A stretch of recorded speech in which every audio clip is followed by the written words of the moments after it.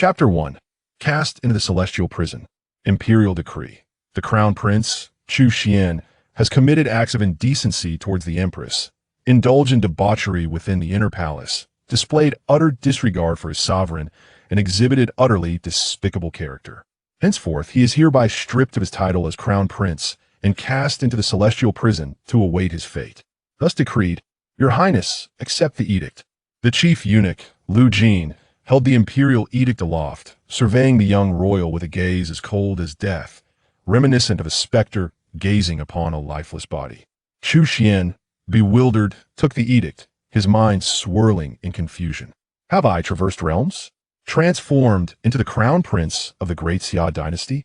No, rather, I should be referred to as the deposed crown prince.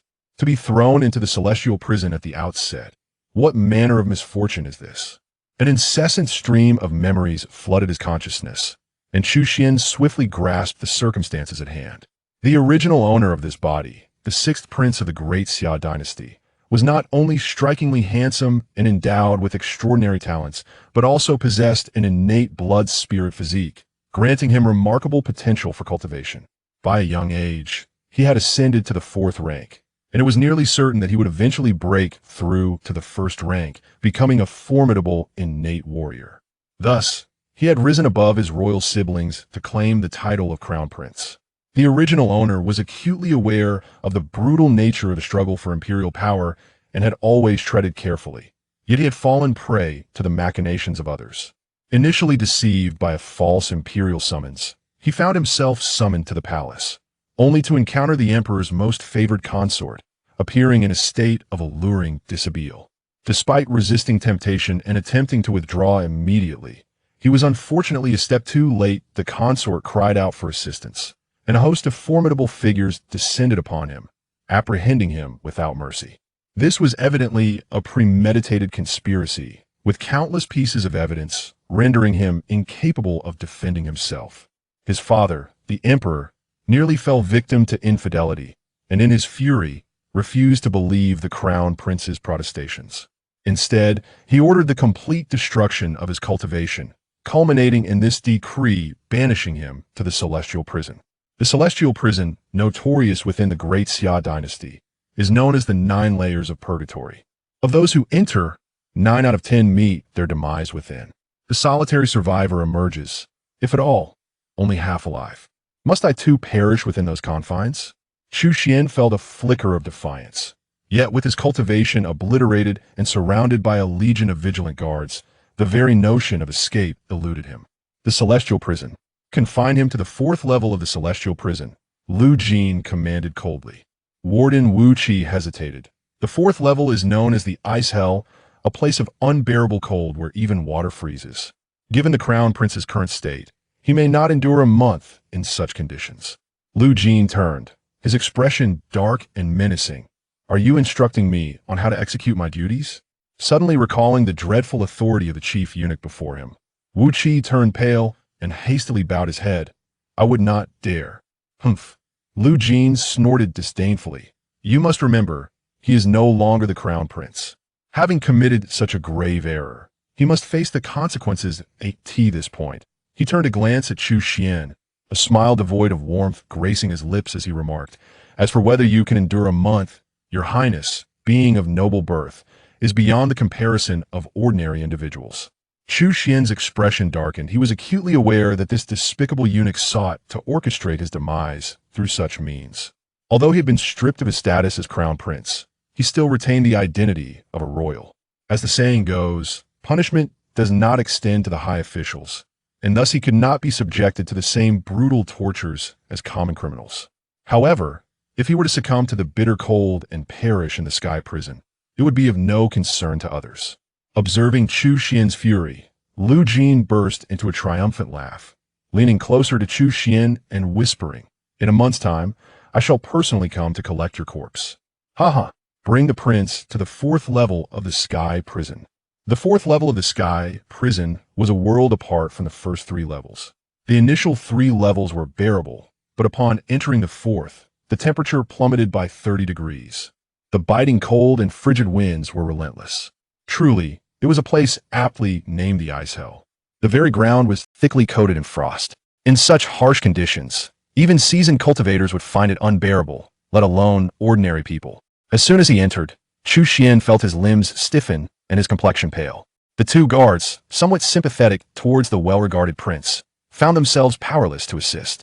Their only recourse was to select a slightly more favorable single-occupancy VIP cell for him. In this bone-chilling environment, I fear I shall perish here long before a month has passed. Chu Xian lamented inwardly.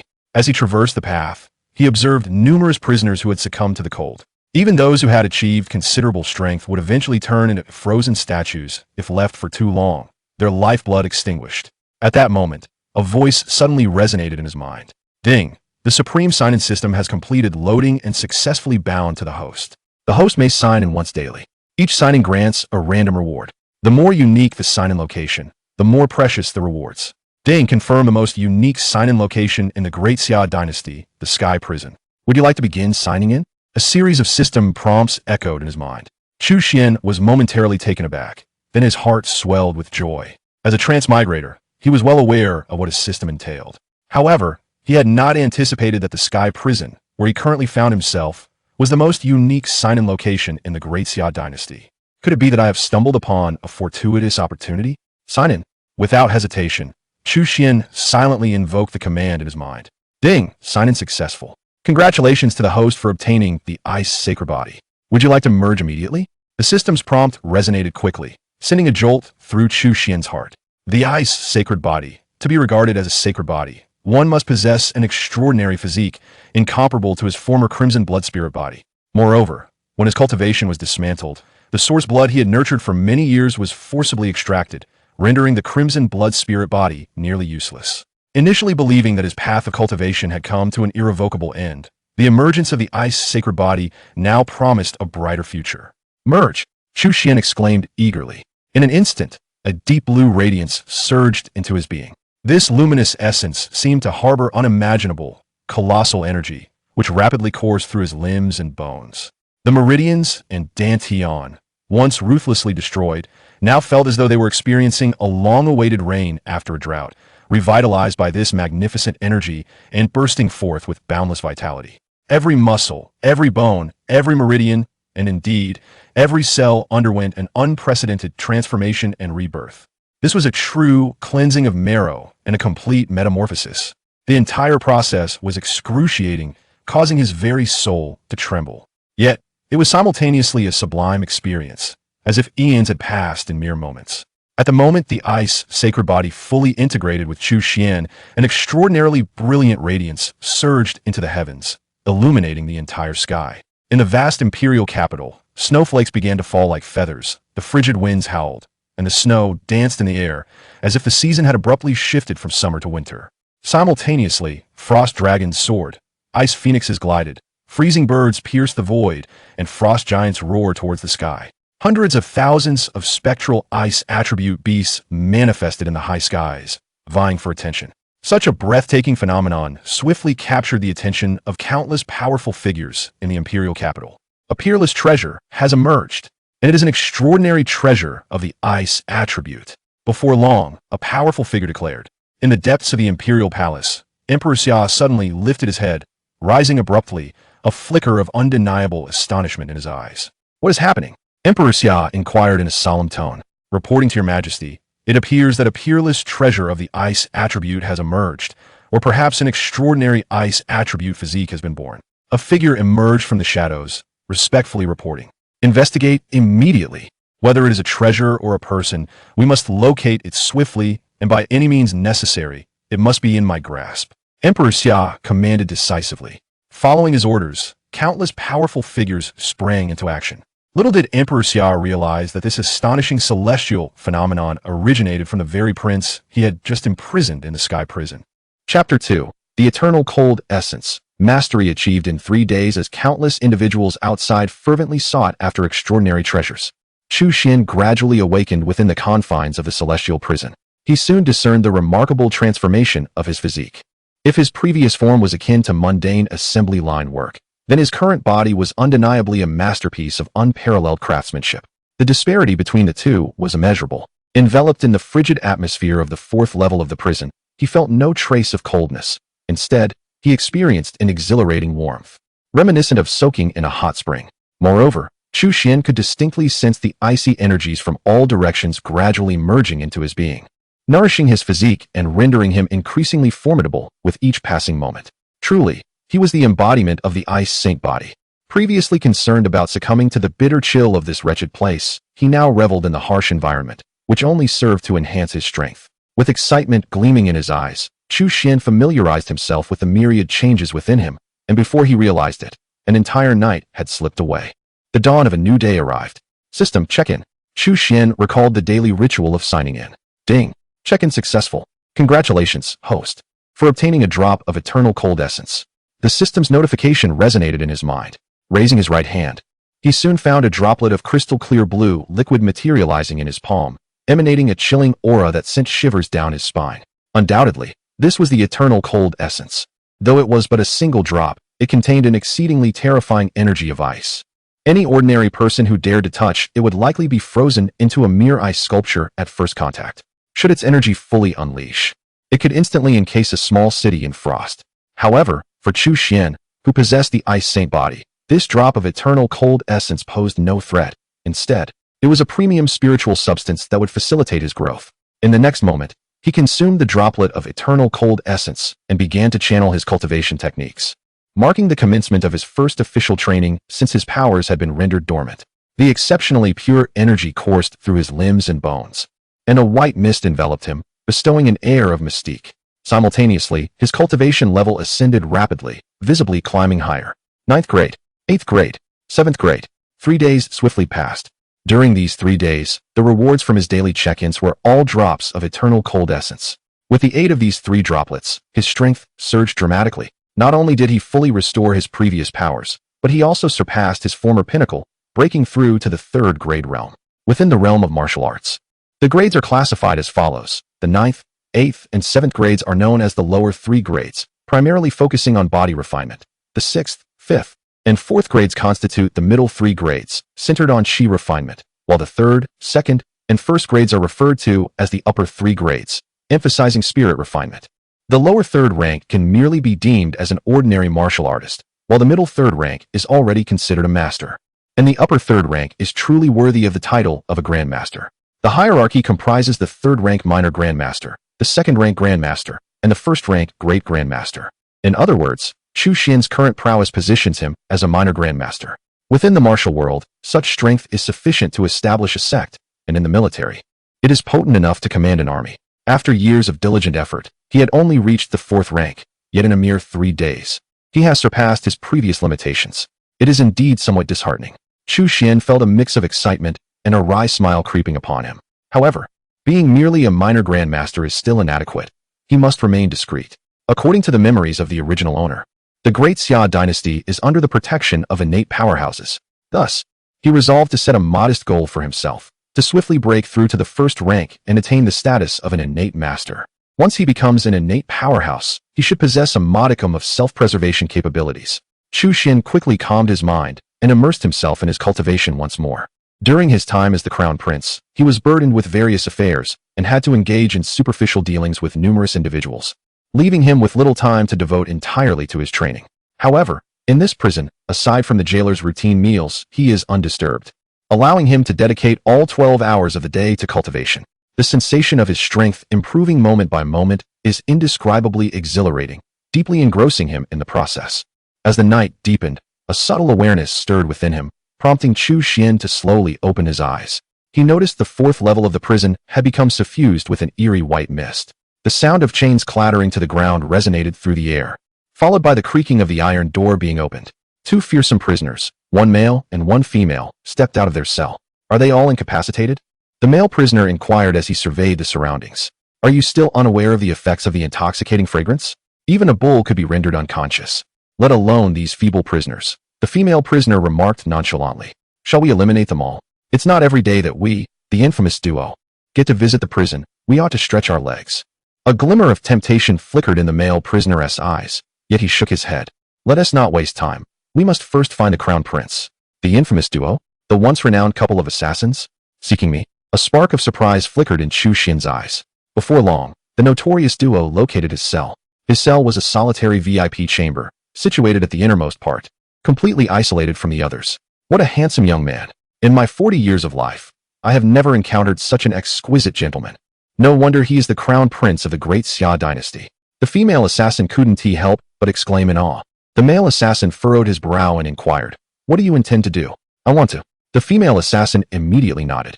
The male assassin, filled with indignation, retorted, "How dare you utter such words in front of your own man?"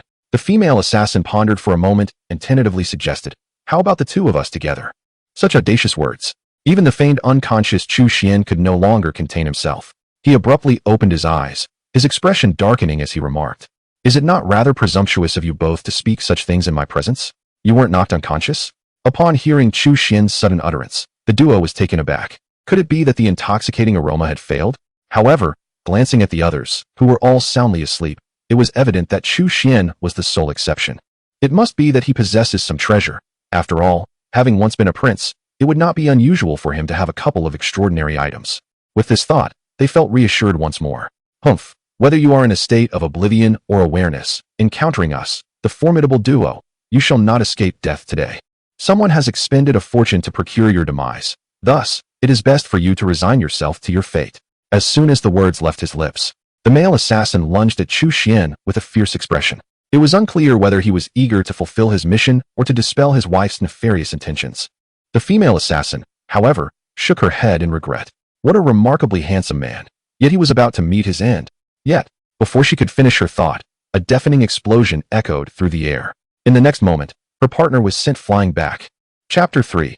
Being a crown prince cannot compare to imprisonment with a resounding boom. The male assassin was instantly sent flying backward. Like a human-shaped sandbag, he crashed violently against the opposite wall, leaving a significant dent in it. How is this possible?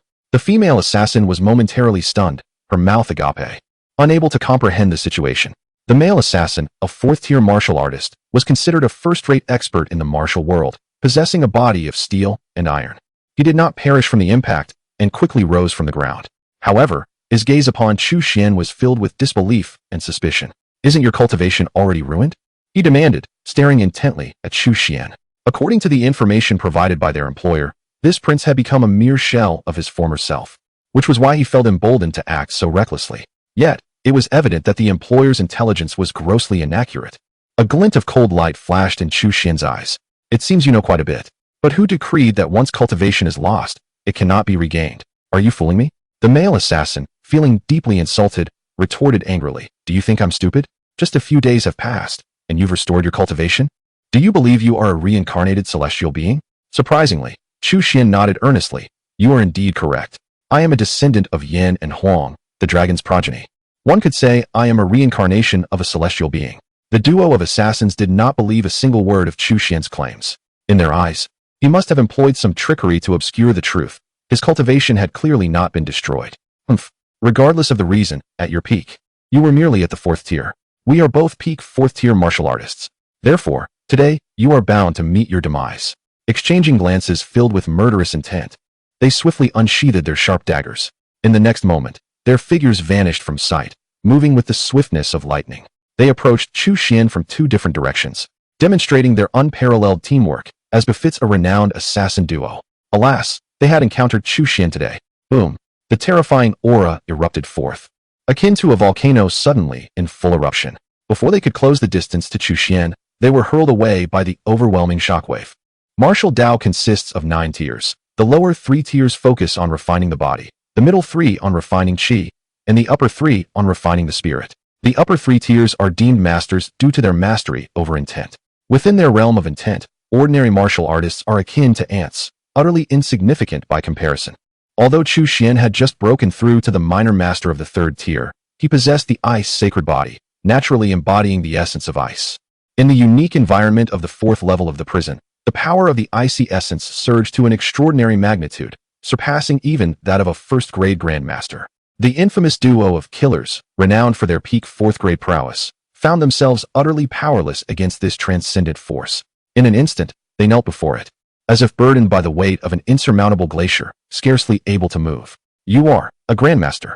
Fear etched across their faces. At that moment, they realized they had gravely miscalculated their adversary. A being of the upper 3 grades, a grandmaster. Had they known that their opponent belonged to such an exalted echelon, they would have never dared to undertake this mission, even at the cost of their lives. Yet now, it was too late for regrets. Speak. Who sent you to kill me? Chu Xian inquired coolly, surveying the two from his elevated position. Our employer's identity is a secret we cannot divulge. It is the code of our profession, bound by our own ethics. The male assassin gritted his teeth defiantly. Indeed, we have toiled in this line of work for 20 years, earning our livelihood through reputation and trust. We would never betray our employer. The female assassin echoed, her resolve unwavering. Seeing their steadfast demeanor, Chu Xian raised an eyebrow. If you refuse to speak, then you shall meet your demise. He was disinclined to engage in further discussion. As his words fell, he lifted his right hand, swiftly conjuring a chilling orb of ice energy within his palm. The duo's faces drained of color at the unexpected turn of events, and they hastily exclaimed in unison, "It was the Crown Prince. The Crown Prince contacted us, offering a bounty of 10,000 taels of silver to claim your head. Indeed, it was the Crown Prince who facilitated our entry into the prison. Otherwise, we would not have had such connections." Faced with the threat of death, their professional ethics swiftly dissolved, and without hesitation, they exposed the Crown Prince who had orchestrated their mission. The Crown Prince? Chu Xian faltered momentarily, a haughty young man flashing through his mind. So it was he.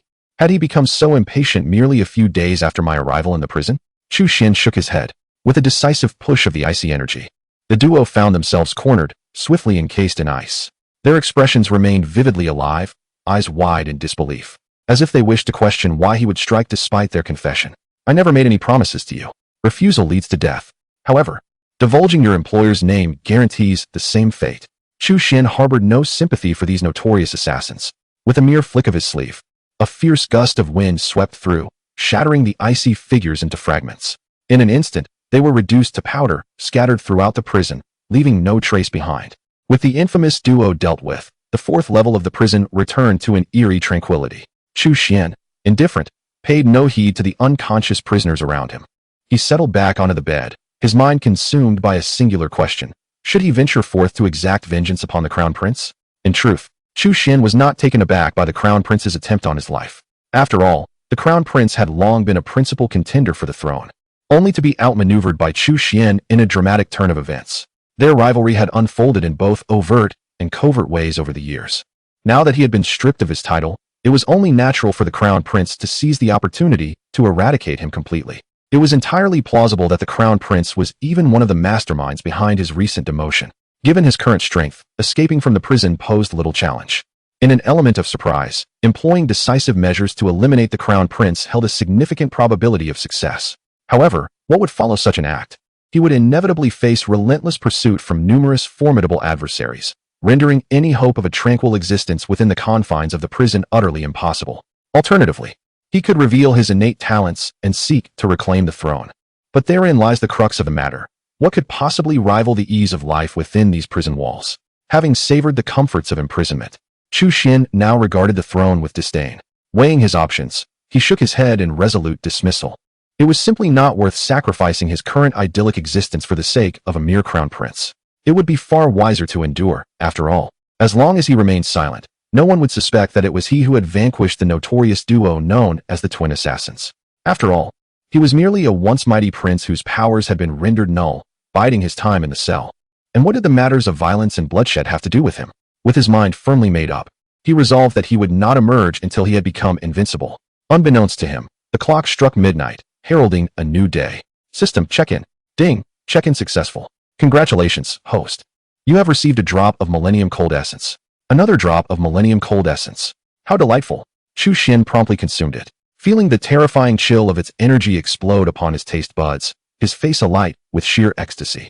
He was now more convinced than ever that his choice was indeed the right one. Only by enduring could one truly thrive. Of the myriad paths available, only the path of endurance would lead to eternal supremacy. Chapter 4. The Great Master slain in one finger. Unbeknownst to all, a month had elapsed. The Crown Prince, beset by paranoia due to the mysterious disappearance of the Twin Assassins, found himself hesitant to act recklessly. With no one to disturb him, Chu Xian devoted himself to signing in and cultivating in the fourth level of the dungeon. Relying on the rewards acquired through his attendance, his strength surged dramatically.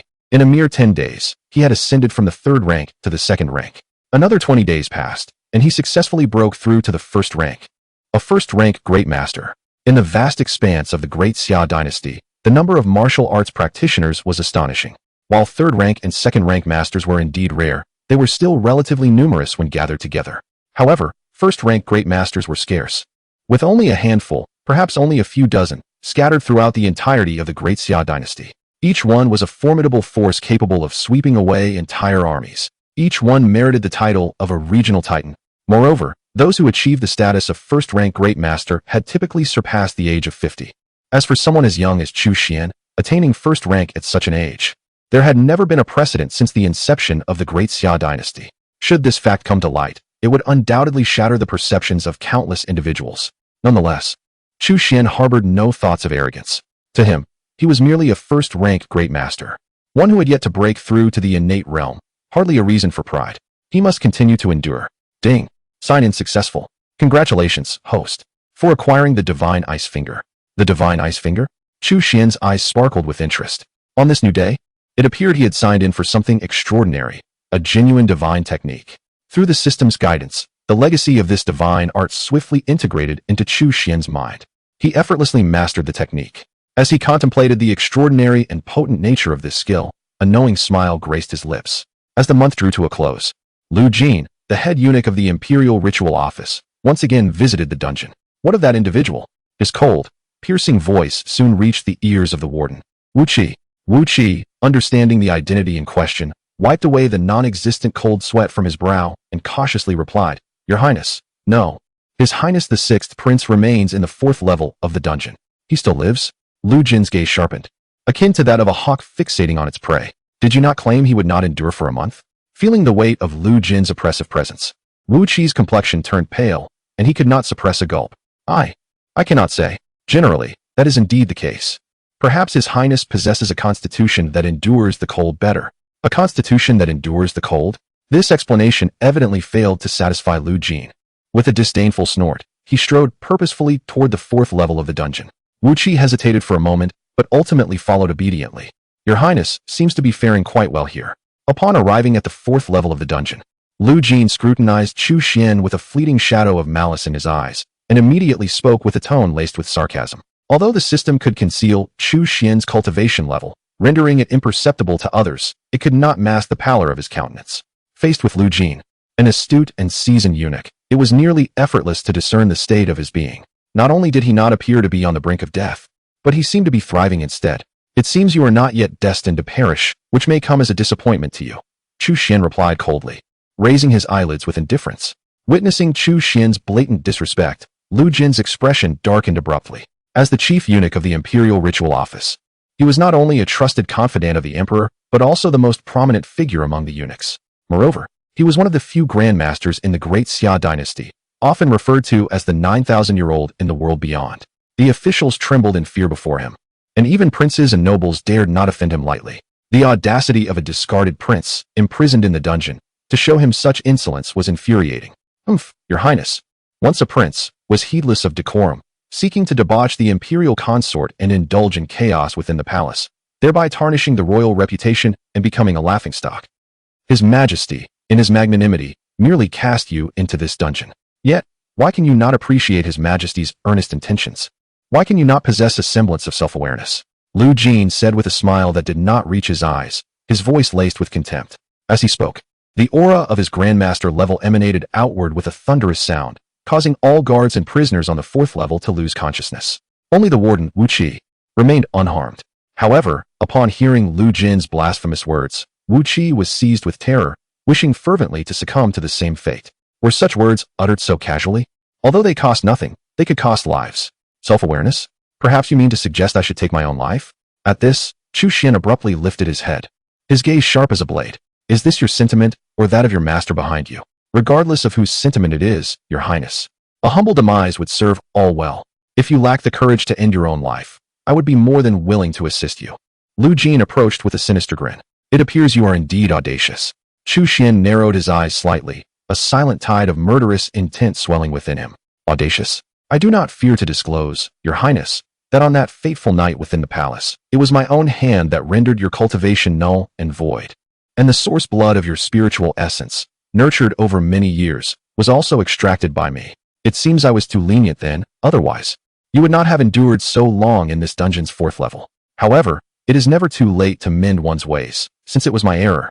Allow me to escort you on your final journey now. As he spoke, Lu Jin advanced step by step towards Chu Xian. So it was you who orchestrated all of this. In that moment, an overwhelming number of formidable opponents engaged in combat, causing him to swiftly succumb to unconsciousness. Upon regaining consciousness, he discovered that his cultivation had been utterly dismantled, and the source blood of his crimson blood spirit body had been forcibly extracted. Thus, Chu Xian remained unaware of the identity of his assailant until Lu Jin voluntarily confessed, revealing the true culprit. An insatiable desire for vengeance surged within Chu Xian, now uncontainable. It appeared that the prince was indeed furious. Yet what could anger achieve? I am a first-grade grandmaster. Dealing with the prince is as simple as crushing an ant. Therefore, it would be wise for the prince to heed my counsel and surrender gracefully, thus ensuring a swift end to this ordeal. Lu Jin erupted into a haughty laughter. And as his voice echoed, he instantaneously materialized before Chu Xian. His 5 fingers, resembling eagle talons, lunged directly toward Chu Xian's head with the swiftness of lightning and the force of thunder. The sound of explosive energy reverberated through the void. As frigid currents of air swirled chaotically, a terrifying aura descended, as if the very heavens and earth were collapsing. What makes you so proud, being a first-grade grandmaster? Are you celebrating a tad too prematurely? Chu Xian's gaze held no fear, no gravity, only a hint of disdain. Though both were first-grade grandmasters, the distinction between them was profound. He possessed the ice sacred body and had consumed a wealth of the world's essence, solidifying his cultivation to an extraordinary extent. In contrast, Lu Jin was inherently flawed, his foundation unstable, having only barely broken through tedious effort. The disparity between them was akin to the radiant moon compared to a firefly. Ice goddess finger. Chu Xian calmly extended a finger. In an instant, a brilliant blue light erupted, transforming the very fabric of reality. The icy currents of the 4th layer of the celestial prison surged violently in reverse. The potency of his mastery over the ice realm escalated to an unimaginable degree. When it collided with Lu Jin's realm of intent, it shattered Lu Jin's domain in a single encounter. How is this possible? Lu Jin's expression shifted dramatically. Yet, even more terrifying revelations awaited him.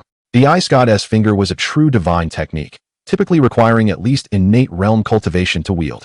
However, Chu Xian, endowed with the ice sacred body, not only transcended this limitation, but amplified the technique's power exponentially. As he executed the gesture, boundless mysteries emerged in unison. Chu Xian seemed to transform into the supreme deity of the icy realm, exalted and beyond comprehension. In the next moment, Lu Jin was encased in ice, a motionless statue, frozen in place. His body maintained a forward lunge, and his eyes bulged with disbelief, filled with an unimaginable shock. Chapter 5. The 9th level of the dungeon. Amidst the shattering of ice sculptures, Lu Jin's remains were utterly obliterated. How could a formidable first-grade grandmaster simply vanish? The warden, Wu Qi, stood there, utterly flabbergasted, his eyes wide open like brass bells. He had anticipated that the one to perish would be the useless prince, Chu Xian. Yet, to his astonishment, a dramatic turn of events unfolded. Chu Xian remained unscathed, while the notorious first-grade grandmaster, Lu Jin, was reduced to nothingness. The entire process was swift and decisive. A mere flick of a finger had dispatched the grandmaster. The power exhibited by Chu Xian was astonishingly formidable, instilling a sense of dread. This outcome was undoubtedly beyond Wu Qi's wildest expectations. No one would have imagined that a well-known waste of a prince could possess such terrifying strength. With a thud, Wu Qi knelt without hesitation. "Your Highness, spare me. I assure you I have done nothing during your time in the dungeon. It was Lu Jin, that wretched eunuch, who forced my hand. I never intended to cause you harm." Wu Qi cried out, tears streaming down his face. Chu Xian frowned slightly at the sight. However, Wu Qi's words held some truth. Over the past month, although he had not received any special treatment, he had not been obstructed either. His meals were delivered punctually each day and were reasonably palatable. Were it another warden, the situation might not have been so accommodating. "Very well, I shall spare your life. But to ensure your silence, I must employ certain measures." As his words fell, Chu Xian flicked his finger, and a glimmer of cold light penetrated Wu Qi's chest. Instantly, Wu Qi felt an odd itch in his chest, a pain akin to thousands of ants gnawing at him. "This is the life and death talisman, a unique secret technique of mine. In the realm of the Great Xia, only I possess the means to dispel it. As long as you remain obedient, I shall ensure your safety. However, should you dare to speak out of turn, you can surely imagine the consequences." The life and death talisman was one of the rewards Chu Xian had received from a recent quest. Though it could not compare to true divine arts like the ice goddess finger, it was perfectly suited for the present situation. I understand. I would never dare to utter a word. Wu Qi hastily swore an oath. In truth, having witnessed Chu Xian's terrifying might firsthand, even without the constraint of the talisman, he would not dare to speak recklessly. After all, even the first-grade Grandmaster Lu Jin had been unable to withstand a single finger from Chu Xian. With his mere fourth-grade strength, he would not seek his own demise. Lu Jin's death will undoubtedly attract investigation. You must find a way to deflect any suspicion. In any case, all of this is unrelated to me. Do you understand? This was also one of the reasons Chu Xian had chosen to spare Wu Qi. With the warden of the dungeon providing cover, many matters would become considerably more manageable. I understand. I guarantee that nothing will implicate your highness. Wu Qi immediately pledged with fervor. What did you say? Lu Jin has vanished? Within the imperial palace, Emperor Xia swiftly received the disconcerting news. After all, Lu Jin was no ordinary eunuch. He was a grandmaster of the first rank. Such formidable strength was a rarity even among the emperor's own ranks. Furthermore, Lu Jin had always been known for his unwavering loyalty and exceptional capability, serving as the emperor's right-hand man. His sudden disappearance, therefore, ignited a tempest of fury within the emperor. You dare inform me that a grandmaster of Lu's caliber has vanished? Are you jesting with me?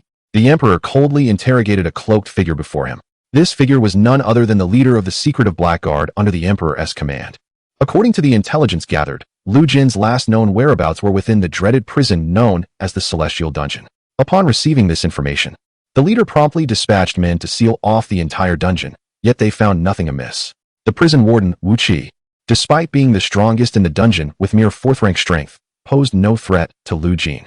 However, Wu Qi had divulged a crucial clue, stating that Lu Jin had exited the dungeon alone and likely ventured into the fabled 9th level of the Celestial Dungeon. The 9th level? The emperor's eyes narrowed slightly as his mind raced with the myriad of rumors surrounding this enigmatic place. The history of the Celestial Dungeon was ancient, predating the establishment of the Great Xia dynasty. It comprised 9 levels, each with its own peculiar characteristics. The first 3 levels were relatively normal, while the 4th was unbearably frigid, the 5th excessively hot, the 6th suffocated by oppressive pressure, the 7th ravaged by fierce winds, and the 8th shrouded in toxic mists. Yet, the most extraordinary was the 9th level, rumored to conceal monumental secrets. Throughout history, previous emperors had dispatched powerful individuals to explore the 9th level, but none ever returned. Over time, it became a taboo within the Great Xia dynasty. Why would Lu Jin venture there? The emperor slowly raised his gaze, suspicion glimmering in his eyes. Could it be that Wu Qi is deliberately deceiving you? The leader of the Blackguard shook his head. From what I understand, Wu Qi has always been timid and conflict-averse. He lacks the audacity to orchestrate such a ruse, and he has no motive to do so. More importantly, Lu Jin has long sought to break through to the innate level and has privately attempted various methods to seek a breakthrough opportunity in the 9th level. It is not beyond the realm of possibility. Upon hearing this, even the most reluctant acceptance of the emperor was compelled by the truth of the matter. For now, we shall put this matter on hold. The barbarian envoy will soon arrive. Everything must prioritize this affair. After the envoy departs, you may conduct a deeper investigation into this incident. At this juncture, he seemed to recall something and inquired, by the way, how fares my rebellious son? Imprisoned in the Celestial Dungeon? The conditions within the dungeon are exceedingly harsh, and the prince's situation is precarious. According to Wu Qi, given the prince's physical state, he may not endure for long. The emperor nodded coldly, then fell silent, as if he had never inquired about the matter. The leader of the Blackguard felt a sudden chill in his heart and dared not to say anything further, promptly taking his leave. Little did he expect that the dungeon concealed such secrets. Hearing various rumors about the dungeon from Wu Qi, Chu Xian could not help but feel a surge of astonishment. The 9th level of the dungeon, Chu Xian murmured to himself, a flicker of curiosity igniting within him. However, this fleeting curiosity was swiftly quelled, for he understood one fundamental truth. Those who are excessively curious tend not to live long. The 9th level of the dungeon was accessible, but not at this moment. Even if he were to venture there, it would be prudent to wait until his cultivation reached maturity, ensuring his safety before proceeding. For now, it was wise to remain diligently at the 5th level of the dungeon to sign in. Indeed, Chu Xian had already arrived at the 5th level of the dungeon. Each location possessed a fixed potential for signing in. After more than a month of signing in, the potential at the 4th level had diminished. Thus, Chu Xian did not linger there any longer and proceeded directly to the 5th level. Unlike the environment of the 4th level, the 5th level was engulfed in flames, the temperature soaring as if under the blazing sun. Scanning his surroundings, Chu Xian found himself alone, for no ordinary person could endure such extreme heat. However, endowed with the ice saint body, he felt no discomfort. System, sign in. Chu Xian silently chanted in anticipation. Ding, sign in successful. Congratulations, host, for obtaining a blood body. Blood body. Chu Xian's eyes sparkled with excitement. He raised his right hand, and in the palm of his hand appeared a mysterious spiritual fruit, the size of a longan, radiating a crimson glow and pulsating with astonishing fiery spiritual energy. The blood body was an exceedingly rare treasure, rumored to be formed from the blood of a fire Qilin. Whether this was true, he could not ascertain, yet it undeniably contained an abundance of energy, rivaling the 1,000-year cold marrow he had previously acquired. Indeed, signing in at a new location was an entirely different experience. Chu Xian's excitement was palpable as he wasted no time and popped the blood body into his mouth. For ordinary warriors, daring to do so with such terrifying energy could result in a catastrophic explosion of their bodies, with a probability exceeding 90%. However, Chu Xian was different. His physique was extraordinarily resilient, having previously consumed the 1,000-year cold marrow without issue. How could he fear the blood body? In an instant, a torrent of explosive energy surged through his limbs and bones. Just recently having stepped into the realm of a grandmaster, Chu Xian soon felt the barrier of his realm loosening once again. Unbeknownst to him, half a month slipped away. After this period, Chu Xian successfully ascended to the pinnacle of the grandmaster realm. Chapter 6. The celestial fire descends, and the imperial capital erupts. Upon reaching the pinnacle of the grandmaster level, Chu Xian's subsequent ambition was to break through to the innate stage. In truth, while grandmasters are formidable, they still belong to the realm of ordinary warriors. Innate masters, however, exist on an entirely different plane, transcending the ordinary. Once one breaks through to the innate level, they gain the ability to harness true innate energy, enabling them to fly and even doubling their lifespan. The distinction between ordinary warriors and innate masters is stark.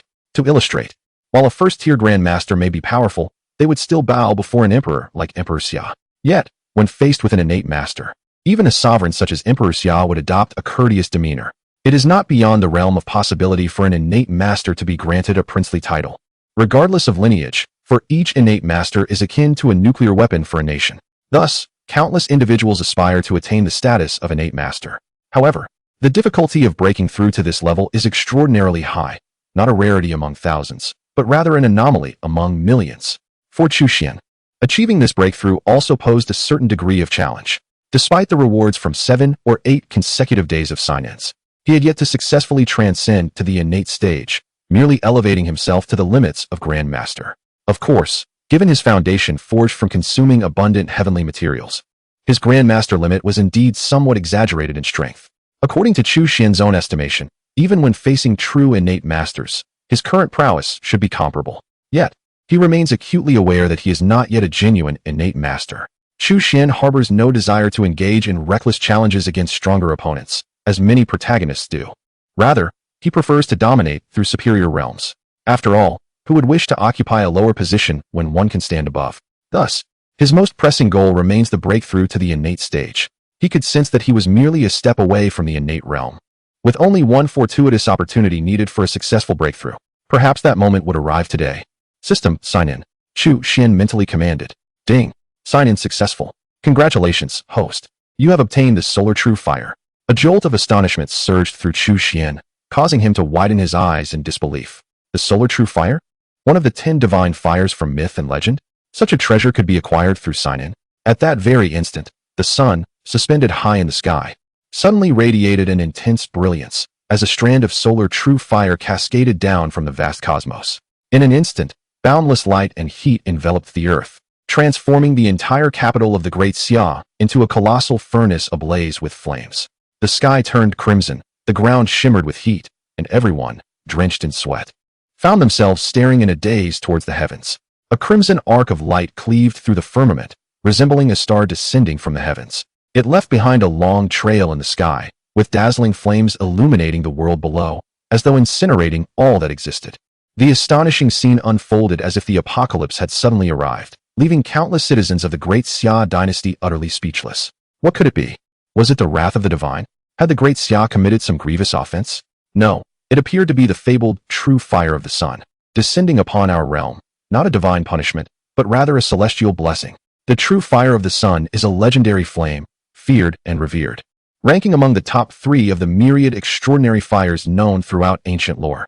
Such a formidable divine fire, once harnessed, would undoubtedly empower its wielder to become an invincible force. For alchemists, mastering such a divine flame would facilitate their craft immensely.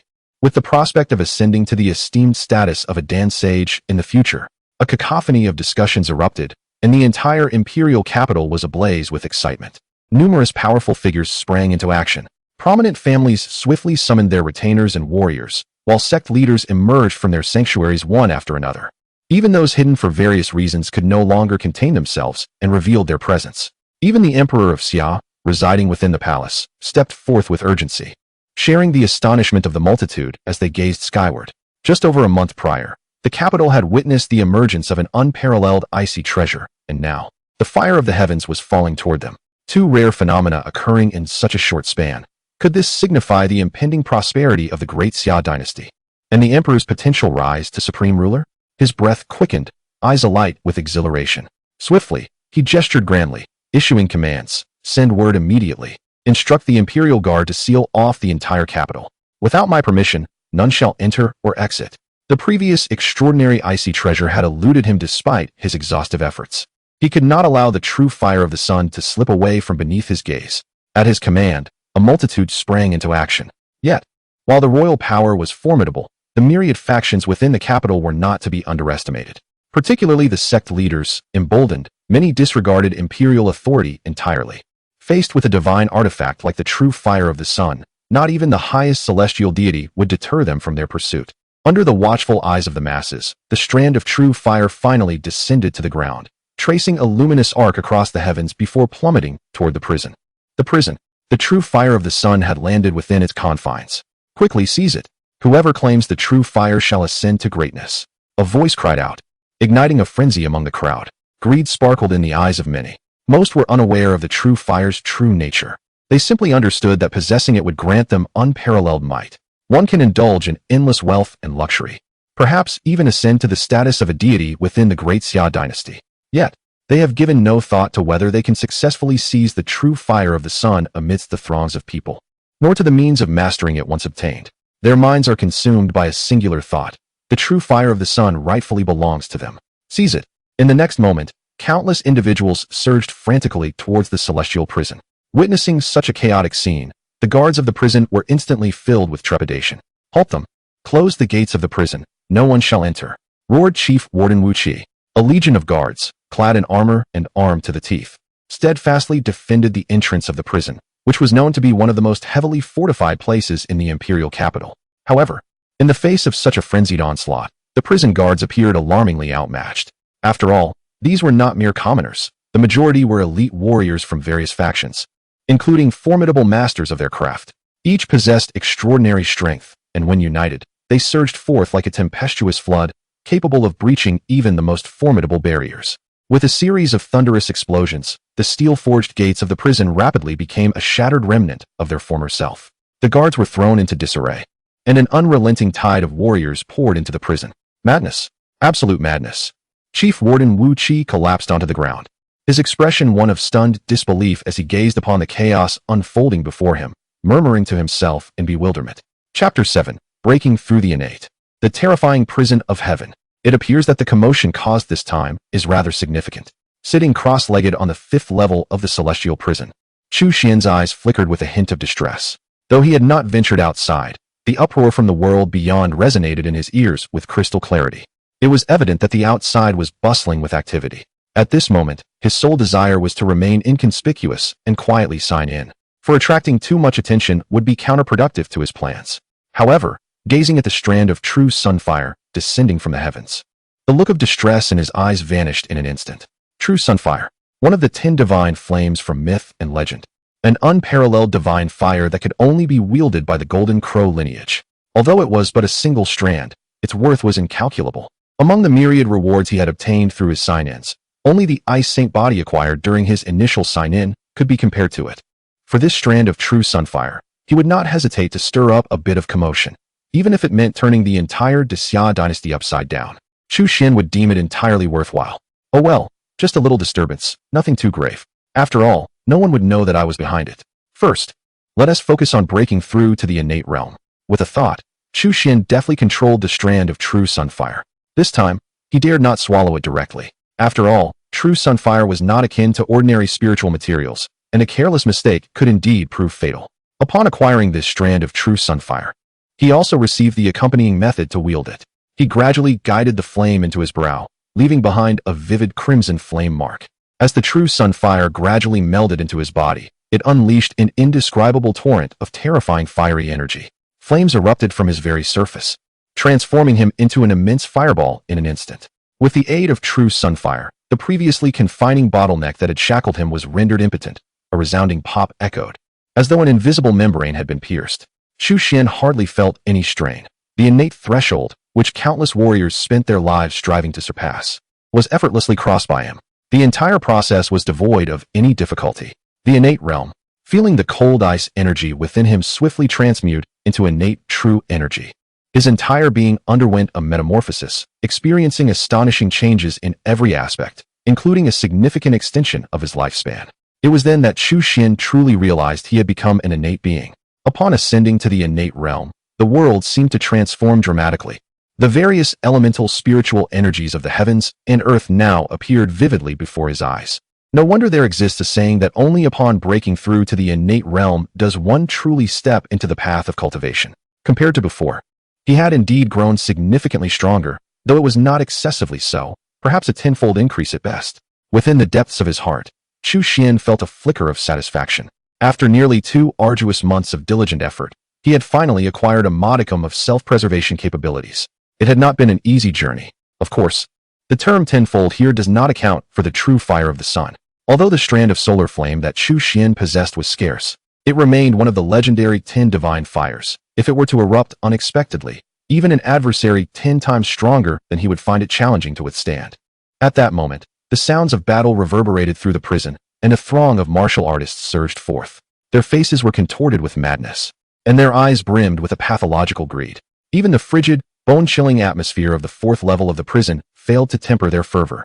As they swiftly pressed onto the 5th level, upon sighting Chu Xian, who sat cross-legged within his cell on the 5th level, the crowd momentarily paused in astonishment, seemingly taken aback by the presence of another soul. "Boy, speak quickly. Where has the solar flame fallen?" boomed a middle-aged martial artist, his voice resonating like thunder. "We have traced the solar flame to this point, only to lose its trail here. Tell me, have you hidden the solar flame?" A cold-eyed elder in black, resembling a venomous serpent, fixated his gaze upon Chu Xian. "That belongs to me, boy. Do not tempt fate." A muscular bald man, brimming with fury, delivered a punch that shattered the cell's door with a thunderous crash. The palpable aura of hostility swept through the space. In the face of these menacing gazes, Chu Xian remained composed, his handsome visage devoid of any hint of panic. He even took a leisurely moment to scrutinize the crowd. Those who had first entered the 5th level were undoubtedly the cream of the crop among martial artists. Each possessed at least mid-tier cultivation, renowned in the outside world, with nearly half being masters of the highest realm, including 2 first-tier grandmasters.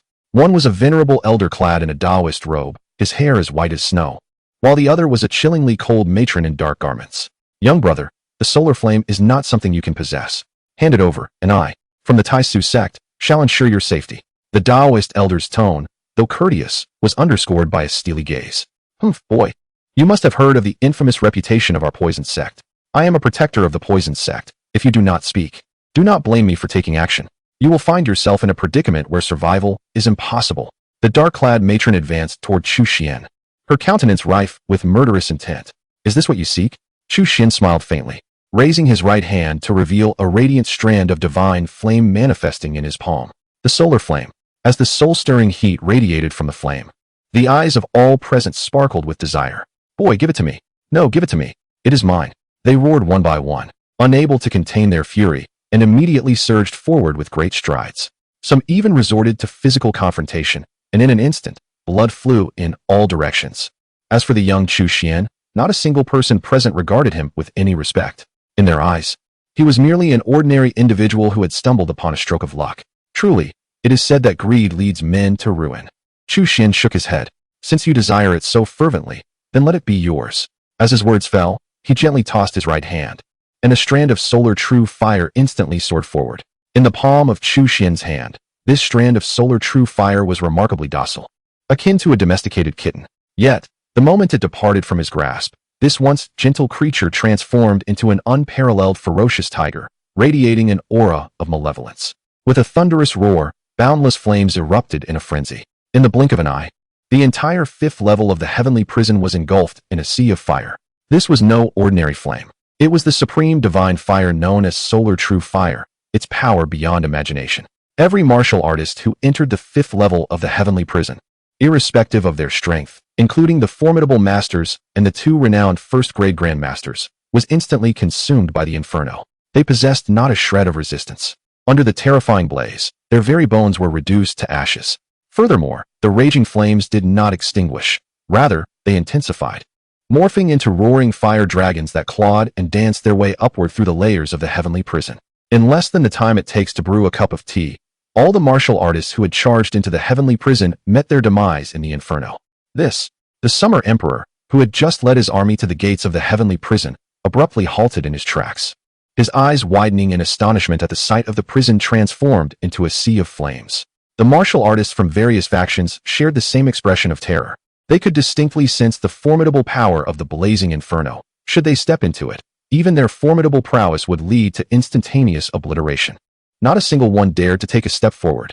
What astonished them further was that despite the heavenly prison being engulfed in flames, the guards and prisoners within seemed entirely unharmed, merely confined temporarily. The heavenly prison. Certain long-buried memories resurfaced, and many seasoned warriors, including the Summer Emperor, could not suppress their pallor, a shiver running down their spines. It dawned on them what the heavenly prison truly represented. For many in the Great Xia dynasty, it was a forbidden ground, a place one dared not tread. It is said that the heavenly prison harbors great terror. Chapter 8. The Crown Prince enters the dungeon. The inferno within the dungeon raged for an entire day and night. It was only once the flames were extinguished that anyone dared to approach the dungeon. During this time, numerous legends regarding the dungeon had spread far and wide, and the terrifying nature of the place was understood by all. As time passed, many individuals became acutely aware that the divine essence known as the true fire of the sun was not something mere mortals could easily grasp. Setting aside the challenge of seizing it, even if one managed to do so, controlling it would be another matter entirely, and retaining it would be utterly impossible. Thus, the prospect of ascending to greatness through such a perilous endeavor was exceedingly slim. To risk their lives for such a meager chance was hardly worth it. Nevertheless, some remained undeterred, unwilling to relinquish their hopes. Yet, as they gazed upon the dungeon, shrouded in darkness and resembling an abyss, they hesitated. It was not until 3 days later that the dungeon was graced by an unexpected visitor. "Your Highness, what brings you here?" The warden of the dungeon, Wu Qi, was taken aback upon seeing the young man leading the group. He could hardly believe that the crown prince, rumored to be on the verge of ascending to the throne, would venture into such a treacherous place. With an air of arrogance, Crown Prince Chu Xian cast a glance at him, disregarding Wu Qi's inquiry, and instead coldly demanded, "Has anything unusual occurred in the dungeon over the past 3 days?" "No, everything is as usual," Wu Qi replied respectfully. "Have any traces of the true fire of the sun been discovered?" Chu Xian inquired once more. "None," Wu Qi said with a bitter smile, shaking his head. "If there were, I would not dare to conceal it. No one has the courage to descend beyond the lower levels of the dungeon at this time." A flicker of disappointment flashed in Chu Xian's eyes, though he had anticipated such a response. If the true fire of the sun had indeed been found, it would have been presented to his father, the emperor, at once, leaving no share for him. Indeed, Chu Xian had ventured into the dungeon with the singular purpose of seeking the true fire of the sun. As the crown prince of the Great Xia dynasty, he possessed remarkable qualities in many respects.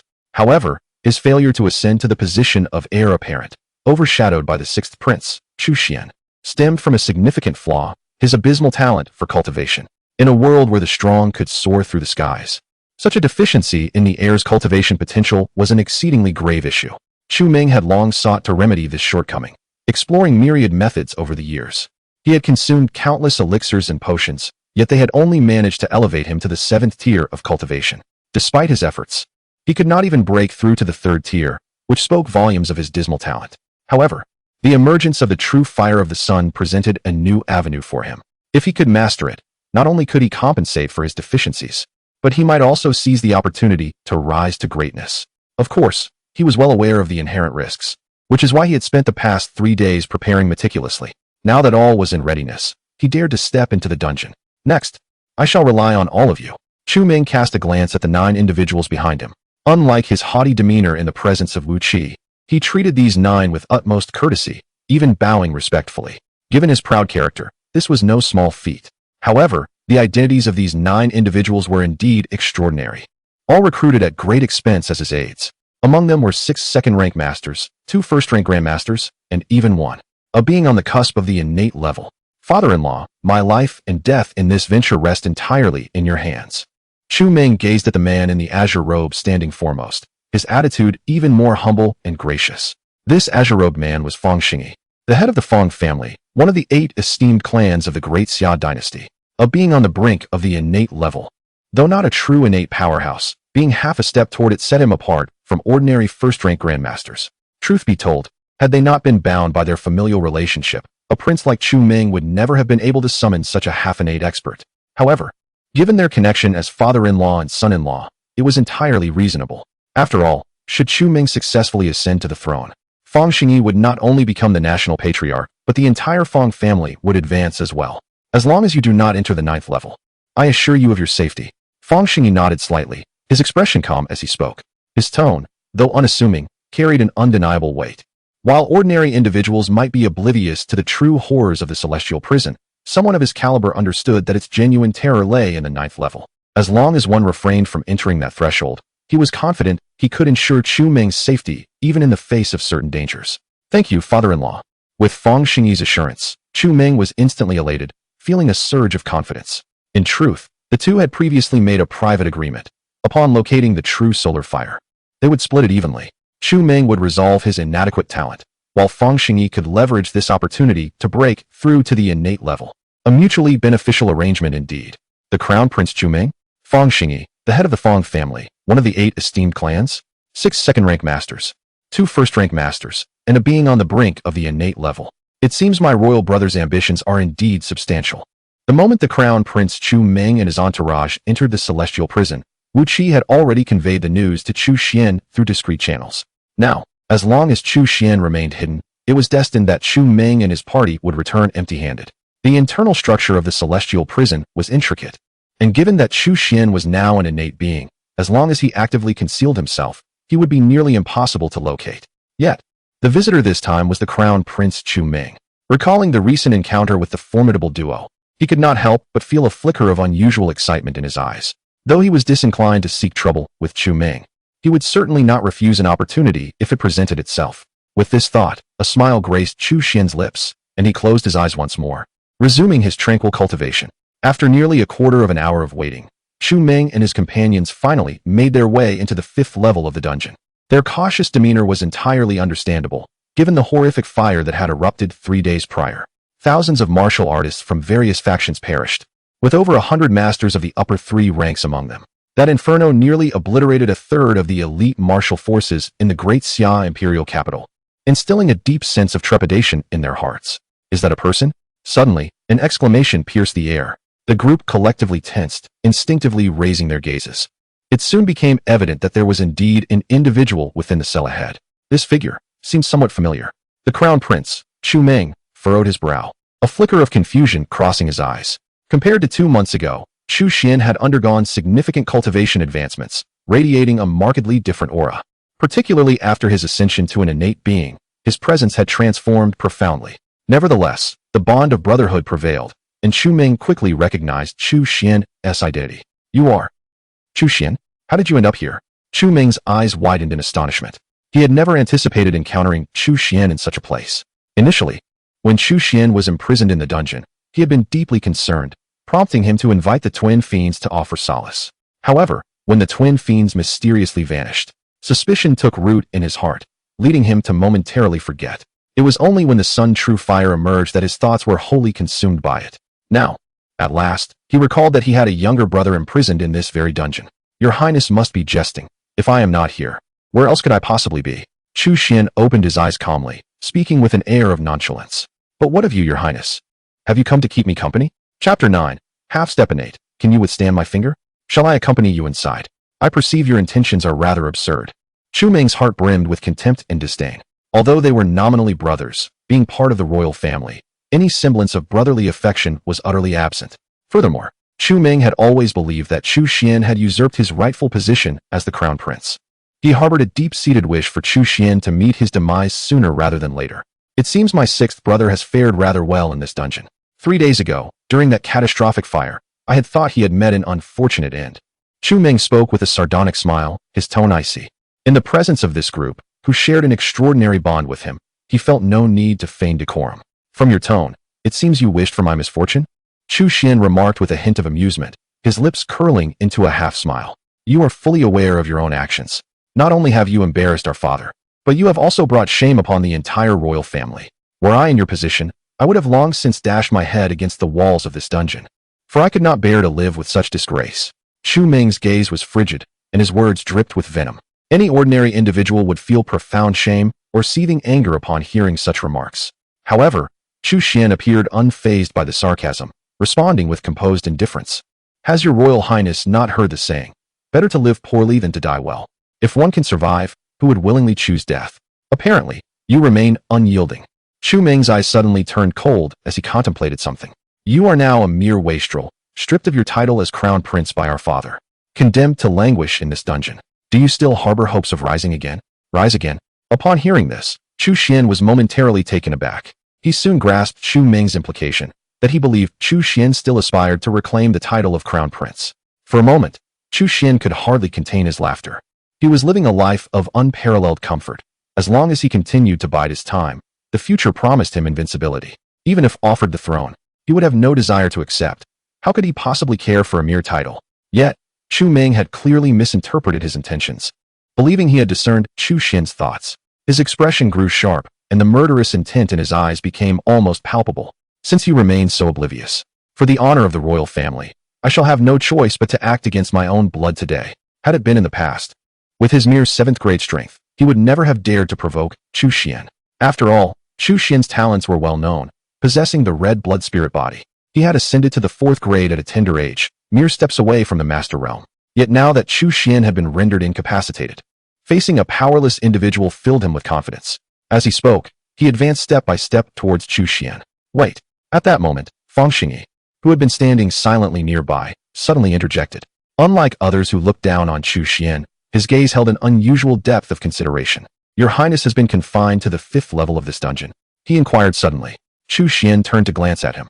Although they had never met, he deduced from the information provided by Wu Qi that this man was likely Fang Xingyi, the head of one of the 8 prominent families. What wisdom do you impart, Master Fang? Chu Xian replied with a placid expression. Has your Highness ever encountered the true sunfire? Fang Xingyi asked slowly. Indeed, to the astonishment of all present.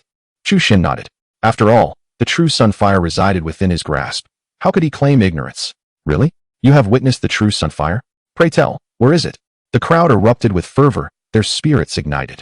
Even the crown prince, Chu Meng, bore an expression of exhilaration. After all, the elusive true sunfire was the true objective of his quest, far surpassing the now-defunct Chu Xian. But why should I divulge such knowledge to you? Chu Xian retorted, a sly smile gracing his features. You. The crowd seethed with indignation at his audacity. Yet, before they could voice their outrage, Chu Xian's gaze returned to Fang Xingyi, and he inquired with a smile. I have heard that Master Fang is a half-step into the innate realm? Fang Xingyi was taken aback by the abruptness of the question. Yet it was common knowledge that he had reached this level, so he nodded affirmatively. Indeed. How formidable is a half-step innate compared to an ordinary 1st-grade grandmaster? Chu Xian asked with curiosity. Upon hearing this, Fang Xingyi could not help but smirk with pride. A half-step innate is not something an ordinary 1st-grade grandmaster can rival. If I were to unleash my full strength against an ordinary 1st-grade grandmaster, I could defeat them within 10 moves and slay them within 30. Defeat within 10 moves? Slay within 30? Chu Xian recalled his earlier confrontation with Lu Jin, who, despite being a notable figure, should have sufficed as a representative of an ordinary 1st-grade grandmaster. However, he distinctly remembered ending that encounter in a single move. Reflecting on this, Chu Xian couldn't help but wear a peculiar expression. He had presumed that a half-step innate would be comparable to his previous encounter with a grandmaster at their peak. Yet, it now appeared that the two were worlds apart. Of course, it was also possible that Fang Xingyi was deliberately misleading him. As many cunning old foxes engaged in such ploys. May I request your guidance, Master Fang? Chu Xian inquired.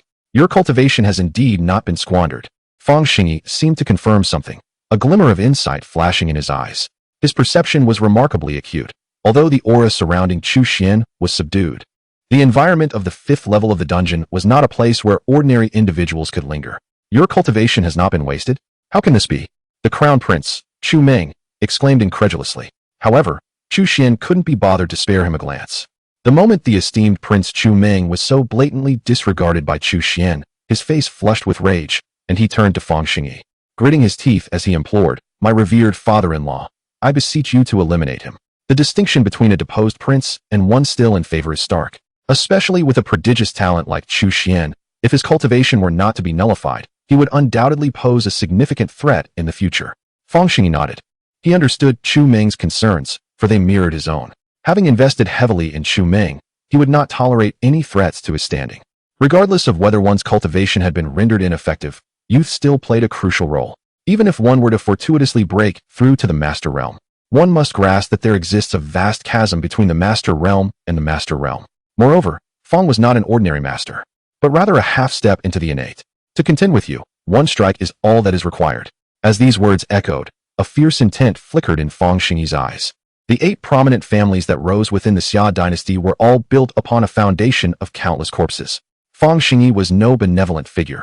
He would show no mercy, even to a prince. The chilling aura of his domain unfurled, and within mere moments, his presence surged to its zenith. Every individual present felt a palpable weight descend upon them, their gazes towards Fang Xingyi filled with reverence. Given this, I shall also make but one move. Half-step innate. I wonder if you can withstand a mere finger of mine. Just as Fang was about to voice his arrogance, he noticed a dramatic shift in Chu Xian's aura. It was as if a torrential flood had suddenly swept through the entire 5th level of the celestial prison. In comparison, his own domain seemed like a mere brook beside an ocean, utterly engulfed in an instant. His eyes widened in shock, a surge of dread flooding his heart, compelling him to instinctively seek escape. Yet at that moment, Chu Xian extended a finger. It was as if an exalted deity had descended, and an overwhelming chill swept forth. With a thunderous explosion, it felt as if the very world had shattered. Chapter 10. On bended knee, both the 3rd and 7th brothers share the fate. The prowess of a half-step innate master could not withstand the force of Chu Xian's fingertip. Fang Xingyi, in a dire testament to this truth, found himself utterly incapable of fleeing beneath the chilling grasp of Chu Xian's ice finger technique. In an instant, his body was consumed by the icy power, transforming into a lifelike ice sculpture, only to be ground into powder shortly thereafter. Within the briefest moment of their encounter, he met his demise, his essence completely extinguished. The 6 second-tier masters and 2 first-tier grandmasters who stood behind him were likewise obliterated in the ensuing tempest of frost. The sole survivor, the Crown Prince Chu Meng, owed his continued existence not to the meager cultivation of his 7th-tier prowess, but rather to Chu Xian's deliberate act of sparing him. Had it not been for this mercy, even the residual force of the divine technique would have been sufficient to reduce him to mere fragments. The psychological impact of this spectacle was beyond comprehension. After all the effort he had expended to summon 9 formidable allies to assist him in mastering the true fire of the sun, the very essence of that flame remained elusive, and now all 9 allies had vanished in an instant. Surveying the desolate space beside him, his gaze shifted to the imposing figure of Chu Xian. He wore a vacant expression, akin to that of a marionette. At that moment, he was so overwhelmed that he forgot his fear, his mind consumed solely by an unfathomable shock.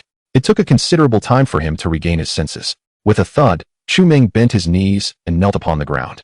With a series of resounding slaps, he reddened his own cheeks, blood trickling from the corner of his mouth.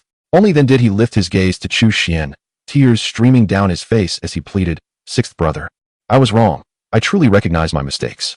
I implore you, for the sake of our brotherhood, spare me this once. I swear that from now on, the elder brother shall undoubtedly follow your lead and harbor no further ill intentions." Observing the Crown Prince Chu Meng's heartfelt performance, even though Chu Xian discerned its insincerity, he could not help but feel a twinge of admiration. He had previously been unaware that his proud and arrogant elder brother possessed such remarkable fortitude to both embrace and release. To kneel at a moment's notice and weep without reservation was a skill that few could master. "You certainly didn't say that before," Chu Xian remarked with a hint of amusement. "Sixth brother, you misunderstand. I was momentarily blinded by folly. At that moment, I had not given it much thought. I merely wished to frighten you, not truly harm you. After all, we are brothers. Blood runs thicker than water. How could we turn against one another?" Chu Meng immediately swore vehemently. His anguished demeanor suggested a sincerity that was almost convincing. "Oh," Chu Xian, not easily deceived, raised an eyebrow with a slight smirk, then inquired with a glimmer of mirth, Then, pray tell, what is the matter of the malevolent duo? Chu Ming's eyes widened, and his expression faltered, momentarily frozen in disbelief. Originally, he believed that the notorious duo known as the Dual Killers had either fallen into the hands of a certain prince or directly into those of his father, the emperor. He had never considered that the Dual Killers had actually succumbed to the grasp of Chu Xian. After all, at that time, Chu Xian appeared to him as nothing more than a waste, while the Dual Killers were renowned as a formidable pair of assassins. The two were not even in the same league. However, it is only now that he comprehends the truth. The Dual Killers were most likely ensnared by Chu Xian. Are you referring to that pair of assassins known as the Dual Killers, sixth brother? He inquired. I have indeed heard of them, but I have never had any dealings with them. As a noble prince of the great Xia, how could I possibly associate with such vermin? You must be mistaken, sixth brother. I swear to the heavens regarding this matter, Chu Ming declared emphatically, clearly refusing to acknowledge any wrongdoing. Chu Xian shook his head. Dear brother, why must you persist in this charade? After all these years of knowing you, if others are unaware of your true nature, do you think I am oblivious? Speaking of which, have you not targeted me numerous times over the years? Should I enumerate each instance for you? Thus, let us dispense with the subterfuge and embrace sincerity. With your intellect, you must surely deduce my reasons for sparing your life. Should you continue in this manner, do not blame me for taking action. Chu Xian advanced step by step. From the icy depths of his gaze, Chu Ming sensed an unmasked and chilling intent to kill. His heart quivered, and any lingering hope evaporated. Will I survive? Chu Ming asked, raising his gaze. You have already stated that we are brothers, and I shall not deceive you. However, should you remain silent, I will ensure you endure a fate worse than death. Chu Xian lifted his right hand, terrifying flames leaping from his fingertips, casting a harsh light upon his cold and ruthless visage. Indeed, the true sunfire has fallen into your hands. Chu Ming seemed to grasp the entirety of the situation. Why had the seemingly incapacitated Chu Xian suddenly grown so powerful? If it were the true sunfire, everything would fall into place. This realization extinguished any remaining hope within him. Yes, it was I who orchestrated your deceitful entry into the palace. That little eunuch had long been bribed by me. I have been preparing for this scheme for years. However, at this juncture, Chu Ming abruptly raised his head, a twisted and maniacal smile breaking across his face. But I am not the only one who has plotted against you. The third and seventh princes share in this conspiracy. The third and seventh? Chu Xian paused momentarily, quickly understanding that Chu Ming referred to the third prince, Chu Hong, and the seventh prince, Chu Yuan. Chu Xian found no surprise in the involvement of Chu Hong, for he had always been ambitious, seeking the position of crown prince. It was only natural for him to conspire with the first prince against him, as they could only ascend to that throne by ousting him from his rightful place. Yet, the seventh prince, Chu Yuan, as far as he is aware, this prince has always been gentle, courteous, and humble, maintaining an amiable relationship with his predecessor. To think that during that incident, the seventh prince, Chu Yuan, would betray him? Observing Chu Xian's expression, Chu Ming discerned his thoughts and immediately remarked, there are those loyal to the third prince within the imperial guard, which is why you were able to enter the palace so effortlessly. Consequently, the aftermath was swiftly uncovered. As for the seventh prince, he not only monitors your movements, but has also established connections with concubine Li. Who would have thought? To be honest, I didn't anticipate it either. Ultimately, he is the one who has concealed himself the most deeply, Chu Ming said through gritted teeth. Chu Xian, however, was not particularly astonished. After all, he was not the former self, and his emotional ties with the seventh prince, Chu Yuan, were not profound. Throughout history, fratricide and patricide have been commonplace in the struggle for the throne. What is mere betrayal in comparison? I comprehend your sentiment. When the time comes, I shall seek retribution on their behalf, ensuring that you do not traverse the path to the underworld alone. Upon hearing this, Chu Ming instantly smiled. Indeed, this was his intention. He may not be able to contend with Chu Xian, but why should the third and seventh princes reap the benefits? If they are to perish, let them all perish together. Grant me a swift end. As soon as he spoke, Chu Ming closed his eyes. In that moment, Chu Xian found himself somewhat admiring his royal brother. However, he still showed no mercy. With a single pointed gesture, Chu Ming fell lifeless to the ground. Flames engulfed him. In the blink of an eye, he was reduced to ashes. You came for the true fire of the sun. I now send you on your way with the true fire of the sun, thus fulfilling your desire. Chapter 11. The arrival of the innate strong in the stillness of the night. The sound of footsteps echoed. Two drowsy guards of the celestial prison were suddenly startled. They looked up to see an old man with disheveled hair approaching them, step by deliberate step. The night air was biting, yet the old man, clad in a single garment, had it mostly unbuttoned, revealing his emaciated chest. Strangely, he seemed undeterred by the cold, even relishing the chill. The two guards exchanged glances. a shiver of dread coursing through them. Was this man human or ghost? One guard could not suppress his curiosity and asked. Bah, merely a charlatan, retorted the other, displaying a measure of bravado.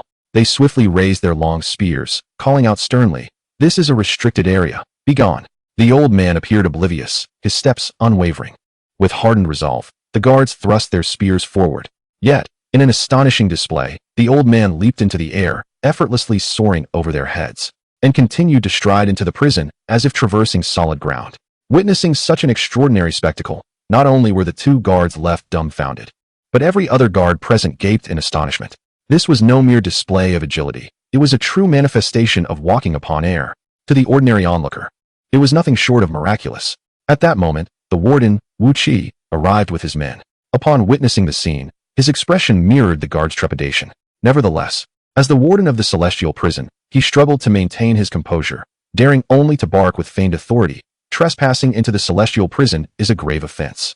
Who are you, sir? It has been years since I ventured out. It seems few remember me now. The old man grinned, revealing a mouthful of yellowed teeth. I am the celestial wanderer, Qingyun. I wonder if anyone still recalls my name. The celestial wanderer, Qingyun? The one from 30 years ago? Someone exclaimed in disbelief. To their astonishment, decades had passed, yet some still recognized him. The old man's eyes gleamed with satisfaction as he nodded, affirming, Indeed, I am that very Qingyun. You are truly the celestial wanderer. At this revelation, Wu Qi's astonishment deepened as he recalled the tales of Qingyun. The celestial wanderer had been a legendary figure 3 decades prior, a solitary cultivator with no sect or affiliation, who had risen to prominence through an unremarkable technique, becoming a renowned powerhouse in the Great Xia dynasty. Countless heroes had fallen before him, including formidable masters of the highest order.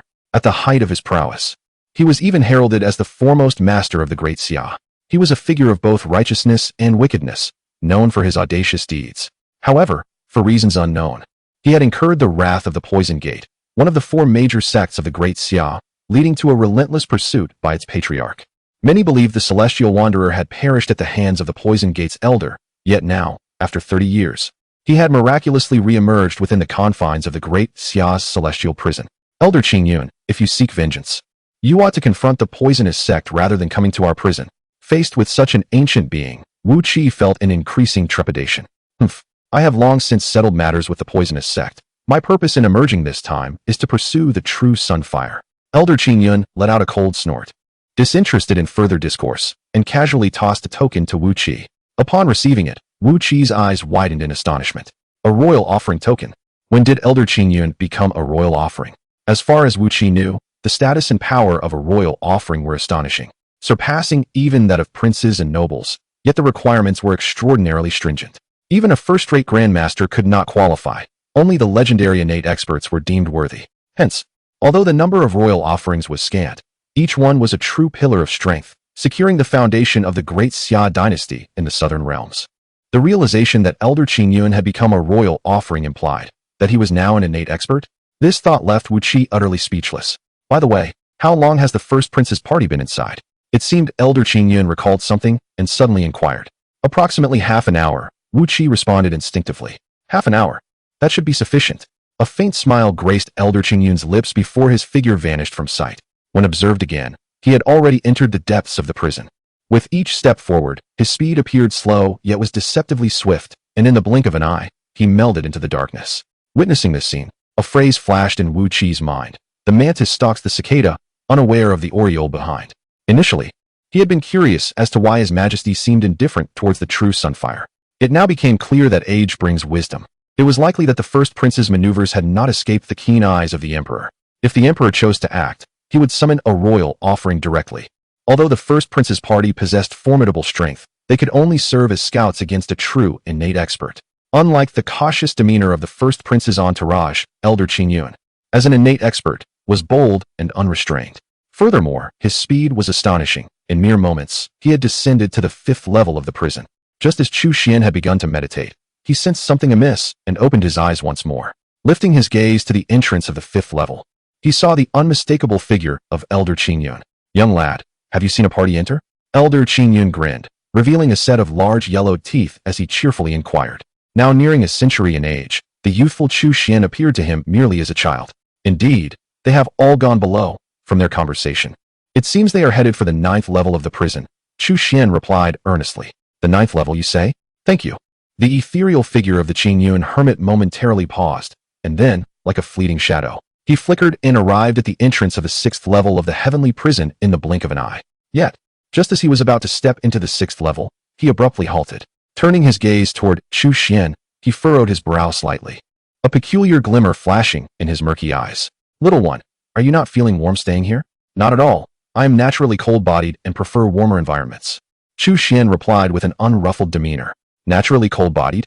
That cannot bode well for your health. Since our meeting is fated, I shall, in a good mood today, take a look at you for free. Before he could finish his sentence, the Qingyun hermit vanished. With a resounding crash, the pillars of the cell shattered.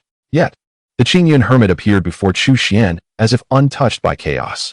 His emaciated hand shot out like lightning, aiming to seize Chu Xian's right hand. However, this attempt was futile. Chu Xian stepped back 2 paces, a light laugh escaping his lips as he shook his head. My mother always told me that as a boy, one must learn to protect oneself and not allow just anyone to touch you. The Qingyun hermit glanced at his own right hand and then back at Chu Xian. A cold glint swiftly emerged in his aged eyes as he fixed his unwavering gaze upon Chu Xian, slowly articulating, "What if I insist on touching you?" Chapter 12. Is your innate nature truly authentic? Faced with the piercing gaze of the celestial wanderer, Chu Xian sighed gently. He was not a bloodthirsty fiend. He merely wished to quietly reside in the heavenly prison and mark his attendance. The individuals he had previously slain were mostly the result of passive retaliation. In truth, as long as he was left undisturbed, others could pursue their own desires, even if it meant turning the heavenly prison upside down. He could hardly muster the energy to care. However, contrary to his wishes, one after another, they deemed him an easy target. After all the arduous effort he had invested in cultivating to reach his innate state, why must they insist on challenging him? Could they not simply walk their own sunlit path while he traversed his solitary bridge? Seeing the celestial wanderer remain unfazed, Chu Xian's expression turned helpless. Upon hearing his words, the celestial wanderer's eyes suddenly sharpened. You are indeed extraordinary. Few possess the ability to discern my cultivation at a glance. Speak. What is your true identity? Why do you conceal yourself within this heavenly prison? The celestial wanderer seemed resolute in his inquiry, determined to unearth the truth. This matter does not concern you, Chu Xian replied, shaking his head with a cold demeanor. He merely sought to avoid trouble, not out of fear of the other. As fellow innate powerhouses, he felt no trepidation whatsoever. It appeared that without exerting some effort, he would not divulge his truth. It has been decades since I last ventured into the world, and it seems the people of the great Xia dynasty have forgotten how my name, Celestial Wanderer, came to be. To be candid, since ascending to the innate realm, even I am uncertain of the extent of my own strength. The Celestial Wanderer spoke coldly, his eyes radiating boundless pride. As he spoke, a terrifying aura surged from within him, evoking a sense of dread. The frailty of his previous demeanor vanished, and his long hair danced wildly. The surrounding spiritual energies of heaven and earth swirled chaotically, weaving around him like vibrant rainbows, accentuating his extraordinary presence. His feet lifted from the ground as innate energy emanated from him, his gaze fierce and authoritative. It must be said, the distinction between innate powerhouses and ordinary warriors is indeed profound. The mere aura they exude signifies a completely different echelon. To put it bluntly, an ordinary warrior may lack even the courage to strike against an innate powerhouse, let alone contend with one. In that moment, Chu Xian could not help but reveal a glimmer of astonishment. Although he had broken through to the innate level, he had never engaged in combat with others of the same caliber. To be precise, aside from himself, the Celestial Wanderer was the first innate powerhouse he had ever encountered. Yet, he did not appear as formidable as he had imagined. Chu Xian mused inwardly. Nevertheless, he did not let his guard down. After all, some things cannot be judged solely by their surface. Hidden depths may lie beneath. The world is rife with heroes, and those who are excessively proud may only invite their own downfall. Chu Xian understood that his time spent cultivating was still brief, necessitating constant vigilance and caution. He immediately mobilized his internal energy, and the icy true qi surged within him in an instant. As a precaution, he also discreetly summoned the solar true fire nurtured in his dantian, ready to unleash a formidable strike should an emergency arise. Kneel before me. At that moment, the Qingyun wanderer finally made his move. He struck out with a palm, and his innate true qi surged violently, transforming into a green palm imprint that ruthlessly descended upon Chu Xian.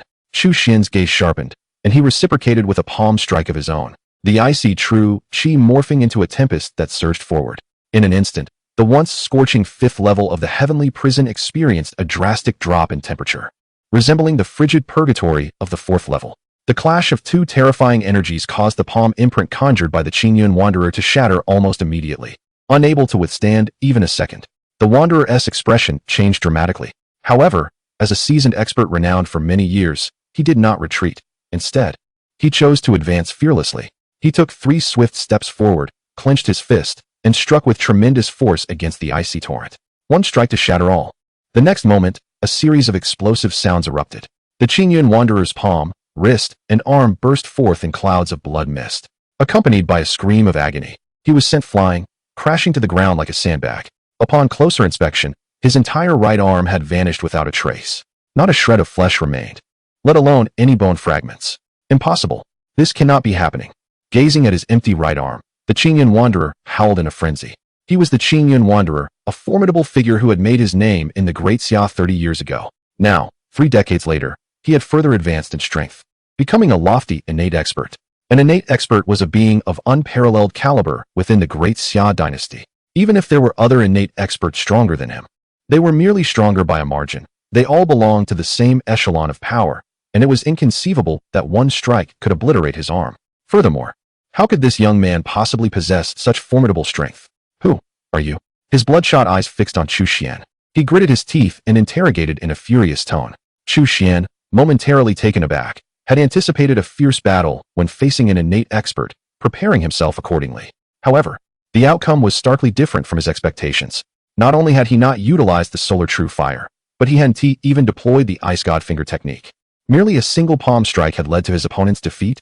Comparatively, how was this individual different from Fang Xingyi, who was merely a half-step innate expert? Is your innate status even real? Chu Xian couldn't help but voice his thoughts. Upon hearing this, the already frenzied Qingyun Wanderer was consumed by rage, unable to contain himself any longer as he spewed a mouthful of blood. The pallor of his face deepened, rendering him utterly bloodless. He fixed his gaze upon Chu Xian with a fierce intensity, as if they were sworn enemies. How outrageous! Defeating him would have sufficed, yet he dared to mock him openly. Was this not akin to dancing upon a grave? Such insolence could not be tolerated. Chu Xian offered an awkward smile, realizing he had spoken too hastily. The Qingyun sage was indeed a being of innate strength. That much was undeniable. After all, the aura of an innate creature starkly contrasts with that of an ordinary warrior, who lacks the ability to harness the essence of heaven and earth. Hence, it could not be that the Qingyun sage's power was insufficient. This led to but one conclusion. Could it be that my strength is overwhelming? Chu Xian murmured to himself. Upon reflection, this notion held some merit. Not only did he possess the unparalleled physique of the Ice Saint body, but he had also consumed a copious amount of rare treasures over the past 2 months. Though he casually ingested millennium-old cold marrow and blood booty, each of these treasures would command an astronomical price in the outside world, and the mere appearance of any one of them would incite fierce competition among countless powerful beings. Only he could treat such rare gems as mere sustenance. It was precisely for this reason that the foundation he had established far surpassed that of ordinary warriors. Furthermore, his breakthrough into innate strength was facilitated by the power of the true Sunfire. The true Sunfire, one of the 10 divine flames from mythological lore, had now integrated into his being, tirelessly purifying his essence and refining his true energy with every passing moment. To compare an ordinary innate being with him was indeed an act of sheer bullying. It seems I am not weak after all. At the very least, I am not inferior to ordinary innate beings. My self-defense capabilities have improved somewhat. With this realization, Chu Xian's spirits soared. He then stepped forward and, with a gentle yet decisive palm strike, proclaimed, Qingyun Sage, meet your end. Chapter 13. The Sacred Body of Flames, united as one your majesty. The soul tablet of the Qingyun Wanderer has shattered. The leader of the black-clad guards rushed into the palace, delivering the report. The Summer Emperor, engrossed in reviewing memorials, suddenly froze in his actions. He promptly raised his head, his countenance darkening in an instant, and coldly inquired, what did you say? The shattering of the soul tablet signifies the fall of the physical form. Yet, how could a being of such lofty stature, a congenital powerhouse, suddenly perish? Confronted by the piercing gaze that seemed to possess a tangible weight, the leader of the black-clad guards felt a shiver run down his spine, and he hastily lowered his head, trembling with trepidation as he explained, ever since he entered the celestial prison last night, the Qingyun Wanderer has not emerged. I dispatched someone to investigate, only to discover that his soul tablet had shattered. The celestial prison. The Summer Emperor nearly spat out these words through gritted teeth.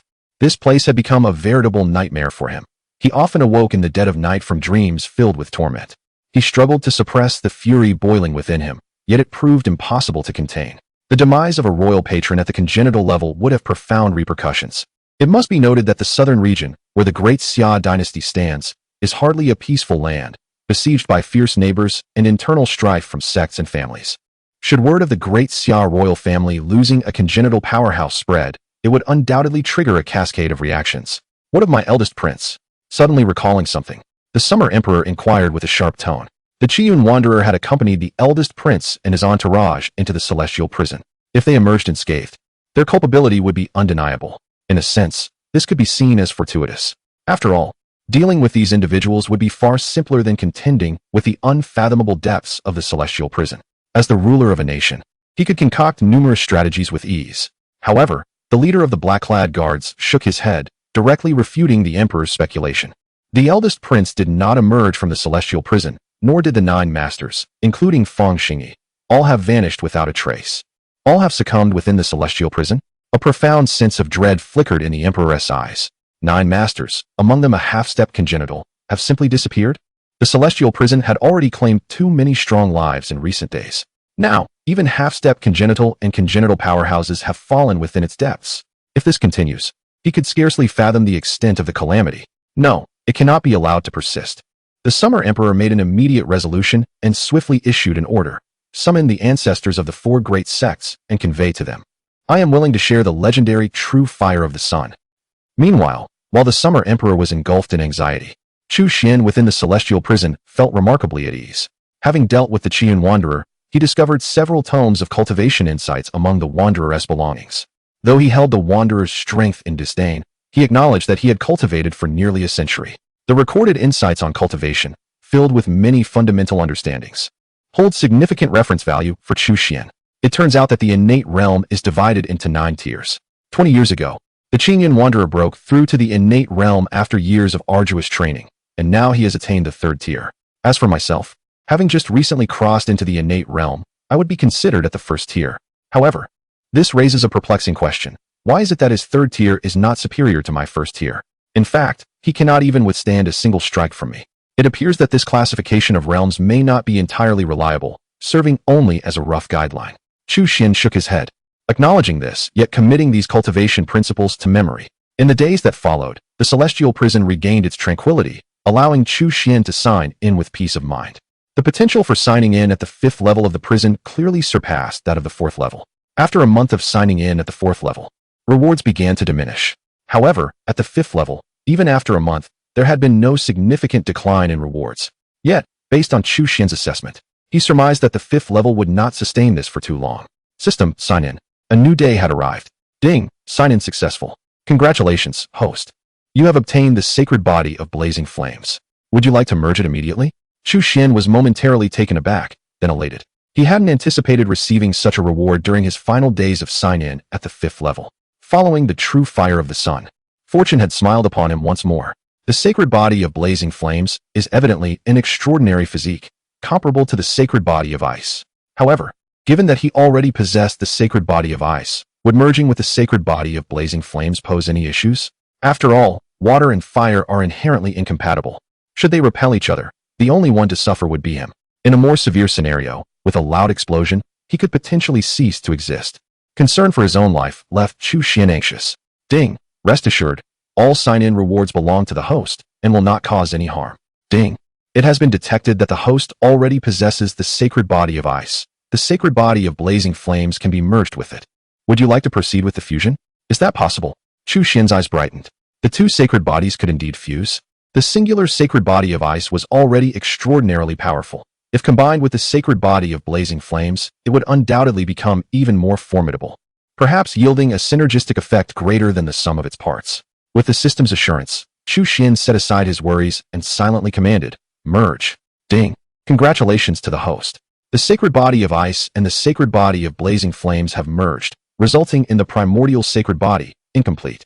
The primordial sacred body ranks among the 5 great sacred bodies of the innate realm, surpassing the sacred body of ice in grade, and is classified as a supreme sacred body.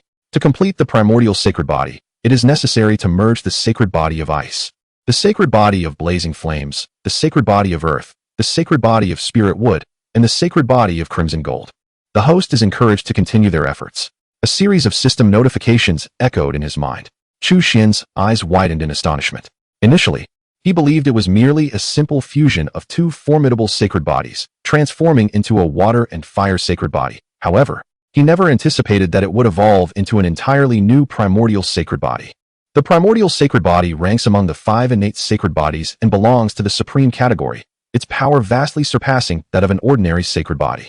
Yet, his current primordial sacred body remains in a fragmented state, requiring further fusion with the earth sacred body, the spirit wood sacred body, and the crimson gold sacred body to attain true completeness. For others, this task would be nearly impossible. Nevertheless, for Chu Xian, it merely requires locating a site rich in the 5 elemental properties, which is not a daunting challenge at all. Oh, how delightful! Even in its incomplete state, the primordial sacred body's efficacy far exceeds that of the ice sacred body. The ice sacred body is solely attuned to the ice element, primarily absorbing water attribute spiritual energy from the heavens and earth. Conversely, the primordial sacred body is capable of absorbing almost any type of elemental spiritual energy. This singular attribute alone amplifies Chu Xian's cultivation efficiency tenfold or more. Bang! An invisible membrane shattered. Second heavenly layer of the innate realm. Bang! Immediately, another layer broke. Third heavenly layer of the innate realm. Merely through the process of fusing with the primordial sacred body, Chu Xian ascended 2 realms in an instant, leaping from the first to the third heavenly layer of the innate realm. In other words, in the blink of an eye, he traversed the arduous path that took Qiyun Sanren 20 years to accomplish. If Qiyun Sanren were still alive to witness this scene, he would likely be driven to the brink of despair.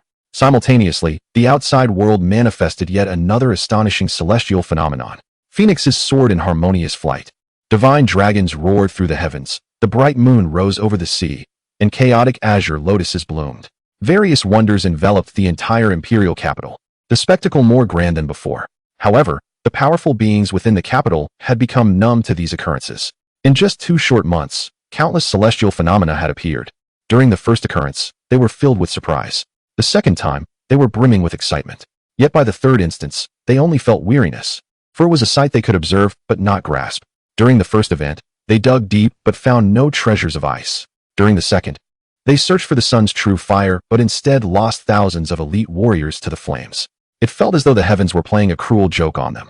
Nonetheless, despite these sentiments, countless individuals still widened their eyes and searched fervently, for who knows, perhaps fortune would favor them. After all, one must always harbor dreams. Chapter 14. The ambitious barbarian prince. The primordial sacred body indeed lives up to its title as the supreme sacred body. While the ice sacred body is already regarded as a top-tier sacred body, the disparity when compared to the primordial sacred body is exceptionally pronounced. Moreover, the primordial sacred body I currently possess is not in its complete form. To what extraordinary extent would it manifest if fully realized? Within the confines of the celestial prison, Chu Xian's eyes sparkled with excitement. The primordial sacred body, born from the fusion of the ice sacred body and the flame sacred body, proved to be far more formidable than he had anticipated. To illustrate with a simple example, previously, refining a blood body would consume nearly an entire half-day. One might not consider this duration excessive. After all, the blood body is a rare treasure, and for an ordinary martial artist, the process could take 10 days or even half a month to accomplish successfully. However, now equipped with the primordial sacred body, Chu Xian requires merely 1 or 2 hours to completely refine and absorb a blood body.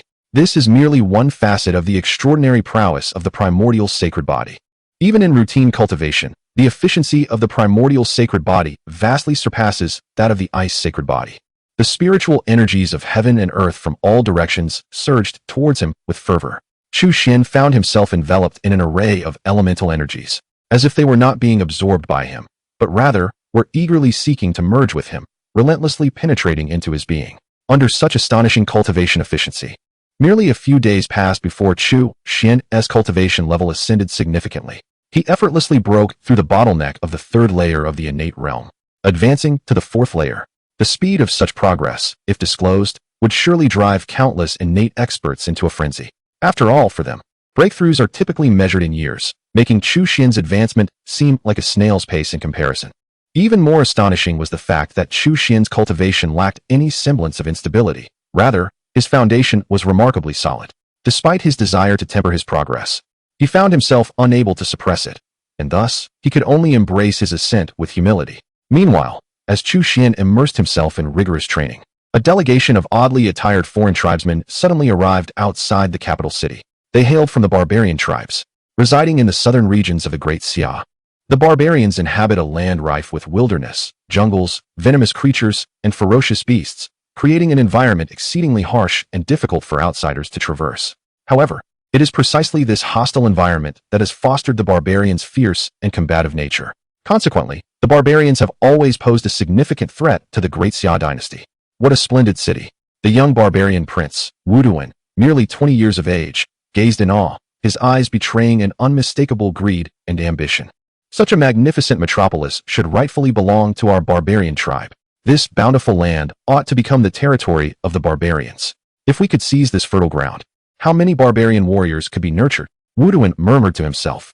The chief envoy of the delegation, the high priest of the barbarians, smiled upon hearing his words. "O prince, you are a rare and unparalleled genius among our barbarian kin, and once you mature, all of this shall be realized. Naturally, as the prince, I am endowed with the bloodline of the firebird, and my destiny is to become the king of the southern skies." The barbarian prince, Wuduan, radiated confidence. Suddenly, a thought struck him, and he couldn't help but inquire with a smirk. "High priest, you have often claimed that the Great Xia dynasty is vast and teeming with talent. Is there anyone who can compare to me?" "Indeed, there exists such a person. The sixth prince of the Great Xia dynasty, Chu Xian, possesses the red blood spiritual body and has reached the pinnacle of the fourth rank at a tender age, ensuring his future ascendance to the first rank and the attainment of innate prowess." Wuduan's expression faltered. Such talent, in comparison to his own, seemed remarkably close. However, the high priest swiftly shifted the conversation. "Yet, according to the intelligence I have gathered, he has recently fallen victim to the royal power struggles, not only rendering his cultivation utterly wasted but also imprisoning him in the celestial dungeon. As of now, he is most likely dead within those confines." Instantly, Wuduan's ire transformed into delight, and with a disdainful expression, he proclaimed, "The Great Xia dynasty has long since decayed, consumed by intrigue and deception. They do not even cherish such a genius. Once I grow, none shall stand against me." As the night deepened, outside the celestial dungeon, two shadowy figures lay concealed upon the rooftop. Upon closer inspection, these figures were none other than the high priest and Prince Wuduan, who were supposed to be at the inn. "High priest, why have you brought me here?" Wuduan asked, bewildered. The high priest pointed toward the celestial dungeon, his gaze ablaze. "Recently, an extraordinary phenomenon occurred. The true fire of the sun descended from the heavens and landed within the Great Xia's celestial dungeon." At this, he turned to Wuduan. "The true fire of the sun is the legendary supreme divine flame. Should your highness master it, not only will you effortlessly break through to innate prowess, but you shall also hold great promise even at levels beyond that." Upon hearing this, Wuduan could hardly contain his excitement. However, he soon couldn't resist questioning. If the true fire of the sun is so potent, why has no one from the Great Xia dynasty sought to claim it, allowing us to benefit instead? There are two reasons for this. The high priest raised two fingers. First, the celestial dungeon is rife with rumors and peril, not a place for the faint-hearted. But you need not worry, for I am a formidable presence at the sixth level of innate realm, capable of ensuring your safety. Second, the true fire of the sun is not something just anyone can tame. Yet for you, my prince, this should not pose an issue. You possess the bloodline of the firebird, and the heavenly flames are naturally attuned to you. While I cannot guarantee 100% success in subduing the true fire of the sun, your chances far exceed those of others." After absorbing this information, Wuduan harbored no doubts and eagerly gazed at the celestial dungeon. However, the guards are exceedingly vigilant. How shall we gain entry? A new question quickly arose. Given the recent events, the number of guards has multiplied several times, with sentinels stationed every 5 paces and watchmen every 10. All around, elite soldiers clad in armor stood vigilant. The tribal high priest could not help but frown at the sight. Indeed, the defenses were far more formidable than he had anticipated. However, this also confirmed that the sun's true fire must still reside within the celestial prison. With his strength, there remained a glimmer of hope to infiltrate it. Yet, for Udon, the chances were nearly non-existent. Fortunately, I had prepared well. As he spoke, the tribal high priest produced 2 yellowed talismans from his bosom, handling them as if they were treasures. A flicker of reluctance crossed his eyes before he handed one to Udon. "What is this?" Udon inquired, curiosity evident on his face. "This is called a talisman." The high priest's eyes glimmered with nostalgia. "In my youth, I ventured far from the lands of our tribe, enduring countless hardships to reach the eastern wilderness beyond the southern skies. It is there that true cultivation flourished, home to a plethora of extraordinary ancient forces, and birthed many wondrous artifacts, such as this talisman. Do not be deceived by its humble appearance. This small piece of yellow paper contains a unique concealment spell that can be activated with energy. As he spoke, he infused his true chi into the talisman. A hazy radiance enveloped him, and in the next moment, he vanished from sight. Udon was stunned, finally grasping the talisman's true worth. With proper utilization, there would be no limit to where they could go, whether above or below, beyond the southern skies, the eastern wilderness. Once I attain significant mastery, I must journey there. However, before that, I will first seize the sun's true fire. Udon, emulating the high priest, also directed his true chi into the talisman.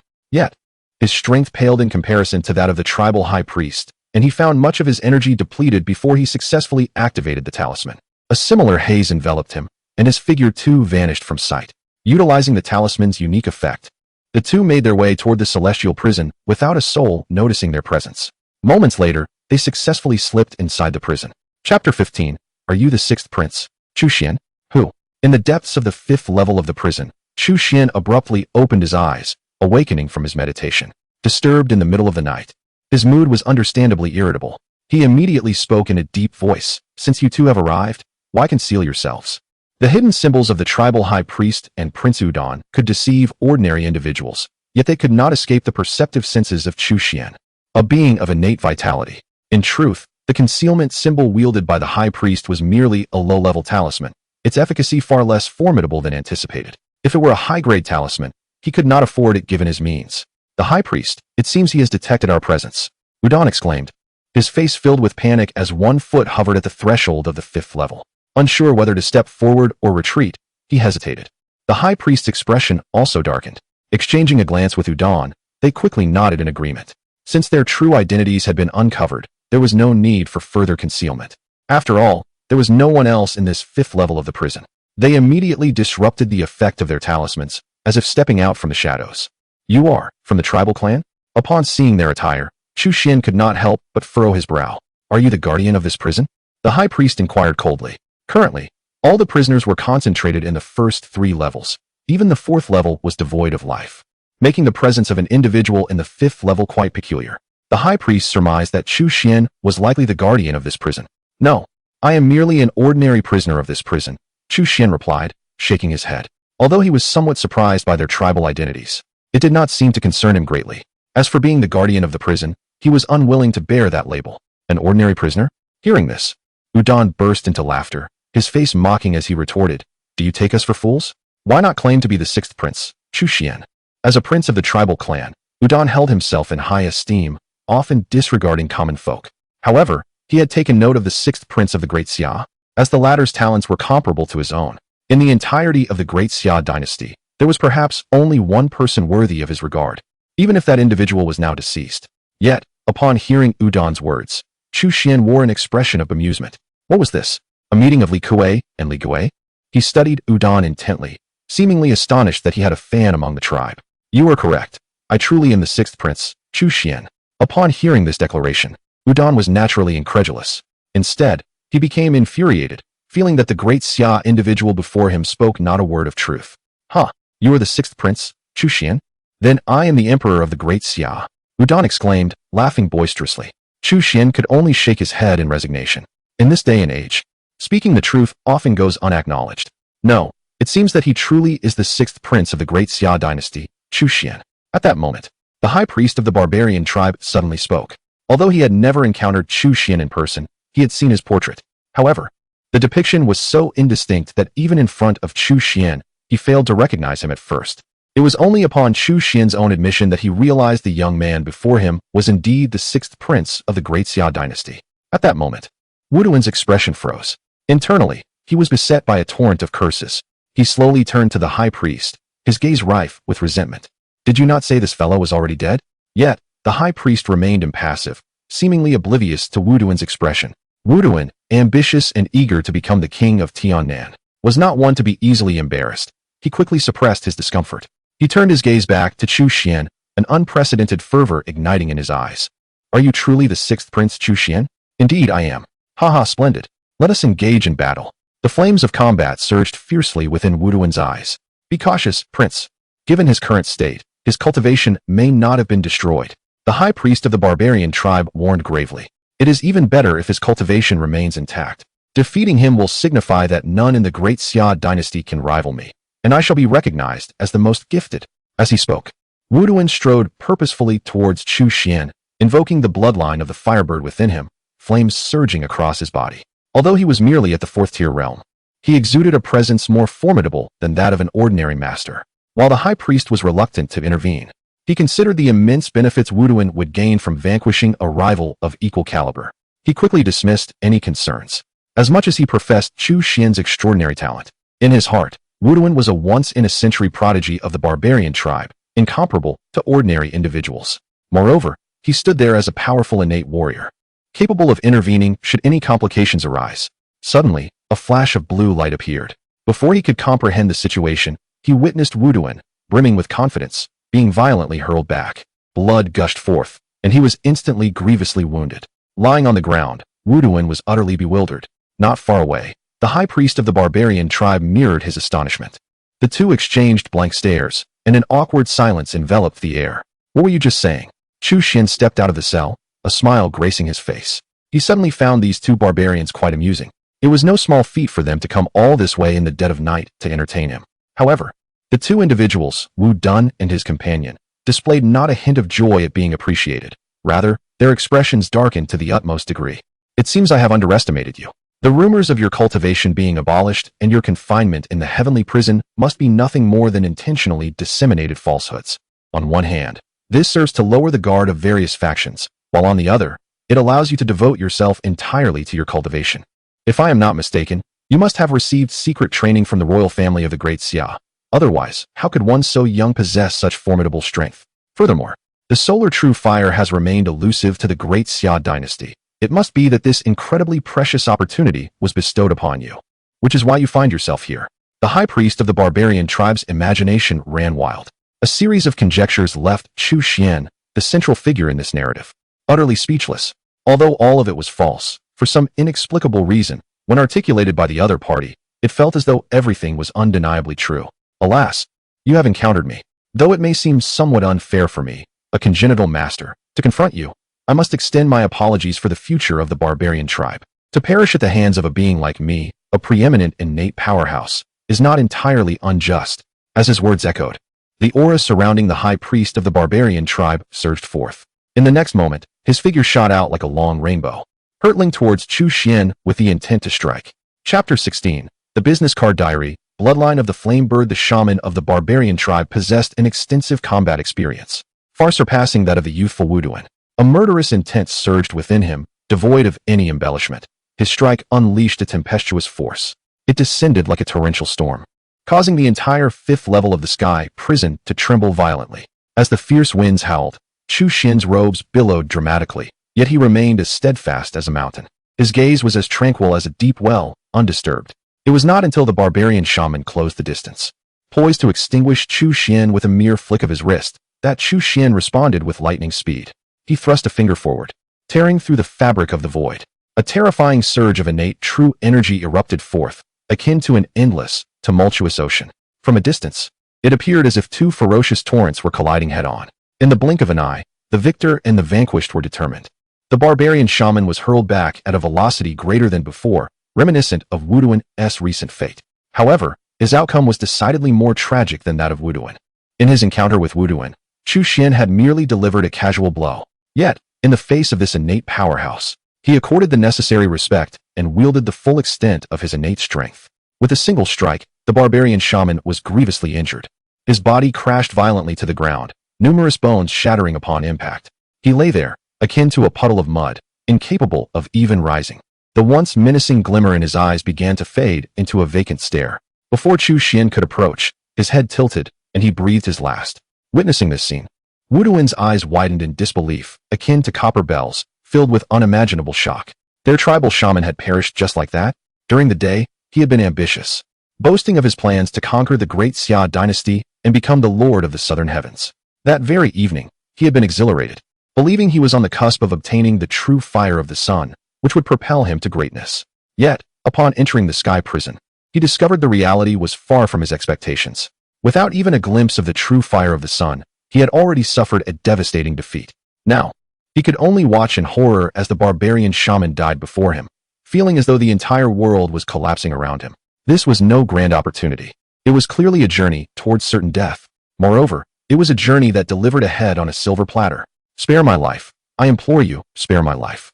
I am the prince of the barbarian tribe, of great service to you. If you grant me mercy, I can assist you in conquering the barbarians, in helping you become the lord of the southern heavens. Faced with the specter of death, Wuduan finally comprehended that his previous dreams were mere illusions. To live was the only truth. Struggling to rise, he bowed repeatedly before Chu Xian, pleading desperately, devoid of any remnants of his former pride. Conquering the barbarians? Becoming the lord of the southern heavens? Such words might carry weight with others, but to me, they held no allure whatsoever. In that moment, wouldn't it be more delightful to transcend several realms? Before the words had fully escaped his lips, Chu Xian pointed with a finger, and a terrifying force pierced through Wuduan's forehead. Wuduan's eyes widened in disbelief, a profound resentment glimmering within them. Then, with a thud, he collapsed, lifeless. This ambitious barbarian prince had met his silent demise within the confines of the celestial prison. From the two individuals, Chu Xian discovered some intriguing items. He unearthed a messenger's business card from Wuduan. Upon unfolding it, he realized that the young barbarian he had slain was indeed named Wuduan, and he was a prince of the barbarian tribe. As for the other man, he was reputed to be the foremost sage of the barbarians, the high priest. No wonder he possessed such innate power. Chu Xian surmised that this high priest's cultivation surpassed even that of the green cloud recluse. Nearing the 6th level of innate mastery, it seemed reasonable that the high priest, at the 6th level, could not overpower him, who was merely at the 4th level. Or so it appeared. From the high priest, Chu Xian also retrieved a tome. Initially, he anticipated it to be a manual of cultivation or insights into training. But upon opening it, he discovered it was a diary. A diary? Who among respectable individuals keeps a diary?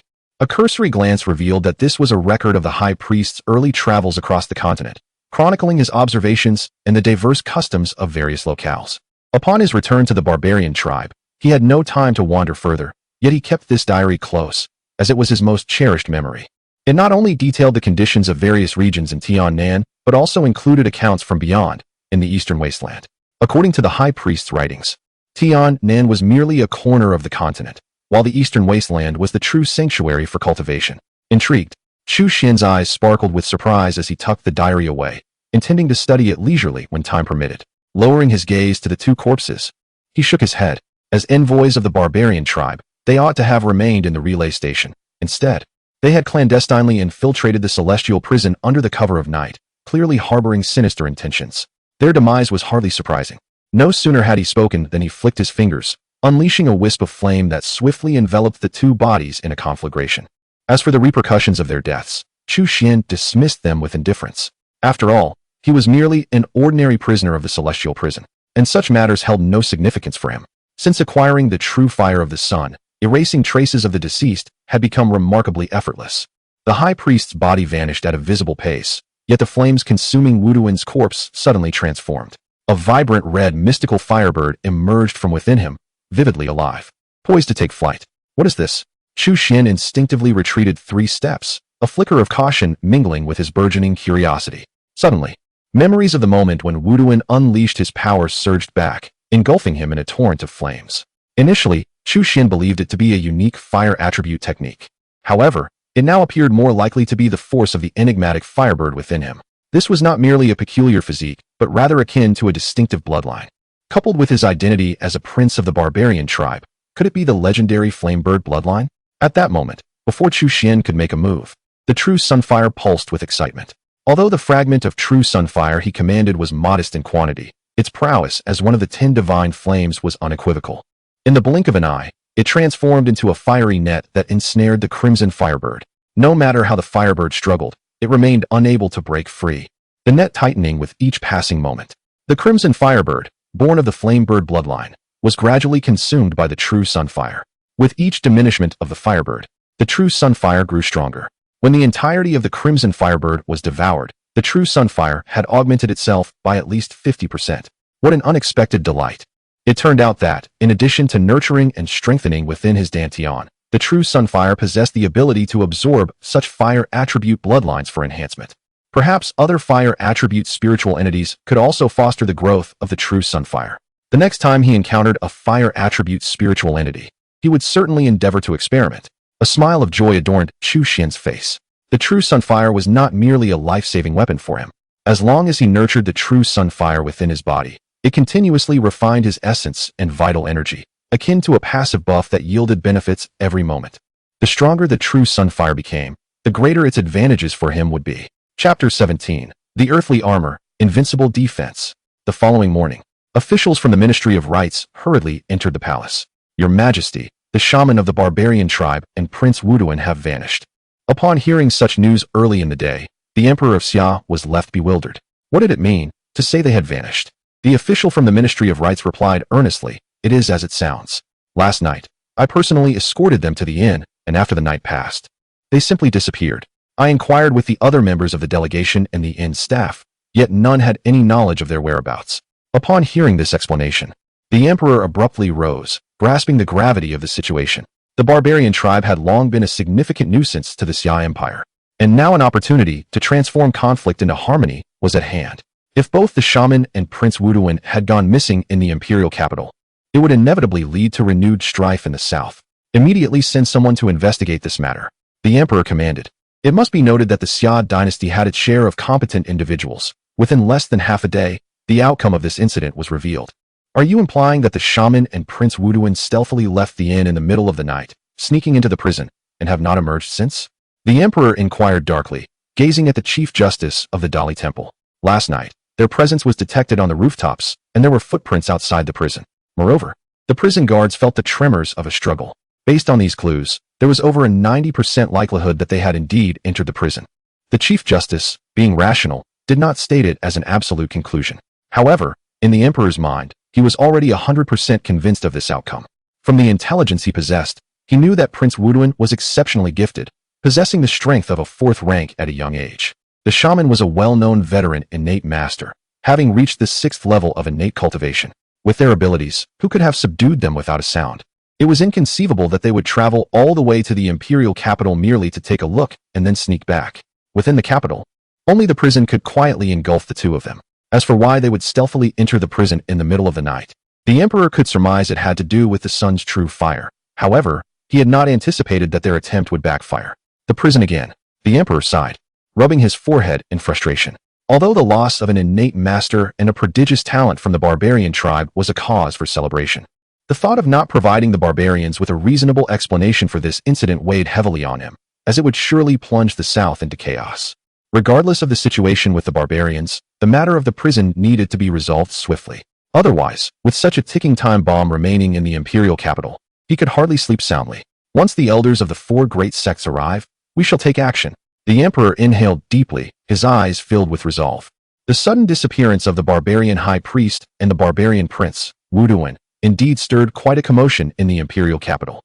However, this matter bore no relevance to Chu Xian. Each day, he remained undisturbed in the celestial prison, diligently signing in and cultivating.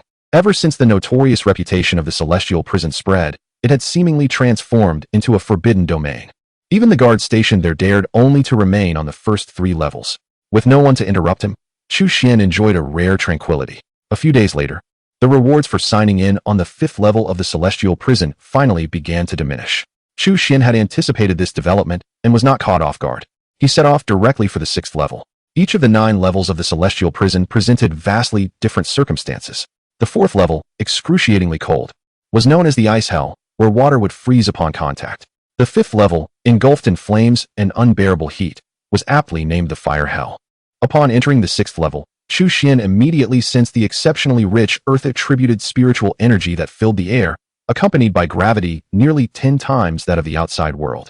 Even as a congenital powerhouse, he could distinctly perceive a wave of oppressive force.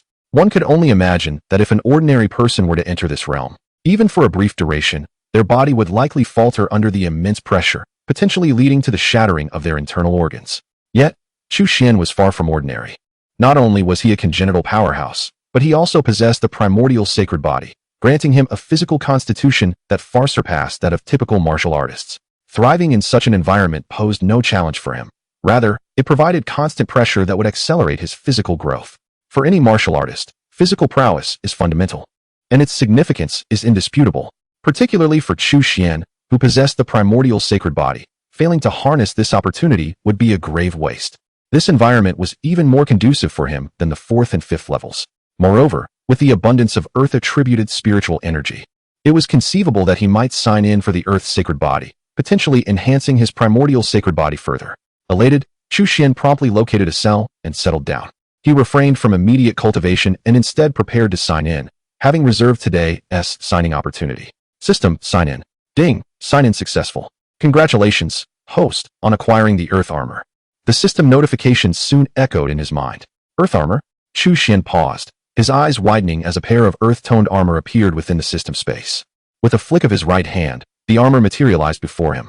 Although the armor was earth-toned, it exuded no sense of dullness. Instead, it was exquisitely crafted, shimmering with brilliance, akin to a rare treasure that delighted the eye. Moreover, this armor was not merely ornamental. It was forged from superior materials and featured a complex structure, adorned with countless runes. Once activated, it could exhibit astonishing defensive capabilities. After refining the armor, Chu Xian quickly grasped its pertinent information. This earth armor was, indeed, a superior Dao artifact. Weapons and equipment are distinctly classified based on their spirituality and potency. The items can be broadly categorized into treasures, mystical artifacts, and divine weapons. Each level is further subdivided into inferior, average, superior, and exquisite grades. In truth, even a mere inferior treasure holds a value of no less than several thousand taels of silver, far surpassing that of ordinary weapons. As for exquisite mystical artifacts, their worth transcends the realm of mere silver.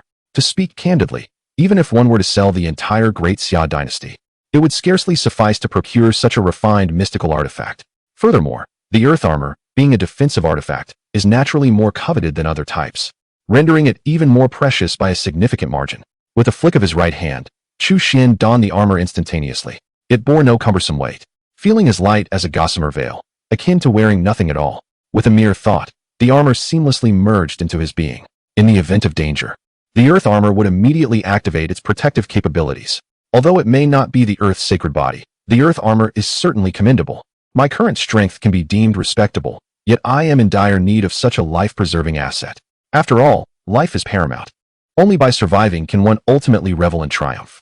Upon entering the 6th level of the celestial prison and acquiring such a treasure, Chu Xian felt a surge of delight. With the earth armor, his ability to safeguard his life was significantly enhanced. Embracing this exhilaration, he swiftly entered a state of cultivation. 3 days later, he experienced another breakthrough, reaching the 5th level of the innate realm. Chapter 18. The convergence of the 5 primordial masters at the celestial prison. The sound of countless footsteps echoed like a surging tide, as a multitude of imperial guards swiftly surrounded the celestial prison, sealing it off completely. Outside the prison gates stood the Summer Emperor, once again gracing the sight with his presence, accompanied by 5 distinguished figures. Each of these 5 individuals held remarkable status.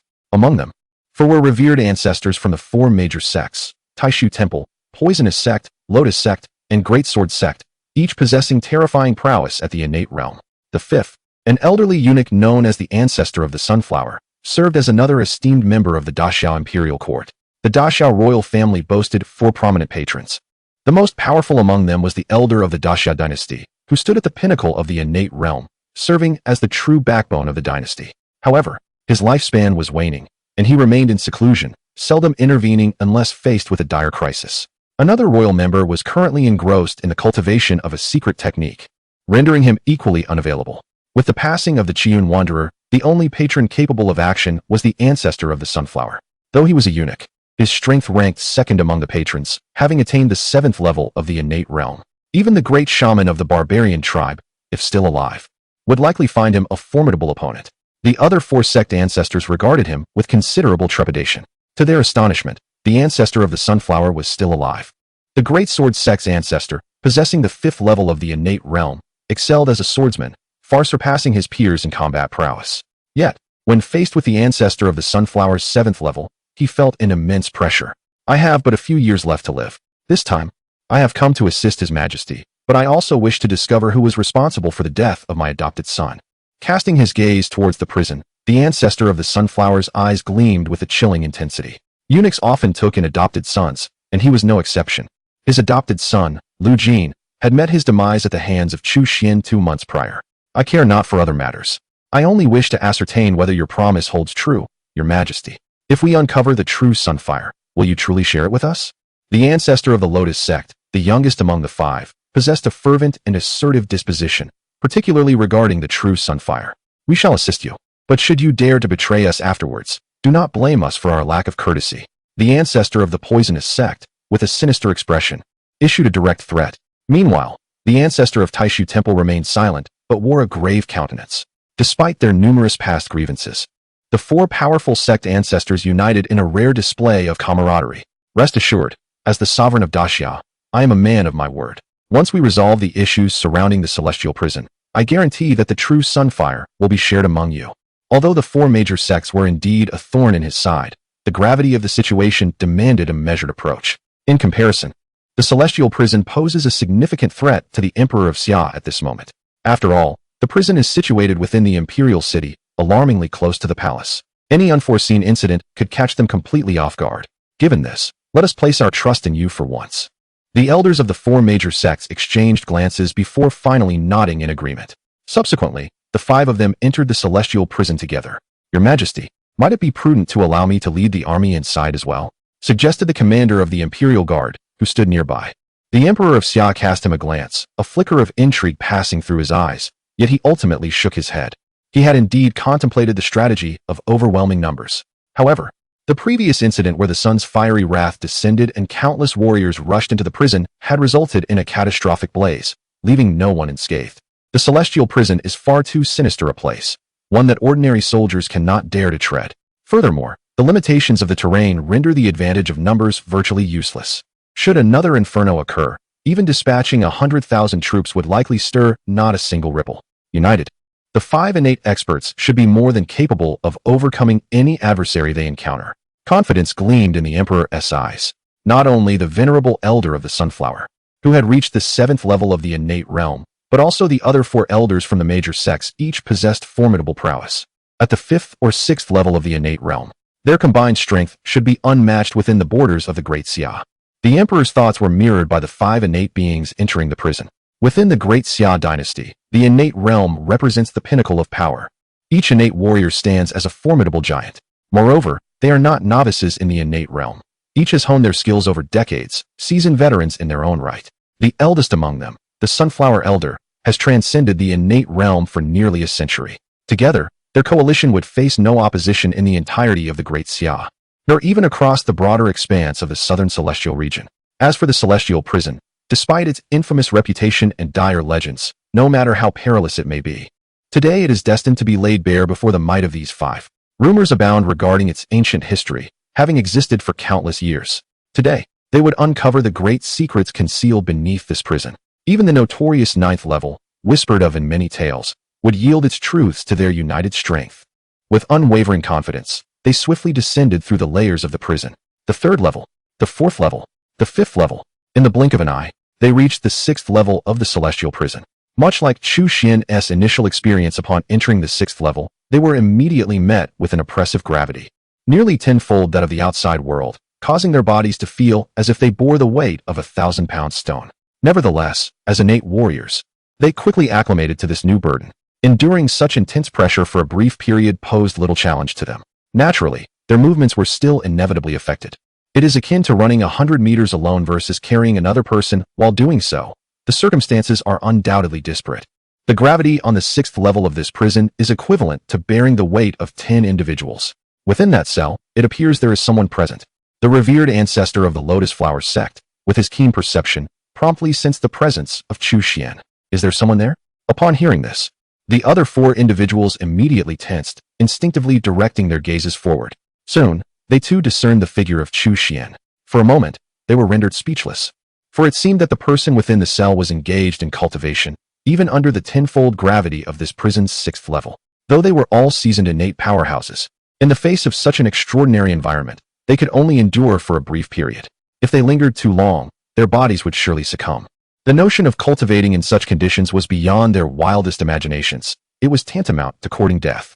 Yet, as they observed, Chu Xian, seated cross-legged upon the stone bed of the cell, was evidently in a state of deep cultivation. This state was not one that could be achieved in a fleeting moment. In other words, he must have been cultivating here for a considerable duration. What manner of being is this? Even the typically audacious ancestor of the giant sword sect could not help but murmur in astonishment, regardless of whether he is human or ghost. Capturing him and interrogating him would reveal the truth. A glint of ferocity flashed in the eyes of the poisonous demon's ancestor. He then strode forward with purpose, albeit the gravity was so oppressive that his once proud agility could not be summoned. Chapter 19. The Innate Demise. The powerless Summer Emperor Chu Xian had long since the arrival of the 5 innate warriors, yet he temporarily disregarded them, engrossed as he was in the throes of a breakthrough. The ancestor of the poisoned sect, oblivious to this circumstance, mistakenly believed he had seized a golden opportunity and approached with a sinister grin plastered across his face.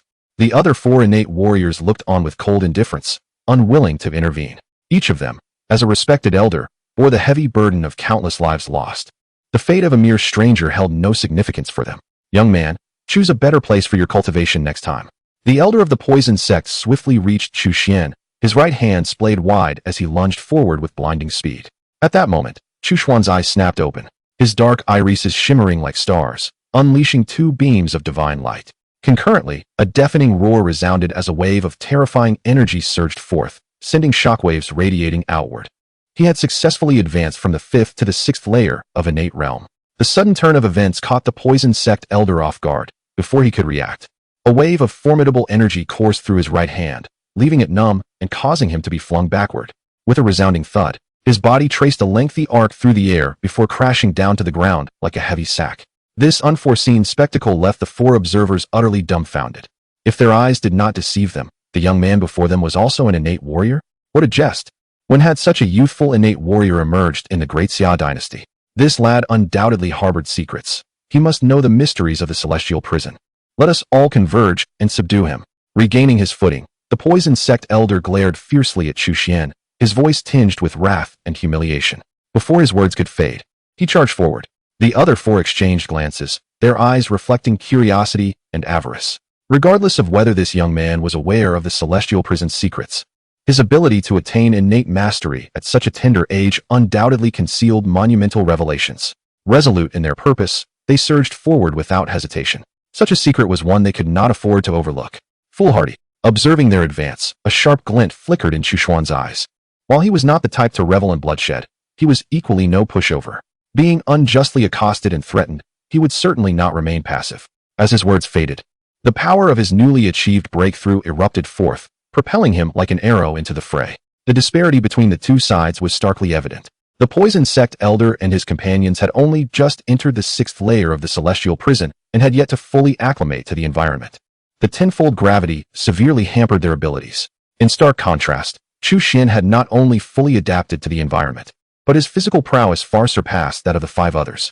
Even under the immense pressure of tenfold gravity, he appeared utterly unaffected. In the blink of an eye, he materialized before the ancestral figure of the poisoned sect. With a single, unreserved strike, a terrifying force erupted forth. This time, the ancestral figure of the poisoned sect was not merely sent flying. He was instantly dispatched with one decisive blow. His head burst apart like a watermelon, and even a congenital powerhouse succumbed in an instant, lifeless. Witnessing the splatter of blood, the 4 others could not help but turn pale in shock. It was at this moment that they realized they had grossly underestimated the strength of this young man before them. Not only did he match their capabilities, but he might even surpass them. However, it was evident that their regrets came too late. They were caught in a perilous situation. Even if they wished to retreat and negotiate, their opponent would never acquiesce. They had no choice but to grit their teeth and charge onward. No longer concealing their true abilities, they unleashed their full power. Otherwise, they could all meet their demise here today. As they roared in fury, determination etched on their faces. The 4 of them unleashed their complete cultivation, simultaneously employing their most formidable techniques. The ancestral figure of the Lotus sect condensed his true energy into a pristine white lotus to suppress their foe. The ancestral figure of the Taishu temple wielded a whisk that transformed into myriad terrifying auroras. The ancestral figure of the Great Sword sect brandished an ancient sword that shimmered with an incredibly brilliant golden light.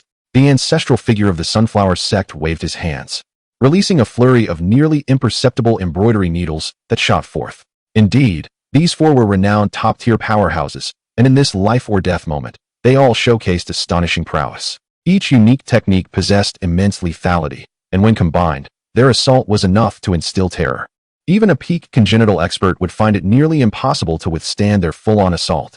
The ancestral figure of the poison sect had simply been caught off guard, leading to his swift demise. Now, with the four of them exerting their full strength, this young man had no hope of survival. They were absolutely confident in the might of their respective techniques. Once successfully unleashed, their opponent would be left with no opportunities. However, as the tempestuous onslaught bore down upon him, Chu Xian remained unfazed. Not only did he refrain from dodging, but he charged headlong into the fray.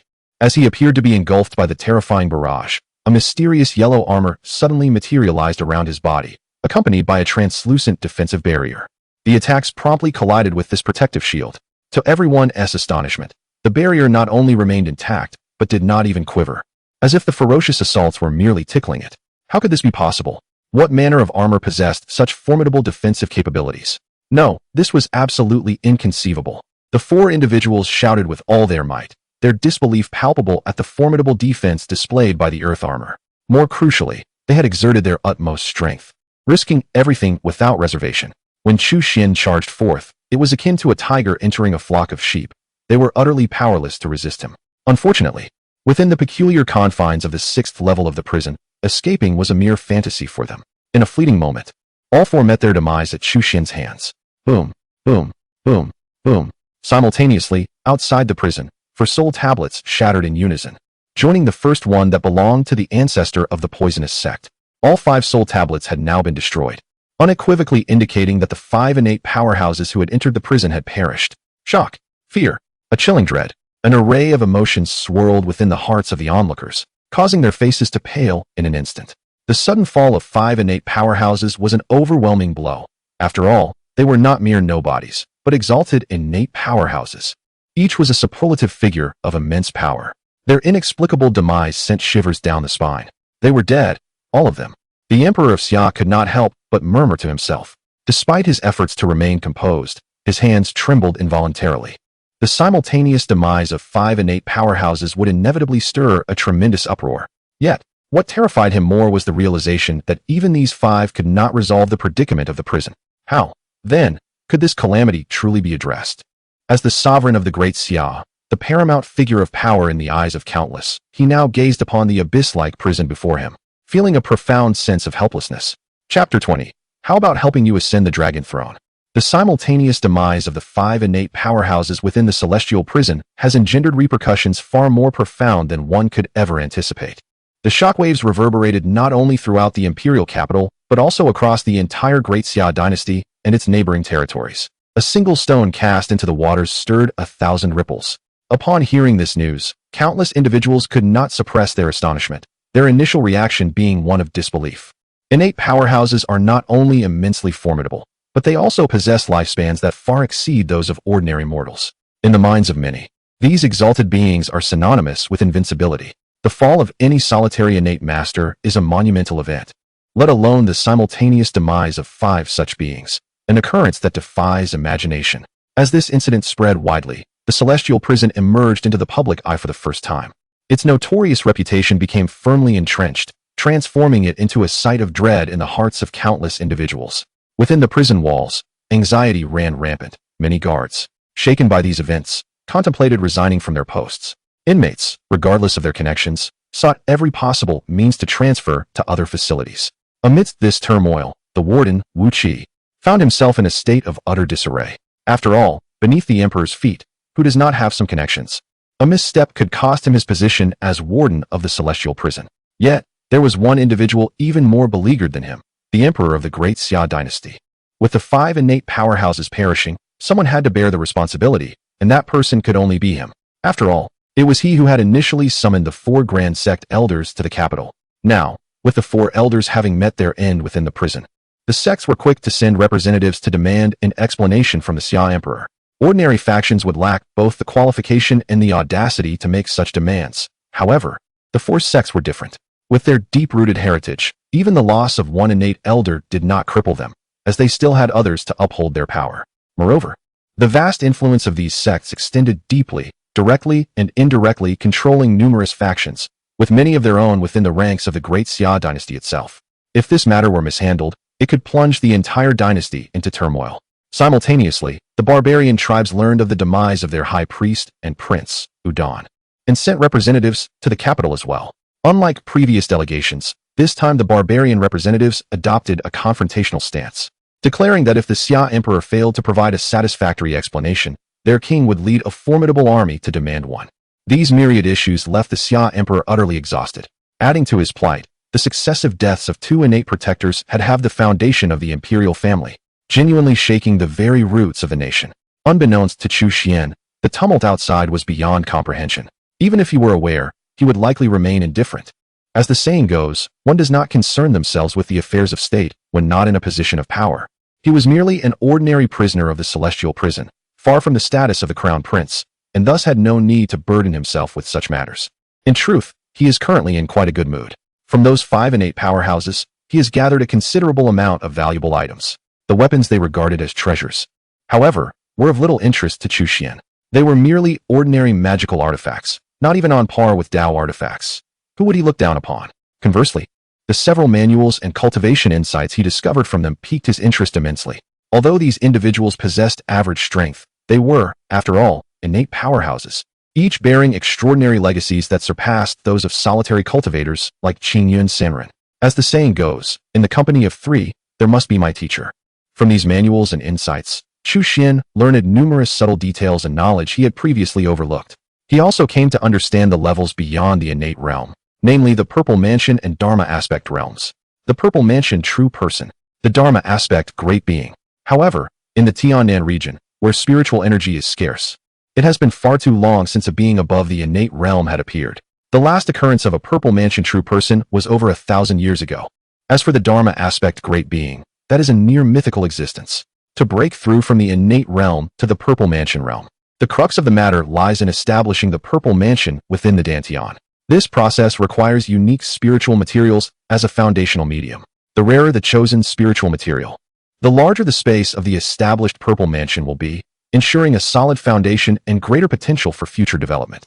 That said, it indeed poses quite a challenge. Chu Xian furrowed his brows. He certainly would not deign to consider ordinary spiritual materials. Yet, special spiritual materials are exceedingly scarce and not easily acquired. Never mind. I am currently only at the 6th level of the innate realm, still some distance from its pinnacle. There is no need to contemplate these matters for now. Chu Xian suppressed his thoughts and continued to diligently sign in for cultivation. Time passed day by day. In the 6th level of the heavenly prison, Chu Xian signed in for numerous earth attribute spiritual materials. While the effect of these materials on enhancing his cultivation was mediocre, they significantly improved his physical constitution. With the aid of these materials, his Taichu sacred body began to see its first stages of development. Previously, he could only utilize the passive effects inherent to the Taichu sacred body. Even with just this preliminary development, Chu Xian's physical prowess surged, reaching a remarkably terrifying level in a short time. By his own estimation, even without mobilizing innate true energy, his physical strength alone likely rivaled that of seasoned innate powerhouses, even those at the pinnacle of the innate realm. If he were to incorporate innate true energy, he could hardly gauge the extent of his strength. As he felt his power increasing day by day, Chu Xian was filled with joy and immersed himself even deeper into his cultivation. Until one night, half a month later, an unexpected visitor arrived. Chu Xian reluctantly opened his eyes, unable to suppress a wave of complaints within. Why did these individuals all prefer to come at night? Were they all night owls? You really haven't died. A figure clad in a black cloak approached, obscuring their visage, with only the voice discernible. Yet, from the tone, it was evident that the visitor was a woman. Chu Xian felt a vague sense of familiarity with her voice, though he could not immediately recall from where. Just as he was about to speak, she took the initiative to remove her hood. Following this, a face emerged that was exquisitely beautiful, as if painted by the finest artist. With almond-shaped eyes and rosy cheeks, her radiant charm was almost intoxicating.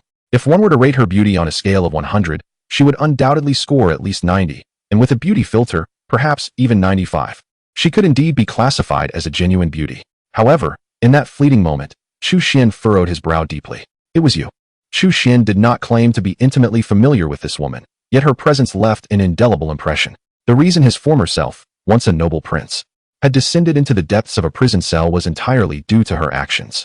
Indeed, she was the concubine who had cried out in protest that fateful night. Known as the most beautiful woman in the imperial harem, Lady Li. What brings you here? Chu Xian's expression instantly turned frosty, his face devoid of emotion as he inquired. Naturally, I am here to seek your highness, Lady Li replied with a charming smile, seemingly unfazed by his cold demeanor. Instead, she gazed at him with tender eyes. her gaze so profound it seemed capable of piercing the depths of his soul. Under normal circumstances, most men would find it difficult to withstand such a gentle and alluring assault on their hearts. Even the most stoic of men could potentially transform into a devoted admirer. Yet, Chu Xian was impervious to her charms, merely responding with a cold smirk. I offered you an opportunity. Since you are unwilling to speak, do not blame me for my lack of courtesy. As he spoke, he rose to his feet, striding towards Lady Li with purpose. Revenge for enmity, retribution for grievance. Lady Li's heart raced. From Chu Xian's icy gaze, she could genuinely sense that this prince had undergone a profound transformation. Wait, my purpose today is quite simple. How about I help you ascend to the dragon throne? Chapter 21. The true identity of Consort Li, a ruthless destroyer of flowers. Help me ascend the dragon throne? Upon hearing these words, Chu Xian couldn't help but chuckle, his gaze towards Consort Li laced with irony. Setting aside whether I desire to occupy that position, what means do you possess to assist me? You are merely a consort in the inner palace. Though you appear to hold a prestigious status, in reality, you are but a gilded cage's captive canary. At these words, Consort Li's complexion shifted dramatically, a tumult of emotions playing across her face. She took a deep breath, her chest rising and falling, biting her lip as if to suppress her fury. I understand that you harbor resentment towards me for plotting against you. But do you realize that I was also compelled by circumstances beyond my control? Consort Li exclaimed, her face flushed with indignation, her teeth clenched. Was it the seventh prince who covertly reached out to you, while the first and third princes conspired together? Chu Xian inquired, his expression unmoved. You already know? Consort Li's eyes widened in surprise, evidently taken aback by Chu Xian's comprehensive grasp of the situation. She nodded slowly, then shook her head. You are correct. On that occasion, they indeed conspired against you. Yet, as the current empress, they cannot command me. Within the realm of DEFY, only one person can compel me to act against my will. Consort Li spoke slowly, her voice steady. Do you think I would believe your words? Chu Xian replied, fully aware of whom Consort Li referred to. Aside from the one seated upon the dragon throne, namely his nominal father, no one could truly coerce a favored consort. Huh, you still refuse to believe? Your position as crown prince is exceedingly secure, and your remarkable talent in cultivation is conspicuous. Achieving the pinnacle of the 4th rank at such a tender age, imagine the heights you could reach in a few years. Not only do your brothers envy you, but even your father harbors trepidation. After all, history is rife with tales of patricide and usurpation. Rather than be caught off guard later, it is wiser to strike first. He is far more ruthless than you can fathom. A mere prince holds no significance in his eyes. Just recently, the first prince perished in the prison, and he displayed no semblance of sorrow. You have languished in that dungeon for so long, and he has never once inquired about your well-being. Chu Xian raised a hand, abruptly interrupting Consort Li's lengthy discourse. He was not the same person he once was. Were he still that individual? He might have found it hard to believe, even feeling profound sorrow. Yet, he felt little emotional response now. Observing from the sidelines, he was not surprised. After all, emperors are often devoid of compassion. When their position is threatened, they are capable of anything. You came to the prison in the dead of night. Not merely to relay this information, I presume? Chu Xian questioned, a hint of impatience in his tone. Consort Li faltered at his words. It must be said, Chu Xian's calm demeanor exceeded her expectations. She had anticipated him to respond with righteous indignation and to ally with her. In light of this, allow me to candidly express that this moment presents the most opportune chance for you to ascend to the throne. Should you be inclined, I am willing to lend you my assistance. As she spoke, Li Fei stepped forward, seemingly to demonstrate that she was not the mere canary as described by Chu Xian. Instantly, a deeply concealed force surged forth from her being, and in the blink of an eye, her form was enveloped in a visible aura of true energy. Delicate and ethereal like gossamer, yet inherently imbued with formidable lethality. A first-rank grandmaster? Chu Xian raised an eyebrow, a hint of astonishment gracing his features. Although her state appeared somewhat unstable, as if forcibly elevated, she indeed possessed the essence of a first-rank grandmaster. While such a rank held little significance for him, it was undeniably remarkable within the context of the Great Xia dynasty. With my strength, could I truly be of assistance to you? Upon sensing Chu Xian's astonishment, Li Fei smiled and inquired, I never anticipated that you concealed such depths. Chu Xian's gaze flickered momentarily, yet he shook his head, remarking that a mere grandmaster aiming to usurp the throne seemed rather delusional. Typically, this would hold true. However, your confinement within the celestial prison has left you oblivious to the substantial changes beyond its walls. Ever since the fall of the 5 innate powerhouses, the 4 major sects have been incessantly active, and the southern tribes are stirring restlessly. Various factions are beginning to display signs of unrest, and the current state of the Great Xia dynasty is precariously tumultuous. Even among the 4 esteemed guardians of the imperial family, 2 have already perished, while the remaining 2 dare not act, lest the great Xia dynasty face imminent collapse. As a former prince, your prestige is not insignificant. With careful plotting in the shadows, combined with my support, there lies a possibility for you to ascend to the imperial throne. Li Fei coaxed enticingly. Chu Xian regarded her intently, his words heavy with meaning. It seems you are well informed. A chill ran through Li Fei's heart, and as she prepared to protest, she heard Chu Xian continue. Yet, at the end of the day, you are merely a grandmaster. To gamble my life on such a premise is rather naive. I think I shall remain in this celestial prison, where I am safe. Observing Chu Xian's unyielding demeanor, a flicker of resentment flashed in Li Fei's eyes, and she finally gritted her teeth, stating, what if the Zhao Kingdom were willing to extend their assistance as well? The Zhao Kingdom? Chu Xian quickly recalled the nature of the Zhao Kingdom. In the southern regions, numerous kingdoms exist, with both the Great Xia and Zhao Kingdom among them. The Zhao Kingdom was established by the Jie people, known for their ferocity, surpassing even that of the southern tribes. Moreover, the Zhao Kingdom has always harbored grand ambitions, seeking dominance over the southern lands. Are you a spy for the Zhao Kingdom? Chu Xian reacted swiftly. Though framed as a question, his tone was resolute. Meeting his penetrating gaze, Li Fei felt an unexpected wave of unease. However, reassured by her forcibly enhanced grandmaster prowess, she soon regained her composure. At this juncture, I am unafraid to reveal that I am not a spy, but rather a princess of Zhao. Today, should you merely nod, I can assist you in ascending to that position. Only I possess the means to facilitate your elevation. Li Fei gazed intently at Chu Xian, her tone emphasizing her conviction. Her eyes brimmed with confidence. As long as Chu Xian harbored aspirations for the throne, he would remain ensnared in her grasp. However, at that moment, Chu Xian merely shook his head and chuckled. In truth, you do not genuinely wish to aid me in claiming that position. You seek to exploit my identity to throw the Great Xia into utter chaos, do you not? Once the Great Xia is in disarray, the armies of Zhao can march in unimpeded, effortlessly absorbing the realm. Am I correct? Li Fei was momentarily taken aback, seemingly unprepared for Chu Xian's astuteness. She found herself at a loss for words. You have indeed concealed your intentions well, yet your confidence is misplaced. Do you not sense that the atmosphere of this 6th level of the dungeon is rather peculiar? Moreover, I am truly disinterested in that throne. After all, what value lies in something easily obtained? As Chu Xian advanced step by step, his aura swelled in tandem, surpassing Li Fei in a matter of moments. Reaching an unimaginable and terrifying magnitude, the vast expanse of the 6th level of the dungeon was enveloped by his formidable presence. Li Fei felt as though she had plunged into an icy abyss, akin to a small boat adrift upon a tumultuous sea, perilously close to being submerged. The might of a first-rate grandmaster could not manifest in the slightest. With fear etched upon her face, Li Fei regarded Chu Xian, suddenly struck by a realization that widened her eyes. The 5 fallen innate masters of the dungeon. Could it be you? Chu Xian offered no reply, merely lifting his right hand, whereupon a chilling and terrifying energy coalesced at his fingertips. Witnessing this scene, Li Fei's heart raced with trepidation. In a frenzy, she retreated while hysterically screaming, No, you cannot kill me. I am the princess of Zhao, and our armies will soon invade Great Xia, if you dare to slay me. With a swift motion, a powerful force pierced through her forehead. Chapter 22. The 7th level of the Celestial Prison. Mastery of wind and rain. The 4 major sects were secretly colluding, while the barbarian tribes were restlessly stirring. The Zhao Kingdom harbored ambitions, having long ago infiltrated spies to sow discord. Their scheming against the Great Xia was not a matter of mere days. Indeed, the external chaos was palpable. Chu Xian shook his head, feeling increasingly that life in the celestial prison suited him. As for the crisis currently besieging the Great Xia, he was not overly concerned.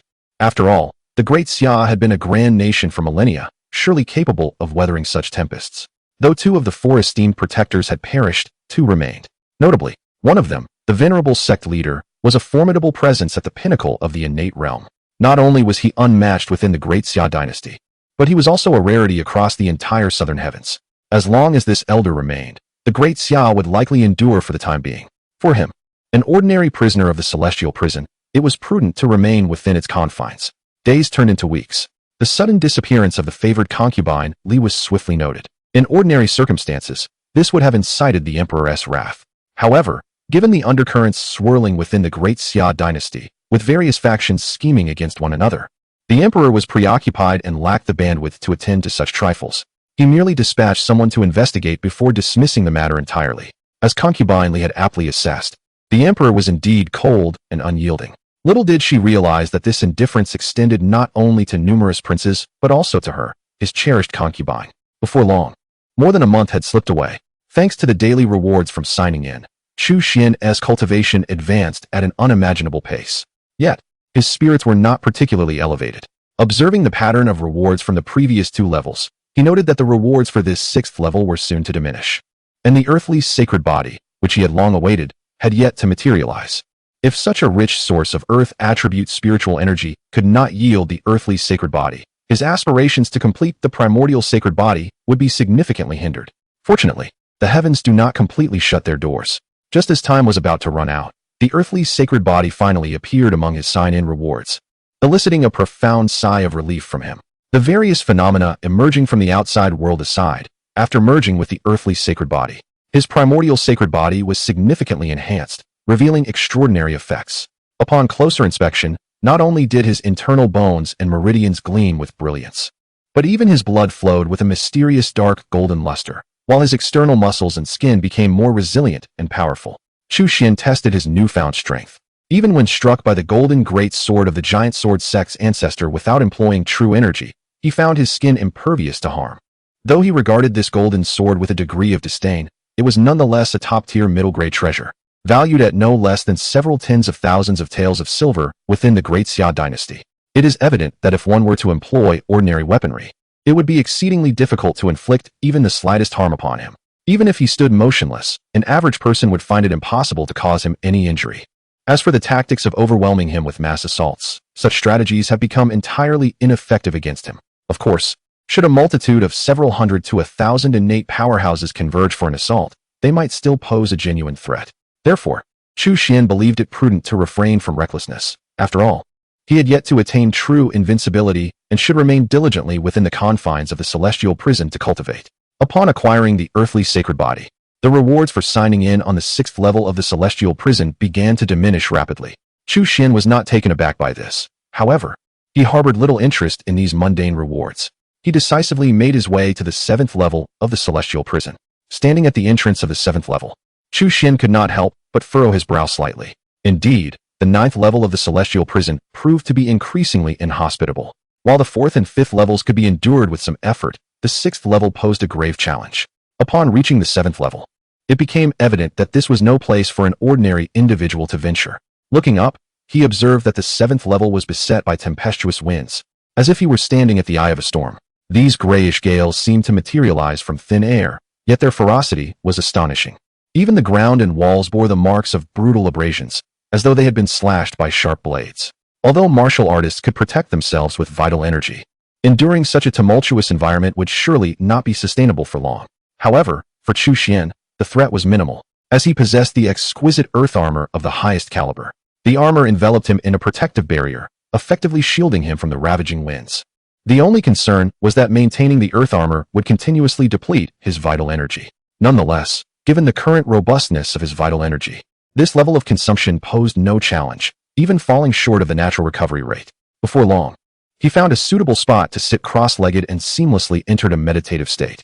Though the surroundings were harsh, the abundance of spiritual energy in the air was remarkable. It was as if the celestial prison had been constructed upon a spiritual vein, with the concentration of spiritual energy increasing the deeper one descended. Ordinary innate powerhouses would hesitate to absorb such violent spiritual energy, but Chu Xian's astonishing physical resilience rendered him unaffected by its intensity. He welcomed the errant spiritual energy, absorbing it entirely into his being and refining it at an astonishing pace, leading to a significant rise in his cultivation. In the blink of an eye, the 2nd day arrived, and the sign-in count refreshed once more. System, sign-in. Chu Xian's heart brimmed with anticipation. Generally, the rewards for signing in at a new location for the first time are commendable. Soon, the system's notification rang out. Ding. Sign-in successful. Congratulations, host, for acquiring the divine ability to summon winds and rain. The notion of summoning winds and rain sparked excitement in Chu Xian's eyes. This is not merely an ordinary supernatural ability. It surpasses the ice finger, which he previously acquired through his sign-in. The ability to summon winds and rain is one of the legendary 36 transformations of the Celestial General. As the saying goes, 3 threes are inexhaustible, and 6 sixes are boundless, where the number 36 symbolizes infinity. The transformations of the Celestial General are all manifestations of true divine powers. To summon winds and rain is to exert human influence over nature, altering celestial phenomena. It can invoke fierce gales or bring forth torrential downpours, and even conjure both simultaneously. If one were to master this skill to its fullest, toppling an entire nation would become a trivial endeavor. With a wealth of memories flooding his mind, Chu Xian swiftly grasped this supernatural ability. In many ways, this can be viewed as a progressively evolving power. The stronger one's magical prowess, the greater the force it can unleash. Indeed, this is another formidable trump card acquired, enhancing his self-preservation capabilities just a bit more. The joy in Chu Xian's eyes was unmistakable. Eagerly, he began to delve into its nuances, although he had successfully mastered it under the system's guidance. Achieving a deeper understanding and true integration would require further diligent effort. Chapter 23. The Wailing of Vengeful Spirits, the Brutality of the Karmic Beings. Time has slipped away unnoticed, and more than a month has passed. Upon reflection, I have been confined in this celestial prison for over half a year. Through my diligent efforts and the modest assistance provided by the system, I have finally ascended to the 9th layer of the innate realm. In the 7th level of the celestial prison, Chu Xian slowly opened his eyes, as he felt the surging, formidable energy within him. A faint smile of satisfaction graced his lips. If the innate realm represents the pinnacle of the southern heavens, then the 9th layer of the innate realm undoubtedly signifies the utmost limit. Moreover, possessing one of the supreme sacred bodies, the primordial sacred body, mastering one of the 10 divine flames, the true sun fire, and wielding formidable divine abilities such as the ice goddess finger and the power to summon winds and rain, he was assuredly stronger than an ordinary 9th layer innate practitioner. At this moment, he truly possessed the ability to safeguard himself. At the very least, in the southern heavens, there should be no one capable of slaying him. However, he could not afford to be complacent. There might still be ancient monsters lurking in the shadows. For not everyone is as honest and kind-hearted as he is, Chu Xian mused. He felt that even at the 9th layer of the innate realm, safety was not guaranteed. A breakthrough into the Purple Mansion realm would signify true security. With his current cultivation at the 9th layer of the innate realm, he was already qualified to attempt a breakthrough into the Purple Mansion realm. Yet, to accomplish this, he lacked a vital spiritual medium required to open the Purple Mansion. Over the past 6 months, his system space had accumulated numerous rare treasures, some of which could indeed serve as the spiritual mediums for this endeavor. However, the choice of a spiritual medium for opening the Purple Mansion is of paramount importance and cannot be taken lightly. The more precious the medium, the larger the space of the opened Purple Mansion, the more stable the foundation, and the greater the potential for future development. Should he resort to the most ordinary spiritual medium, even if he successfully breaks through to the Purple Mansion realm, his combat prowess would be severely lacking, and his future prospects would be dim, likely relegating him to stagnation within the Purple Mansion realm for a lifetime. Chu Xian was certainly unwilling to accept such a fate. In truth, the spiritual mediums he possessed were significantly more valuable than ordinary ones. Although they may not be of the utmost quality, they were undoubtedly of first-rate caliber. Nevertheless, Chu Xian's discerning taste made him regard even first-rate spiritual mediums with disdain. In his mind, not only must they be unparalleled divine objects, but they should at least reach the pinnacle quality. Otherwise, he would rather endure and refrain from breaking through. There was no urgency in breaking through to the Purple Mansion realm for now. However, he was curious about the events unfolding outside these walls. Chu Xian's gaze sharpened, his dark eyes seeming to gather divine power, suddenly sparkling like the stars. This was a manifestation of his innate spiritual perception having reached a remarkable degree. His gaze seemed to penetrate the limitations of space itself. The city was filled with the mournful wails of countless restless souls, men and women, young and old, all crying out in anguish. The sprawling imperial capital seemed to have transformed into a ghost town. While ordinary people were oblivious to these phantoms, Chu Xian could not suppress the shivers that coursed through him. Even more alarming was the sight of these countless spirits gravitating toward the abyss of the 9th level of the celestial prison. As more and more lost souls were cast into that unfathomable chasm, the prison itself grew increasingly ominous and terrifying. A chill ran down Chu Xian's spine. If this continued, the 9th level of the prison might indeed undergo some unpredictable transformation. With this thought, he found it impossible to remain seated. He could afford to disregard other matters. But the celestial prison was his sanctuary, his lifeline. At least for the present, the prison held immense significance for him. He would not allow anyone to disturb its tranquil environment. What was happening outside? Chu Xian summoned the prison warden, Wu Qi, to inquire. Since Chu Xian had broken through to the innate level, he no longer required sustenance 3 times a day, and it had been a long time since Wu Qi had laid eyes on him. He had stealthily ventured into the 4th and 5th levels of the prison in search of Chu Xian, but by then, Chu Xian had long since departed. Wu Qi had feared that Chu Xian may have met with misfortune, but upon seeing him now, he realized he had been overly concerned. Not only was Chu Xian unharmed, but he had also grown stronger than ever. Even the overwhelming aura he exuded was palpable. Meeting Chu Xian's gaze, Wu Qi felt an instinctive reluctance to look directly at him, finding it far more daunting than facing the current emperor. During this period, many events had indeed transpired outside. Wu Qi wore a bitter smile, unwilling to conceal any truths, and began to recount the unfolding situation. First, the barbarian tribes had declared war, led by their king with an army of hundreds of thousands, suddenly invading the territory of the Great Xia. Fortunately, His Majesty had anticipated this, secretly mobilizing 200,000 elite troops to the southern frontier, working alongside the border forces to keep the barbarian army at bay.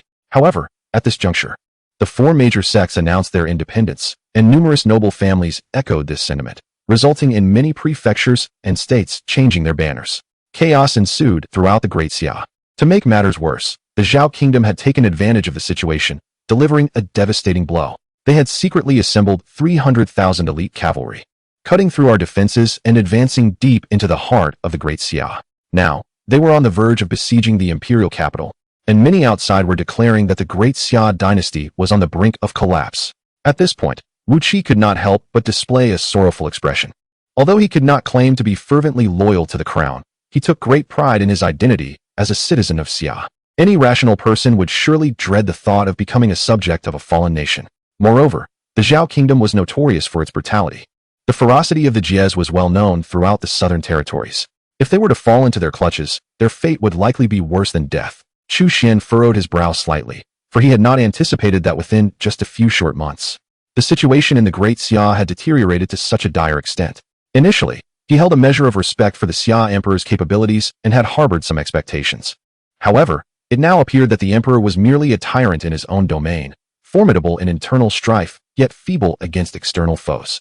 To his knowledge, the imperial family of Great Xia still had two esteemed guardians, particularly that venerable Grand Elder. Had he not intervened? Chu Xian inquired with a frown.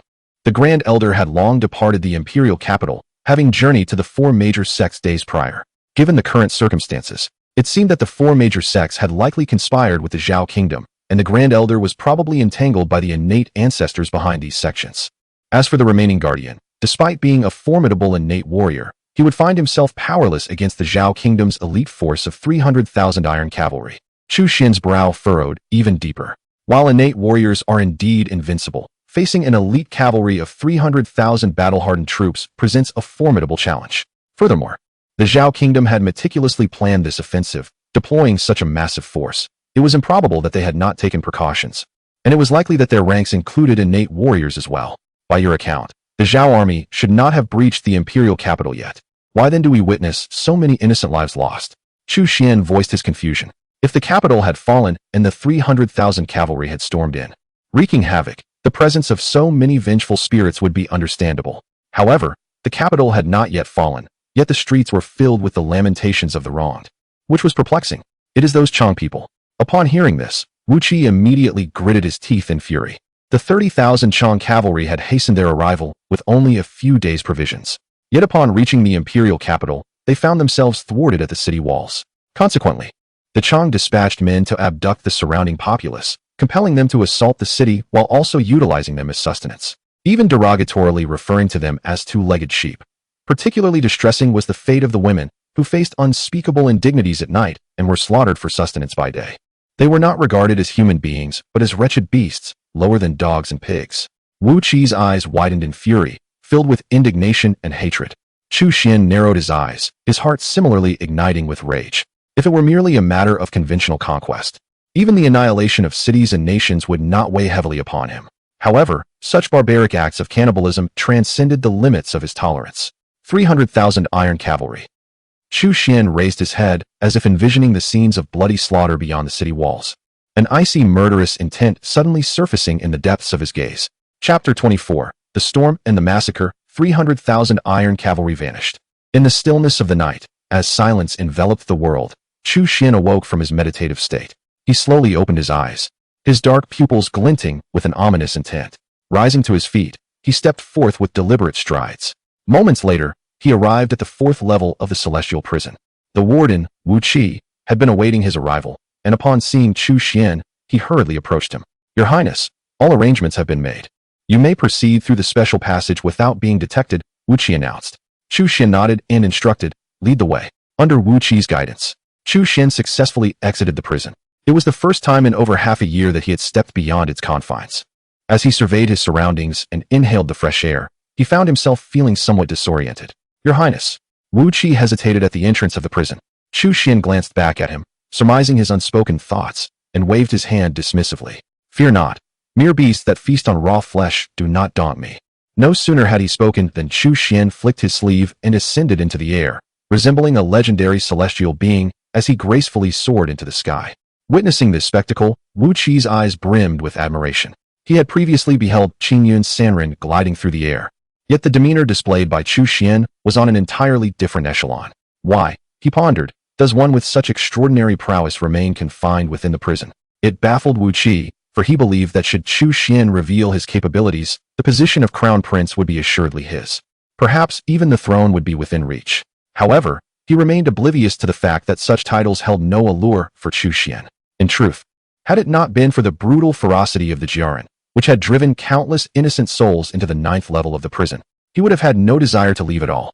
Gliding through the air, within the span of a mere tea time, Chu Xian found himself hovering above the Jiaran encampment outside the imperial capital. He swiftly discerned two hidden innate powerhouses within the camp, one at the 4th level of the innate realm and another at the 7th. Even the 9th level of the innate realm was beneath his notice, and he dismissed them with a cursory glance. He then boldly stood aloft, gazing down upon the camp.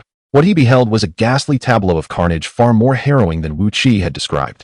The encampment was littered with heaps of corpses, men, women, the elderly, and children, creating a scene where death reigned supreme and rivers of blood flowed freely. The air was thick with the scent of blood emanating from the massive cauldrons. Yet the Jiaran warriors feasted ravenously, their appetite insatiable. Inside the tents, the displays were even more barbaric and grotesque, igniting a fervent rage in any who might witness such atrocities. In Chu Xian's eyes, these Jiaran had forsaken their humanity, transforming into nothing more than heartless beasts. As a time traveler, Chu Xian did not possess a profound sense of belonging to the Great Xia. However, as a human witnessing the abominable acts of beasts, he could not contain the rising tide of rage within him. An inferno of indignation burned fiercely in his chest, growing ever more intense and impossible to suppress. Even the sun's true fire nurtured within his dantian stirred restlessly, and within his eyes flickered ominous flames that sent shivers down the spine. These wretches were utterly unworthy of existence in this world. A fierce killing intent flashed in Chu Xian's gaze. In that moment, the ferocity of his murderous spirit reached an unprecedented zenith since his arrival in this realm. Even when confronting the likes of Prince Lu Jin, his bloodlust had never been so potent. He yearned to reduce those scoundrels to mere ashes without delay. "Come forth, winds," Chu Xian intoned coldly. Without hesitation, he invoked the divine art of summoning winds and rain that he had recently acquired. With a sweeping motion of his hand, an unimaginable surge of true energy erupted forth, releasing a mysterious aura that enveloped the surroundings. In an instant, a tempest roared to life, approaching like waves crashing upon the shore. It began as a gentle breeze, gradually escalating, its might amplifying with each passing moment. Before long, it transformed into a cacophony of howling winds, culminating in a series of dreadfully powerful tornadoes. These violent storms descended upon the vast encampment of the Chang people, plunging it into chaos. Not only were chariots and weapons swept into the sky, but the Chang warriors also fell victim to the tempest's wrath. In mere moments, hundreds, even thousands, of Chang soldiers were reduced to mangled corpses, their blood staining the swirling winds crimson. Yet this was not the end, it was merely the beginning. Under Chu Xian's command, the gales grew increasingly fearsome, akin to blades of steel. As they howled past, many Chang warriors, caught unawares, were torn asunder, their remains scattering amidst a rain of blood.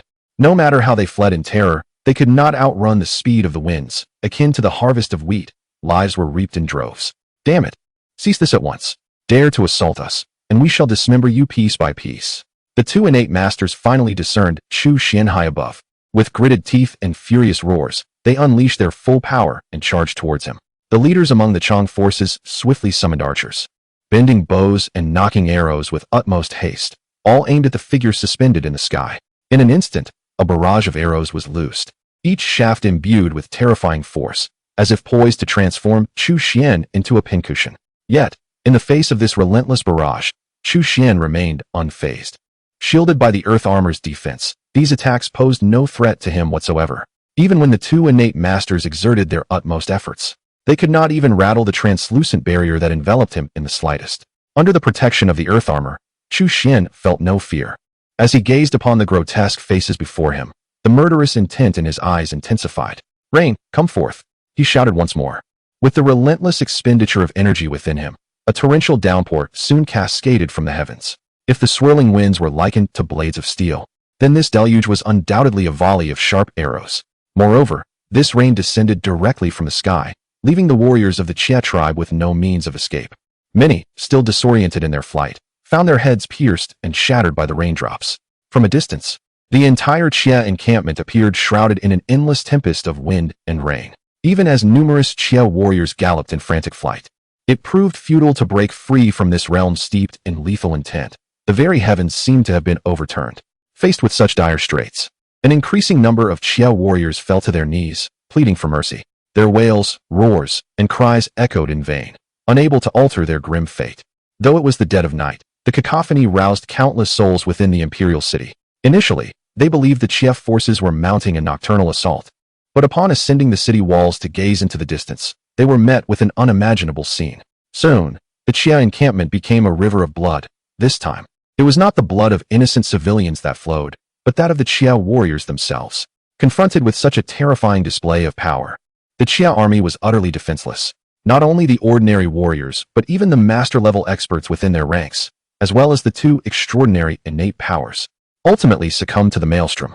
Half an hour later, the once mighty Xia encampment, which had housed 300,000 troops, bore no survivors. Under the relentless slaughter of the tempest, all 300,000 iron steeds had perished. Dead all of them? The commanding officer on the city walls of the imperial capital found it difficult to swallow. His eyes filled with disbelief. Chapter 25. The explosive character and the legendary five-colored stone. What? You say someone unleashed a divine power that annihilated the 30,000 cavalry of the Kesh? In the royal palace, Emperor Xia abruptly rose, his eyes fixed intently on the leader of the Black Guards. You cannot be jesting with me, can you?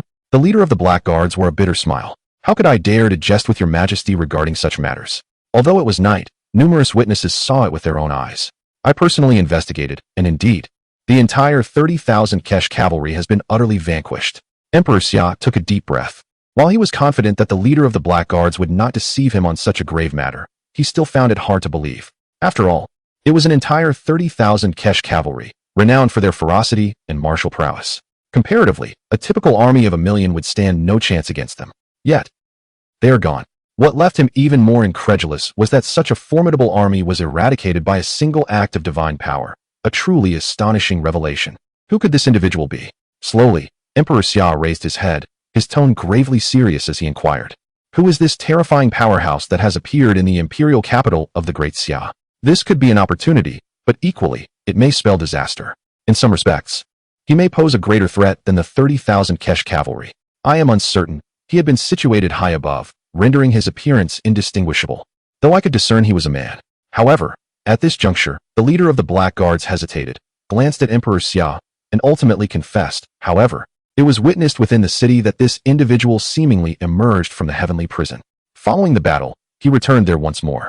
Hence, rumors are rampant that the heavenly prison is not a place of death, but rather the abode of the guardian deity of the imperial capital. Countless citizens have begun prostrating themselves before the heavenly prison, expressing gratitude for the divine Savior's mercy, with some even intending to erect a shrine in his honor, burning incense and praying daily. Crash! A cup shattered on the ground, producing a piercing sound. As anticipated, upon hearing this, Emperor Xia's expression turned exceedingly grim. How could the situation of the Great Xia dynasty have deteriorated to such an extent?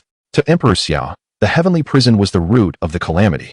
Had it not been for the heavenly prison, the two great guardians of the Great Xia royal family would not have perished.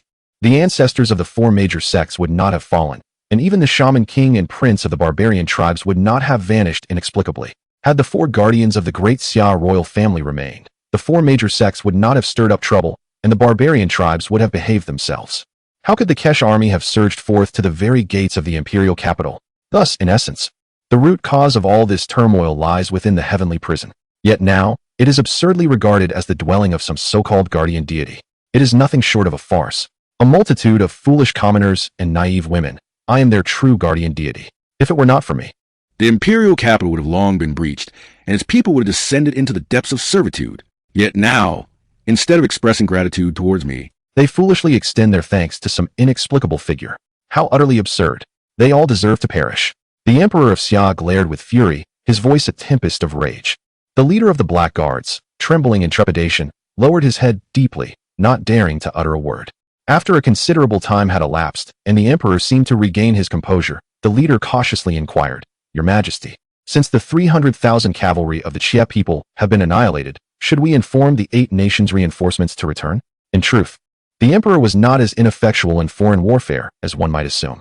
He had secretly contacted the surrounding 8 nations, intending to unite their forces to eradicate the 300,000 Xia cavalry.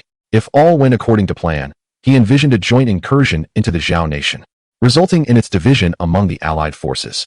However, he was not oblivious to the plight of the countless civilians outside the city. He merely chose to turn a blind eye for the sake of a greater agenda. Yet, plans often fall victim to unforeseen circumstances. And who could have anticipated that the Xia cavalry would be vanquished overnight, rendering his previous restraint appear as ineptitude? Thus, it was no wonder he was in such a state of agitation. Upon hearing the leader's words, the Emperor abruptly lifted his head, his eyes glinting with a strange light as he inquired with a haunting tone, "Do you think that with the combined strength of the 8 nations, we could utterly eradicate that prison?" The leader of the Black Guards was taken aback. Although he was aware that the prison was the Emperor's inner demon, he had not anticipated the profound obsession the Emperor harbored towards it. It must be noted that while the allied forces were not as devoid of humanity as the Xia people, to claim they were a paragon of disciplined righteousness would be utterly ludicrous. In these times, armies often behaved as marauders. There is a saying, wherever the marauding army treads, not a blade of grass survives. Should the allied forces enter the capital, it would undoubtedly spell a catastrophic disaster for the common people. The leader of the Black Guards, loyal to the core, could not help but counsel, "Your Majesty, while it is easy to invite the divine, it is challenging to send them away in due time." However, before he could finish, the Emperor interrupted with a wave of his hand. At this moment, the Emperor was akin to a fishbone lodged in his throat. Unable to heed any counsel, he coldly declared, "My mind is made up. You shall immediately inform the reinforcements from the 8 nations that I have a monumental opportunity to share with them." After resolving the matter of the 300,000 Xia cavalry, Chu Xian returned to the 7th level of the prison. The might of the wind and rain summoning technique had indeed not disappointed him. However, Chu Xian could distinctly feel that the full potential of this divine ability had yet to be realized. The limitation on its power was none other than his current cultivation level. The innate 9th tier was still too feeble. It seems that I must strive further. Taking a deep breath, Chu Xian silently intoned, "System, sign in." Indeed, the strength I possess today is solely the result of my own relentless efforts. The system notification chimed, announcing, "Sign in successful. Congratulations, host, you have obtained the 5-colored stone." In an instant, a mysterious stone radiating with resplendent hues appeared in the palm of Chu Xian's hand. Simultaneously, he comprehended the origin of this enigmatic gem. This 5-colored stone was none other than the legendary artifact used by the goddess Nuwa to mend the heavens in ancient mythos. Feeling the boundless divine power contained within this petite stone, Chu Xian could not help but gape in astonishment, momentarily at a loss for words. Undoubtedly, his recent sign-in was a stroke of extraordinary fortune, perhaps a reward for his recent triumph over the 30,000 barbaric foes. After all, it was only just that he received some recompense for cleansing this realm of its filth. Regardless, the 5-colored stone was indeed a genuine divine treasure, its value beyond description. As a tool capable of mending the heavens, the caliber of this stone reached unparalleled heights, far surpassing any ordinary spiritual materials or treasures. If one possessed sufficient crafting skills, the 5-colored stone could even be fashioned into an unparalleled divine weapon of rare magnificence. Alas, Chu Xian lacked such abilities. Not only was he incapable of forging divine armaments, but he also struggled with even the most mundane of weapons, having mastered only a fraction of the necessary skills. However, for Chu Xian, the inability to create divine weapons did not evoke any sense of regret, for he had a far more profound purpose for this 5-colored stone. Indeed, Chu Xian intended to utilize it as a medium for opening his purple mansion. The notion of employing a celestial artifact to establish the purple mansion would be utterly inconceivable to others. Were they to learn of his intention, they would likely vehemently decry him for squandering such a transcendent treasure. After all, the uses of such a remarkable divine object were immensely varied, and its worth was immeasurable, capable of enduring through the ages. Nonetheless, Chu Xian was indifferent to such opinions. As a solitary individual, He adhered to the philosophy that one person's fulfillment ensures the sustenance of the whole. He recognized one undeniable truth. Utilizing this five-colored stone to establish his purple mansion would undoubtedly yield immeasurable benefits in his future endeavors. Chapter 26. The Five Poisons Divine Pill. The pinnacle of the innate realm. Upon acquiring the five-color stone, Chu Xian did not hasten to make his breakthrough. Despite having reached the ninth heaven of the innate realm, he had yet to attain its utmost pinnacle. Although, given his solid foundation, a breakthrough would pose no significant challenge. He felt a lingering sense of inadequacy about utilizing such a remarkable artifact as the five-color stone without elevating his cultivation to its peak. Admittedly, he exhibited a touch of obsessive compulsiveness. Nevertheless, fortifying each step of his foundation would undeniably benefit his future progress. More importantly, considering the current pace of his cultivation, this endeavor would not require an excessive amount of time. So, why not indulge in this opportunity? However, following his extraordinary acquisition of the five-color stone, the subsequent rewards from the seventh level of the heavenly prison inevitably began to dwindle. After a moment of hesitation, Chu Xian resolutely made his way to the eighth level of the heavenly prison. The eighth level was shrouded in a thick, noxious mist, with a toxicity far surpassing that of the seventh level. It was a far more inhospitable environment. Should an ordinary person venture here, they would likely succumb to the poison within mere seconds. Even martial artists, despite their ability to shield themselves with vital energy, could not withstand the erosion of the toxic haze for long. Not even those at the innate level could endure for an extended period. Chu Xian could only activate his earth armor, generating a translucent protective barrier to isolate the terrifying miasma. It must be said that this exquisite artifact was indeed remarkable. It had proven invaluable on numerous occasions. Without the protection of the earth armor, even with Chu Xian's current strength and physique, it would be exceedingly challenging to remain in the eighth level for any considerable time. Yet, every disadvantage carries its advantages. Apart from the enigmatic ninth level of the heavenly prison, the eighth level was the deepest, with an astonishing concentration of spiritual energy. Compared to the seventh level, the density of spiritual energy in the eighth level had increased by at least 50%. In other words, the efficiency of cultivation here surpassed that of the seventh level by a substantial margin. Possessing the primordial sacred body, Chu Xian was already adept at absorbing spiritual energy for cultivation, and with this additional enhancement, even he found it somewhat daunting. During his time in the eighth level, he felt his cultivation advancing at an extraordinary pace, visibly progressing towards the pinnacle of the ninth heaven of the innate realm. Soon, the next day arrived, and Chu Xian promptly intoned within his mind, "System, sign in." Ding. Sign in successful. Congratulations to the host for obtaining a five poisons divine pill. The five poisons divine pill? A poison pill, perhaps? Chu Xian retrieved the pill from the system space, quickly gaining insight into its specifics. Surprisingly, despite its ominous name, the five poisons divine pill was not a toxic concoction, but rather an exceedingly precious elixir for enhancement. The five poisons divine pill is crafted by gathering the quintessence of five poisonous essences and blending it with dozens of rare medicinal herbs. This unique concoction not only neutralizes the toxins, but also transforms them into nourishment. However, the method of its refinement is rather exceptional, known only to a select few. Consequently, the five poisons divine pill is exceedingly rare in the outside world, and its corresponding value is astonishing. If auctioned, a single five poisons divine pill would undoubtedly fetch a price comparable to that of a top-tier Dao artifact. The worth of a top-tier Dao artifact is immeasurable. Even across the vast expanse of dozens of nations in southern heaven, one may struggle to find a single Dao artifact. Furthermore, a Dao artifact can be utilized indefinitely, serving as the foundational heritage of a formidable force, far surpassing the transient nature of a medicinal pill. The equivalence of the five poisons divine pill to a top-tier Dao artifact underscores its remarkable rarity. Moreover, the five poisons divine pill possesses extraordinary effects, capable of refining one's essence and marrow, and fundamentally transforming one's physical constitution. The medicinal properties contained within are exceptionally gentle, unlike ordinary pills that often harbor various shortcomings. Even an ordinary individual can, in a short span, evolve into a martial arts powerhouse, with the potential to effortlessly break through to the innate stage with a modicum of training. In light of this, the five poisons divine pill is indeed extraordinary. Given its immense value, I shall consume it myself. Without a moment's hesitation, Chu Xian swiftly placed the five poisons divine pill into his mouth.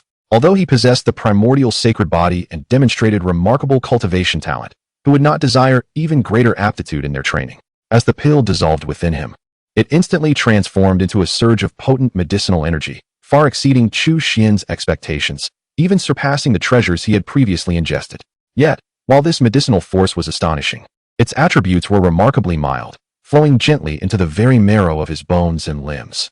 The sensation was akin to basking in a celestial hot spring, providing an unprecedented level of nourishment to his body. To be candid, Chu Xian's previous cultivation largely relied on the power of rare treasures. Although these treasures were beneficial, their spiritual energy, unrefined, was often too volatile. Coupled with Chu Xian's relatively limited experience in cultivation, he occasionally made minor errors, which, despite his robust constitution, led to subtle internal injuries. These injuries resembled nearly imperceptible cracks that, while not immediately impactful, could accumulate over time and potentially evolve into chronic ailments, significantly affecting his future. However, under the gentle nurturing of the 5 poisons divine pill, these internal injuries rapidly healed, and unbeknownst to him, his constitution ascended to new heights.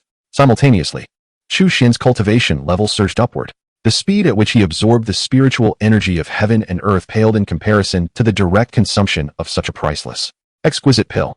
Fueled by the formidable medicinal power of the 5 poisons divine pill, Chu Xian's cultivation swiftly reached the pinnacle of the 9th heaven of the innate realm. Yet, this was not the conclusion. At this juncture, the vast medicinal power contained within the 5 poisons divine pill had consumed less than 1/3 of its essence. Over 2/3 of its immense potency remained, relentlessly propelling Chu Xian's cultivation forward. In truth, the so-called pinnacle of the 9th layer of the innate realm is merely the apex for ordinary martial artists. Each individual's constitution varies, and thus, the heights they can reach differ significantly. Given that Chu Xian possesses the primordial sacred body, his pinnacle undoubtedly surpasses that of an average martial artist by a considerable margin. Amidst this fervent and relentless cultivation, the aura emanating from Chu Xian grew increasingly formidable. Days turned into nights, and before long, an entire day and night had elapsed. After such extensive refinement, Chu Xian finally fully absorbed the medicinal potency of the 5 poisons divine pill. Not only had his constitution seen significant improvement, but his cultivation was also elevated to an entirely new realm. It was challenging for Chu Xian to articulate the precise nature of this state. However, compared to the conventional understanding of the pinnacle of the innate realm, he was at least several times more powerful. At this point, Chu Xian's cultivation could be deemed to have truly reached the zenith of the innate realm. Perhaps it would be more fitting to refer to it as the ultimate limit of the innate realm. In this domain, I have genuinely attained my limits. The next objective is the Purple Mansion realm. Chapter 27. Breaking through the Purple Mansion, celestial radiance descends having reached the pinnacle of the innate realm. Chu Xian truly possessed the qualifications to break through to the Purple Mansion realm. He had no intention of further suppressing his progress and promptly prepared to commence his breakthrough. After recently consuming the exquisite 5 poisons divine pill, his cultivation was at an unprecedented peak, requiring no adjustments whatsoever. In truth, the method to transition from the innate realm to the Purple Mansion realm is not a closely guarded secret. Once one successfully opens the Purple Mansion, they have essentially accomplished the most critical part, with the subsequent steps flowing naturally. The rarity of Purple Mansion practitioners in the southern lands can be attributed to 2 main factors. Firstly, the spiritual energy in this region is exceedingly sparse, making even the breakthrough to the innate realm a formidable challenge, let alone elevating one's cultivation to its zenith. Without reaching the pinnacle of the innate realm, one cannot even qualify for the breakthrough. Secondly, the rare spiritual mediums required to open the Purple Mansion are not easily found. Not everyone possesses a system like Chu Xian's, which allows them to acquire extraordinary treasures as effortlessly as one might enjoy a meal or a cup of tea. In the absence of suitable spiritual mediums, even if they manage to elevate their cultivation to the peak of the innate realm, they remain incapable of breaking through to the Purple Mansion realm. Furthermore, as age takes its toll, the physical condition of these individuals deteriorates, further diminishing their chances of a successful breakthrough. For instance, the elder sect leader of the Great Xia dynasty, whose lifespan is now severely limited, would find his odds of successfully breaking through negligible. Even if he were to obtain a suitable spiritual medium, due to his body being unable to withstand the intense forces generated during the breakthrough process. Should he fail, the outcome would likely be catastrophic. All these factors combined have resulted in the southern lands not witnessing the emergence of a Purple Mansion practitioner for many years. However, for Chu Xian, these concerns were inconsequential. He was in the prime of his life, his cultivation at the peak of the innate realm, and with the 5-colored stone as a spiritual medium, his conditions were unparalleled. There was no reason to delay. Today, he would exert himself and achieve the breakthrough to the Purple Mansion realm in one decisive effort. Chu Xian harbored no doubts regarding his success. Given his circumstances, If he were unable to break through, it was likely that few others in the world would succeed either. He swiftly retrieved the 5-colored stone from his system space, feeling the boundless divine power within it, which bolstered his confidence even further. Even if he faltered, such a supreme divine artifact as the 5-colored stone would undoubtedly not fail him. After all, if the 5-colored stone could mend the heavens, what was the mere act of opening the purple mansion? Chu Xian quickly activated the secret method for his breakthrough, placing the 5-colored stone at the position of his dantian. Instantly, strands of divine radiance erupted forth. In the blink of an eye, the entire 8th level of the celestial prison became resplendent, the colorful brilliance enveloping Chu Xian entirely, with divine light shimmering and intertwining, as if a deity was being born. Endless divine power surged into Chu Xian's dantian, and under the relentless stimulation of this divine energy, the sea within his dantian began to boil fervently. All the innate true qi became extraordinarily animated, commencing a frenzied circulation around his body, as if he had transformed into a colossal vortex. At the very heart of this whirlpool, a deeply concealed and enigmatic acupoint suddenly radiated a glimmer of starlight, akin to the soul's shining star in the dark night, bestowing unprecedented illumination. The divine power emanating from the 5-colored stone surged wildly into this acupoint, instantly causing the starlight to burst forth in resplendent brilliance. It must be said that with the assistance of this celestial artifact, the difficulty of Chu Xian opening his purple palace was nearly reduced to its lowest point. The entire process unfolded with remarkable ease, swiftly carving out a mysterious space within his dantian. This was indeed the space of the purple palace. As more and more divine power flowed into it, the purple palace space quickly stabilized and expanded. Concurrently, the innate true qi that Chu Xian commanded gradually transformed into magical energy, and the aura emanating from him grew increasingly formidable. Meanwhile, Emperor Xia was hosting a grand feast in the palace, welcoming the representatives of the 8 allied nations. As the wine flowed and spirits lifted, Emperor Xia set down his cup, a smile gracing his face as he inquired, "What are your thoughts on my previous proposal?" Upon hearing this, the representatives from the 8 nations exchanged glances, their eyes betraying flickers of uncertainty.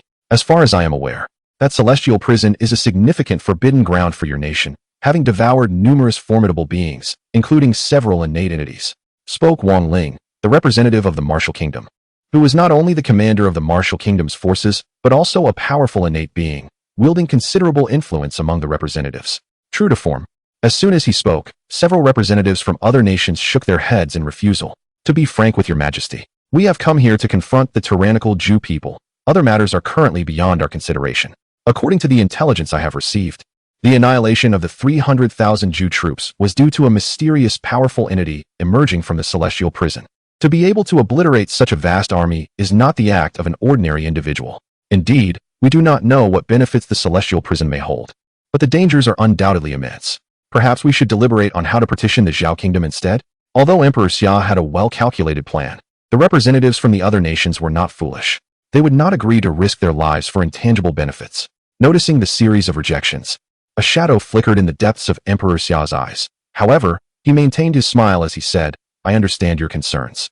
Yet, as the saying goes, once this village is passed, there will be no more shops. Surely you all comprehend the significance of the true fire of the sun. Do you truly feel no stirring within your hearts at such a splendid opportunity?" Upon hearing the name True Fire of the Sun, representatives from various nations could not help but hesitate. Even the previously resolute martial spirit king felt a stir of uncertainty within. His remarkable breakthrough to the innate realm at such a mature age was attributed to a fortuitous encounter with a unique flame known as the ethereal wood spirit fire. Among the myriad of celestial flames, the ethereal wood spirit fire does not hold a prominent rank. It is merely a common variant of extraordinary fire. Yet, despite its modest standing, it facilitated his seamless ascension to the innate state. If such a seemingly unremarkable flame could prove so extraordinary, one can only imagine the formidable power of the true fire of the sun, renowned as one of the 10 divine flames. Should it be acquired, it might indeed propel one to soaring heights. However, who could substantiate that the true fire of the sun resides within the celestial prison? A representative spoke up suddenly, prompting a chorus of nods from others. Ultimately, there was no concrete evidence to affirm that the true fire of the sun lay within the confines of the prison. Mere words held no weight. Had there been tangible proof, they might have been more inclined to take the risk. The Summer Emperor opened his mouth. Yet despite the myriad of phenomena witnessed, he found himself devoid of any substantial evidence to present. At that moment, the very ground beneath them began to tremble violently. Wine cups and vessels toppled, spilling their contents everywhere. The already irate Summer Emperor furrowed his brow, ready to unleash a reprimand, only to be interrupted by an astonishing spectacle unfolding in the sky outside. This unexpected turn of events left everyone in the hall momentarily stunned. Soon, all stood in unison, drawn to gaze outside. The sky was ablaze with a kaleidoscope of radiant hues, stretching for thousands of feet. This vibrant display extended from the distant horizon to envelop the imperial capital, casting it under a magnificent shroud.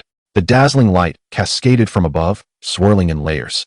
With the epicenter unmistakably located somewhere within the imperial city, it appeared as though the fabled Yao Pool, a realm of immortals, had converged here, and even a distant glance sent waves of awe through the onlookers. What place is this?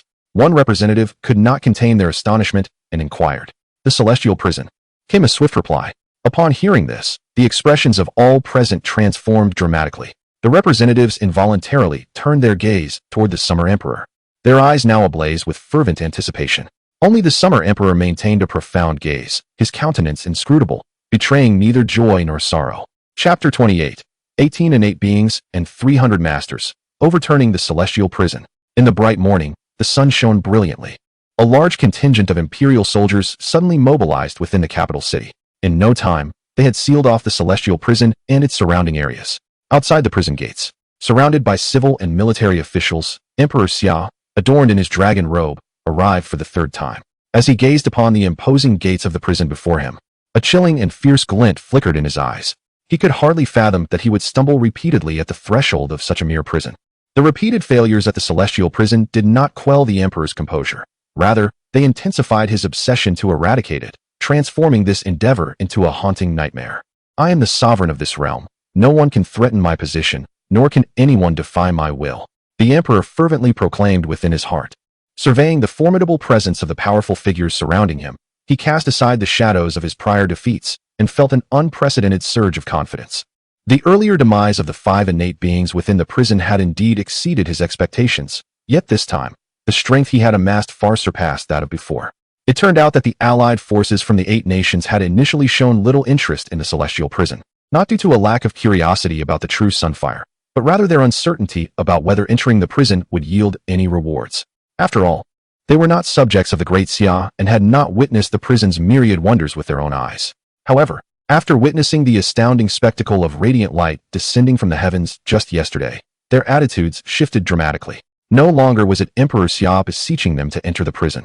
Instead, they clamored for the opportunity he presented. In this joint operation, each of the 8 nations had dispatched a substantial contingent of elite warriors, with every nation sending at least 1 to 3 innate beings. Together, the coalition boasted a total of 17 innate beings, with the remaining royal patron of the great Xia. The total surged to 18 innate beings. What does this signify?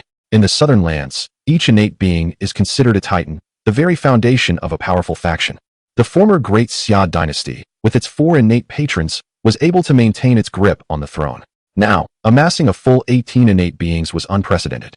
Not only could they contend with a mere prison, but if they truly united in their efforts, even the conquest of the southern territories would not be beyond their reach.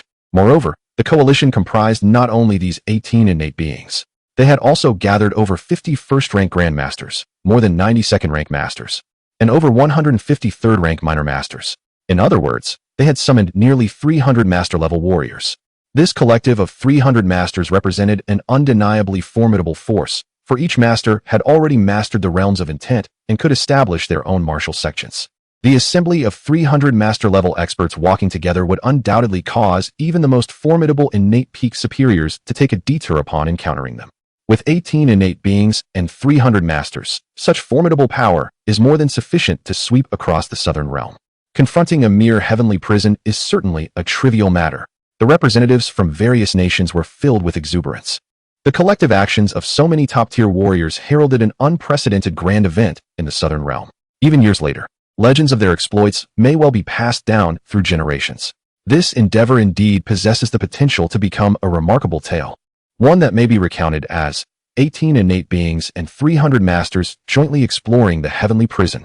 Wang Wuling, representing the innate strong, expressed his excitement. However, at that moment, Emperor Xia shook his head. With a piercing gaze fixed upon the heavenly prison ahead, he articulated, "It is not a joint exploration of the heavenly prison. Today, we shall overturn the heavenly prison." The crowd fell silent for a moment before erupting into hearty laughter. Indeed, it was not a joint exploration, but rather an intent to overturn the heavenly prison. With so many powerful individuals acting in concert, how could a mere heavenly prison withstand their might? Today, they were resolute in their intention to topple it. Emperor Xia turned to survey the civil and military officials behind him, ultimately fixing his gaze on the princes, and then commanded, "You shall accompany me into the heavenly prison." Indeed, this time Emperor Xia did not intend to remain in the rear, but was prepared to personally enter the heavenly prison. On one hand, he possessed unwavering confidence in this undertaking. On the other, he was apprehensive that the representatives from the 8 nations would directly petition the tremendous opportunities within the prison. After all, when the time for benefits arrived, these individuals would not hesitate to act. With the great Xia royal family dispatching only 1 in 8 expert, they would surely be outmatched. Only by personally intervening could the emperor secure a share of the spoils. Faced with the emperor's unyielding command, the princes, regardless of their willingness, had no choice but to obediently follow. Soon, they proceeded one by one into the heavenly prison. In the 8th layer of the heavenly prison, Chu Xian awakened from his meditation. He slowly lifted his head, directing his gaze upward. His profound eyes seemed to penetrate the layers of walls, perceiving the myriad sights beyond the heavenly prison. Should I commend your tenacity or question your fearlessness? A smirk, half mocking, graced his lips. He then lowered his eyelids, directing his attention to himself. Having successfully broken through to the Purple Mansion realm, his transformation was undeniable. Upon establishing his Purple Mansion, all of his innate true energy had been converted into magical power, while his innate spiritual perception had metamorphosed into divine consciousness. It was precisely because of this divine consciousness that Chu Xian could effortlessly perceive the various occurrences outside. Within the scope of his divine consciousness, nothing could elude his awareness. After acquiring divine consciousness, evading ambush became exceedingly difficult. Chu Xian mobilized his divine consciousness to scrutinize the numerous transformations within his body. There was no doubt that he had grown significantly stronger in every aspect. However, the most profound change remained within the Purple Mansion space that had been established in his Dantian. The Purple Mansion space is transformed from hidden acupoints, serving as the foundation for his future endeavors, akin to conjuring an expansive ocean from thin air. It possesses the capacity to store a vast amount of magical energy for unforeseen circumstances. This singular advantage endows the master of the Purple Mansion with unparalleled endurance, far surpassing that of ordinary cultivators. As long as the Purple Mansion remains unemptied, the master can continue to engage in battle indefinitely. However, as per Chu Xian's understanding, a newly established Purple Mansion space typically measures merely a few meters in diameter. Yet, upon inspecting his own Purple Mansion space, Chu Xian felt a sense of disbelief. A rough estimation revealed that its diameter was at least 100 meters, resembling a vast lake from a higher vantage point. A Purple Mansion space of such magnitude is astonishing, especially considering it is merely in its nascent state. As his cultivation progresses, this space will inevitably expand further, potentially reaching hundreds of times the size of a typical Purple Mansion space. No, that cannot be right. If the diameter is 100-fold, then the area must be thousands of times greater. Chu Xian gasped in astonishment, having anticipated that the Purple Mansion space he opened with the 5-color stone would be remarkable. Yet he did not foresee its extraordinary nature. Moreover, the space he has created not only boasts a larger area, but is also more stable, allowing for a swifter expansion in the future, and even the refined magical energy contained within will be significantly more potent. In every conceivable aspect, it is incomparable to an ordinary Purple Mansion space. The sole drawback is that for Chu Xian to fill this immense Purple Mansion space is no simple feat after all. The capacity for storing magical energy in his Purple Mansion space is approximately 10,000 times greater than that of a typical one. Undoubtedly, for others, this is a coveted opportunity. Who among normal individuals would not desire a larger existence? Chapter 29. Father and son reunited. You have not perished? This dungeon is truly extraordinary. Upon entering the dungeon, the representatives from various nations could not help but express their astonishment. Initially, they harbored some skepticism, believing that a mere dungeon could not pose a significant threat. However, once they truly entered, they realized their assumptions had been overly simplistic. The first 3 levels of the dungeon seemed relatively normal, yet upon reaching the 4th level, the atmosphere shifted dramatically. The temperature plummeted by several dozen degrees, akin to being thrust from the warmth of summer into the depths of a frigid winter. Even with their robust physiques, they could not escape the bone-chilling draft.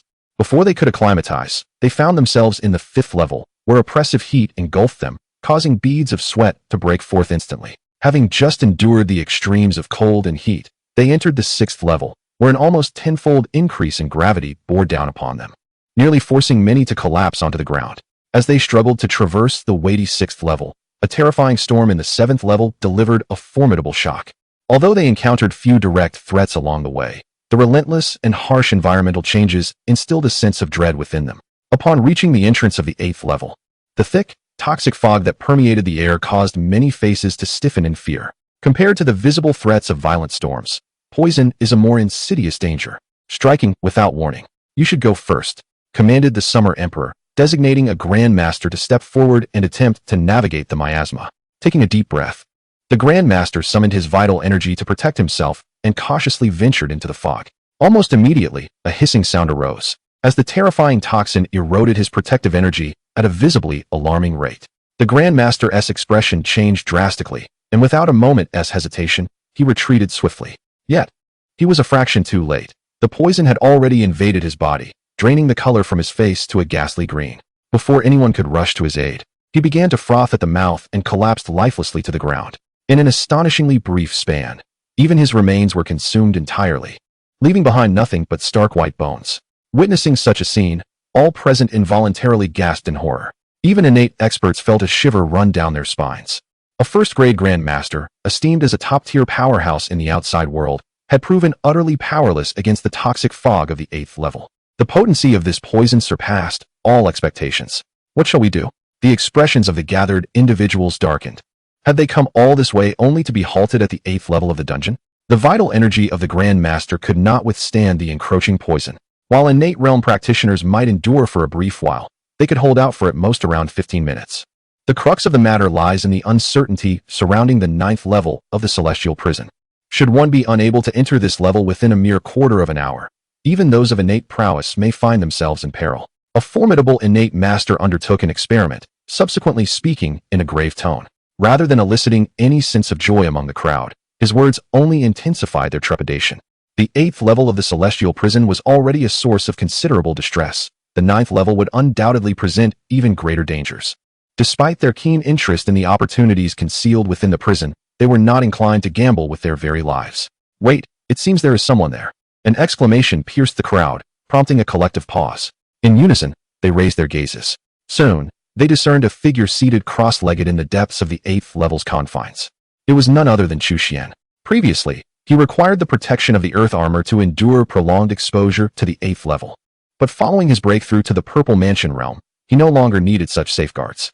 The toxic mists that permeated his being posed no threat. Instead, he deftly refined them, transforming them into the purest magical energy infused into his Purple Mansion space. In essence, these toxic vapors had become akin to ordinary spiritual energy for him, serving not as a danger but as nourishment to augment his strength. Thus, much like in the preceding levels, Chu Xian sat calmly on the stone bed of his cell, radiating an air of tranquility as he cultivated. Is this individual human or specter? This scene struck the onlookers as profoundly shocking, particularly when compared to the previously deceased Grand Master, leaving them in a state of disbelief. This person, why does he seem vaguely familiar? At that moment, one voice broke the silence.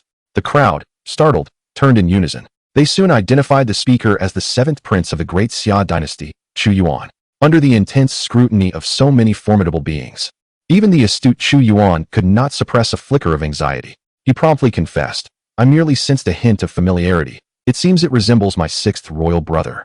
The 6th prince, Chu Xian, the former crown prince, who had been rendered powerless half a year prior.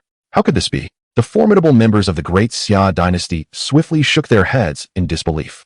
As far as they knew, the 6th prince, Chu Xian, had long been incapacitated and was most likely dead within the celestial prison. Even if he were alive, it was inconceivable that he could calmly sit in the 8th level. Yet, at that moment, the 3rd prince, Chu Hong, spoke gravely. "He indeed bears a striking resemblance to my 6th brother." The 1st prince, Chu Meng, and the 3rd prince, Chu Hong, had always been Chu Xian's fiercest rivals. Just as Chu Meng had recognized Chu Xian at a glance, Chu Heng's impression of him was equally profound. One person might be mistaken, but with two voices echoing the same sentiment, it clearly indicated that something was amiss. Swiftly, the gazes of all present converged upon the Emperor of Xia. If one were to ascertain who among those present is most familiar with the 6th prince, Chu Xian, it would undoubtedly be the Summer Emperor, for they share a father-son bond. He must be Chu Xian. The Summer Emperor narrowed his eyes slightly, a complex emotion flickering within, the meaning of which he could scarcely articulate. As he spoke, he stepped forward, nearly standing at the very edge of the 8th level of the celestial prison. To his astonishment, "You are still alive?" Upon hearing this, Chu Xian opened his eyes. Scanning the crowd, a peculiar expression, half smile and half mockery, emerged on his face. He truly did not anticipate that the first to recognize him would be these three individuals: the 7th Prince, Chu Yuan, the 3rd Prince, Chu Heng, and his own father.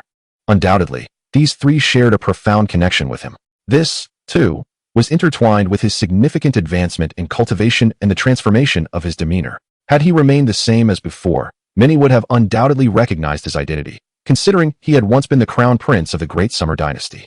Nonetheless, in such circumstances, their swift recognition of him underscored his weight in their hearts. "I am not dead. Are you disappointed?" Chu Xian raised his head, posing a poignant retort. He refrained from addressing the Summer Emperor as father. In his heart, this man before him did not merit such a title. After all, he was no longer the former 6th Prince, Chu Xian. Upon hearing this, the Summer Emperor's expression darkened instantly, a sharp glint flashing in his eyes. "It seems you have encountered considerable fortune in this celestial prison, leading you to believe your wings have grown strong enough to take flight? Uncle Emperor, I must trouble you to apprehend this rebellious son on my behalf." The Uncle Emperor referred to by the Summer Emperor was the elder in purple robes beside him, the remaining venerable member of the Great Summer Imperial family. As a congenital powerhouse, while he could not linger long in the toxic mist, the process of subduing a young man and emerging would require little time. "Not a problem." The elder in purple nodded, his innate true energy enveloping him as he prepared to act. Yet, at that moment, a large hand suddenly interposed before him. "Wait." Chapter 30, Killing Like Cutting Grass, Devouring Exotic Flames. Though the tone was unremarkable, it carried an air of undeniable authority. The elder in purple furrowed his brow and looked up, only to find himself confronted by a stern-looking middle-aged man, the king of martial spirits. "What do you mean by this? King of martial spirits?" The Emperor of Summer's expression darkened. This middle-aged man hailed from the martial nation, among the numerous innate powerhouses present. The king of martial spirits was neither the oldest nor the most accomplished in cultivation, yet in terms of combat prowess, he ranked among the strongest. He wielded a unique exotic flame known as the ethereal wood spirit flame. Although it was merely a common exotic flame, it remained a formidable weapon against innate powerhouses. "Why the haste to strike, Your Majesty? After all, we have finally discovered a living soul. Shouldn't we first ascertain the situation? What if he possesses information regarding the Sun True Fire?" The king of martial spirits spoke with a calm demeanor. Upon hearing this, the other innate powerhouses immediately realized the implications. They had entered the celestial prison primarily in search of the Sun True Fire, but along the treacherous path, they had encountered nothing, no trace of the Sun True Fire, nor even a specter. Now, having finally stumbled upon a living person, he might hold crucial clues. If he fell into the hands of the Emperor of Summer, they would lose their chance entirely. Faced with the subtly shifting gazes of the crowd, the Emperor felt a weight in his heart. He understood that his intentions had been discerned, and momentarily, he dared not provoke their ire. He could only feign indifference, maintaining a calm facade as he replied, "I see. Then, King of Martial Spirits, feel free to inquire as you wish, provided that after your questioning, you hand this rebellious son over to me." The King of Martial Spirits turned his gaze toward Chu Xian, his eyes ablaze with intensity as he promptly asked, "Your Highness, could you enlighten us about the flame mark upon your forehead?" Chu Xian touched the flame mark on his forehead, a remnant of his fusion with the Sun True Fire, which seemed to hold deeper mysteries that he had yet to unravel. He cast a slightly surprised glance at the king, not expecting him to possess such keen insight.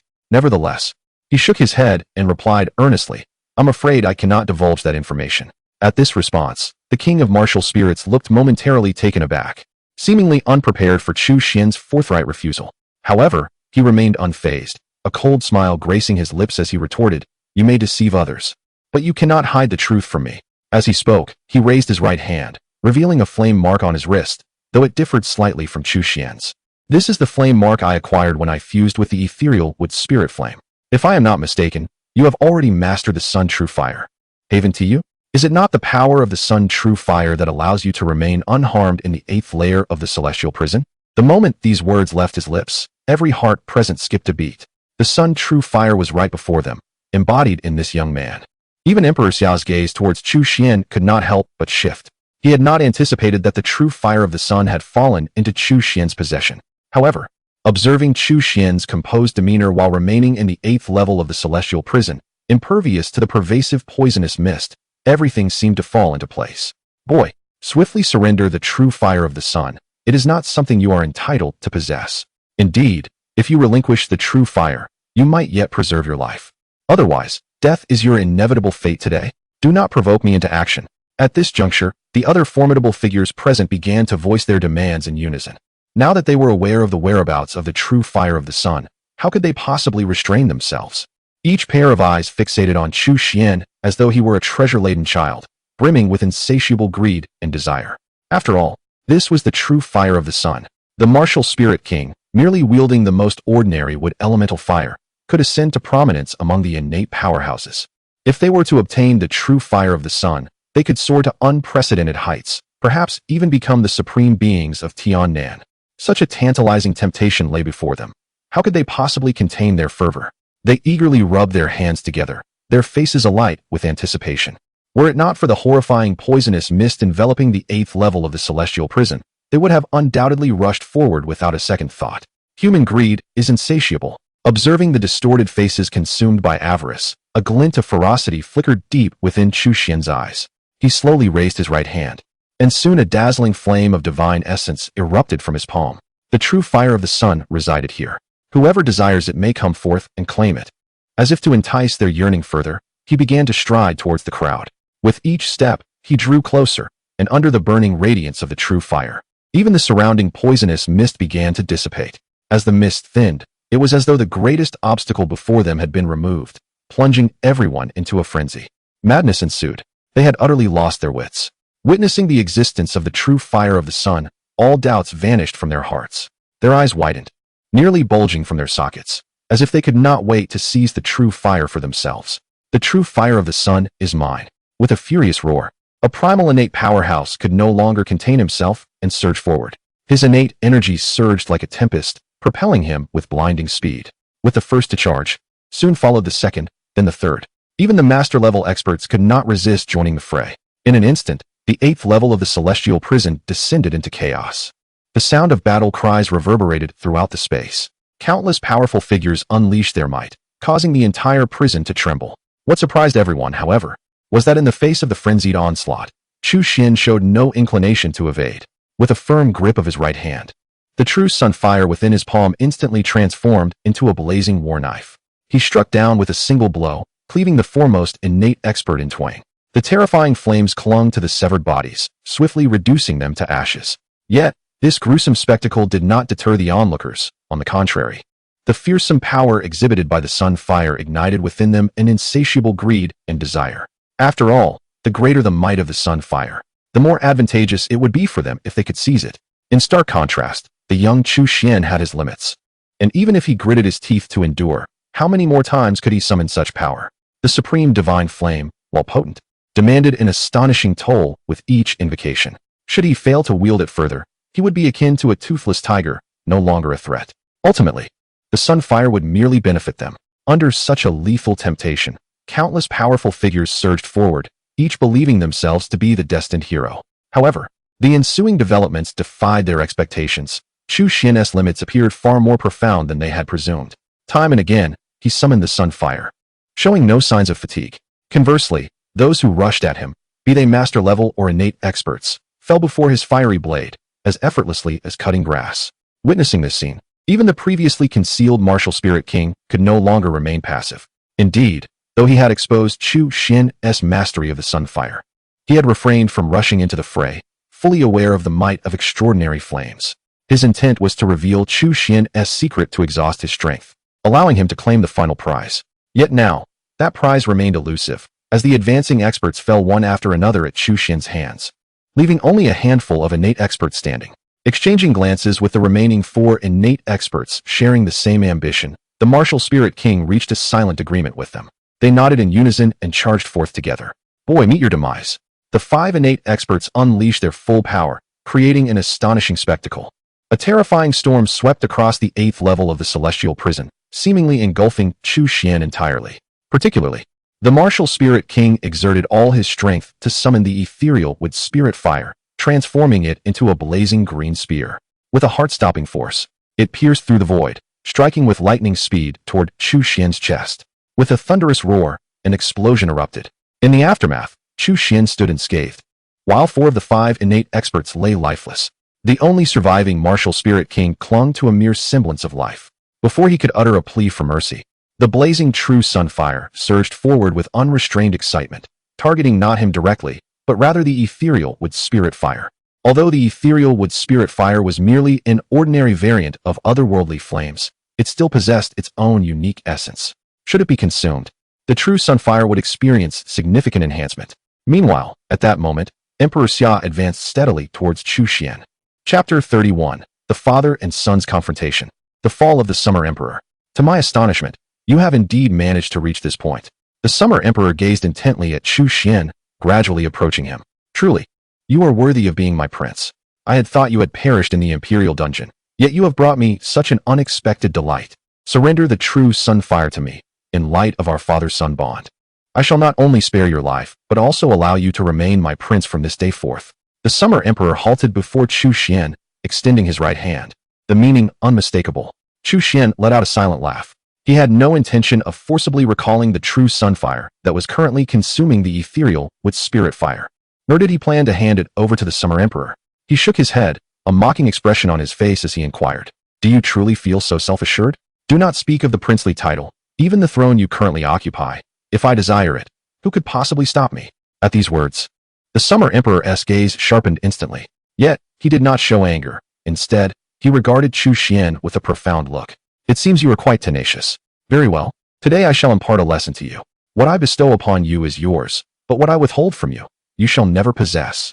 As his words echoed, the Summer Emperor appeared to release some restriction upon his body, and immediately, his aura surged upward dramatically.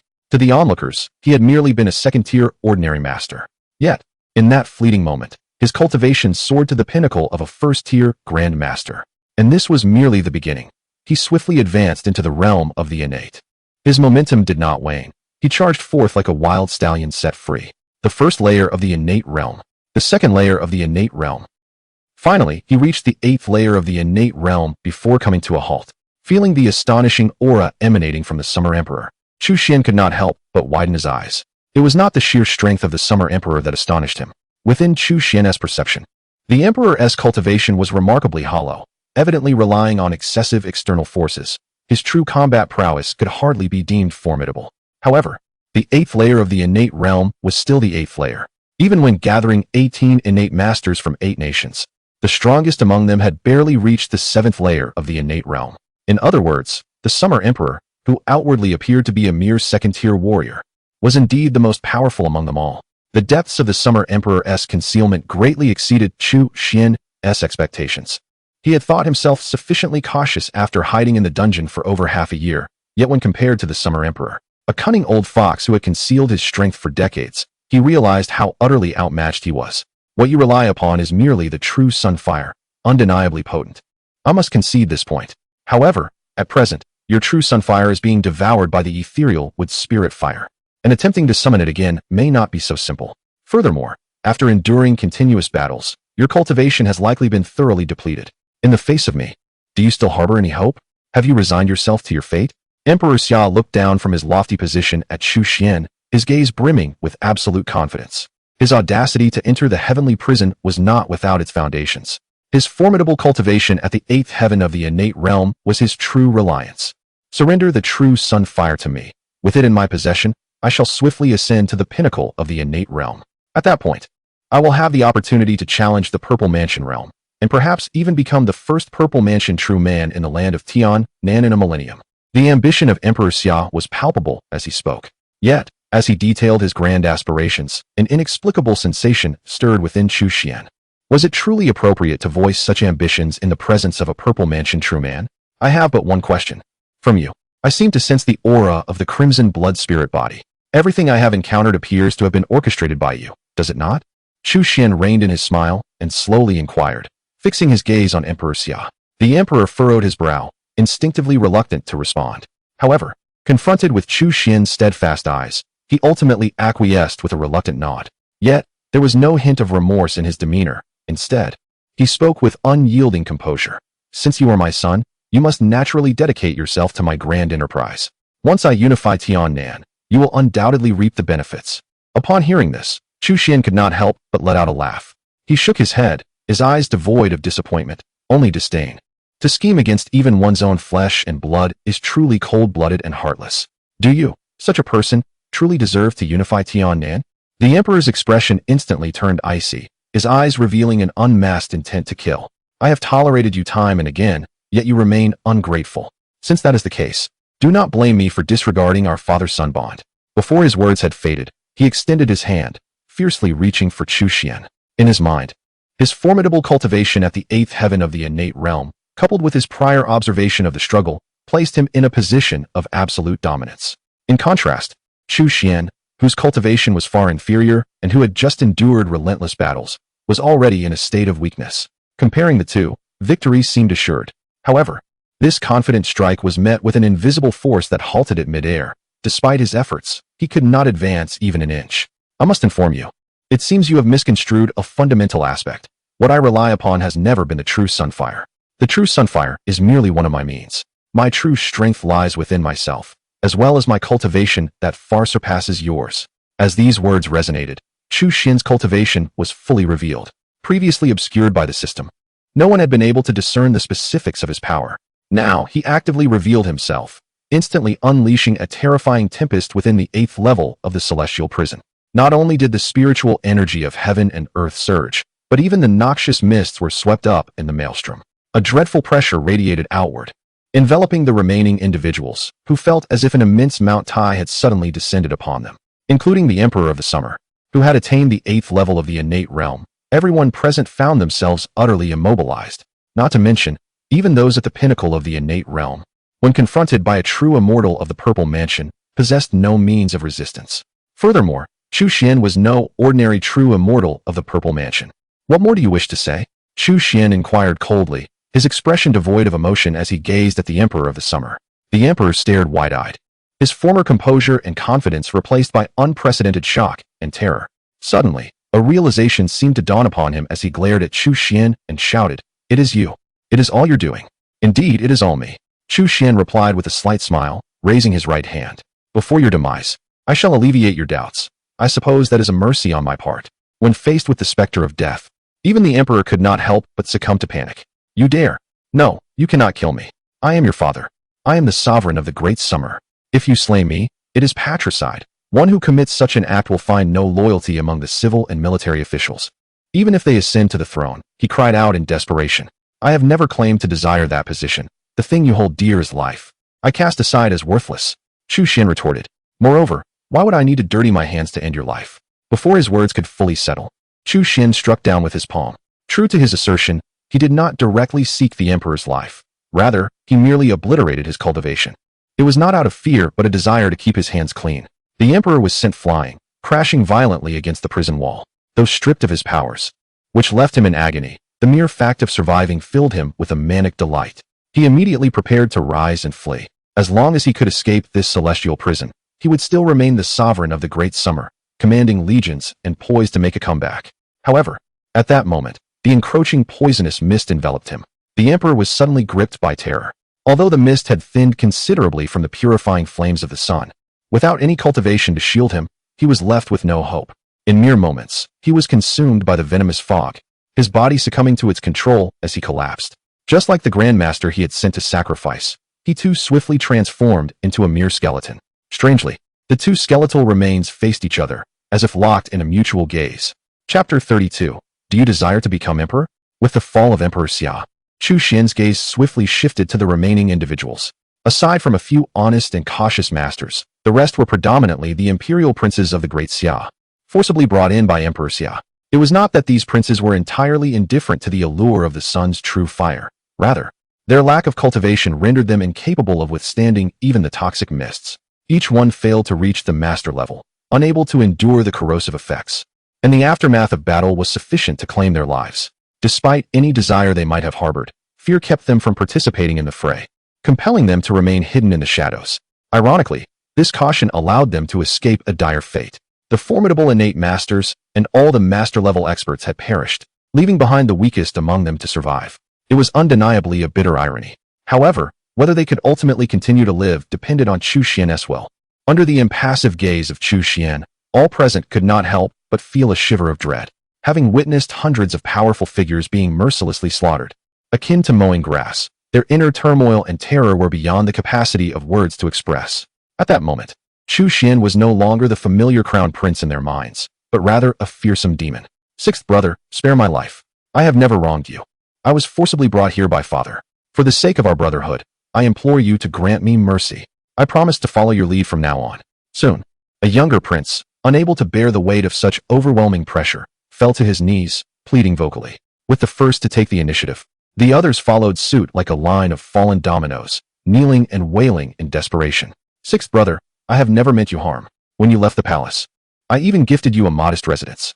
Though it may not hold much value, my intentions were sincere, and I seek nothing but your clemency. I swear, if you spare me, I shall follow your commands without question.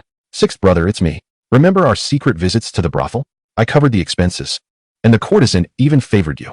Our brotherhood is too strong for you to forsake me.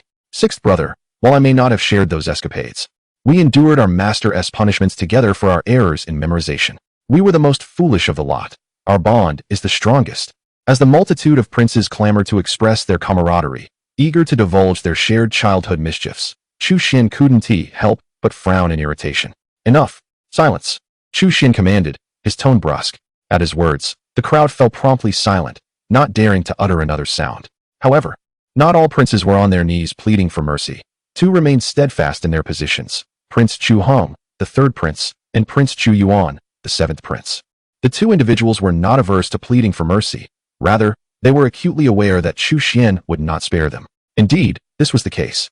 Observing them, Chu Xian directly inquired, in light of our brotherhood, do you have any final words? As for the well-being of his family, he implored, sixth brother, I hope you will remember our bond and refrain from harming my wife and children. With a deep breath, Chu Hong cast a glance at the distant remains of the once mighty Emperor Xia, now reduced to mere bones, and added, moreover, I kindly request you to grant me a swift end. Very well. Chu Xian nodded, raising his hand and unleashing a formidable surge of power that swiftly pierced Chu Hong's forehead. The entire process was executed with remarkable efficiency. Chu Hong barely had time to react before his body crumpled to the ground. Chu Xian then turned his gaze toward Chu Yuan. A tremor coursed through Chu Yuan as he beheld the lifeless form of Chu Hong. With great difficulty, he swallowed hard and, after a moment's hesitation, could not restrain himself from saying, sixth brother, we have always shared the closest bond. I was merely confused for a moment. Could you possibly? No. Before he could finish, Chu Xian shook his head in refusal. While he did not scorn the instinct for self-preservation, it did not imply he would show leniency. Before the words had fully left his lips, Chu Xian pointed again, instantaneously extinguishing Chu Yuan's life. As they witnessed the fall of two princes, the remaining royal siblings were gripped by dread, their faces paling and limbs trembling uncontrollably. Chu Xian surveyed the onlookers, his gaze swiftly locking onto a prince stationed at the edge, and he commanded, you, stand up. Upon realizing he had been singled out, the ninth prince, Chu Fu, nearly lost control of his bladder. His face turned ashen, and his mind blanked as he sluggishly rose, trembling as he stammered, Sixth brother, I meant you no harm. I truly did not intend to harm you. I swear to heaven. Unable to contain himself any longer, he immediately fell to his knees, pleading, sixth brother, spare my life. I beseech you, spare my life. I have elderly parents and young children. All I desire is to live as a leisurely prince, never having engaged in the struggle for power. Chu Xian furrowed his brow slightly, raising his right hand, and an invisible force instantly lifted Chu Fu. I do not wish to kill you. I merely seek to ask you a question. Not here to kill me. Chu Fu was abruptly awakened to the reality of his situation, and he exhaled a deep sigh of relief, feeling as though he had narrowly escaped death. Wiping the sweat from his brow, he quickly responded, Sixth brother, ask away. As long as I know, I will not conceal anything. I swear to heaven, if I do, may I meet a dreadful end. Clearly anxious that Chu Xian might doubt his sincerity, he immediately began to swear oaths. Chu Xian smiled, shaking his head, and proceeded to ask, do you wish to be emperor? Upon hearing this question, Chu Fu's face paled dramatically, and he instinctively attempted to kneel once more. No. He shook his head vigorously, like a rattle. Sixth brother, please do not misunderstand. I truly only wish to be a leisurely prince. I wholeheartedly support your ascension to the throne. Should anyone voice dissent, I shall be the first to confront them with fervor. However, Chu Xian remained skeptical of these words. After all, which prince does not harbor the ambition of becoming emperor? Yet, the ninth prince, Chu Fu, possesses neither a formidable background nor extraordinary cultivation talent. He is, in all other respects, rather unremarkable. Among the multitude of princes, his overall qualifications are indeed the weakest. Thus, he has chosen to lead a modest life, refraining from vying for power, content to be a leisurely prince. What Chu Xian finds appealing is precisely his humility and rationality. With the death of Emperor Xia, his position cannot remain vacant. If Chu Fu is unwilling to take the throne, someone else will inevitably assume that role, rather than allowing an ambitious individual to occupy it. It is far more prudent to support a more earnest prince in ascending to power. At the very least, this would alleviate concerns over constant turmoil, unlike Emperor Xia, who frequently visited the dungeons, allowing Chu Xian to focus solely on his cultivation. I am being serious. Allow me to inquire once more. Do you wish to become emperor? Chu Xian posed the question again. Should Chu Fu genuinely decline, Chu Xian would not compel him, for finding a three-legged frog is no easy feat. Yet there exists a plethora of princes eager for the throne. Observing Chu Xuan's earnest demeanor, Chu Fu found himself momentarily speechless. After a tumultuous internal struggle, he gritted his teeth and finally replied honestly, I dare not deceive you, sixth brother. If you seek my true feelings, I naturally wish for it. However, I am acutely aware that I lack the qualifications. No, you possess those qualifications, Chu Xian declared resolutely. If I say you do, then you unequivocally do. From this moment forth, you shall be the emperor of the great Xia dynasty. Chu Xuan's proclamation resonated with authority, no longer a matter for negotiation but a declaration of fact. Upon hearing this, Chu Fu was instantly bewildered. Was this fortune descending from the heavens, striking him upon the head? Throughout this exchange, he remained unclear as to what exactly Chu Xian saw in him. The other princes present shared his astonishment. Such a momentous decision, made with such ease? Should they not reconsider? Even if it were a matter of mutual benefit, they would be amenable. Chapter 33, the 9th level of the celestial prison, a surge of demonic energy. In the blink of an eye, a month has passed. With the support of Chu Xian, the 9th prince, Chu Fu, ascended to the throne with remarkable success. Naturally, there were numerous dissenters who emerged during this process. However, through Chu Xian's persuasive reasoning and emotional appeals, these individuals swiftly recognized their misjudgments and subsequently altered their stances to firmly support the new emperor. During this period, Chu Xian also had the opportunity to meet with the old sect leader of the four great sects, who had returned to the imperial capital. Their encounter did not erupt into conflict. Rather, it was marked by a cordial exchange. The old sect leader, whose lifespan was already dwindling, found his condition further deteriorated after battling the ancestors of the four great sects. Even if he refrained from further conflict, it was unlikely he would survive for many more years. For him, as long as the individual seated on the throne bore the bloodline of the Chu clan, he was indifferent to who ruled. If possible, he would have preferred Chu Xian to be emperor, for Chu Xian's prowess was formidable, surpassing even his own, and he harbored great hopes that Chu Xian would lead the great Xia dynasty to a new pinnacle of prosperity. Nevertheless, Chu Xian did not harbor such aspirations. Therefore, the ascension of Chu Fu, with Chu Xian's backing, was an acceptable outcome. From the old sect leader, Chu Xian acquired numerous invaluable treasures, the legacies left by the ancestors of the Chu clan, an array of martial arts tomes secretly amassed by the royal family over the years, and the cultivation insights compiled by the old sect leader and generations of royal offerings. These treasures were far more precious to Chu Xian than any golden artifacts, as they significantly enriched his foundation, broadened his horizons, and enhanced his understanding. Even if he did not practice the techniques within those tomes, their wisdom could lead to indirect gains. In any realm, knowledge remains the most precious commodity. Only through the accumulation of extensive knowledge can one tread further along the path of cultivation in the future. As time passed day by day, with the new emperor's ascension, the great Xia dynasty found its footing, and Chu Xian returned to the celestial prison to diligently pursue his cultivation. Daily sign-ins became an indispensable routine. However, to Chu Xian's dismay, it seemed that due to the overwhelming toxicity of the 8th level of the celestial prison, the vast majority of items he had signed in for over the past month were related to poison, be it poisonous herbs, toxic concoctions, or even venomous creatures. His system space had amassed a significant collection of lethal substances, leading any uninformed observer to mistakenly assume him a master of poison. Ding! Sign-in successful. Congratulations, host. You have obtained a displacement talisman. Finally, something unrelated to poison. Chu Xian breathed a sigh of relief as he raised his right hand, where a mysterious talisman, glimmering with a faint radiance, soon appeared in his palm. The yellowed paper was inscribed with countless intricate runes, their strokes both firm and elegant, exuding an enigmatic aura. Upon closer inspection, one might even feel dizzy from the complexity, and the energy emanating from it was palpably overwhelming. The concealment talisman once wielded by the shaman of the barbarian tribes could not even begin to compare with this talisman. Chu Xian swiftly acquired pertinent information regarding this teleportation talisman. Indeed, it is a supreme talisman that, when infused with magical energy, allows one to instantaneously traverse thousands of miles. While it may seem of little utility in ordinary circumstances, during critical moments, such as when faced with peril, this talisman can serve as a means of salvation. Instantly teleporting across thousands of miles, Chu Xian murmured, his eyes gleaming with newfound determination as he lifted his gaze towards the innermost recesses of the celestial prison, the 9th level of the celestial prison. Naturally, Chu Xian harbored an immense curiosity about this 9th level, especially given the rather unsatisfactory gains he had experienced while signing in at the 8th level. He yearned to enter the 9th level with greater urgency. However, the 9th level was not akin to other areas. It concealed profound dangers.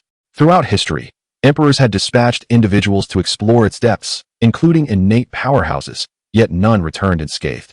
Of course, Chu Xian's current prowess far exceeded that of the innate strong. He had not only transcended the Purple Mansion realm, but was also protected by the exquisite earth armor, complemented by the lethal Sun True Fire, undoubtedly qualifying him as the foremost figure in Tiannan today. Yet, Chu Xian refrained from recklessness. Even if the chances of danger were only 1%, what if he encountered that slim possibility? As the saying goes, a child of 1,000 gold cannot lounge in the hall, and Chu Xian would not jest with his own life. With the acquisition of the teleportation talisman, he finally laid to rest his last shred of trepidation. With this talisman in his possession, even in the face of mortal threat, he could effortlessly teleport thousands of miles away in the blink of an eye. Beyond those 1,000 miles lay the realm outside of DEFY. Regardless of the terrifying entities that might dwell within the 9th level, they would be powerless against him. After all, if he could escape the celestial prison, he would not have lingered until this very day. Chu Xian murmured to himself, his heart made up in an instant. He did not immediately venture into the 9th level. Instead, he first infused the talisman with sufficient magical energy to ensure its instantaneous activation. He then adjusted his state to its optimal condition, summoning 3 layers of defensive shields from the earth armor and subtly mobilizing his cultivation, placing the Sun True Fire in a semi-activated state. After completing this meticulous preparation, Chu Xian finally stepped towards the 9th level of the celestial prison. In the blink of an eye, he arrived at the entrance, where 2 imposing bronze doors barred his path. These bronze doors were exceptionally unique, even blocking his divine sense from penetrating. Without hesitation, Chu Xian extended his hands and pushed forward. With a long, creaking sound, the bronze doors were swiftly opened by him. Inside lay a shroud of darkness, obscuring all visibility. Step by step, Chu Xian ventured further into the abyss. At that moment, unbeknownst to him, a mechanism was triggered, and the 2 bronze doors slammed shut in an instant. A torrent of dark, malevolent energy surged forth from all directions, akin to the relentless waves of a tumultuous sea. This sinister force swiftly enveloped Chu Xian, submerging him entirely. He could acutely sense the terrifying power contained within this black aura. Even the formidable defensive barrier of the earth armor, a supreme artifact, was being corroded, emitting hissing sounds and billowing white smoke. In comparison, the toxic mist of the 8th level of the heavenly prison paled in significance. Chu Xian even harbored doubts that the toxic mist was merely a derivative inferior product of this black energy. As the 3 layers of the defensive barrier summoned by the earth armor failed to withstand the corrosive nature of the dark aura, Chu Xian immediately unleashed his trump card. The Sun True Fire ignited in the palm of his hand. Having successfully absorbed the ethereal wood spirit fire, the Sun True Fire had made significant advancements, and now its flames radiated with a potency far greater than before. Upon encountering the Sun True Fire, the black energy recoiled as if it had met its nemesis, retreating rapidly. Soon, a substantial area was cleared, restoring Chu Xian's line of sight. Looking ahead, he beheld a colossal pit at the center of the 9th level of the heavenly prison, the source of the terrifying dark energy. Within that profound abyss lay an immense entity, and as his gaze fell upon it, Chu Xian's breath caught in his throat, and he felt his heartbeat falter. An unmistakable shock washed over him, and he could not suppress the astonishment in his eyes. How could this be possible? Chapter 34. The Divine Elephant's Prison Technique, a Dragon Corpse. An immensely colossal dragon corpse. The fierce visage of its head, the razor-sharp claws, the obsidian scales, the gargantuan body, and those eyes resembling lanterns in size. All of these elements evoke an aura of chilling terror, lingering even after countless years of burial. Merely gazing upon it from a distance instills a sense of dread. Those with fragile spirits may find themselves lost, reduced to mere puppets of fear. The surging black, demonic energy permeating the 9th level of the celestial prison emanates entirely from this long-dead dragon. In its prime, it appeared to be a fearsome, demonic dragon, and even in death, its overwhelming aura of malevolence persists. The restless souls that Chu Xian had previously sensed were drawn to this dragon corpse. Should it absorb a sufficient number of vengeful spirits, it is conceivable that a spark of true spirit might awaken within, potentially leading to its resurrection. However, upon revival, it would no longer be the original demonic dragon, but a sinister and terrifying corpse dragon. Yet, with Chu Xian's arrival, such a possibility has seemingly vanished. It appears that the very purpose of this celestial prison's existence is to suppress this demonic dragon. Though it has succumbed to death, the dragon corpse remains astonishingly intact. As if it had just perished, its value still immeasurable. Alas, it seems I cannot harness it at present. Without divine weapons at hand, I cannot penetrate its scales, nor can I even procure a morsel of dragon flesh to taste. Moreover, I am unable to transport it into the system space. Chu Xian sighed inwardly. Though he possesses a system space, it is limited to the rewards acquired from system sign-ins. Other items cannot be stored within. At a loss for effective solutions, Chu Xian chose to relinquish his worries, for the corpse would not escape its resting place. Surveying his surroundings and finding no other notable entities, he casually settled into a meditative position. The black demonic energy of the 9th level is indeed formidable. The powerful beings who ventured here before were likely consumed by it. Even a supreme artifact like the Earth Armor could not withstand its corrosive force, illustrating the sheer terror of its potency. For ordinary cultivators, entry would undoubtedly mean death, leaving not even remnants of their existence. However, for Chu Xian, who commands the true fire of the sun, this demonic energy poses no threat.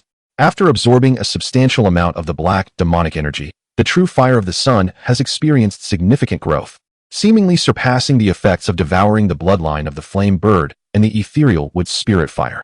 Truly, it lives up to its reputation as one of the legendary 10 divine flames. With a flicker of excitement in his eyes, Chu Xian tossed the true fire of the sun upwards. In response, the fire transformed into a resplendent golden crow, spiraling above his head twice before soaring eagerly towards the remaining demonic energy to pursue it. Pity the malevolent demonic energies that have rampaged for countless years, seemingly invincible, only to encounter the true fire of the sun, its natural nemesis, rendering them mere prey, relentlessly hunted. The 9th level of this celestial prison has amassed a staggering quantity of demonic energy over the eons, further augmented by the continuously regenerating dragon carcass, providing ample sustenance for the true fire of the sun for an extended period. Should the entirety of this demonic energy be consumed, the true fire of the sun would undoubtedly achieve unprecedented growth. After observing for a brief period and confirming the absence of threats, Chu Xian withdrew his gaze and, with a focused mind, entered a state of meditation. He was now unequivocally certain that this celestial prison was constructed atop a spiritual vein. Initially, it was perhaps to subdue the demonic dragon that all the natural spiritual essence was concentrated within the confines of the prison. The 9th level of the celestial prison, serving as its core and the nearest point to the spiritual vein, exhibited a concentration of natural spiritual essence that was almost visible to the naked eye. Chu Xian found himself exhilarated at this discovery. Indeed, within the entirety of Tiannan, it was unlikely that a more favorable environment for cultivation could be found. His purple mansion space was exponentially larger than that of an ordinary purple mansion practitioner, a factor that greatly enhanced his foundational strength compared to others. However, the amount of magical energy required to fill his purple mansion space was also proportionally vast. Only in a place with such rich natural spiritual essence could he hasten the filling of his purple mansion space and thereby advance his cultivation realm. Before long, the night had passed and dawn approached. System sign-in. Chu Xian silently intoned, his heart brimming with anticipation, for it was his inaugural sign-in at the 9th level of the celestial prison. Regardless of what it might yield, the first time is always the most precious. In the next moment, the system notification chimed. Ding. Sign-in successful. Congratulations, host, you have obtained the technique Godly Elephant Prison Suppressing Force. Chu Xian momentarily paused, and then an overwhelming influx of memories surged into his mind, far more extensive than he had anticipated. It took him a considerable while to fully assimilate these memories. Soon, an unmistakable joy illuminated his face, his eyes sparkling with delight. The Godly Elephant Prison Suppressing Force was no ordinary technique. It was a supreme divine skill that pointed directly to the path of enlightenment. The essence of this technique perceives the human body as composed of countless particles, totaling 840 million. The awakening of each particle bestows the strength of a colossal elephant. Should all awaken, one could upturn rivers and seas, pluck stars and moons, all with but a thought. Yet, this was merely the beginning of the Godly Elephant Prison Suppressing Force.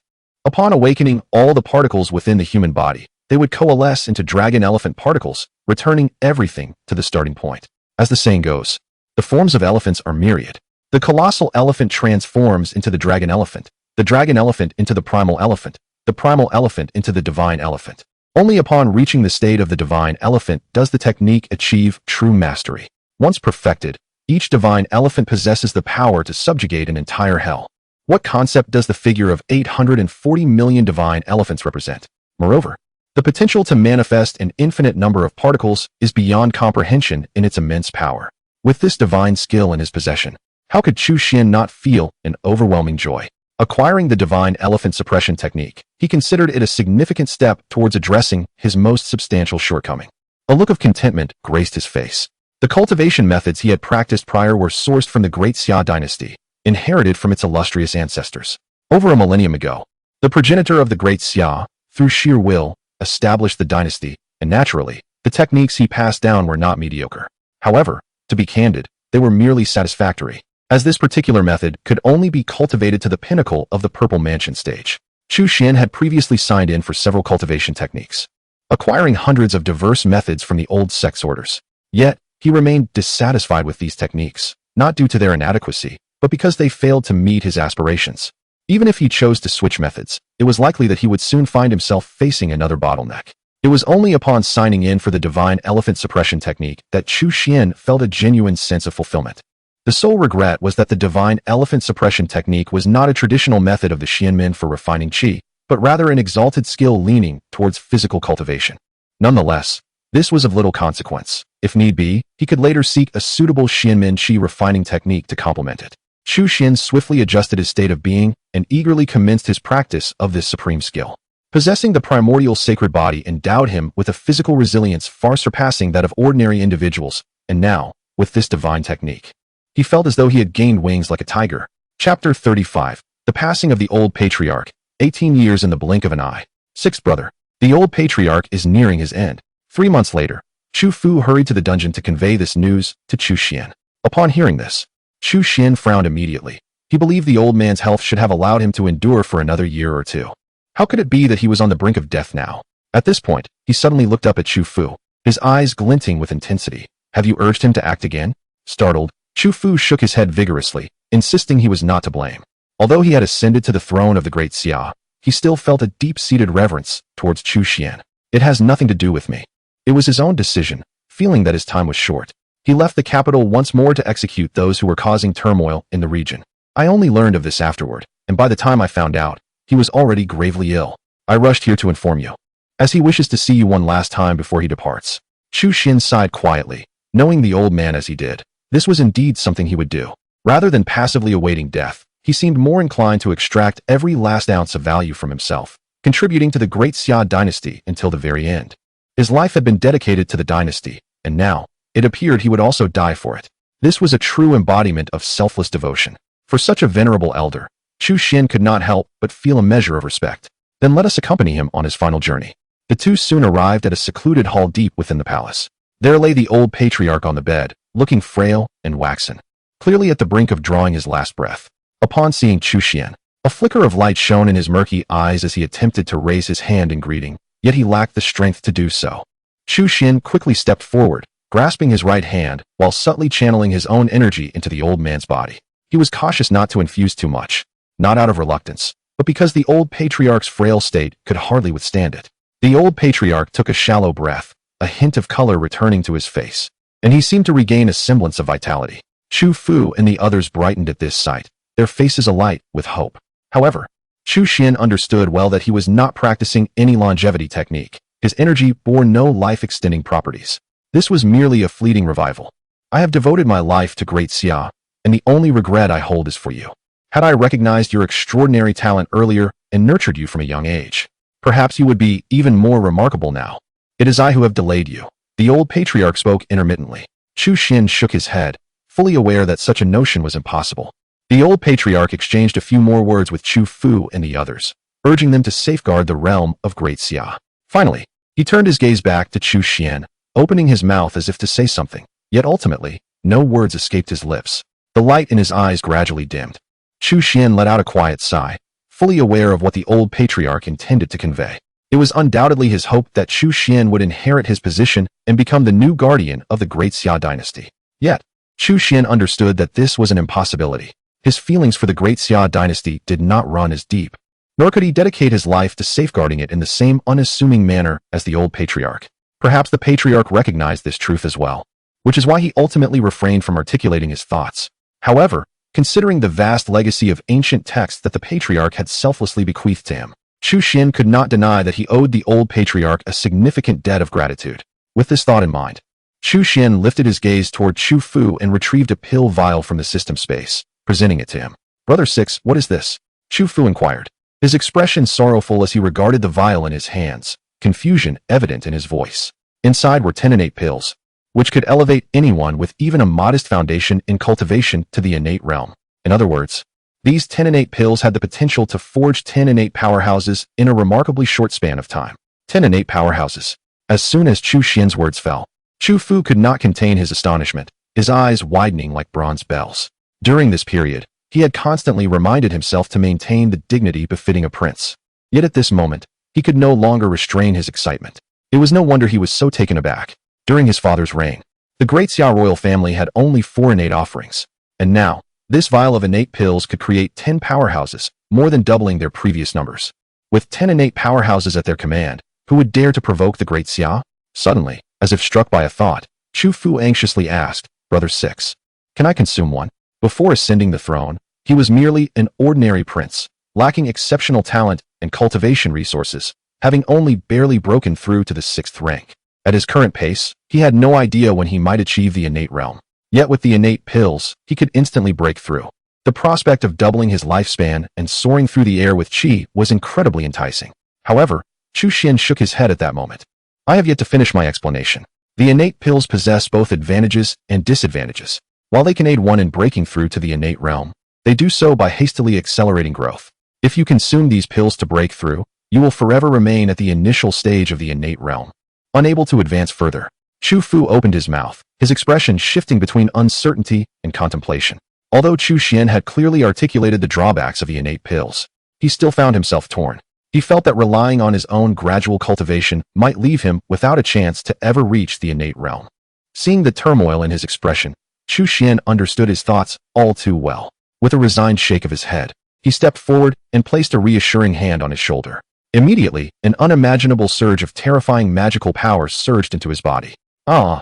Chu Fu let out a blood-curdling scream akin to that of a slaughtered pig. In a mere moment, he collapsed to the ground like a puddle of mud. His eyes, devoid of spirit, gazed at Chu Xian, filled with resentment, as if he could not comprehend why Chu Xian had treated him this way. Seeing this, Chu Xian rolled his eyes in exasperation. "You little rascal should appreciate my efforts. I am aiding you in unblocking the Ren and Du meridians. Your cultivation will be much smoother from here on." Unblocking the Ren and Du meridians? Chu Fu's eyes widened in astonishment. Suddenly recalling something, he promptly inquired with concern. "I have read in ancient texts that this process is exceedingly depleting to one's cultivation. Will it have a significant impact on you?" Exceedingly depleting to one's cultivation? Chu Xian sensed that his own magical power remained unscathed. Nevertheless, he nodded seriously, saying, "It is good that you understand. Now, focus on your training and strive to break through to the innate level as soon as possible. Do not squander my painstaking efforts." With that, Chu Xian stepped into the void, leaving Chu Fu with a face full of emotion. To be honest, Chu Xian had always been averse to trouble. Were it not for the debt owed to the old sex order, he would never have gone to such lengths. While he could not save the old sex order, he could still bolster the strength of the great Xia dynasty. Thus, the great Xia dynasty would soon gain 11 innate powerhouses. As long as they did not act recklessly, the inheritance would likely endure for over 100 years. As for what happened a century later, that was no longer his concern. Returning to the 9th level of the celestial prison, Chu Xian quickly entered a state of cultivation once more. With each breath, he seemed to transform into a divine elephant. A terrifying phenomenon loomed above him. In an instant, his bones trembled and his blood surged like thunder. He resembled a colossal furnace, drawing in the spiritual energy of heaven and earth from all directions. Thanks to the formidable constitution of the primordial sacred body, he welcomed the spiritual energy of any attribute with open arms. This spiritual energy was swiftly transformed into pure magical power, which flowed into the Purple Mansion space like a gentle stream. If other Purple Mansion masters were to witness Chu Xian's astonishing cultivation efficiency, they would surely be wide-eyed in disbelief. However, given the vastness of Chu Xian's Purple Mansion space, significant time was still required for advancement. Chu Xian truly understood the meaning of one must endure hardship to rise above others. Yet, as he felt his strength rapidly advancing by the moment, he remained deeply engrossed in the process. And thus, time passed day by day. In the blink of an eye, 18 years had flown by. Chapter 36. The Limit of the Purple Mansion Realm. Refining the Dragon Corpse. 18 years have passed in the blink of an eye. Throughout this span, Chu Xian remained confined within the celestial prison, never once stepping beyond its gates. Even when Chu Fu extended invitations on several occasions, he resolutely declined without hesitation. It must be said that Chu Xian's tenacity in cultivating the path of survival has deepened significantly. Interestingly, it was the Summer Emperor who inspired him. The Emperor had concealed his cultivation for decades. In comparison, what significance did Chu Xian's 18 years of diligent practice within the prison hold? After enduring such arduous training and benefiting from daily sign-ins, Chu Xian's cultivation reached the pinnacle of the Purple Mansion Realm. No, it should be termed the absolute limit of the Purple Mansion Realm. His Purple Mansion space expanded from over 100 feet to an impressive 1,000 feet, filled with extraordinarily pure magical power. Viewed from above, it resembles an expansive ocean, having reached a point where further expansion is impossible, at least within the Purple Mansion Realm. His space cannot grow any larger. 1,000 feet is the ultimate limit. Additionally, the supreme technique Divine Elephant Suppressing Prison Technique has been cultivated by Chu Xian to an advanced level. Coupled with his exceptional Tai Chu sacred body, his physical strength is now nothing short of terrifying. Each punch and kick can unleash the formidable force of a colossal elephant, and it is likely that an ordinary Purple Mansion practitioner would be unable to withstand even a single blow. In terms of both cultivation and physicality, Chu Xian has reached the pinnacle of what he can currently achieve. Unless he breaks through to a higher realm, he finds himself at an insurmountable bottleneck. With his current level of cultivation, he is now qualified to advance to the next realm, the Dharma Aspect Realm. Indeed, a Purple Mansion practitioner is a master of the Dharma aspect, and each individual in this realm can be deemed a formidable being. Transitioning from the Purple Mansion realm to the Dharma Aspect Realm requires using one's Purple Mansion as a foundation, drawing upon vast amounts of magical power, and resonating with the celestial bodies to evolve profound Dharma aspects. The essence of the Dharma Aspect Realm lies in the Dharma aspect itself. Each practitioner embodies a unique evolution of their aspect, and the more powerful the aspect, the greater the assistance it provides to the cultivator. Should one manage to evolve an extraordinary Dharma aspect, feats such as moving mountains, filling seas, or plucking stars from the sky would be well within reach. Chu Xian inhaled deeply, unable to suppress a flicker of excitement in his eyes. His current realm is entirely sufficient, his Purple Mansion is sound, and his magical power is abundant. However, he remains uncertain about resonating with the celestial bodies. It is indeed a lamentable situation. Despite lacking nothing in his cultivation journey thus far, the absence of a mentor has left him to navigate this path alone, sometimes feeling somewhat lost. After all, Chu Xian's ambition is not merely to evolve a common Dharma aspect. If that were his sole aim, he could easily accomplish it given his current conditions. Yet, his true aspiration is to manifest an extraordinary Dharma aspect, one of such caliber that it is exceedingly rare. Clearly, it is not something that can be achieved effortlessly. Even with Chu Xian's robust foundation, he would not dare to confidently assert that success is guaranteed. Ultimately, it is a lack of experience. Yet, this is hardly a significant issue, for everyone must encounter their first time. In such moments, we all possess no experience. We simply need to grit our teeth and forge ahead. Chu Xian took a deep breath, and just as he was preparing to summon his resolve, his gaze sharpened as he suddenly beheld the dragon carcass in the vast pit before him. After a decade of arduous cultivation in the 9th level of the celestial prison, Chu Xian had grown accustomed to the presence of this dragon's remains, which daily birthed a modicum of demonic energy to nourish and sustain the true fire of the sun. At that instant, a flash of inspiration struck Chu Xian's mind, leading him to ponder the possibility that this dragon corpse might offer substantial assistance during his ascent to the realm of the law manifestation. The notion of refining the dragon's remains blossomed within him. It must be acknowledged that this thought was indeed audacious. After all, the origins of this dragon carcass were anything but ordinary. Having been suppressed in the celestial prison for at least a millennium, it still radiated an overwhelming aura of demonic energy, indicating it was far beyond the capabilities of an ordinary dragon clan. Such a fearsome dragon carcass would not be easily refined. If it were, it would not have been confined within this prison. However, contemplating the potential success of this endeavor revealed astonishing benefits. The life essence contained within such a colossal dragon would undoubtedly reach unimaginable levels. Given Chu Xian's current condition, the addition of such immense life essence would significantly enhance the likelihood of evolving into a supreme law manifestation. There was even a glimmer of hope for the emergence of an unparalleled law manifestation of ancient strength. More importantly, the divine elephant-suppressing prison technique that Chu Xian had previously acquired had already reached a remarkable level, capable of forming a heavenly furnace to refine external substances. If he exerted his utmost effort, he might indeed have the opportunity to refine the dragon carcass. This was the fundamental reason behind Chu Xian's burgeoning idea. Without the divine elephant-suppressing prison technique, the notion of refining such a formidable dragon carcass, impervious to water and fire and resistant to blades, would be utterly impossible. Why not give it a try? If it fails, he could simply pause midway. After all, the loss would not be substantial, but should he succeed, the rewards would be immense. Chu Xian's eyes burned with fervor, and the more he contemplated, the more feasible the idea appeared. Not one to be indecisive, a glint of determination soon flickered in his gaze. He swiftly approached the giant pit, leaped into the abyss, and settled cross-legged atop the dragon's head. The outcome rested upon this singular act. Taking a deep breath, Chu Xian immediately began to channel the divine elephant-suppressing prison technique with all his might, causing his entire being to surge with vitality. In that moment, he felt as though his body transformed into countless particles, each manifesting as terrifyingly colossal elephants. Simultaneously, his form radiated an astonishing brilliance as the 5 hues of gold, wood, water, fire, and earth danced in harmonious flashes. The radiance of the elements of water, fire, and earth shines far more brilliantly, while the luminosity of metal and wood appears significantly dimmer, a consequence of Chu Xian's incomplete Taichu sacred body. Nevertheless, the Taichu sacred body remains one of the supreme sacred bodies, and its various supernatural attributes swiftly merge with the colossal figures that surround it. A vast and magnificent furnace of heaven and earth materializes on the 9th level of the celestial prison, nearly occupying all available space.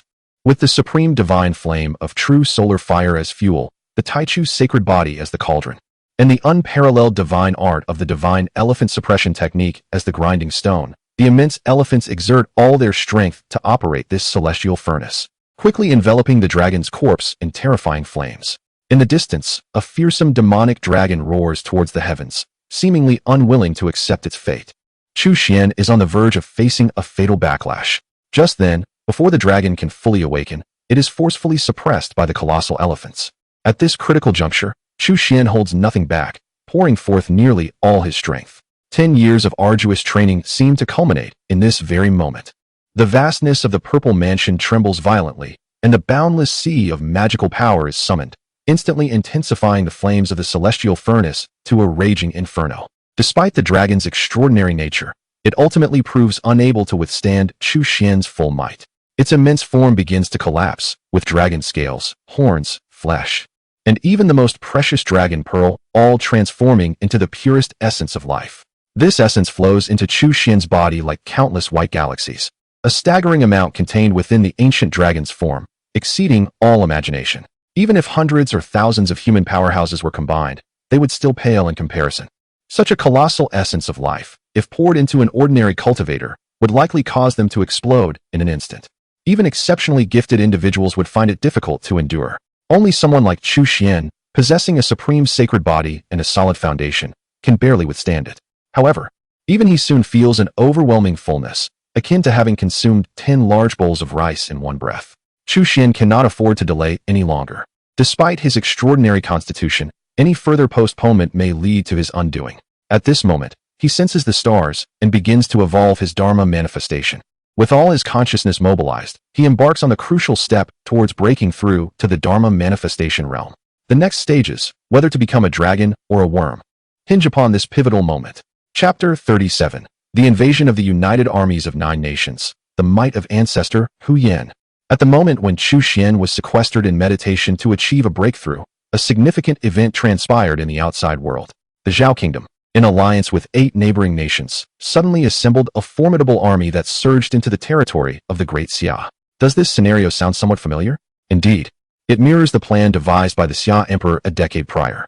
However, due to the upheaval caused by the incident at the Celestial Prison, the high-ranking officials of the coalition suffered catastrophic losses, and the plan was rendered moot. Yet, the cessation of that plan did not imply that the neighboring 8 nations were devoid of aspirations. The obliteration of so many innate powerhouses and masters left them in profound anguish. How could they not harbor intentions? It was only due to the presence of the enigmatic figure, rumored to be a true immortal from the Purple Mansion, that they were compelled to suppress their indignation and refrain from further actions. Had it merely been a peak innate powerhouse like the old sect leader, they might have devised a strategy to contend with him. However, a true immortal from the Purple Mansion, a being who had not appeared in the southern lands for a millennium, was indeed beyond their capacity to confront. Do you not recall how the fierce and battle-hardened cavalry of the Zhao Kingdom, numbering 300,000, was annihilated by a single display of supernatural prowess from the opposing side? Even if they were to dispatch an overwhelming force, it would likely prove futile. Only recently did Zhao Kingdom reach out to them, fervently assuring them of a method to deal with the true immortal from the Purple Mansion who stood behind the Great Xia. This proclamation stirred their hearts, prompting them to once again mobilize their armies to invade the Great Xia. The might of the united armies of 9 nations was formidable, far surpassing the capabilities of the Great Xia alone. Even with the Great Xia exerting its utmost efforts to resist, it continued to suffer defeats. In contrast, the coalition advanced with relentless momentum, swiftly arriving at the gates of the imperial capital. It was as if history was repeating itself from a decade ago.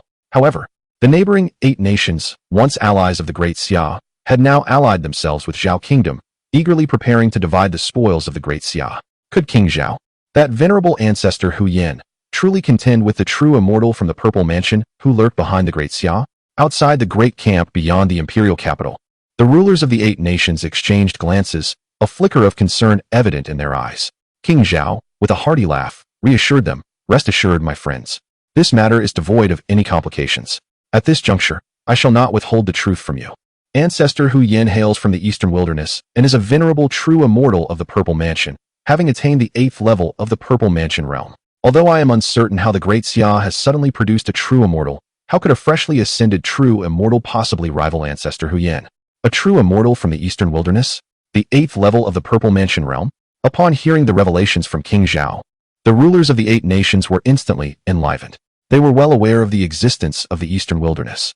Despite the towering mountains that separated the southern lands and the eastern wilderness, the 2 regions were not entirely isolated. Messages occasionally traversed the divide. They also understood that the cultivation conditions in the eastern wilderness far surpassed those of the southern lands. If Ancestor Hu Yin truly hailed from the eastern wilderness, then his prowess would undoubtedly eclipse that of the true immortals in the southern lands. In the report, Emperor Chufu of the Xia personally commanded 30,000 iron cavalry to break forth from the city, shattering our army's 8 formations. At that moment, an unexpected message arrived at the camp. The once jubilant sovereigns of various nations were suddenly doused with cold water. They exchanged incredulous glances, struggling to comprehend the news. Soon, one by one, they rose in outrage, exclaiming, "What did you say? How could a mere 30,000 cavalry breach our 8 formations? Such deceit is meant to mislead the masses. Take him away and execute him." The messenger, visibly trembling, implored, "Your Majesty, spare my life. I would never dare to fabricate such news." According to intelligence from the front lines, Emperor Chufu possesses innate strength and is accompanied by 10 other innate experts, leading the charge with an unstoppable force. Upon hearing this, the camp fell silent, the tension palpable. If indeed 11 innate experts were to unite, everything would fall into place. The expressions of the sovereigns darkened significantly. A decade ago, although 11 innate experts would have instilled fear, they would not have rendered them powerless. However, following the disastrous expedition to the Great Xia 10 years prior, 17 innate experts from the coalition had perished, adding the 2 innate experts of the Zhao state. That amounted to a total loss of 19. The number of innate experts remaining at their disposal was woefully scant. They had anticipated that the Great Xia would be similarly beleaguered, yet they had unexpectedly deployed a full 11 innate experts. Such disparity was profoundly disheartening. "Your Majesty Zhao, with 11 innate experts, we may be unable to withstand them. Perhaps we should call upon Ancestor Hu Yin for assistance." The assembly turned their gaze towards the Zhao King, who hesitated momentarily. Just then, a resonant voice broke through the tension. "Fear not, esteemed sovereigns, I have received news." Entering with purposeful strides was a towering figure clad in a dark robe, the revered Ancestor Hu Yin. Upon entering, he directly addressed the Zhao King, smiling as he declared, "Zhao King, in accordance with our agreement, assisting you against these 11 innate experts is certainly feasible, but it comes at a cost." As he spoke, he extended his right hand, displaying 5 fingers. The Zhao King's lips twitched involuntarily as he glanced at the others in the tent, letting out a resigned sigh before reluctantly nodding. "Huh. Zhao King is agreeable. Await my good news." With that, he strode swiftly out, leaving the assembly in a state of bewilderment. They turned to the Zhao King, inquiring, what does it mean that he extended 5 fingers? The Zhao King's expression darkened, It signifies 5,000 spirit stones. 5,000 spirit stones. The assembly could scarcely contain their astonishment at his revelation. They were not unfamiliar with spiritual stones, a resource utilized solely by innate powerhouses for cultivation.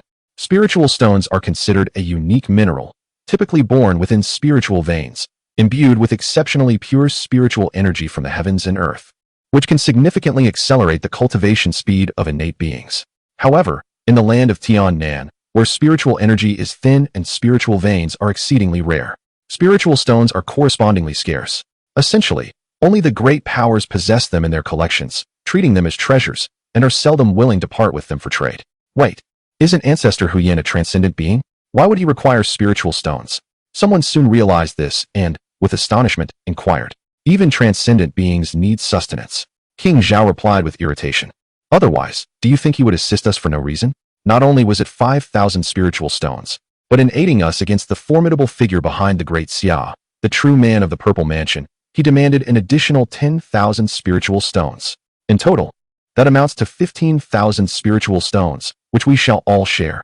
King Zhao revealed his true intentions for inviting the 8 nations to unite. Otherwise, he could easily have claimed this substantial bounty for himself. The rulers of the 8 nations gasped in disbelief, yet faced with King Zhao's stern gaze, they found it impossible to decline, unless they wished to forego their share of the bounty from the great Xia. Although 15,000 spiritual stones seemed considerable, divided among the 9 nations, each would receive a little over 1,600 spiritual stones. Moreover, after this battle, they could seize vast territories from the great Xia. When calculated, they were not at a disadvantage. Shall we go and observe how Ancestor Hu-Yin deals with those 11 innate powerhouses? Someone suddenly proposed. Upon hearing this, the others nodded in agreement. After all, having spent the money, they felt compelled to witness the spectacle firsthand. Including King Zhao, they promptly exited together. They need not venture to the front lines. A high platform had been erected within the camp, allowing them to observe all that transpired on the battlefield.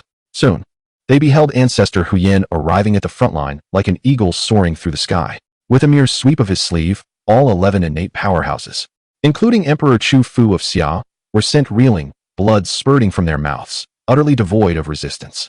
The once formidable beings, capable of slaying gods and Buddhas, instantly lost their combat effectiveness. The sudden turn of events rendered the battlefield silent, as both sides stood agape, bewildered by what had transpired.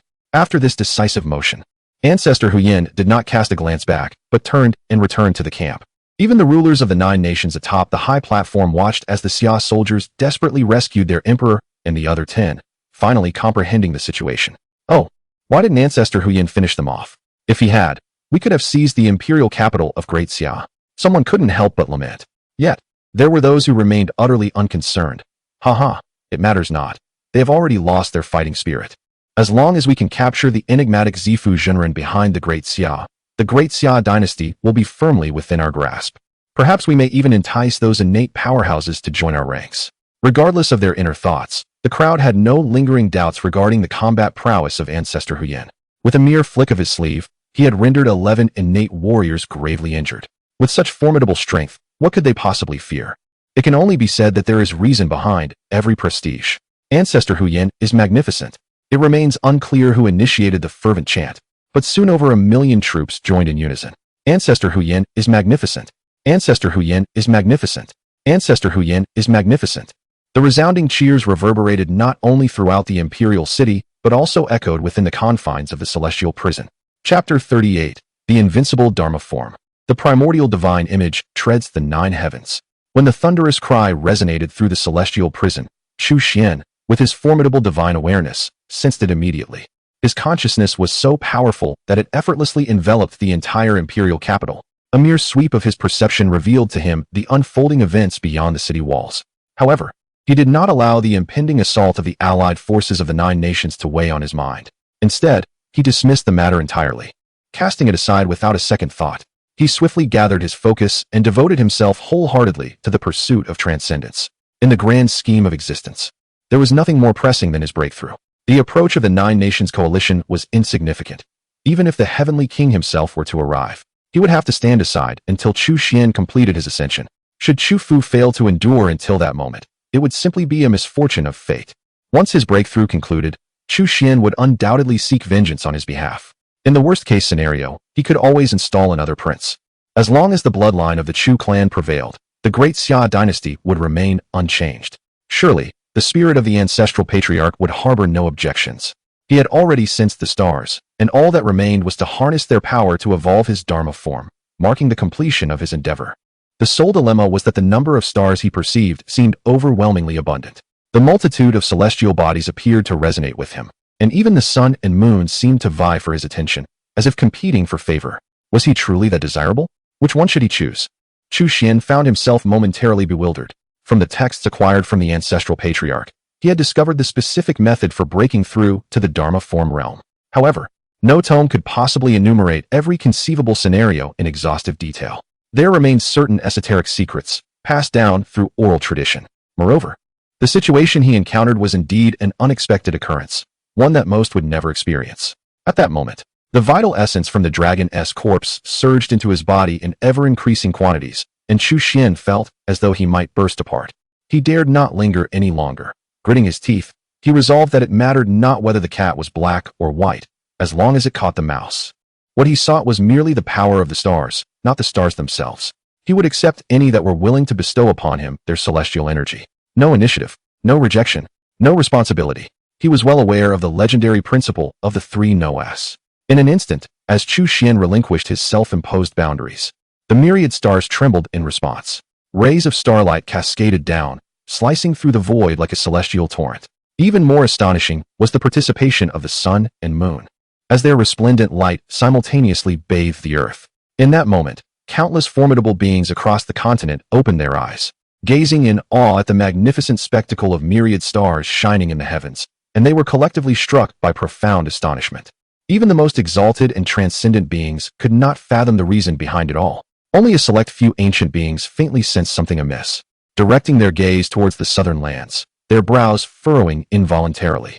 In their recollection, the southern region was characterized by an extreme scarcity of spiritual energy, a veritable backwater.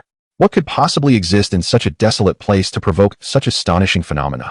Clearly, the power of Ancestor Huyan was insufficient to perceive the extraordinary anomalies occurring beyond the nine heavens. At this very moment, he was reveling in his return to the main camp, buoyed by the enthusiastic cheers of 1,000,000 troops, an exhilarating experience he had never encountered in the eastern wilderness. After all, although his strength was not relegated to the lowest tier in the eastern wilderness, he could hardly be considered a formidable figure. In truth, his presence in the southern lands was born of necessity, fleeing for his life from pursuers. Even now, he bore injuries, and his dealings with King Zhao were motivated by a desire to acquire spiritual stones to mend his wounds. Otherwise, given the meager spiritual energy of the southern lands, not only would recovery be impossible, but even maintaining his current cultivation level would pose a significant challenge. Thus, while he was indeed joyful, he was adamant that not a single spiritual stone should be spared. Congratulations, Ancestor, on your victorious return. Led by King Zhao, the sovereigns of various nations gathered outside the tent to welcome Ancestor Huyan. Witnessing his remarkable prowess transformed their demeanor into one of fervent enthusiasm. A being of such formidable strength as a Zifu true person would undoubtedly yield substantial benefits, even if not directly as a protector. Ancestor Huyan reciprocated their joy, viewing these individuals as potential clients for his future endeavors. His ambition to amass sufficient spiritual stones in the southern lands depended entirely on their patronage. When will Ancestor resolve the issue concerning the Zifu true person behind the Great Xia? Someone eagerly inquired. Upon hearing this, all eyes turned expectantly toward him, barely concealing their fervor. Once that enigmatic Zifu true person was dealt with, the Great Xia dynasty would undoubtedly fall into their grasp. The territory of the Great Xia was vast, ranking among the foremost in the southern lands, and even if the 9 nations divided it, each would still prosper abundantly. What is the specific situation regarding that Zifu true person? Ancestor Huyan remained exceedingly cautious. Though he held a low opinion of the cultivators from the southern region, he did not let his guard down. After all, despite his cultivation at the 8th level of the Zifu realm, injuries had reduced his current capabilities to a mere 4th or 5th level. The assembly was composed of no ordinary individuals. They quickly discerned the underlying sentiments. King Zhao confidently assured, Ancestor need not worry. This individual has only recently broken through, merely 10 years ago. I have sent people to investigate multiple times, and it is said that he possesses a youthful appearance, certainly not akin to those ancient monsters. Only 10 years since his breakthrough? Upon hearing this, Ancestor Huyan felt a wave of relief wash over him. The Zifu realm was unlike the preceding levels, with each ascension presenting considerable challenges. even in the East Wilderness. A realm abundant in spiritual energy, significant progress in merely a decade is a formidable challenge. How much more so in the spiritually barren lands of southern heaven? Based on his estimations, the opponent is likely still confined to the first layer of the Purple Mansion realm. Even with exceptional talent, it is improbable that they surpass the second layer of the Purple Mansion realm. There is no way they would exceed the third layer of the Purple Mansion realm. More critically, the cultivation techniques he has mastered, the spells and divine abilities at his disposal, as well as his weapons and armor, are far beyond what the disheartened cultivators of southern heaven could ever hope to compare with. Thus, from any perspective, victory appears to be assured. No worries. All that is required is for everyone to prepare the spirit stones. The venerable ancestor Huyan exclaimed with a smile. At that moment, however, the void trembled, and the stars began to descend. The entire sky transformed into a dazzling spectacle, as if countless celestial bodies were plummeting to the mortal realm in an instant. Centered around the imperial capital, the spiritual energy of heaven and earth erupted into chaos. Winds surged and clouds roiled, with numerous astonishing phenomena manifesting in rapid succession. A terrifying pressure enveloped the area for thousands of miles, instilling a sense of suffocating dread in all within. Moreover, the stronger one's cultivation, the more pronounced this feeling became, as if insurmountable mountains bore down upon them, making resistance increasingly futile. The venerable ancestor Huyan's countenance shifted drastically. Already injured, he could no longer contain himself and spewed a mouthful of fresh blood. In shock, he gazed upward, witnessing the spiritual energy above the capital spiraling uncontrollably, swiftly forming a terrifying vortex reminiscent of an abyss. As if splitting the heavens and the earth, a primordial divine elephant emerged with deliberate strides. Its size was unimaginably colossal, its limbs resembling towering pillars, exuding an overwhelming ferocity, as if treading upon the cosmic river of stars. Accompanying it were countless celestial bodies, as though it were manifesting a new realm. Even the mere glimpse of it caused Huyan, an experienced Purple Mansion cultivator, to tremble with trepidation. Is this a? How could such a fearsome exist in this world? Even the rarest of supreme could hardly compare to such terror. Merely a hint of its aura nearly shattered my mind. Could this be the legendary Invincible? Suddenly confronted with this terrifying possibility, Huyan found himself kneeling in sheer fright. Chapter 39, My Lord Above. Please allow this old servant to pay his respects. When the venerable Huyan ancestor awoke once more, several hours had already elapsed. He shook his somewhat heavy head, feeling as though he had been inebriated for 3 consecutive days and nights. Since attaining mastery in his cultivation, he had never experienced such an ordeal. Recalling the terrifying spectacle that had unfolded above the imperial capital, even now, his heart raced with trepidation. Surveying his surroundings, he beheld the vast army of 1,000,000, all rendered unconscious and sprawled upon the ground, resembling a group of intoxicated revelers. The king of Zhao, the sovereigns of the 8 nations, and the commanding generals lay haphazardly about, devoid of dignity. It was evident that the situation within the imperial city was likely no different. Under the shroud of that dreadful pressure, the living beings within a 1,000-mile radius, be they human or beast, had surely succumbed to an unyielding slumber. Thus, it dawned on him that he must be the first to awaken. Huyan ancestor quickly contemplated this possibility. As a formidable being of the 8th heaven of the Purple Mansion realm, his capacity for endurance far surpassed that of ordinary individuals, making his earlier awakening quite reasonable. However, upon glancing at the colossal ancient city in the distance, a profound sense of panic and fear surged within him. No longer did he entertain thoughts of profit. Without a moment's hesitation, he turned to flee, hastily retreating into the distance. Although he could not ascertain whether that terrifying entity was connected to the Great Xia dynasty, it was indisputable that the imperial capital of Great Xia was a place he must never tread. Had he known that such a fearsome presence lurked within the imperial city, he would have never forged that ill-fated bargain with the king of Zhao, regardless of his need for spirit stones. Was it not said that shallow waters cannot nurture a dragon? How could such a powerful figure reside in the remote corners of Tiannan, a land so bereft of spiritual energy? He resolved to vacate this place as swiftly as possible, vowing never to return to the imperial capital of Great Xia, nor even to set foot in the Great Xia nation again. Once his injuries healed, he would depart this accursed locale immediately. Yet, at that very moment, as he lifted his gaze, he found himself petrified, as if ensnared by a spell. Before him stood a young figure, whose presence had seemingly materialized from thin air. Tall and with profound eyes, an enigmatic aura surrounded him, causing the very fabric of reality to shift. He approached with an effortless grace, yet his speed was astonishing, closing the distance to Huyan ancestor in the blink of an eye. You are the Huyan ancestor? A calm voice inquired. To Huyan ancestor, It was akin to a thunderclap on a clear day. The dreadful aura emanating from the figure felt as if a fearsome beast of unimaginable ferocity loomed before him. And he found himself gasping for breath, as an invisible pressure enveloped him from all directions. In that instant, even his heart seemed to cease its rhythmic beating. Reflecting on the previously shocking and terrifying phenomenon, the ancestor Huyan was completely devoid of any thoughts of resistance. The insignificant man, Huyan Rong, had encountered the venerable elder. The so-called ancestor Huyan was merely a term of ignorance used by ordinary people. Before the elder, Huyan Rong's meager cultivation hardly warranted the title of a revered ancestor. Soon, he revealed a smile more grotesque than tears, feeling utterly bereft of hope. He had merely wished to acquire some spirit stones, never anticipating that he would provoke such a formidable figure. However, the resounding cries of 1,000,000 troops were still fresh in his ears. I heard it loud and clear. Chu Xian remarked with a smile that was not quite a smile. Upon hearing this, Huyan Rong was filled with deep regret. He had thought there were no strong figures in Tiannan, which had led him to the foolish notion of self-proclaiming as Ancestor Huyan. Little did he know he was merely digging his own grave. At this moment, he wished to slap himself twice in the face. You tell me, you led an army to invade the Great Xia, and now you stand at the city's gates. How shall we account for this? Chu Xian inquired with an expressionless face. Huyan Rong's countenance changed dramatically at these words, and he hurriedly explained, Elder, there has been a misunderstanding. That army is not under my command. I was deceived into joining them and only acted once throughout. Yet that one act of yours grievously injured 11 innate experts of the Great Xia, leading to the demise of countless soldiers. Not to mention, the injured Emperor Xia is my beloved younger brother. The mention of a beloved younger brother sent Huyan Rong into a panic, leaving him pale and trembling. With a thud, he fell to his knees. I am willing to be your servant, merely begging for your mercy. Before he could finish, he prostrated 3 times, exclaiming, Great Master, please accept this humble bow. Chu Xian, witnessing this, could not help but be momentarily taken aback. Upon regaining composure, he let out a chuckle. You are quite decisive.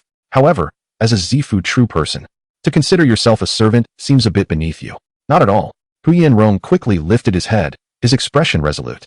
To serve at my master's side is a privilege beyond compare, one that others cannot even envy. I implore you to grant me an opportunity for redemption. Chu Xian's gaze shifted, intrigued as he scrutinized him from head to toe. The intensity of his scrutiny made Huyan Rong's heart tremble until Chu Xian finally spoke softly. Very well. Since you are so insistent, I shall grant you a chance. Resolve the army outside the city, and then come to find me in the city's dungeon. As his words fell, Chu Xian flicked his fingers, sending a wisp of magical power into Huyan Rong's body before turning to leave. Your servant obeys. After a long while, Huyan Rong dared to lift his head once more. Feeling the rapid beating of his heart confirmed that he was still alive. Undoubtedly, he had just danced on the edge of the abyss. Had he not reacted swiftly and sought mercy in that moment, he would likely be a corpse by now. No, it is highly likely that even the corpse has long since vanished.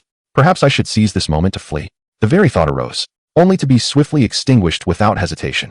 He sensed the enigmatic mystical energy hovering above his purple palace, akin to an ancient divine elephant roaring towards the heavens. What sent a shiver down his spine was the seething inferno of energy concealed within this divine creature. He possessed an unmistakable clarity that once these two forces erupted, not only would his purple palace be at risk, but his entire being might also disintegrate into ashes. I do not fear death, rather. I believe one must uphold their promises. Having vowed to atone, how could I sneak away? Indeed, this is not a fear of death, but a willing devotion to that esteemed elder. Huyan Rong took a deep breath, prepared himself mentally, and then returned to the coalition's main camp. Do not blame me. All of this is a consequence of your own actions. Even I am entangled in your misdeeds. Observing King Zhao and others lying unconscious on the ground, Huyan Rong gritted his teeth and decisively ended their lives. He then proceeded to awaken the leaders within the coalition one by one. Those willing to abandon darkness for light were instructed to rally the troops.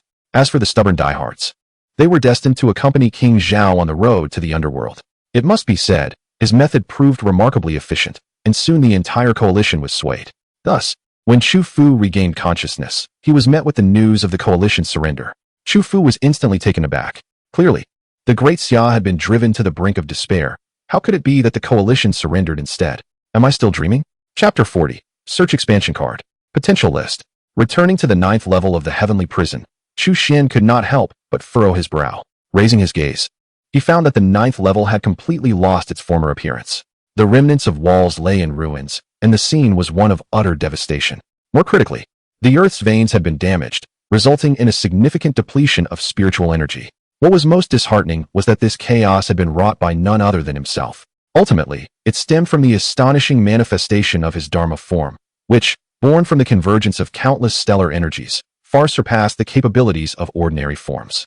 However, this extraordinary feat demanded an energy expenditure that was equally extraordinary. Chu Xian had not only drained the entirety of the magical power from his purple mansion space, but had also consumed the vast life essence garnered from refining the dragon corpse. Yet, even this was insufficient. He was compelled to forcibly extract a substantial portion of the spiritual energy from the underground spiritual veins, and only then did he achieve his monumental success. Fortunately, despite the staggering investment, the rewards were immensely gratifying. Chu Xian not only made a smooth breakthrough in his cultivation, but also witnessed the doubling of the purple mansion space, culminating in the evolution of the legendary invincible Dharma form. As his thoughts stirred, an immense phantom of the Dharma form began to subtly materialize behind him in the void. Although only a fraction of its entirety was revealed, it already distorted the surrounding space, with dark fissures wildly spreading forth. It was easy to imagine that if he were to fully manifest the Dharma form, a vast expanse of the surrounding space would succumb to collapse. Truly, it deserved its reputation as the legendary invincible Dharma form. Even in its nascent state, it exhibited such formidable strength. As his cultivation continued to ascend, the Dharma form would inevitably evolve further, and when perfected, it would effortlessly dominate an entire realm. Chu Xian's spirit soared, his face betraying an unmistakable joy. Having successfully transcended to the realm of Dharma forms, he could now be regarded as a formidable figure. Not only was he unparalleled in the current era of Tiannan, but even over the span of millennia, none could rival him. Suddenly, he recalled that he had not yet signed in for the day. With this thought in mind, Chu Xian silently recited within his heart, "Ding! Sign-in successful. Congratulations, host, on obtaining a search expansion card." A search expansion card? What might this be? As his thoughts stirred, the rewards from his sign-in swiftly manifested in his hand. It was a card about the size of a palm, yet it was not a tangible object. Rather, it emanated a subtle aura of rules. Chu Xian quickly discerned its purpose.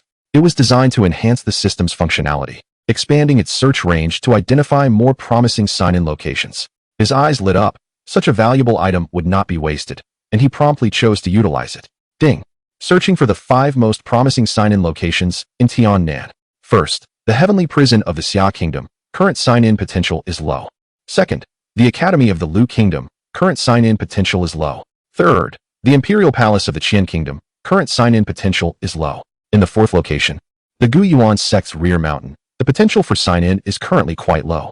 In the 5th location, the Wei State Imperial Tomb. The sign-in potential is similarly diminished. The system quickly enumerated the 5 most promising sign-in spots in the southern lands. Compared to before, not only had the search range expanded significantly, but there were also more options for sign-in locations, with the potential for each clearly indicated. However, what surprised Chu Xian was that all 5 locations displayed a uniformly low sign-in potential. While it was understandable that the sign-in potential at the Daxia prison was low, given that he had been signing in there for over a decade, it was disheartening to find that the other 4 locations also exhibited low potential. It seemed that the southern lands were indeed lacking. Chu Xian could not identify any other reasons for this. Upon reflection, it was somewhat understandable. The southern lands had not produced a purple mansion true person in over a millennium, illustrating the desolation of the region. Furthermore, he himself was not yet a purple mansion true person, but rather a powerful figure at the Dharma aspect stage. Seeking treasures in such a barren place at his current realm was akin to searching for a needle in a haystack, and the prospects were indeed dim. It appeared to be time to explore other regions, such as the eastern wilderness beyond the southern lands. At that moment, Hu Yanrong arrived at the prison after resolving matters with the Allied forces. The Allied forces had all surrendered, and the old servant had come to report back to his master. Hu Yanrong dutifully conveyed the news. Chu Xian was indifferent to the situation with the Allied forces. Rather, he turned his attention to Hu Yanrong and suddenly inquired, "Are you from the eastern wilderness?" Hu Yanrong was momentarily taken aback. However, after a brief contemplation, he found it unsurprising. After all, given his cultivation, it was reasonable for Chu Xian to guess his origins. Not daring to deceive his master, the old servant confirmed that he indeed hailed from the eastern wilderness. As he spoke, Hu Yanrong recounted his background. He had originally been the head of the Spirit Talisman sect in the eastern wilderness, possessing a cultivation level of the 8th layer of the Purple Mansion realm. While not a figure of great renown, he was nonetheless a person of some significance. His fall from grace was entirely due to his misplaced trust in a treacherous individual. He had been so engrossed in the art of talisman crafting that he entrusted the sect's authority to his most trusted junior disciple. Little did he know, that disciple harbored ambitions of usurpation, not only plotting to seize power, but also intending to eliminate him. Although he narrowly escaped with his life, he sustained severe injuries and was compelled to hide in the extremely remote southern lands. He had intended to recuperate there before returning for vengeance. But his path crossed with Chu Xian, and thus his plans took an unforeseen turn. After hearing his tale, Chu Xian could not help but express his sympathy. This fellow was indeed quite unfortunate. For now, you shall stay by my side. As long as you dedicate yourself wholeheartedly, your injuries are of little concern to me, Chu Xian quickly stated. Since he intended to venture into the eastern wilderness, having a familiar guide would undoubtedly alleviate many troubles. As for Hu Yanrong's injuries, they posed no issue for Chu Xian. Over the years, he has acquired numerous remarkable items, including some miraculous healing elixirs. However, Chu Xian did not immediately present them to Hu Yanrong. After all, Hu Yanrong was still in a phase of atonement. And even though Chu Xian regarded these treasures with indifference, he would not carelessly gift them away. Upon hearing this, Hu Yanrong was filled with joy and promptly expressed his gratitude. Thank you, my master. This old servant shall strive doubly hard. Before long, Chu Fu also arrived at the prison. At that moment, he came to realize that only one individual could cause over 1 million allied forces to suddenly change their allegiance, someone from the Great Xia dynasty. Coupled with the recent terrifying phenomenon, his conviction grew even stronger. Yet, before Chu Fu could speak, Chu Xian interjected, I intend to depart. Chu Fu was momentarily taken aback. He opened his mouth, yet found himself at a loss for words. In truth, he had long anticipated this day. After all, Chu Xian was not like the old sect master, and it was impossible for him to remain with the Great Xia dynasty indefinitely. For the sake of our brotherhood, I shall leave you a few items. From this day forth, the Great Xia dynasty will rely on you alone. As soon as the words left his lips, Chu Xian waved his right hand, and 3 items materialized before Chu Fu. One was a high-tier talisman capable of slaying a purple mansion true person, serving as a hidden aces up his sleeve. Another was a vial of elixir that could assist him in reaching the pinnacle of innate cultivation.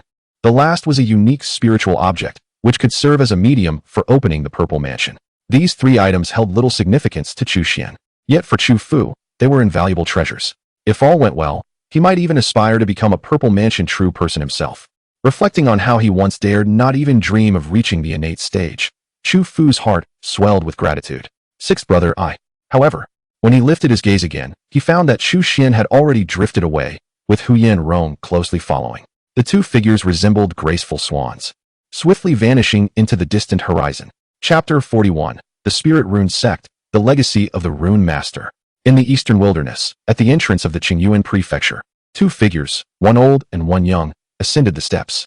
The younger man, barely in his 20s, had a face as exquisite as jade and eyes resembling twinkling stars. Not only was he strikingly handsome, but his demeanor also commanded deep admiration. Following closely behind was an elderly man, mirroring the young man's pace, his humble expression betraying a profound cultivation evident in his aura. These 2 were none other than Chu Xian and Hu Yanrong, who had journeyed from the southern heavens. Despite the formidable mountains separating the southern heavens from the eastern wilderness, for such powerful beings capable of soaring through the skies, traversing the distance was no arduous task.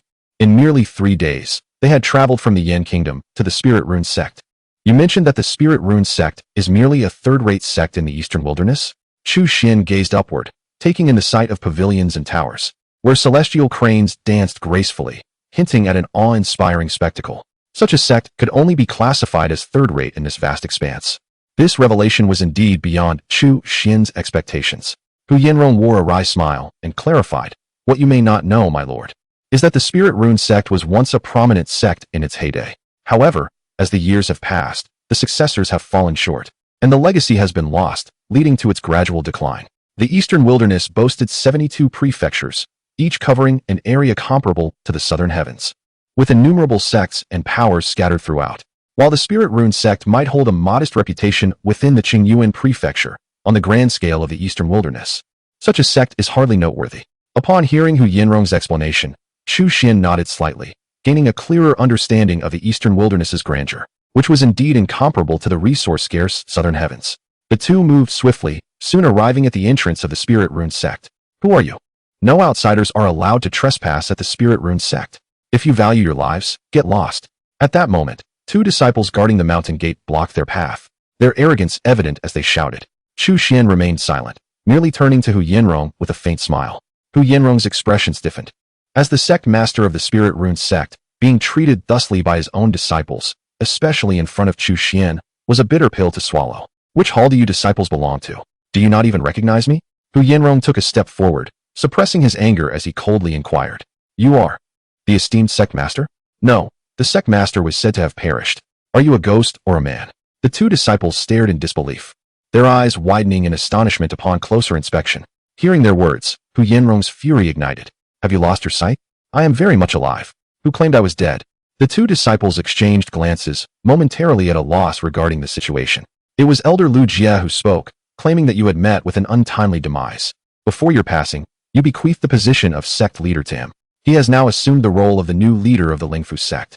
Upon hearing the name Lu Jie, Hu Yanrong's expression turned ashen, and Chu Xian immediately comprehended that this Lu Jie was likely the junior disciple Hu Yanrong had referred to. Hu Yanrong had been severely wounded by him, forced to retreat to the remote southern lands for recovery. It seems that the power of the Lingfu sect has indeed been usurped by Lu Jie.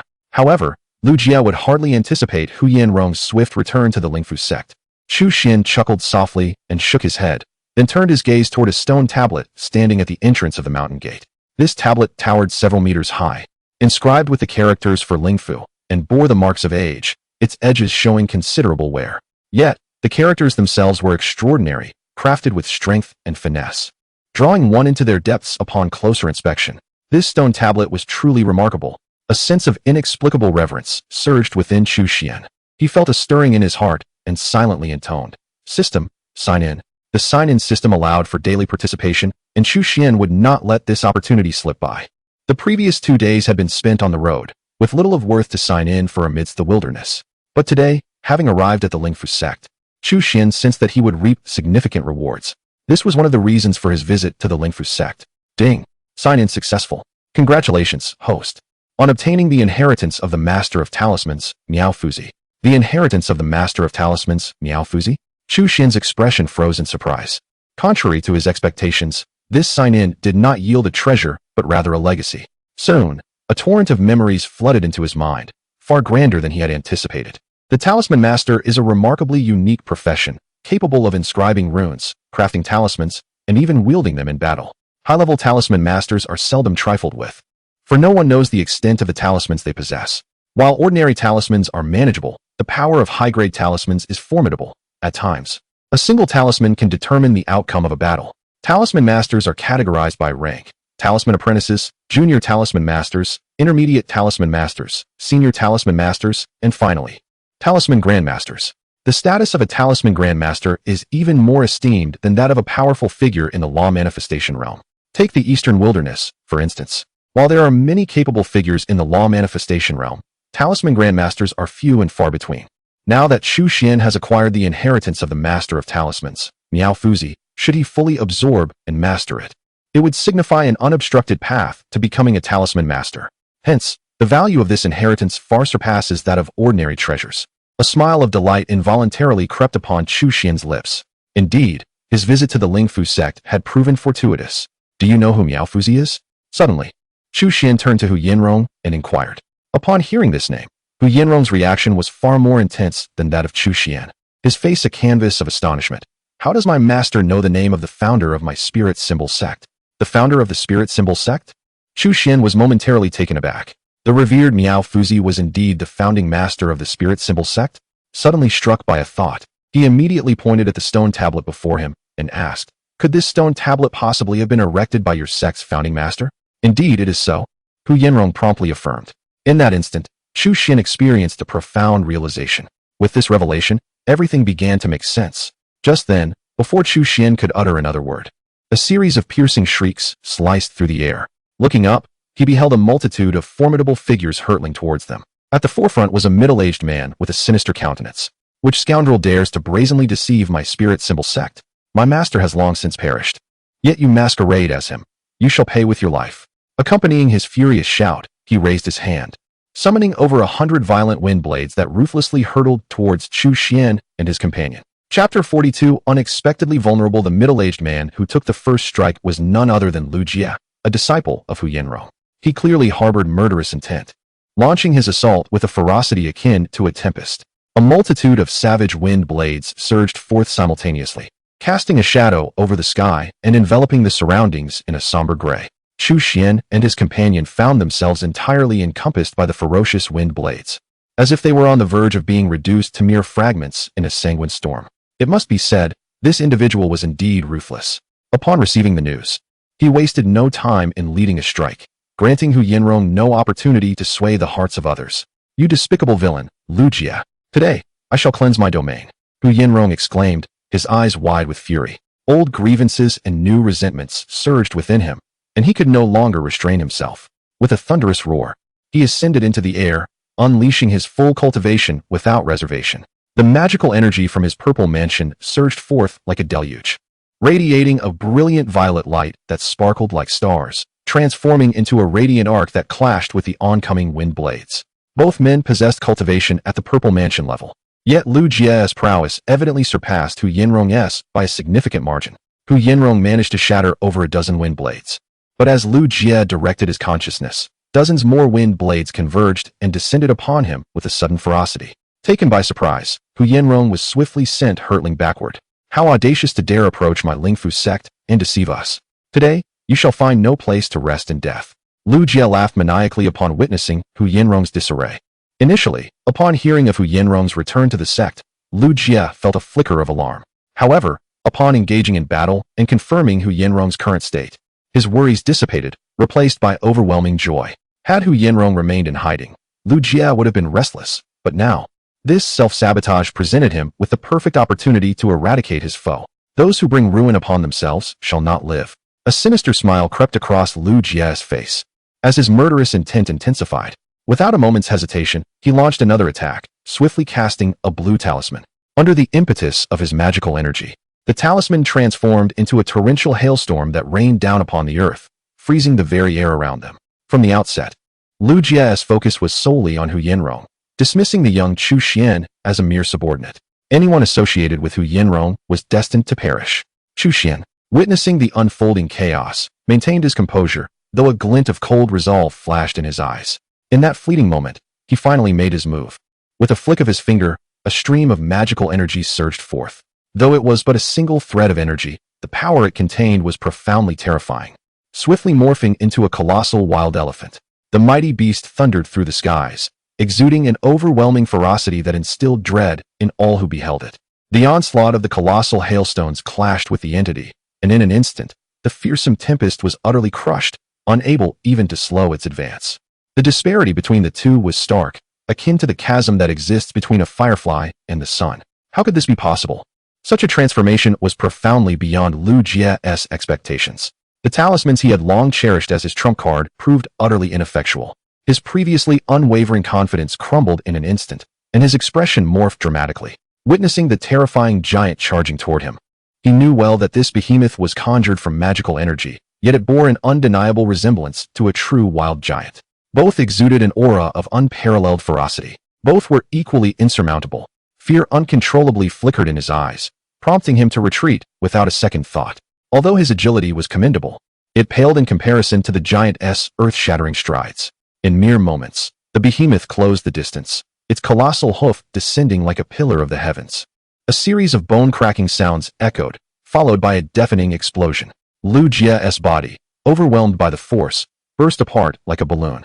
Blood sprayed in all directions, akin to a torrential downpour, leaving him utterly defenseless.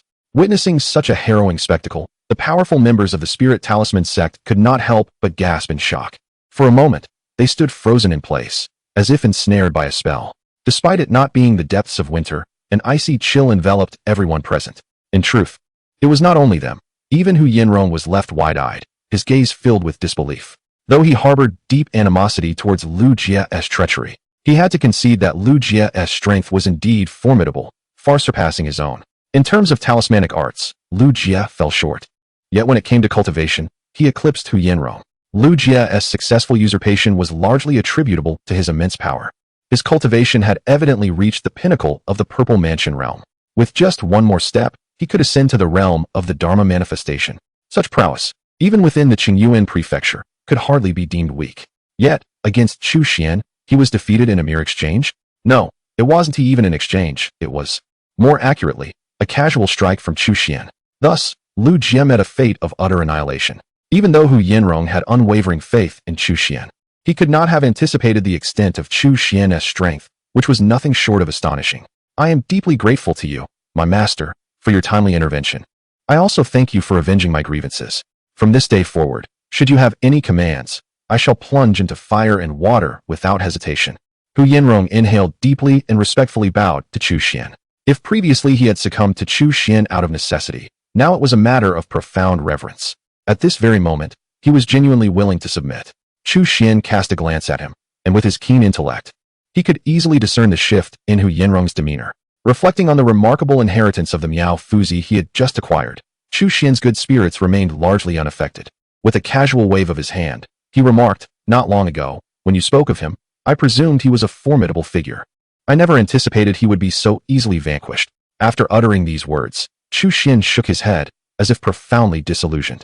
Upon hearing Chu Xian's evaluation, Hu Yinrong's lips involuntarily twitched. If Lu Jie was indeed feeble, then having been repeatedly defeated by him, was he not even less formidable? However, given that it was Chu Xian who made this assertion, he naturally did not dare to voice any dissent. After all, to Chu Xian, Lu Jie truly was a figure of little consequence.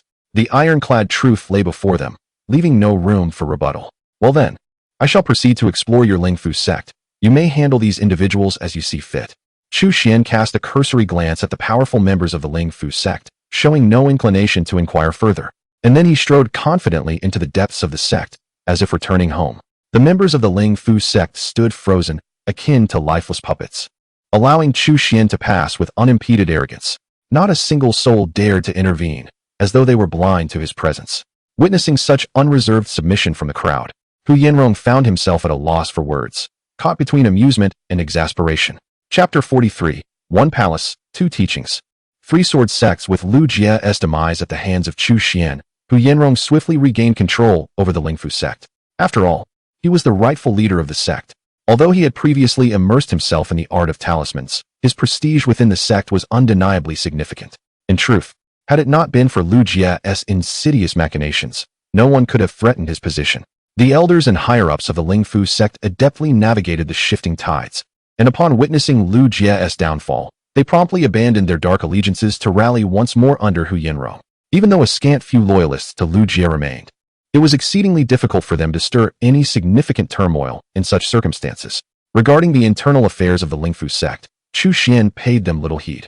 He spent his days wandering through the various relics and buildings of the sect, soon signing in at every location. Signing in at the Lingfu sect yielded not only talismans, but also skills related to their creation. Coupled with the gradual assimilation of the Miao Fuzi inheritance he had previously obtained, Chu Xian's proficiency in talismans soared without him even realizing it. In a mere span of 2 weeks, he transformed from an absolute novice in talisman crafting to a seasoned talisman master capable of producing the majority of ordinary talismans. Is this a 7th grade golden light talisman? Upon witnessing Chu Xian meticulously crafting this talisman, Hu Yinrong could not help but widen his eyes in astonishment. Ordinary talismans are categorized into 10 grades based on their complexity and power. Talisman apprentices can create 1st and 2nd grade talismans. Junior talisman masters can forge 3rd and 4th grade talismans. Intermediate talisman masters can produce 5th and 6th grade talismans, and senior talisman masters are capable of crafting 7th and 8th grade talismans. Talisman grandmasters can create 9th and 10th grade talismans. The golden light talisman that Chu Xian was currently producing was indeed a 7th grade talisman, signifying that he had ascended to the ranks of senior talisman masters. Senior talisman master. Hu Yinrong involuntarily gasped in disbelief. In the vast expanse of the Lingfu sect, among the thousands of talisman masters with varying levels of skill, he was the sole individual to have reached this level. His ascent to senior talisman master was the result of decades of diligent study and practice within the sect, accompanied by immense effort and exceptional talent. Yet what of Chu Xian? Merely half a month ago, he had been inquiring about the production methods for 1st and 2nd grade talismans. Now, in such a brief time, he was already capable of independently crafting 7th grade talismans. The pace of his progress left Hu Yinrong at a loss for words, as it surpassed the bounds of his understanding. To put it bluntly, is this truly a human being? Does such a prodigy, born with innate knowledge, truly exist in this world? Hu Yinrong's astonishment was palpable, surpassing even the shock he felt when Chu Xian effortlessly dispatched Lu Jie. Suddenly, as if struck by a revelation, Hu Yinrong bowed deeply, his face alight with excitement as he declared, "The Master's talent for talismans is a once-in-a-millennium phenomenon. If the Master is willing to devote himself to this path, he will undoubtedly become a master of talismanic arts after several decades. I earnestly beseech the Master to lead the talisman sect, with thousands of disciples beneath me, all of whom would dare not disobey." Upon hearing these words, Chu Xian lifted his gaze, glanced at Hu Yanrong, and then chuckled softly while shaking his head. He could discern that Hu Yanrong's sentiments were heartfelt, yet his aspirations lay elsewhere. For Chu Xian, the talisman sect was merely a temporary refuge on his journey into the eastern wilderness. He had never contemplated staying here indefinitely.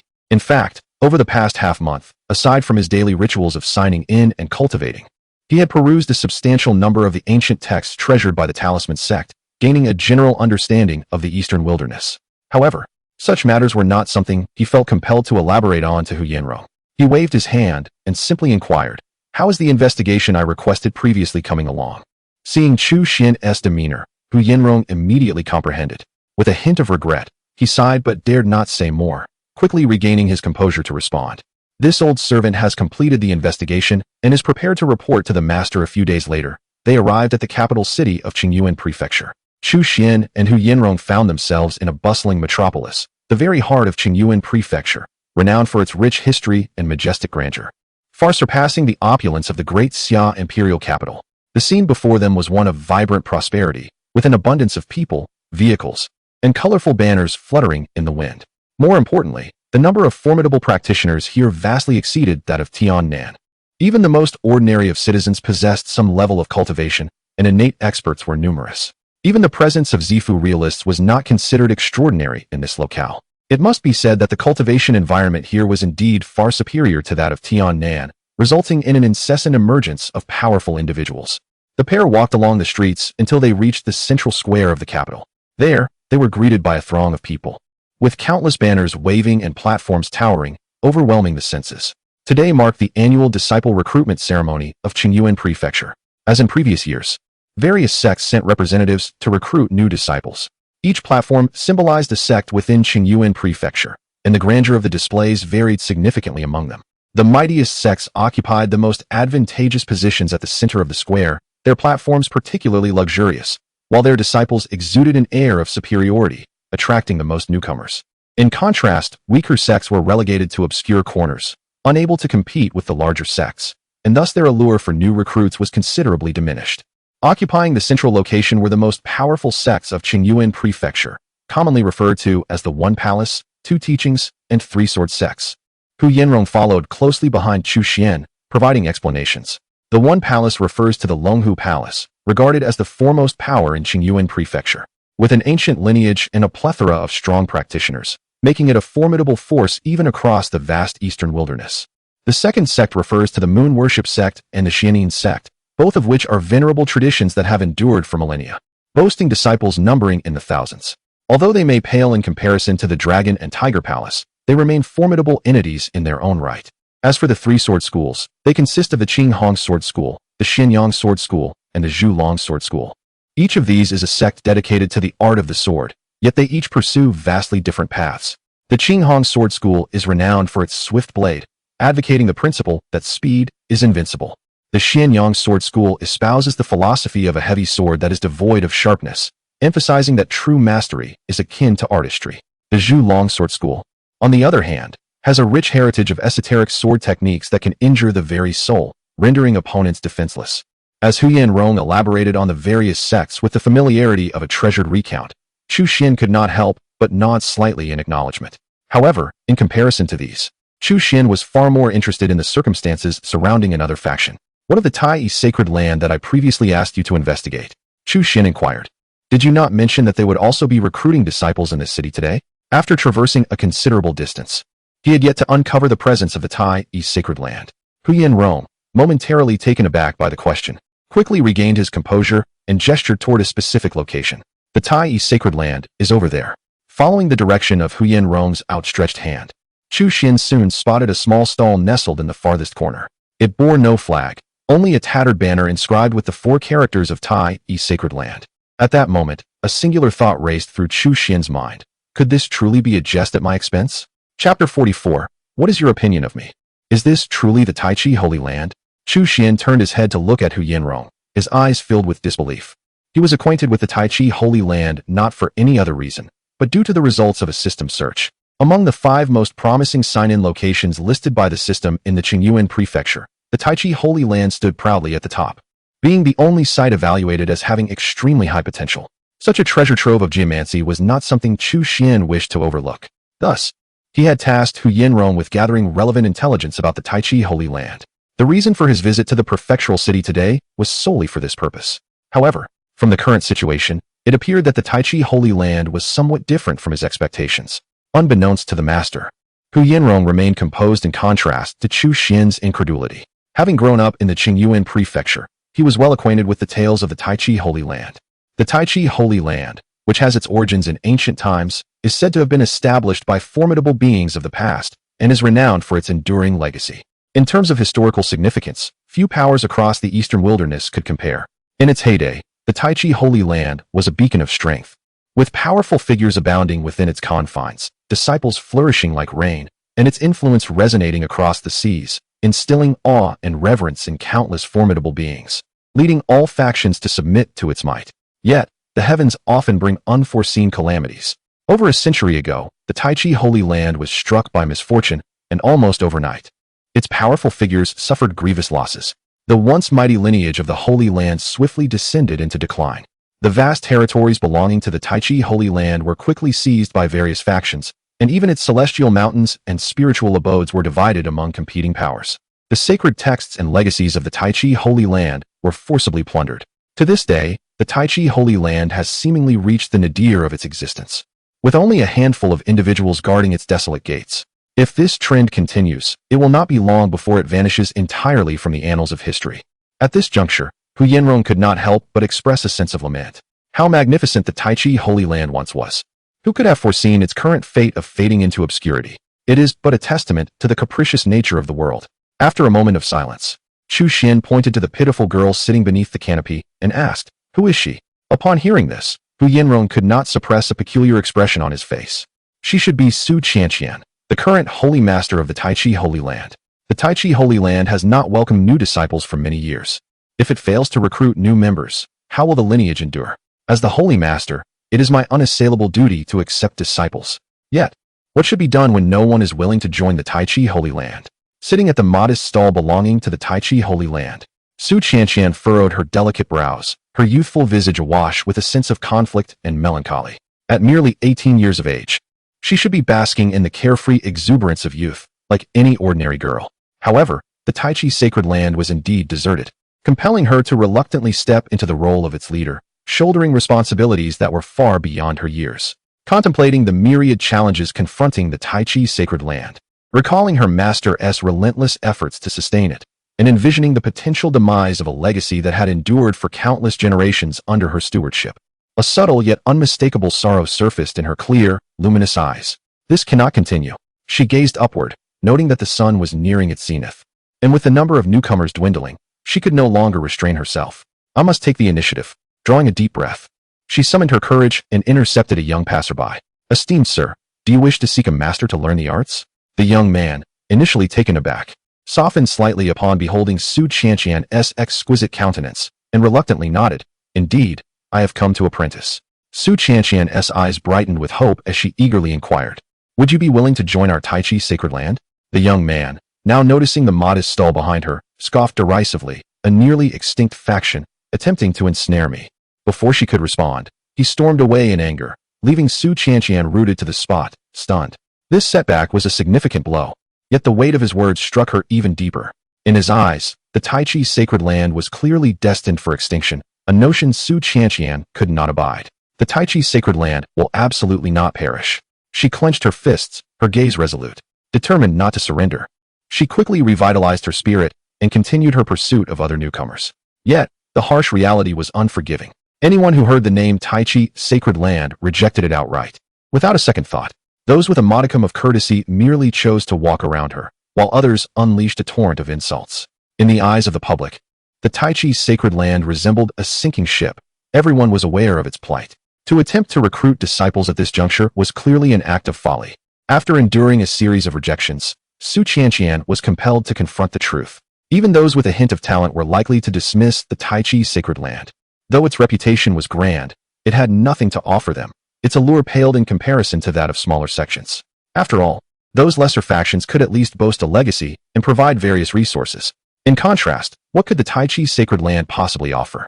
Despondent and drained, Chu Xian sank back to the ground, burying her head deep in her thighs, her shoulders trembling uncontrollably.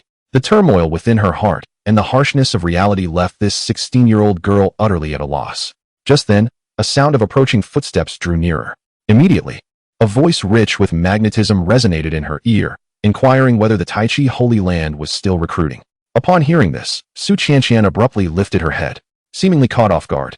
Her delicate cheeks bore traces of tears, and her eyes were filled with a bewildering haze. Chu Xian, witnessing her state, felt a pang of helplessness and repeated his question. Is the Tai Chi Holy Land still recruiting?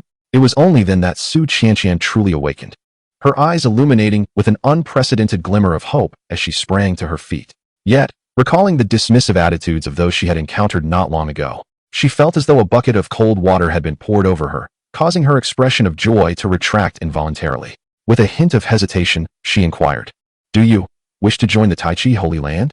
Seemingly sensing the uncertainty in the girl's gaze, Chu Xian smiled and nodded affirmatively, providing her with a resolute answer. "Indeed, I wish to join the Tai Chi Holy Land. What do you think of me?" Chapter 45. The Spirit Testing Pearl exploded. What do you think of me? Upon hearing Chu Xian's words, Chu Xian was momentarily taken aback.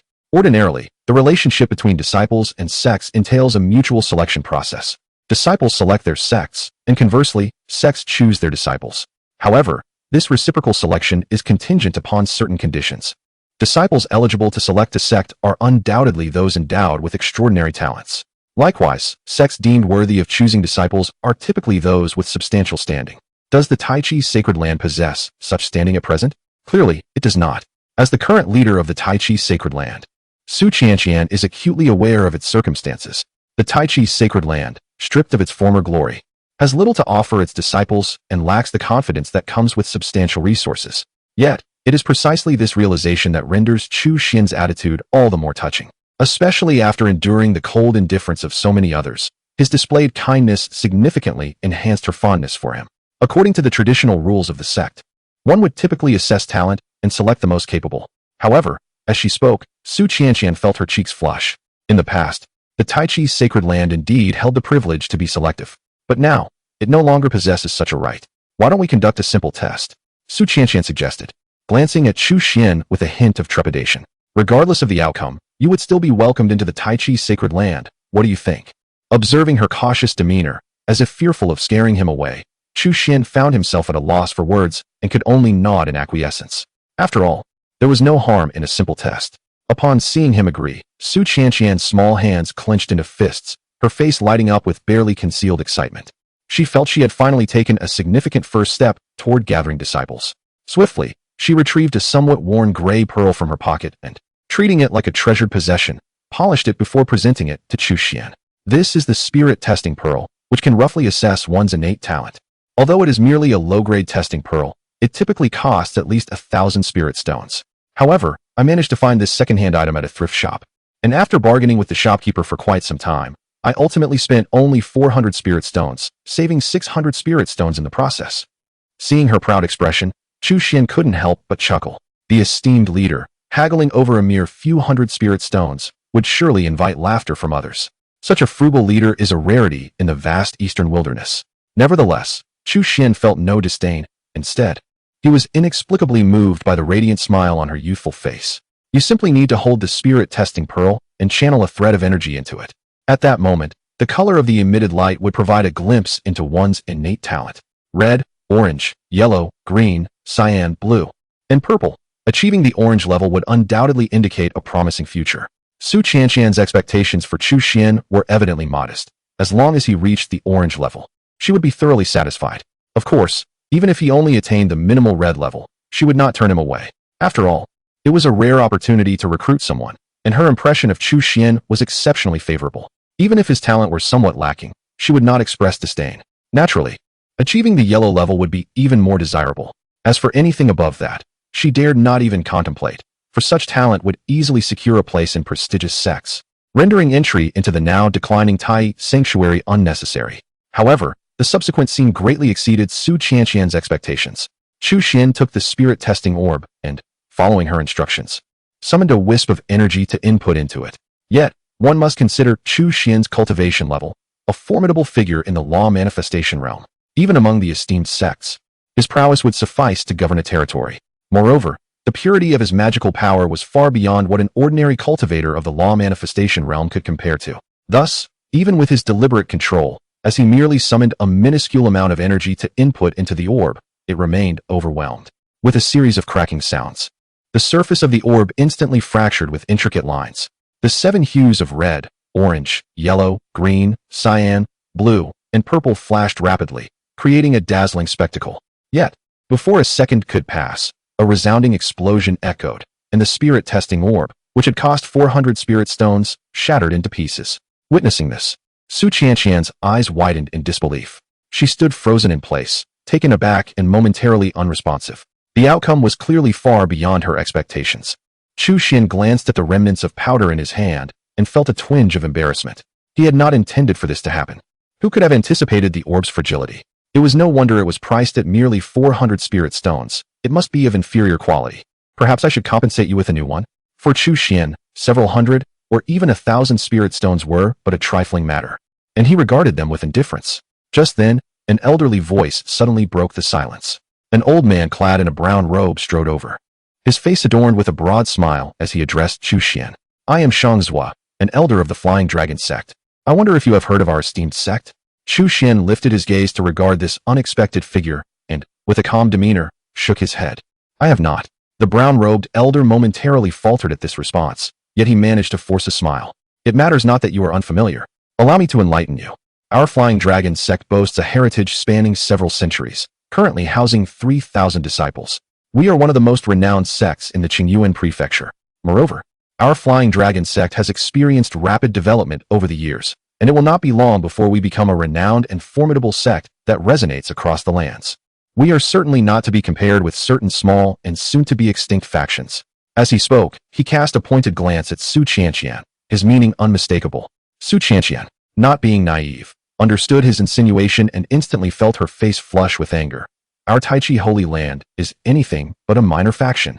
Huh. A stubborn duck refusing to yield, who in Qingyuan Prefecture does not know the situation of the Taichi Holy Land. The elderly man in the brown robe sneered without reservation, then turned to Chu Xian, saying, Young brother, why not join our Flying Dragon sect? I shall personally take you as my disciple, and your future will undoubtedly be boundless. He had clearly witnessed Chu Xian's recent display of talent, prompting him to come over and poach. Seeing his audacity, Chu Xian trembled with rage. You! How can you behave like this? However, the elder in the brown robe wore a smug smile. A good bird chooses its tree wisely. If you wish to blame anyone, blame your own inadequacy. Young brother, what do you think? Not much. Chu Xian's expression was cold, showing no sign of interest, but rather a sense of impatience filled his eyes. How could a mere 5th level of the Purple Mansion realm be worthy of being his master? He completely disregarded the elder, turning directly to Chu Xian and asked, Do you believe my conditions would allow me to join the Taichi Holy Land? Upon hearing this, not only did the elder look utterly dumbfounded, but Chu Xian also widened her eyes in disbelief. She clearly did not expect that, in such circumstances, Chu Xian would still insist on choosing to join the Taichi Holy Land. Could this be what is referred to as true love? Chapter 46. The Fallen Taichi Sacred Land. Young man, what did you say? Upon witnessing Chu Xian's audacious demeanor, Shangzhua, the elder of the Flying Dragon sect, was instantly filled with indignation. He was not a man of virtue, having only tolerated Chu Xian's arrogance due to his remarkable talent, which had piqued his interest. However, as Chu Xian continued to show him disrespect, his patience wore thin. Listen closely.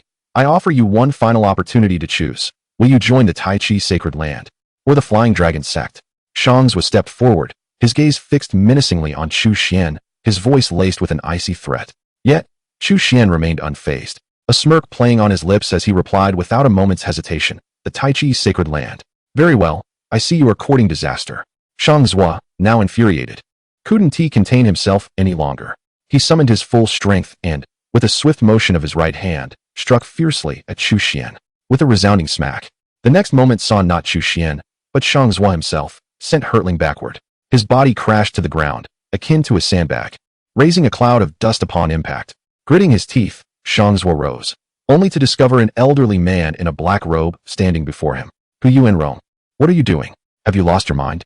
Shangzhuo quickly recognized the identity of the elder, his face contorted with rage. Indeed, he knew Hu Yuanrong, the master of the Spirit Rune sect.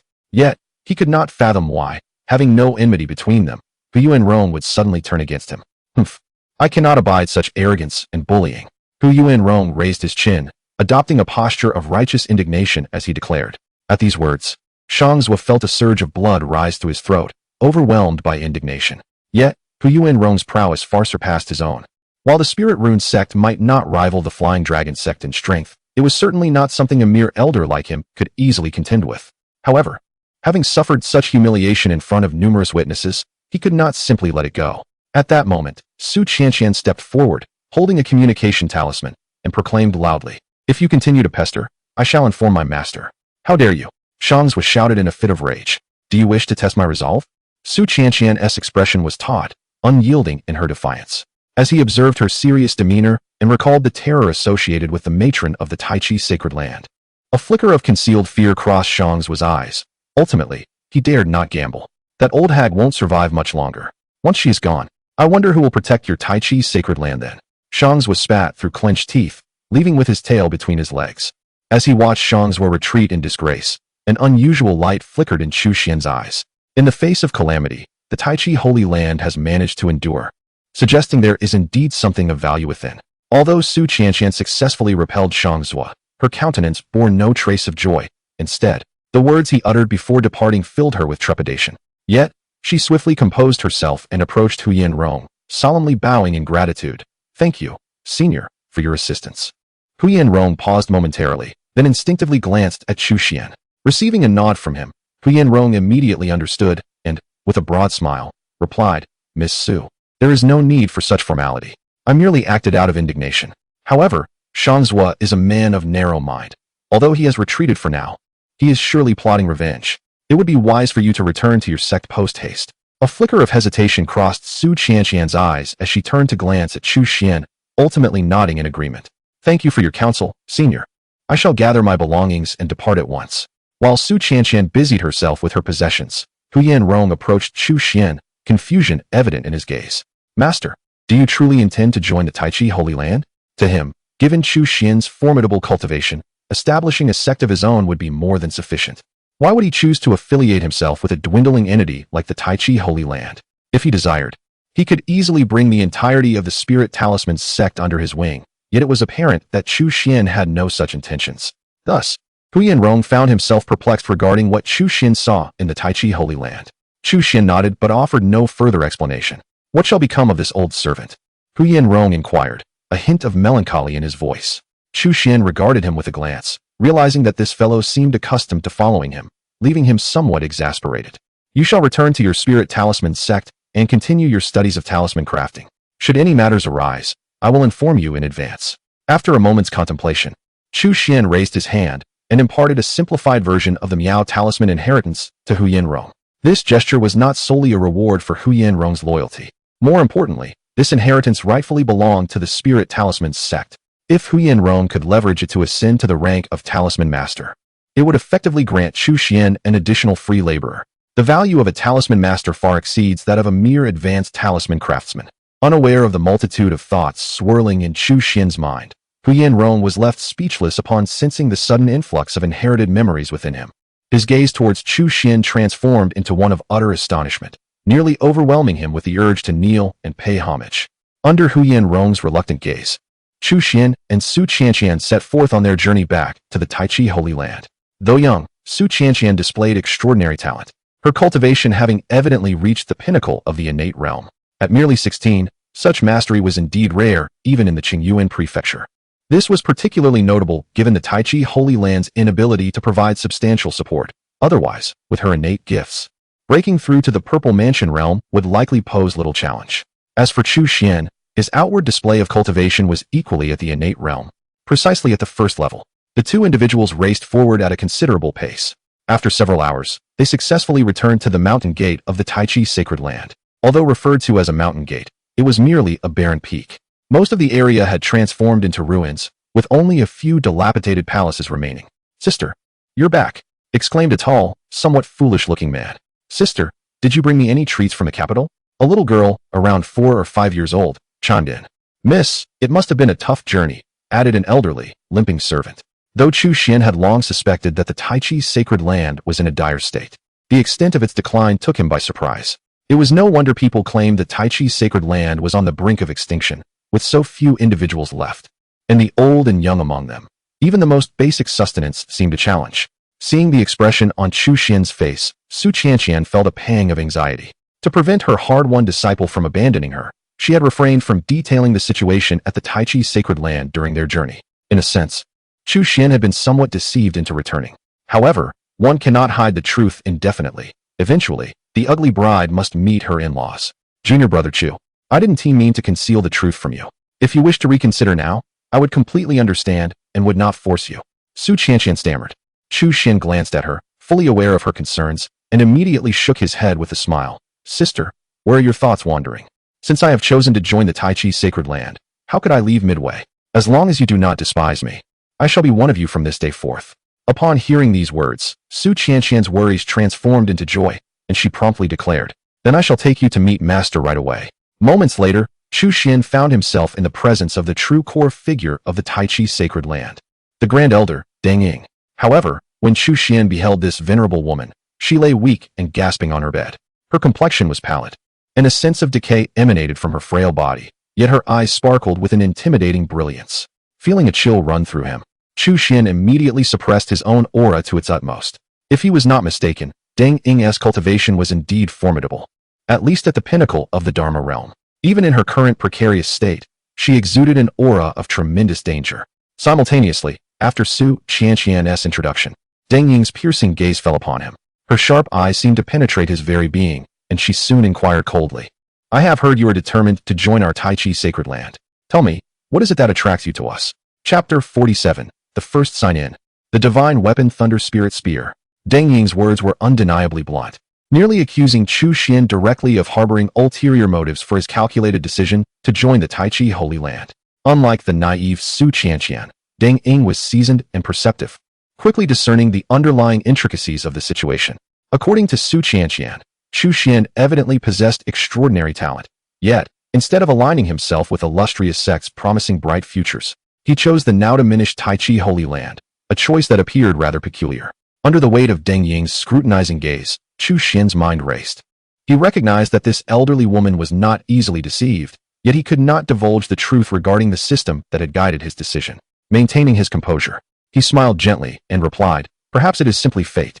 At this juncture, he glanced at Su Qianqian, shrugged nonchalantly, and added, "After all, given the current state of the Tai Chi Holy Land, which is utterly destitute, I truly struggle to find a compelling rationale." Upon hearing Chu Xian's candid admission, Su Qianqian felt a flush of embarrassment, as if she had been unwittingly deceived by him. Meanwhile, Deng Ying's expression darkened, yet she could not deny the validity of his statement. The Tai Chi Holy Land, in its present condition, offered nothing of value for anyone to covet.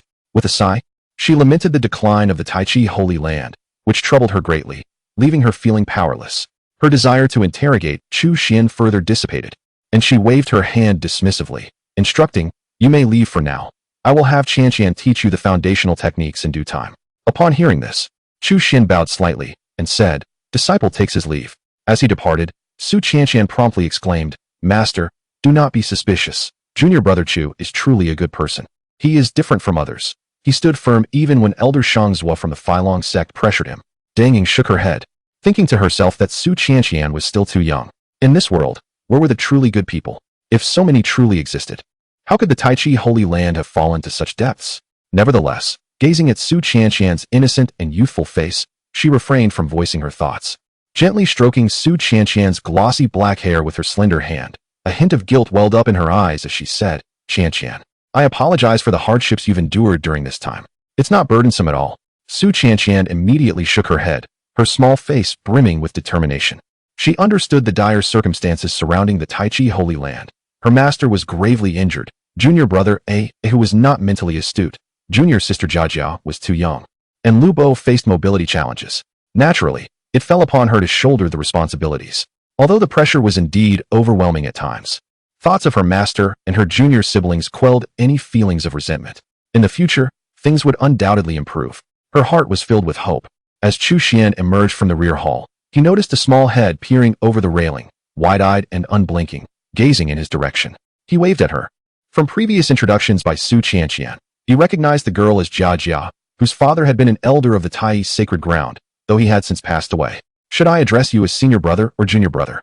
The little girl, unperturbed by shyness, bounced over to Chu Xian, hands clasped behind her back, tilting her head curiously as she asked in a bright, clear voice. Of course, you should call me senior brother, Chu Xian replied earnestly. But I entered first. Shouldn't I rank ahead of you? The girl questioned, her face a portrait of bewilderment. Chu Xian pondered for a moment, then produced a string of crystal-clear candied hawthorns. The system occasionally rewarded him with peculiar items during his daily check-ins. He waved the candied hawthorns before her eyes and, with a smile, inquired, "What should you call me?" The little girl swallowed hard, then without hesitation exclaimed, "Senior brother." Delighted by her perceptiveness, Chu Xian chuckled. "Very well, you have great potential." As he spoke, he handed the candied hawthorns to Jia Jia. Being a product of the system, their flavor was indeed extraordinary. The little girl quickly consumed them, her eyes narrowing in blissful enjoyment. Observing her delight, Chu Xian couldn't help but laugh as he stepped forward a few paces, gazing at a vast expanse of parched pond before him. Curiosity got the better of him, and he asked, "What was this place before?"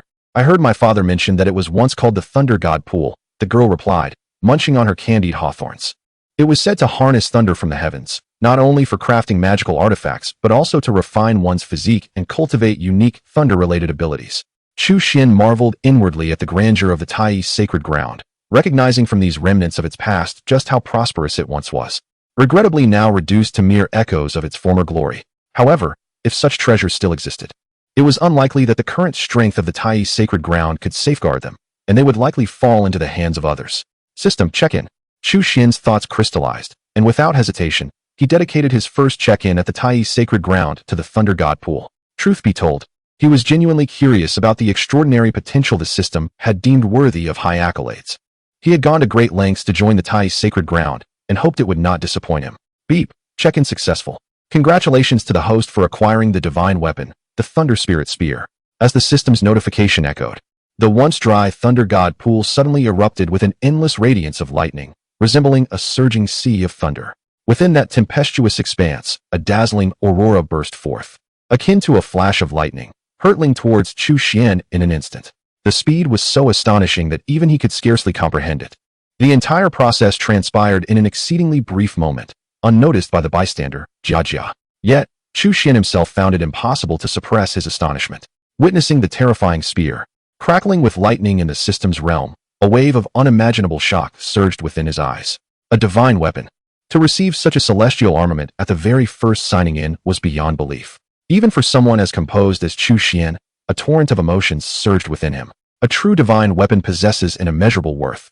The earth armor he donned was an exquisite artifact, priceless in its own right, yet when juxtaposed with a divine weapon, it was but a mere fragment of its value. Across the vast expanse of the eastern wilderness, countless sects and factions exist. Yet those wielding divine weapons are few and far between, primarily belonging to the mightiest of superpowers. A divine weapon is a formidable armament, possessing the terrifying capability to reshape the very heavens and the earth. Even transcendent beings, those of unparalleled strength, would find themselves drawn to such weapons. The emergence of each divine weapon typically heralds a storm of bloodshed and chaos. Truly, the Tai sacred land is extraordinary. Chu Xian inhaled deeply, his eyes sparkling with undeniable excitement. To others, the Tai sacred land might appear as a desolate wasteland. However, for him, it is an unparalleled treasure trove of immeasurable worth. Chapter 48. Breaking Three Realms, the Might of Divine Weapon. In the deep of night, within the vast expanse of a palace, Chu Xian sat cross-legged upon a mat. Due to the limited number of individuals within the Tai sacred land, even a novice disciple like him was afforded the privilege of residing alone within a palace, one of the few benefits offered by the Tai sacred land. His powerful consciousness spread out like a spider's web, encompassing every rustle of grass and whisper of wind around him.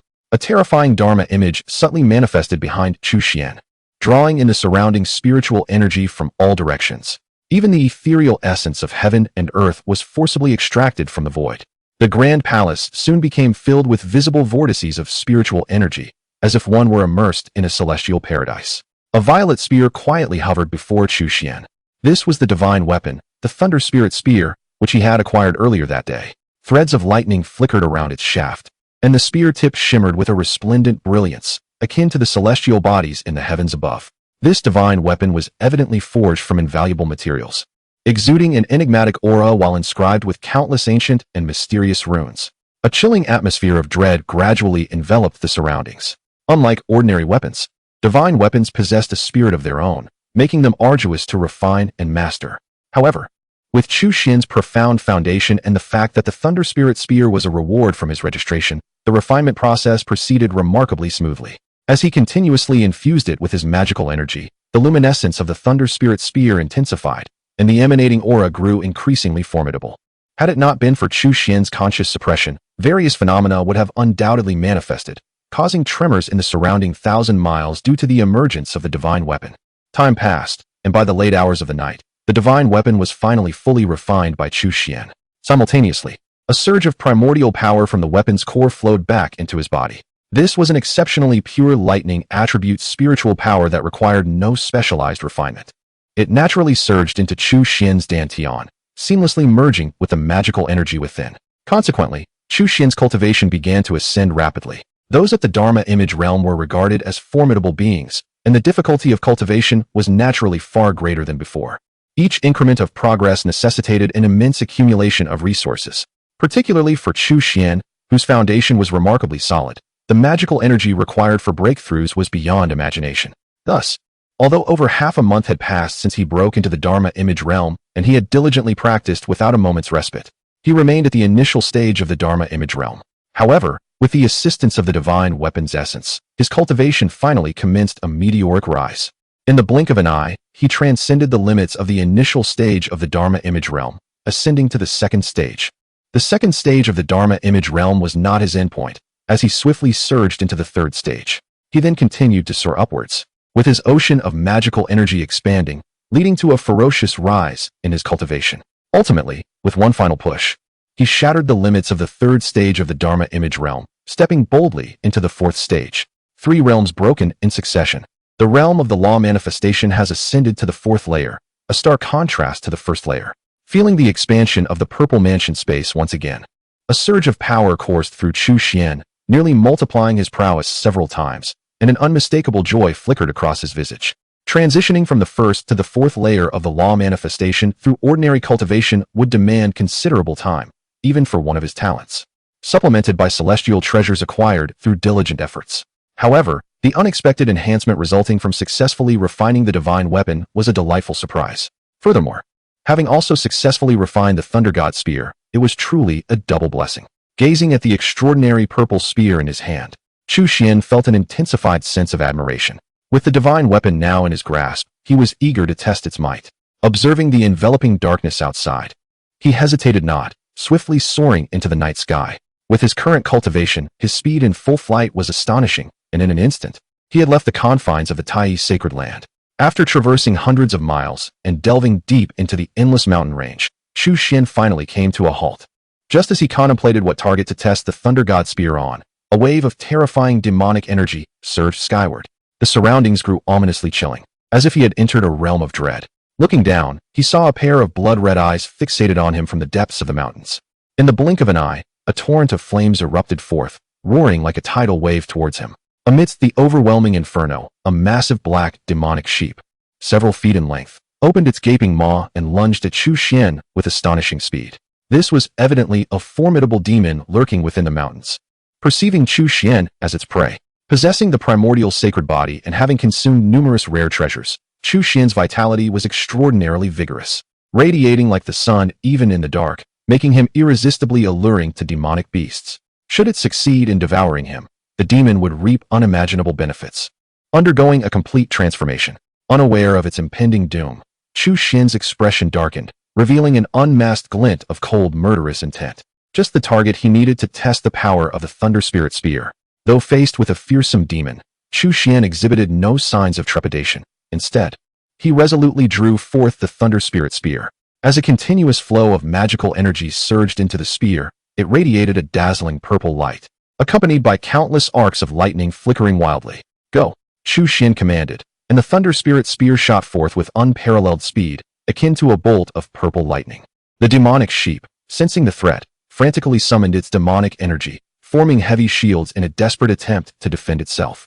Simultaneously, it unleashed a torrent of crimson fire serpents from its maw, imbued with terrifying power, aimed directly at the Thunder Spirit spear.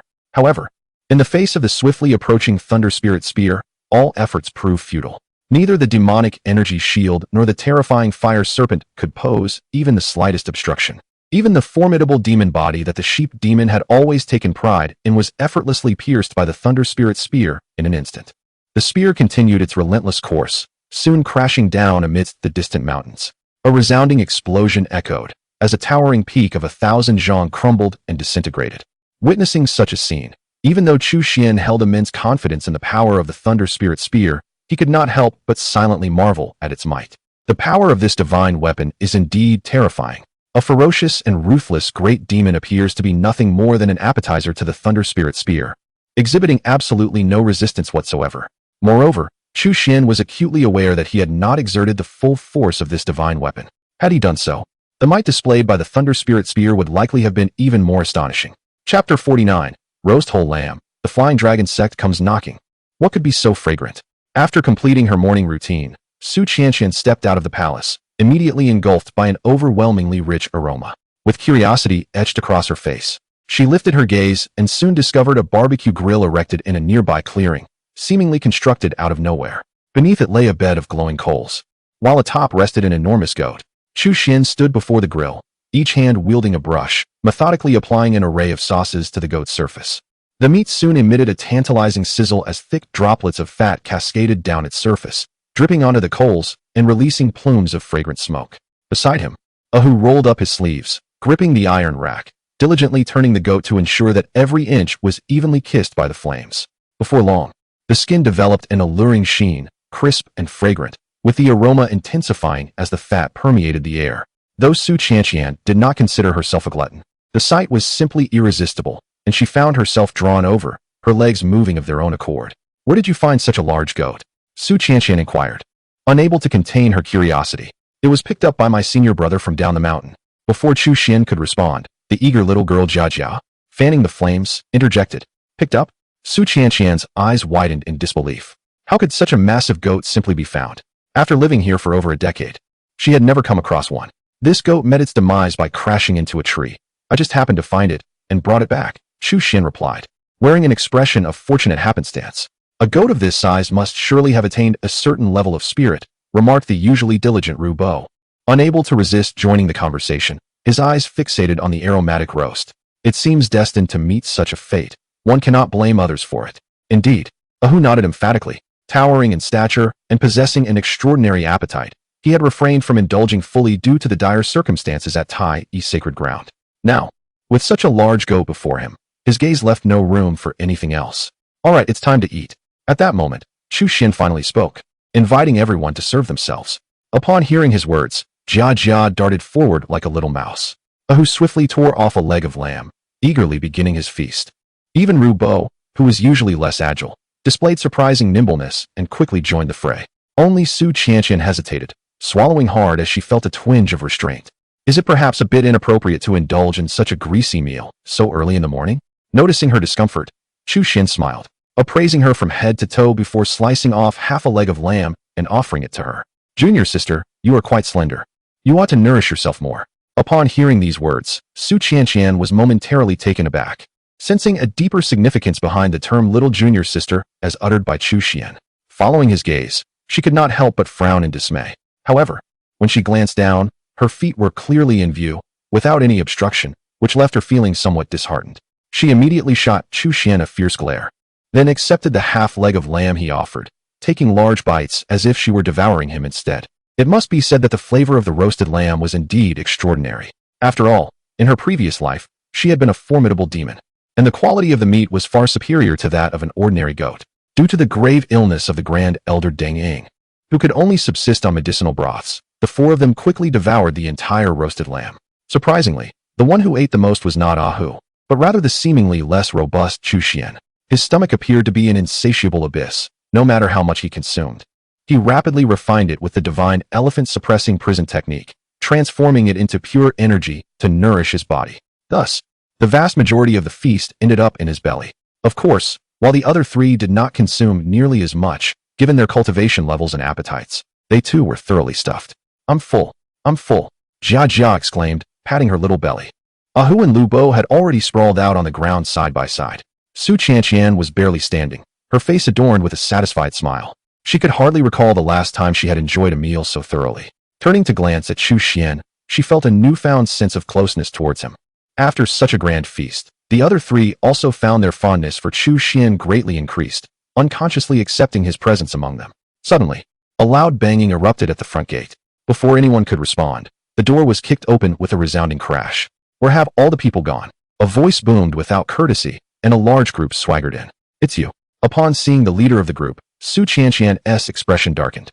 Chu Xian's gaze also sharpened, for he recognized this person as Shang Zhua, the elder from the Flying Dragon sect who had relentlessly pursued them in the city of Qingyuan. What brings you to our Tai holy land?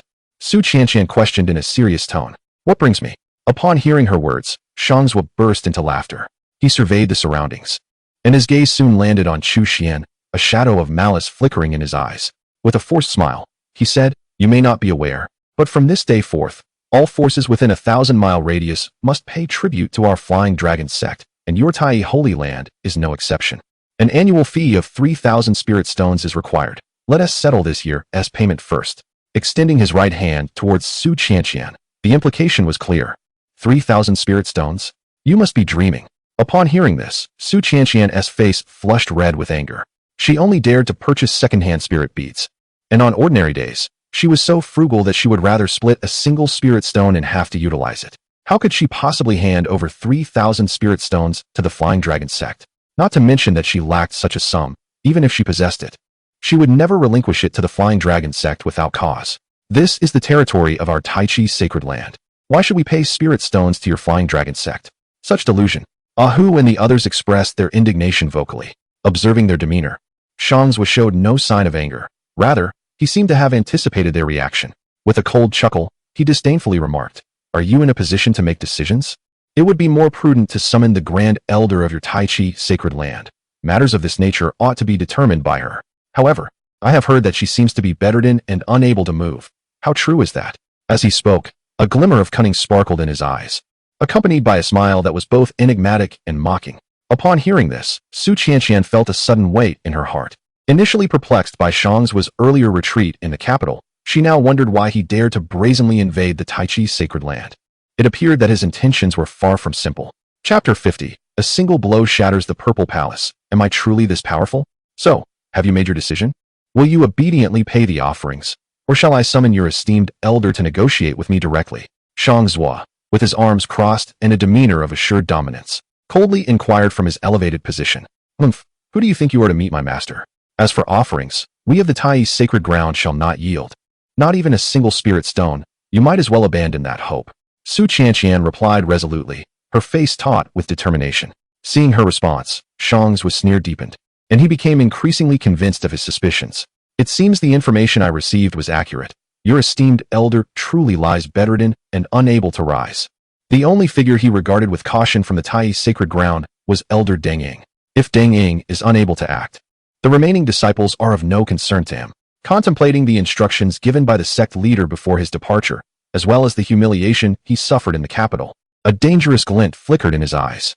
Elder Shang, why not show them a taste of our might? They won't dare to resist.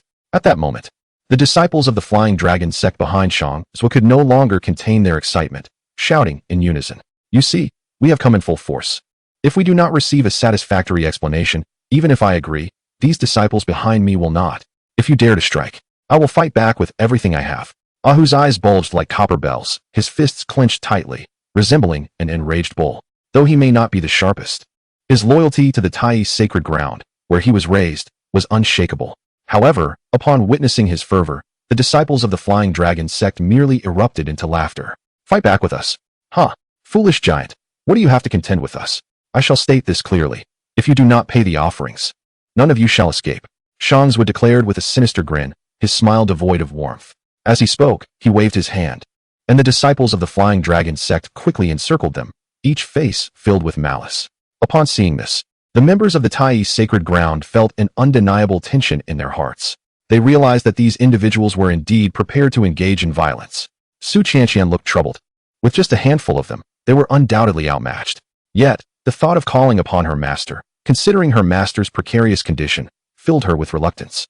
Moreover, if she was not mistaken, this might very well be the true intent of their adversaries. Chu Xian had witnessed everything unfold from the beginning, and the reasoning that was clear to Chu Xian could not elude him. Furthermore, Shang's brazen confidence suggested that he was not acting alone. There were likely others pulling the strings behind the scenes. It appears that the true crisis facing the Taichi sacred land does not stem from within, but rather from external forces intent on targeting it. What transpired in the past is of no concern to me. However, I shall not permit such events to unfold now. On the very first day of attendance, I acquired the divine weapon, the Thunder Spirit Spear, which has unequivocally demonstrated the potential of signing in at the Taichi sacred land. Chu Xian has already regarded this place as his domain. Whoever dares to disrupt it shall become his adversary. With this thought, a fierce glint flashed in Chu Xian's eyes. Nevertheless, he had no intention of revealing his strength. Casting a glance at the furious Ahu before him, a smile quickly graced his lips. He then flicked his finger, and a strand of magical energy instantaneously entered Ahu's body. To Chu Xian, it was merely a trivial fragment of power, yet, for Ahu, it was an unfathomable surge of energy. Had he been in a clearer state of mind, he might have sensed something amiss, but Ahu, consumed by rage, was oblivious to this anomaly, and the energy ignited his fury. "You worthless scoundrels, get out of my way." Feeling as if his chest might explode, Ahu could no longer contain his inner wrath, and with a roar, he charged forward. "No, Ahu." Upon witnessing his impulsiveness, Chu Xian and the others were immediately taken aback. However, Ahu resembled a ferocious tiger descending a mountain, leaving them no time to intervene. Shang Zuo was equally startled, his entire body tensing up. Yet, upon observing Ahu's clumsy movements, he couldn't help but chuckle. Indeed, a foolish brute. If you seek demise, then I shall grant it. A sinister gleam flickered in Shang Zuo's eyes. He forcefully stomped his right foot, unleashing a dreadful surge of energy, and in an instant, he appeared before Ahu. Channeling his purple mansion realm power into his palm, he delivered a forceful strike. Witnessing this scene, Chu Xian and the others could not suppress their cries of terror. While Ahu possessed considerable strength, he was merely a brute, lacking in intellect and skill. His cultivation was significantly inferior to that of Shang Zuo, a formidable purple mansion expert. Moreover, Shang Zuo showed no intention of holding back, and in this confrontation, Ahu was surely facing peril. Yet, in that fleeting moment, no one, aside from Chu Xian, could intervene. A resounding explosion echoed through the air. The outcome of their clash far exceeded everyone's expectations. Under the overwhelming pressure of Shang Zuo's purple mansion cultivation, Ahu's momentum remained undeterred, his entire being subtly transforming into a colossal, untamed elephant. The terrifying aura he emanated nearly shattered Shang Zuo's psyche. Simultaneously, the power behind Ahu's punch was beyond imagination. The immense energy within him seemed to be unleashed with that single blow, rendering Shang Zuo's cultivation as fragile as thin ice in comparison. With a resounding crack, his entire arm shattered into fragments.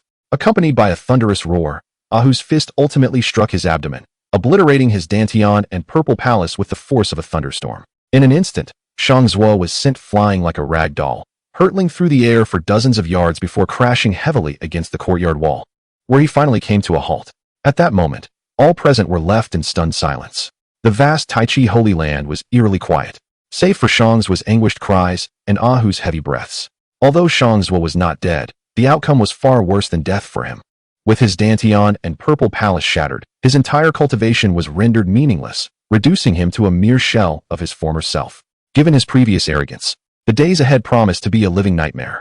Realizing this, everyone present instinctively turned their gazes toward Ahu, their eyes filled with disbelief. Ahu, too, finally grasped the gravity of the situation. Though his body felt weak, his spirit soared with exhilaration. Glancing at his own fist, he could not help but murmur, "So this is how strong I am." He then lifted his gaze at the remaining disciples of the Filong sect, his expression fierce as he shouted, "Come on, who among you wishes to test my fist?"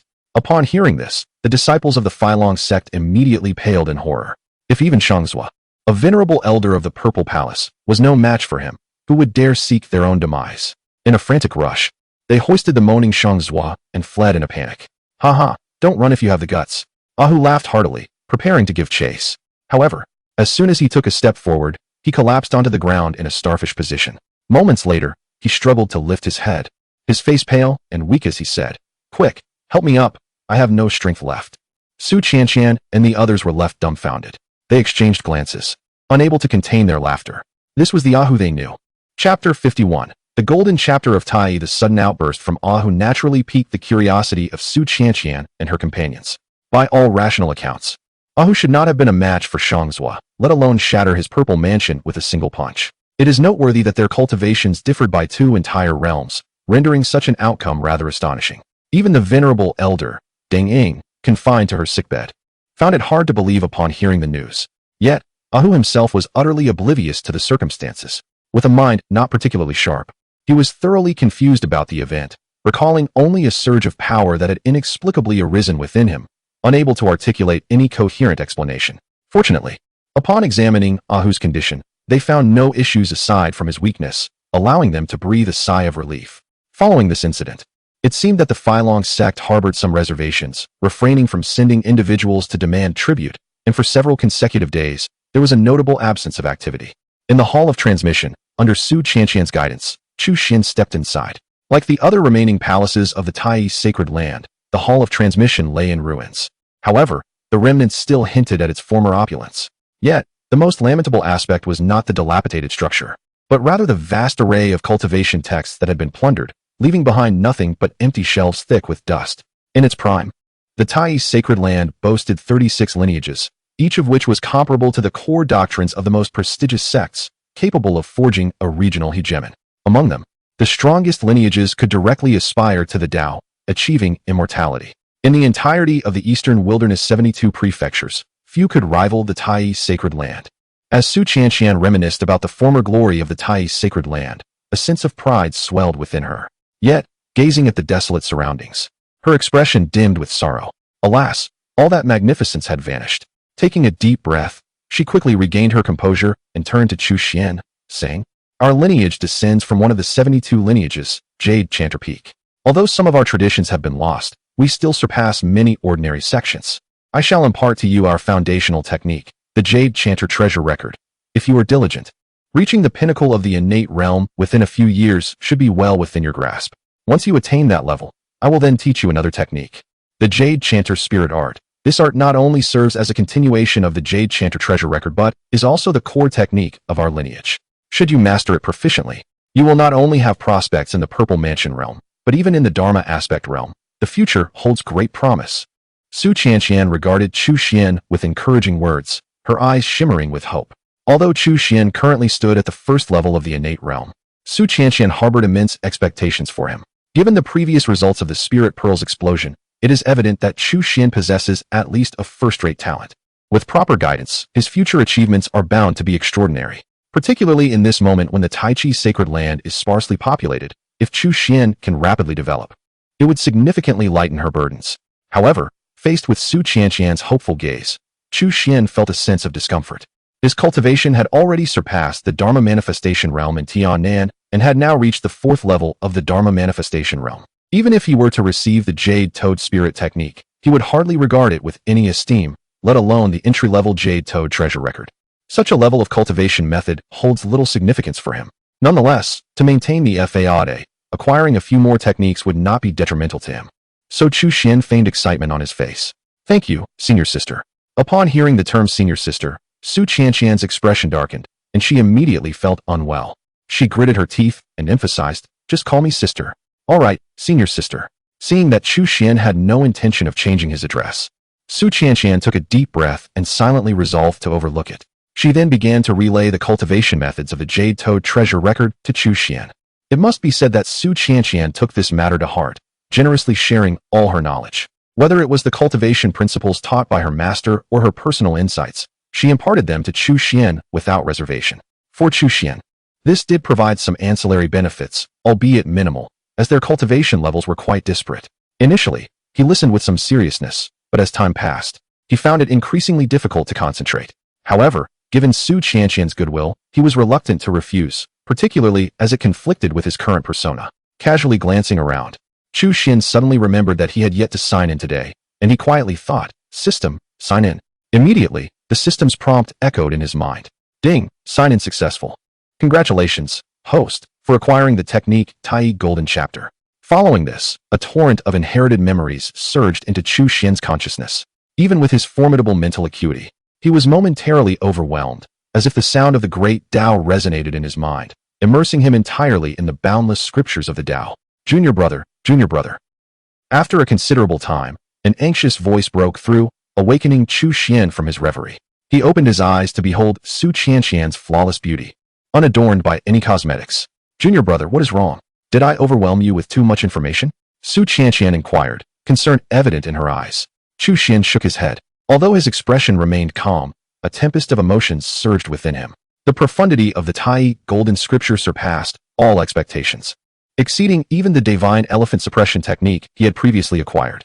This was not to imply that the Tai Golden Scripture possessed a higher tier than the divine elephant suppression technique. While the latter is indeed a supreme technique, it predominantly leans towards physical cultivation and, in terms of content, lacks profound intricacy. In contrast, the Tai Golden Scripture is an authentic Taoist practice, following the path of refining essence into qi, transforming qi into spirit, cultivating spirit to attain emptiness, and merging emptiness with the Tao. As the saying goes, the Tao that can be spoken of is not the eternal Tao. Its mysterious complexities left even someone with Chu Xian's discernment in awe. In many respects, he found it obscure and difficult to comprehend, as if each character contained boundless Taoist wisdom. Are you familiar with the Tai Golden Scripture? Chu Xian suddenly inquired of Su Qianxian. The Tai Golden Scripture? Su Qianxian was taken aback. That is the supreme scripture lost by our Tai sacred land for many years. How did you come to know of it? With a flicker of his gaze, Chu Xian shrugged and replied with a smile. I happened to overhear someone mention it earlier. I thought that by entering the Tai sacred land, I might learn this technique. What a dream. Su Qianxian replied candidly. The Tai Golden Scripture is the supreme scripture of our Tai sacred land, and only the Holy Master is qualified to cultivate it. However, this technique has long been lost, and successive Holy Masters have sought tirelessly to recover it, yet to no avail. To this day, it seems a wish doomed to remain unfulfilled. Chu Xian nodded, his conviction regarding the value of the Tai Golden Scripture only deepening.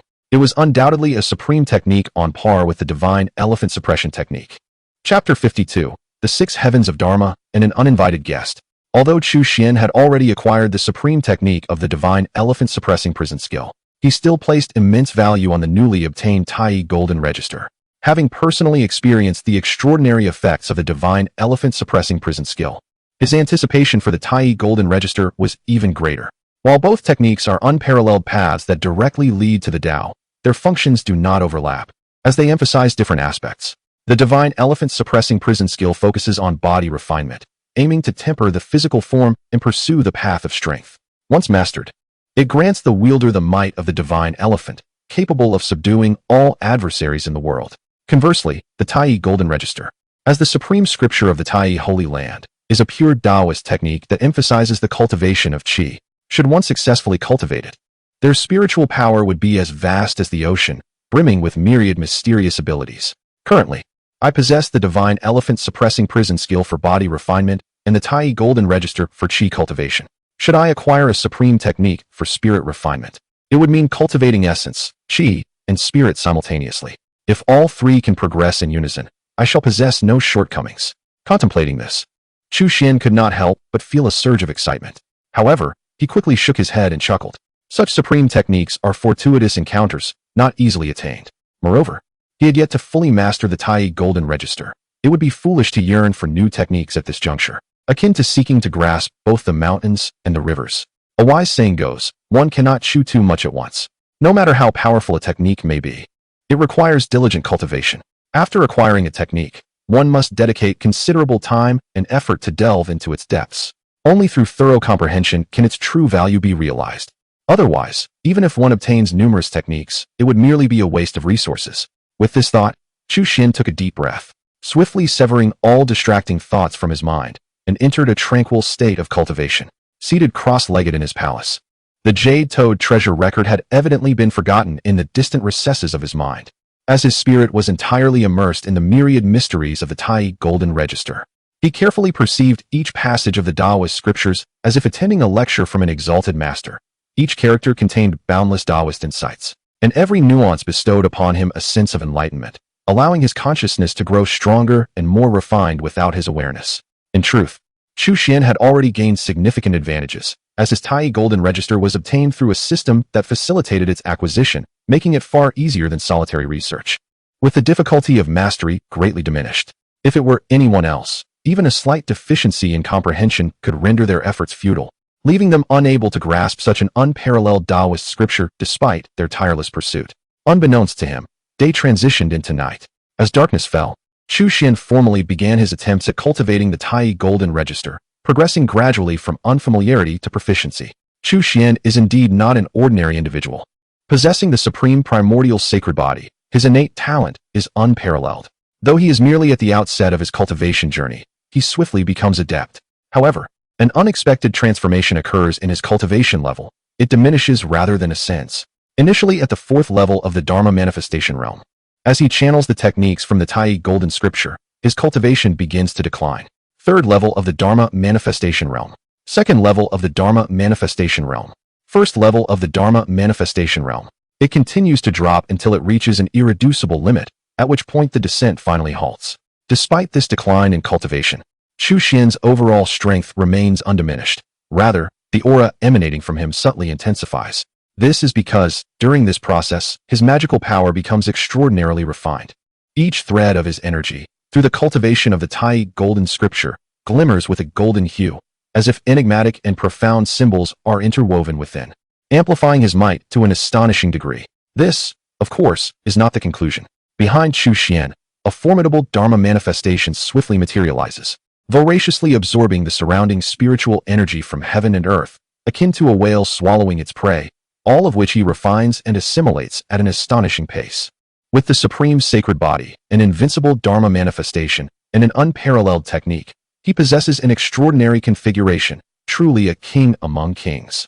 This allows Chu Xian to refine and absorb the spiritual energy at an astounding speed, exponentially surpassing the efficiency of ordinary practitioners by at least 100-fold. As the inexhaustible spiritual energy is continually refined and transformed into pure, true energy, filling his purple palace space, Chu Xian's cultivation swiftly ascends once more. 2nd level of the Dharma manifestation realm. 3rd level of the Dharma manifestation realm. 4th level of the Dharma manifestation realm. Yet even upon reaching the 4th level, his growth does not cease. With a surge of momentum, he soon breaks through to the 5th level of the Dharma manifestation realm. Following that, he forcefully ascends to the 6th level. It is only upon reaching the pinnacle of the 6th level that he manages to halt this upward trend. Though there remains potential for further advancement, he recognizes the principle of moderation. Too much is as detrimental as too little. Observing the distinctly transformed magical power within his purple palace, Chu Xian keenly senses a monumental metamorphosis in his overall strength through this process. While not quite a complete rebirth, compared to his former self, his power has at least doubled. It is noteworthy that, despite being merely at the 4th level of the Dharma manifestation realm, his true strength was already astonishing, rivaling even the peak of the Dharma manifestation realm, such as with Deng Ying. With this foundation and a subsequent doubling of power, the extent of his current prowess is beyond even Chu Xian's own estimation. The Tai Golden Scripture indeed lives up to its reputation as the supreme treasure of the Tai Holy Land. Exhaling deeply, the joy in Chu Xian's eyes is unmistakable. At this rate, reaching the pinnacle of the Dharma manifestation realm is merely a matter of time. Moreover, as his mastery of the Tai Golden Scripture becomes increasingly profound, this time frame is assuredly not lengthy.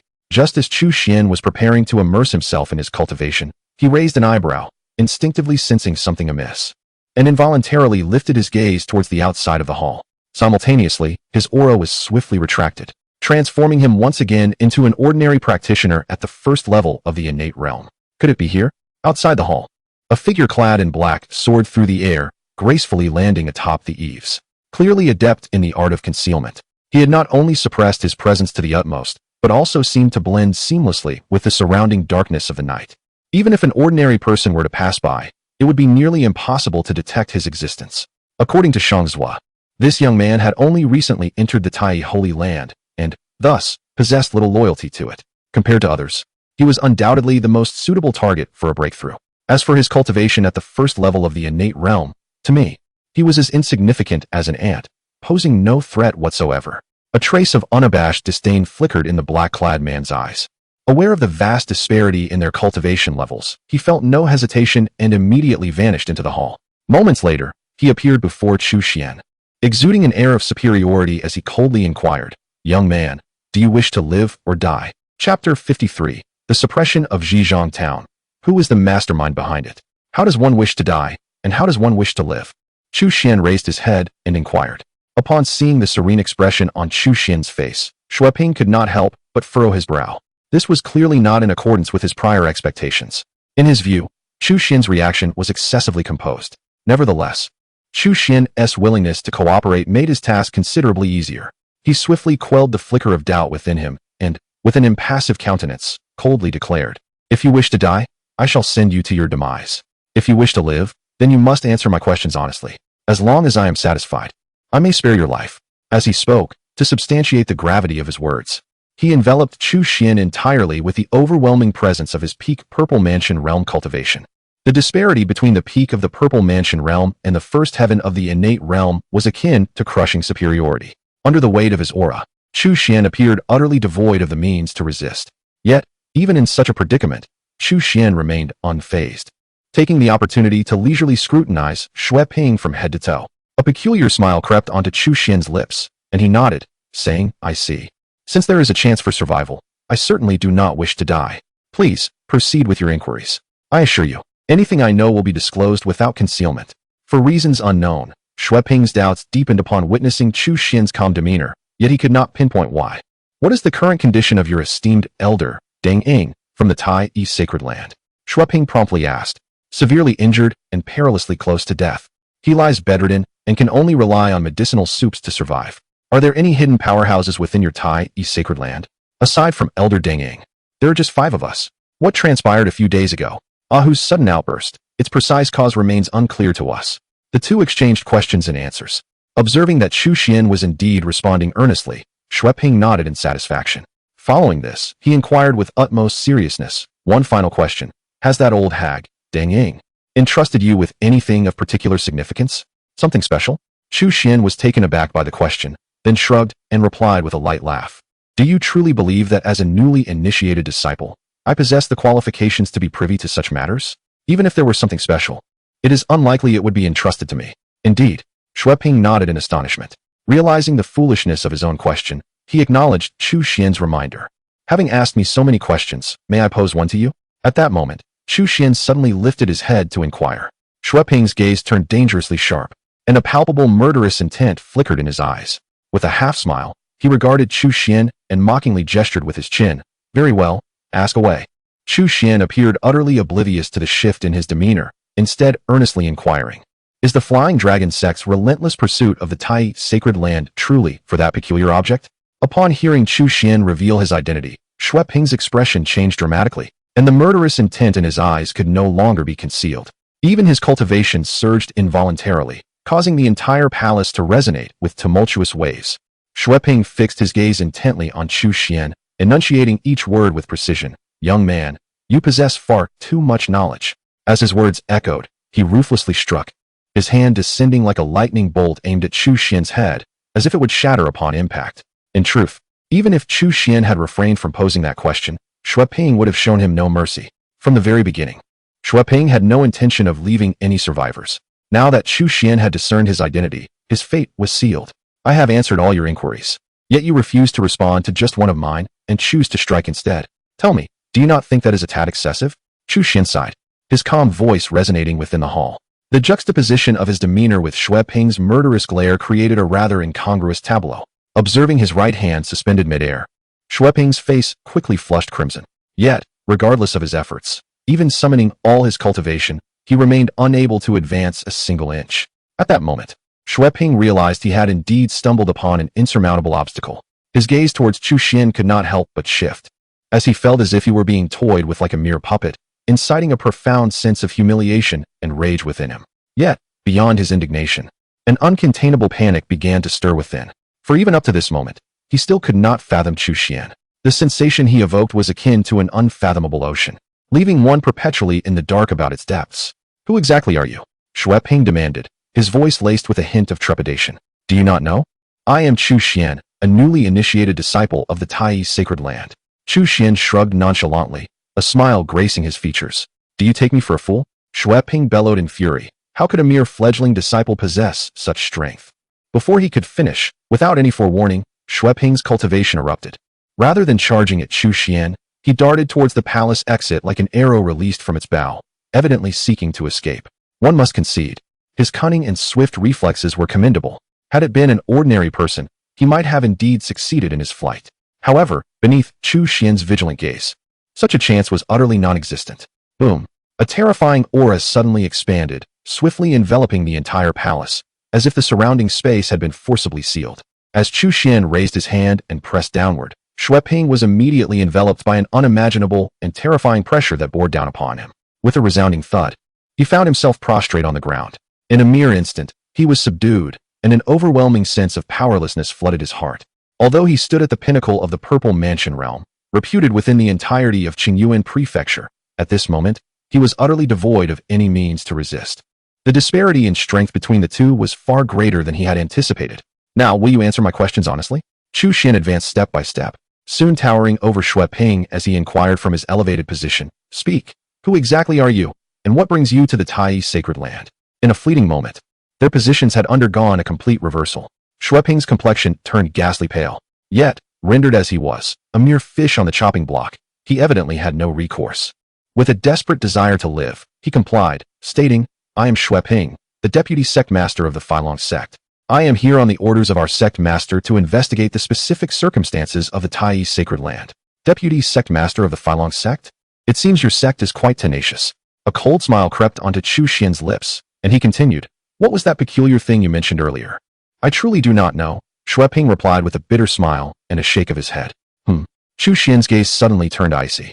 Feeling a jolt of fear, Shui Ping hastily proclaimed, I genuinely do not know. I can swear this to the heavens. However, I am aware that the one who truly desires that object is not our sect master, but someone else entirely. Someone else? Chu Xian's eyes narrowed at the revelation. Who? I have only heard our sect master mention it in passing.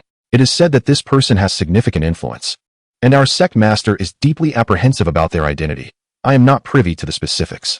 A question met with ignorance. What use are you? A murderous intent flickered in Chu Xian's eyes. Without allowing Shui Ping the chance to plead for mercy, he swiftly shattered his heart meridian with a single strike. However, just as Chu Xian prepared to summon the Sun True Fire to erase all traces, a thought suddenly crossed his mind. Chapter 54, Alas. The Vice Master has committed suicide by hanging.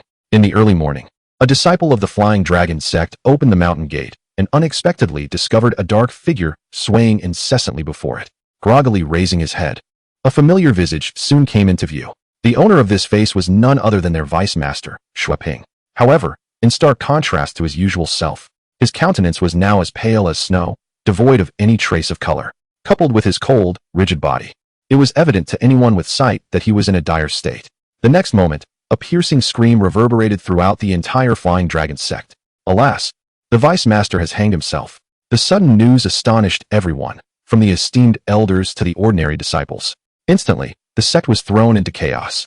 After all, Shui Ping was no insignificant figure. As the Vice Master of the Flying Dragon sect, he held a position of immense significance, second only to the sect leader, Qianhong. His cultivation had already reached the pinnacle of the Purple Mansion realm, making him a prominent figure even within the vast Qingyuan Prefecture. Given time, he might have aspired to become a formidable being of the Dharma manifestation realm. His sudden demise at the mountain gate of the Flying Dragon sect was indeed staggering.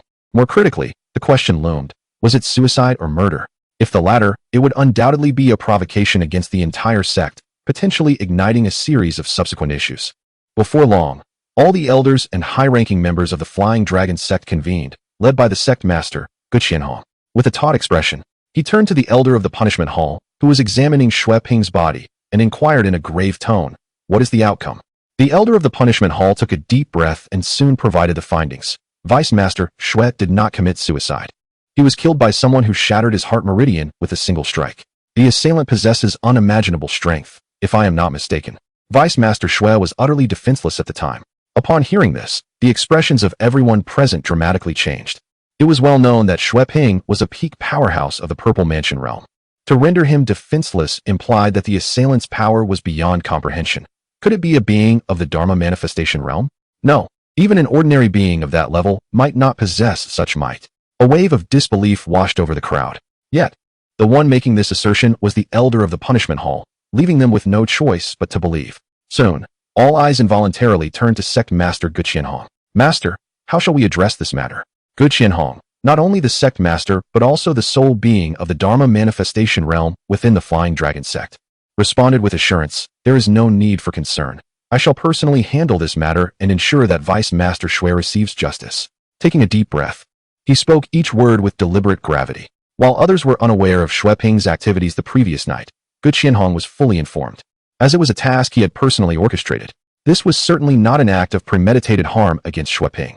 In truth, with Shui Ping's pinnacle cultivation in the Purple Mansion realm, coupled with his exceptional mastery of concealment techniques, this mission should have posed no danger to him. After all, the Tai sacred land comprises only a handful of individuals, and the sole elder capable of threatening Shui Ping, the Grand Elder Deng Ying, is currently bedridden with illness. Even if she were to discover him, Shui Ping's prowess would allow him to retreat unscathed. Logically, a task deemed almost certain to succeed has now gone awry. Not only was Shui Ping struck down by an unseen hand, but his lifeless body has also been suspended before the gates of the Flying Dragon sect. This act is undeniably a provocation and an affront to the entire sect. As the sect master of the Flying Dragon sect, Gu Qianhong cannot possibly swallow this insult. Who, then, possesses the strength to dispatch Shui Ping without resistance? Perhaps, at her peak, Deng Ying could have mustered such power, but in her current state, it is beyond her capabilities. Over the years, she has poured her heart and soul into maintaining the Tai sacred land, enduring countless battles that have thoroughly exhausted her body. Merely surviving to this point is a testament to her resilience. Could it be that the Tai sacred land harbors other formidable beings? The mere thought causes Gu Qianhong's expression to shift. Although he believes the Tai sacred land has reached a point of utter exhaustion and that no hidden powers remain, one must always consider the possibility, however remote. After all, the Tai sacred land was once an immortal lineage that dominated the eastern wilderness, as the saying goes. A starving camel is still larger than a horse.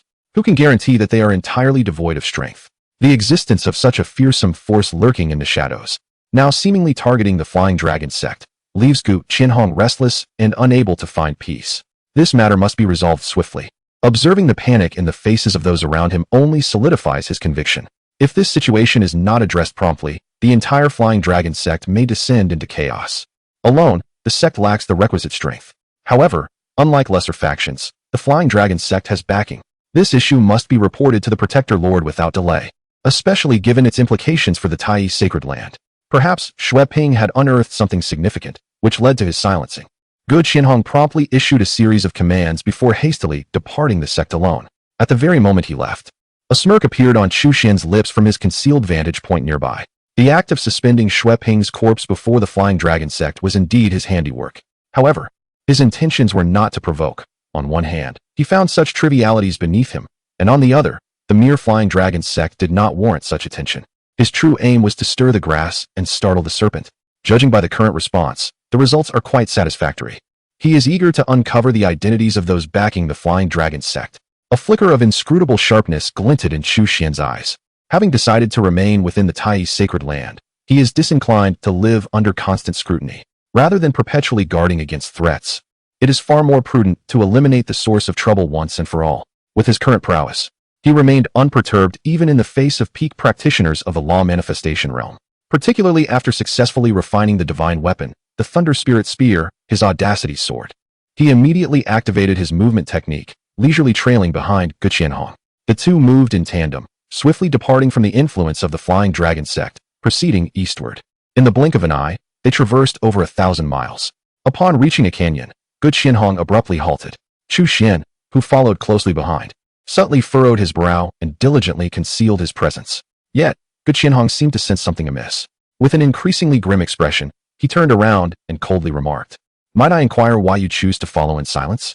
Chu Xian, maintaining his composure, remained entirely unfazed. Observing this, Gu Qianhong's countenance darkened further, for his spiritual sense swept the surroundings, revealing nothing at all. This undeniably left him with two possibilities. Either there was truly no one present, or the other's spiritual sense eclipsed his own. Though he wished to believe in the former, he was acutely aware that the latter was, without a doubt, the reality of the situation. Chapter 55. The Beastly Dragon and the Crushing Law. At this moment, Gu Qianhong found himself in a predicament. To proceed would undoubtedly allow the adversary's scheme to succeed. Although he remained unaware of the exact nature of their plot, a sudden realization dawned upon him. Everything that had transpired since morning was likely part of their machinations. Retreating back to the sect was even more daunting. as it could potentially bring catastrophic ruin to the Flying Dragon sect. Thus, he was ensnared in a dilemma. Advancing was impossible, and retreating was equally unfeasible. It felt akin to being trapped between a wolf in front and a tiger behind. A sensation of profound discomfort engulfed Gu Qianhong.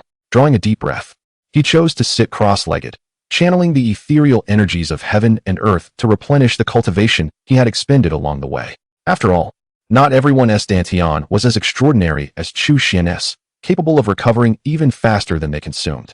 Though Gu Qianhong was a formidable figure at the third level of the law manifestation realm, the long journey had sapped considerable strength from him. As he gradually regained his energy, Chu Xian felt a pang of annoyance. His concern was not for Gu Qianhong's recovery, but rather for the latter's apparent intention to linger indefinitely, which was the source of his irritation. Naturally, Chu Xian had no desire to waste time in a stalemate with Gu Qianhong. If the latter chose to remain for half a month, was he to hide for the same duration? How many opportunities for attendance would that squander? It seemed he could not underestimate the cunning of humanity. Reminding himself of this, he decided to abandon his concealment and stepped forth. The moment Chu Xian revealed himself, Gu Qianhong's body tensed instantaneously, and he sprang to his feet as if targeted by an unparalleled beast. An indescribable sense of danger enveloped his heart, causing the hair on his body to bristle. To encapsulate it in a word, it felt as though he had a thorn in his back. No longer preoccupied with restoring his cultivation, he immediately summoned all his strength in a concealed manner. Upon seeing Chu Xian's exceedingly youthful visage, Gu Qianhong's pupils widened in disbelief, his face contorting with incredulity. He had initially assumed that the hidden figure was an ancient remnant from the Tai Chi sacred land, aligning with his prior conjectures. However, with Chu Xian's appearance, all his assumptions were shattered. Such youth, reminiscent of an ordinary disciple from the Flying Dragon sect, was utterly beyond his expectations. Who exactly are you? Gu Qianhong inhaled deeply, suppressing his astonishment, and posed a question akin to that of Shui Ping. Yet, Chu Xian displayed no inclination to answer. You need not concern yourself with my identity. Merely inform me of the individual behind you, or rather, who has dispatched you to target the Tai Chi sacred land. Chu Xian inquired with an expression devoid of emotion. At these words, Gu Qianhong felt a tightening in his chest. Reflecting on the task assigned to Shui Ping last night, he could not help but realize the truth. And with gritted teeth, he proclaimed, Shui Ping was indeed slain by your hand. Upon hearing this, Chu Xian was momentarily taken aback. He did not refute the assertion but instead nodded in acknowledgement. Indeed, Shui Ping met his demise at my hands. Your deputy sect leader has perished. If you, the sect master, were to follow suit, do you not think that the Flying Dragon sect would crumble to pieces? Such brazen arrogance. Upon hearing Chu Xian's words, Gu Qianhong's expression darkened abruptly. You could kill Shui Ping only because he was caught off guard. I am a formidable being of the Dharma aspect realm. Not someone Shui Ping could ever rival. Despite being at a disadvantage before Chu Xian, Gu Qianhong maintained a fundamental confidence as a practitioner of the Dharma aspect realm. Even if he were not a match for Chu Xian, he refused to believe he lacked the ability to defend himself. Moreover, he was not alone in this confrontation. Come forth. Without further ado, Gu Qianhong slapped the spirit pouch at his waist. The pouch's opening widened, and with a thunderous roar, an enormous shadow surged forth. This colossal entity quickly circled in the air, displaying its fangs and claws, exuding a menacing aura. It was unmistakably a jet-black beast, a Jiao dragon. A Jiao dragon? Upon witnessing the immense figure, a flicker of surprise crossed Chu Xian's eyes. This Jiao dragon had evidently reached the level of a great demon, its power rivaling that of a human practitioner of the Dharma aspect realm. Compared to the sheep demon he had previously hunted, this Jiao dragon was likely even more formidable. After all, the Jiao dragon belonged to the dragon lineage, albeit a mixed one, yet it was not something an ordinary beast could compare to. It seems it is this creature that has discerned my presence. A thought crossed Chu Xian's mind, leading to a swift deduction. Given Gu Qianhong's strength, he should not have been able to detect him, otherwise, he would not have remained seated so placidly. However, a beast like the Jiao dragon possessed extraordinary spiritual perception and some enigmatic innate abilities. Indeed, Gu Qianhong did not deny this fact. This is the guardian beast of our Flying Dragon sect, cultivated with great care for centuries. Even the name of our sect is derived from it. Your strength may be formidable, but when we join forces, you may not emerge unscathed. You still have time to leave. Gu Qianhong fixed his gaze on Chu Xian, his tone rigid and icy. Faced with an uncertain Dharma aspect practitioner, he was naturally reluctant to take risks. However, a more significant reason lay behind his cautious demeanor. He had already seen Chu Xian's appearance and could easily leverage the power behind him to confront Chu Xian. In that case, he would need to do nothing but wait for revenge. Yet, Such thoughts of his could hardly escape Chu Xian's perceptive awareness. With a gentle smile, Chu Xian shook his head. Were you to summon a true dragon, I might reconsider, but a mixed-blood Jiao dragon is, to me, no different than an ordinary beast. Upon hearing Chu Xian's words, before Gu Qianhong could react, the dragon surged with fury. As a formidable monster, it rivaled the powerful beings among humans, possessing an intelligence far beyond that of mere beasts. Unable to tolerate such a belittlement, it yearned to shred Chu Xian into pieces.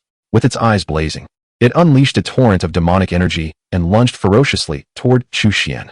Naturally, Gu Qianhong could not remain a mere spectator as the dragon struck first. Though anger surged within him, his reflexes were remarkably swift. Without hesitation, he summoned his own avatar, which manifested as a dragon larger than the furious beast by a third. The air trembled, and the spiritual energy of the heavens surged wildly. The immense dragon avatar, exuding a terrifying presence, swiftly advanced to subdue Chu Xian. The clash of dragon and man was indeed formidable. However, in the face of this spectacle, Chu Xian remained utterly unperturbed, his feet firmly planted, showing no inclination to evade. Suddenly, the entire realm was engulfed in darkness. Jet-black fissures in space erupted across the vast sky, spreading with astonishing speed, soon enveloping a radius of over 100 miles. Upon closer inspection, an unimaginable and terrifying avatar emerged behind Chu Xian. The primordial divine elephant traversed the heavens, flanked by the sun, moon, and stars. In the wake of this awe-inspiring avatar, Chu Xian's aura surged uncontrollably, reaching an unfathomable level of terror. He hovered serenely in mid-air, resembling a deity of immense stature. With a mere gesture, he pointed forward. The primordial divine elephant remained still, but two stars at its periphery hurtled forward with a fierce howl. Even this was insurmountable. They descended like two towering mountains, crushing everything in their path. The once ferocious dragon was instantaneously subdued beneath the earth. Gu Qianhong's dragon avatar shattered into fragments. Under the oppressive force of the stellar avatar, he found himself utterly immobilized, his cultivation forcibly restrained. How could this be possible? Gu Qianhong exclaimed in disbelief, his eyes wide with unimaginable horror. Despite being a powerful figure at the third tier of the avatar realm, the fragility of his ordinary manifestation was far beyond his expectations. Undoubtedly, this was not due to the weakness of his avatar, but rather the overwhelming strength of Chu Xian's, which struck fear and despair into his very soul. How could such a terrifying avatar exist in this world? Gu Qianhong's face fell in despondency. The blow he had suffered was so profound that it nearly shattered his long-held convictions, leaving him utterly disheartened. Faced with such an insurmountable disparity, despite his inner turmoil and reluctance, he had no choice but to lower his head. I shall reveal all to you, only begging that you spare the Flying Dragon sect. Moments later, he lifted his head and struggled to speak. Indeed, Chu Xian nodded. What we seek is a key that unlocks a hidden realm. As for the specifics of this realm, I am not entirely certain. Throughout this endeavor, we have merely acted upon orders. The reason we were assigned from the Flying Dragon sect is likely to avoid drawing excessive attention. Concerning the forces behind the scenes, they belong to the First Palace, the Two Teachings, and the Three Sword Factions. At this point, as the name hung on the tip of his tongue, Gu Qianhong's face suddenly contorted in agony, and in an instant, he was covered in writhing, twisted runes. He immediately howled in torment. Witnessing this, Chu Xian's expression shifted, and without hesitation, he stepped forward, appearing before Gu Qianhong in an instant, pointing decisively. Yet, he was still a moment too late. At the detonation of countless runes, a thunderous explosion resounded, and Gu Qianhong's body disintegrated into a mist of blood, leaving not a trace behind. Observing this scene, Chu Xian's pupils involuntarily constricted. Such a ruthless method. It was evident that a dreadful restriction had long been implanted within Gu Qianhong, and once triggered, it would leave no remains. It was likely that even Gu Qianhong himself was unaware of this. The First Palace, the Two Teachings, and the Three Sword Factions, which one could it be? Chu Xian furrowed his brow slightly. With Gu Qianhong now deceased, he found himself at a loss for answers. He waved his hand, and his magical power surged like a tide, swiftly erasing all traces of the incident. Then, he strode away, bearing the half-dead dragon with him. Chapter 56. Could it truly be dragon meat? In the sacred land of Tai, a large pot was set over a fire. Steam rising and fragrant aromas wafting through the air. For eager heads were lined up beside it, gazing intently into the pot. The rich, savory scent of meat was so enticing that they momentarily found themselves swallowing in unison. Perhaps the sound of their gulping was too pronounced, for even Chu Xian, who was diligently cooking, turned to glance over. Jia Jia, Ahu, and Lu Bo, The trio of food enthusiasts remained unfazed. Only Chu Xian, somewhat bashful, felt her cheeks flush under Chu Xian's gaze. Seemingly embarrassed, she quickly attempted to redirect the conversation, inquiring, "What kind of meat is this? It smells so delightful. You didn't happen to find it at the foot of the mountain again, did you?" She clearly recalled the roasted whole lamb from a few days prior, which Chu Xian had claimed to have discovered at the mountain's base. Taken aback by her words, Chu Xian paused momentarily before breaking into a smile and earnestly nodding. "Indeed, I stumbled upon this as well at the foot of the mountain.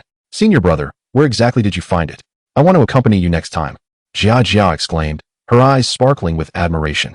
Ahu chimed in, his voice low, "I'll come along too, and I can help carry it back. Count me in as well. Although I may not be very mobile, I can still lend a hand," Lu Bo added, eager to contribute. "Haha, do you truly believe that?" Seeing the serious expressions on their faces, Chu Xian burst into laughter, as if so many foolish sheep would continuously meet their demise at the mountain base. "You must be joking." "I am not joking. However, you have made an error. This is not goat meat, but rather dragon meat." "Dragon meat?" At this revelation, Chu Xian scoffed. "Do you think we're fools? A dragon? Why not claim it's a true dragon while you're at it?"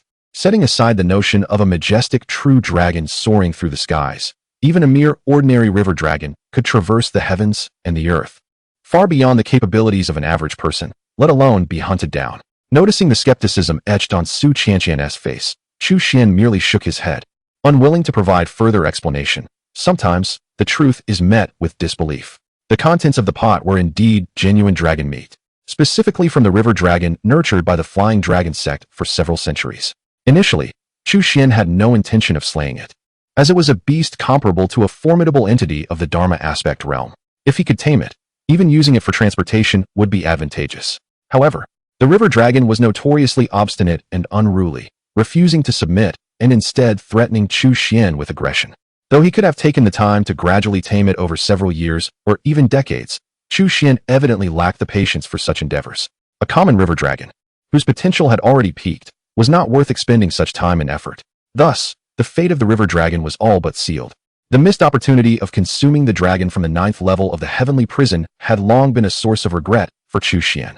Although this dragon was somewhat inferior, it could still be considered dragon meat, offering an opportunity to savor its flavor. "Well then, everyone, let us feast." Upon hearing Chu Xian's words, the crowd's eyes brightened with excitement. Drawing from their previous experience, they wasted no time and soon took up their bowls and chopsticks, indulging in the meal with great delight. Compared to the previous demon sheep, this dragon was significantly stronger, and the energy contained within the dragon meat was far more abundant. Each morsel was infused with astonishing life essence, rendering this large pot of dragon meat even more nourishing than medicinal dishes, with a value that was truly remarkable. Before long, everyone was flushed with delight as they absorbed the energy released by the dragon meat, witnessing their cultivation levels rise at an observable pace. The weakest among them, Jia, soon achieved a breakthrough, swiftly advancing from the 5th level of body refinement to the 6th, and her progress continued unabated. The body refinement realm represents the common levels of martial artists in Tiannan, ranging from 9th grade warriors to 1st grade grandmasters, corresponding to the 1st to 9th levels of body refinement. In contrast to the detailed classifications of Tiannan, the East Wilderness is considerably simpler, attributable to the differing circumstances of the two regions. Nonetheless, regardless of the classification, the overarching meaning remains consistent. Given Jia's age, her attainment of such a level demonstrates her commendable talent for cultivation. Following closely, Lu Bo successfully broke through the long-standing bottleneck of the 8th level of body refinement, smoothly progressing to the 9th level. As for Ahu, he seized this opportunity to leap into the innate realm. It is worth noting that this success was partly thanks to Chu Xian's previous clandestine infusion of a trace of energy into his body. Although it left him weakened for several days, it also significantly opened his meridians, akin to a purging effect. Having already accumulated considerable energy from the last grand feast of roasted lamb, this time, the dragon meat proved even more potent, finally allowing him to take that crucial step.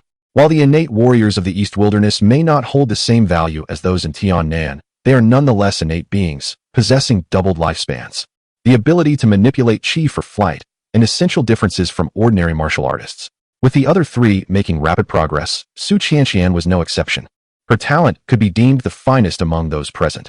Were it not for the limitations of the Tai Holy Land, her current cultivation would undoubtedly exceed these bounds. These two occasions of feasting alongside Chu Xian have allowed her to absorb an astonishing amount of energy.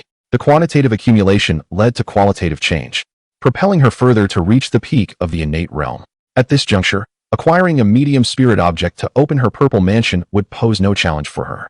In a sense, she could now be considered a half-purple mansion true person. As for Chu Xian, despite having consumed the most and refined the energy most thoroughly, his cultivation was simply too advanced, and with his solid foundation, this amount of energy was insufficient for further progress. Perhaps, if he were to consume 3 or 4 more dragons, it might suffice. However, to avoid appearing overly exceptional, he allowed only a slight increase in his visible cultivation level, successfully transcending from the first layer of innate realm to the second layer. After a brief moment, everyone concluded their breakthroughs. Joy radiated from each countenance. Jia ascended to the 7th layer of body refinement, feeling an overwhelming delight as her appetite returned. Lu Bo advanced to the 9th layer of body refinement, sensing a significant improvement in his physique, and if he could transcend to the innate realm, his leg ailments would be completely resolved. Although Ahu possessed a somewhat simple-minded nature, he comprehended the significance of the innate breakthrough and could not suppress his beaming smile. As for Su Qianqian, her master had long prepared the medium for opening her purple mansion, yet she had always felt a sense of inadequacy.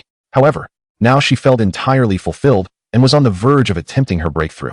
Suddenly, as if struck by a thought, everyone turned in unison to look at Chu Xian, collectively exclaiming, could it truly be dragon meat? Initially, they had their doubts. Yet now, with each person having experienced a breakthrough in their cultivation, they found themselves compelled to believe. Chapter 57. Signing in at the Pill Cauldron Hall, the Crimson Cloud Elixir. As the saying goes, one softens their tongue when offered a feast and shortens their hand when accepting gifts. After indulging in 2 sumptuous banquets, the members of the Tai Holy Land found themselves thoroughly won over by Chu Xian.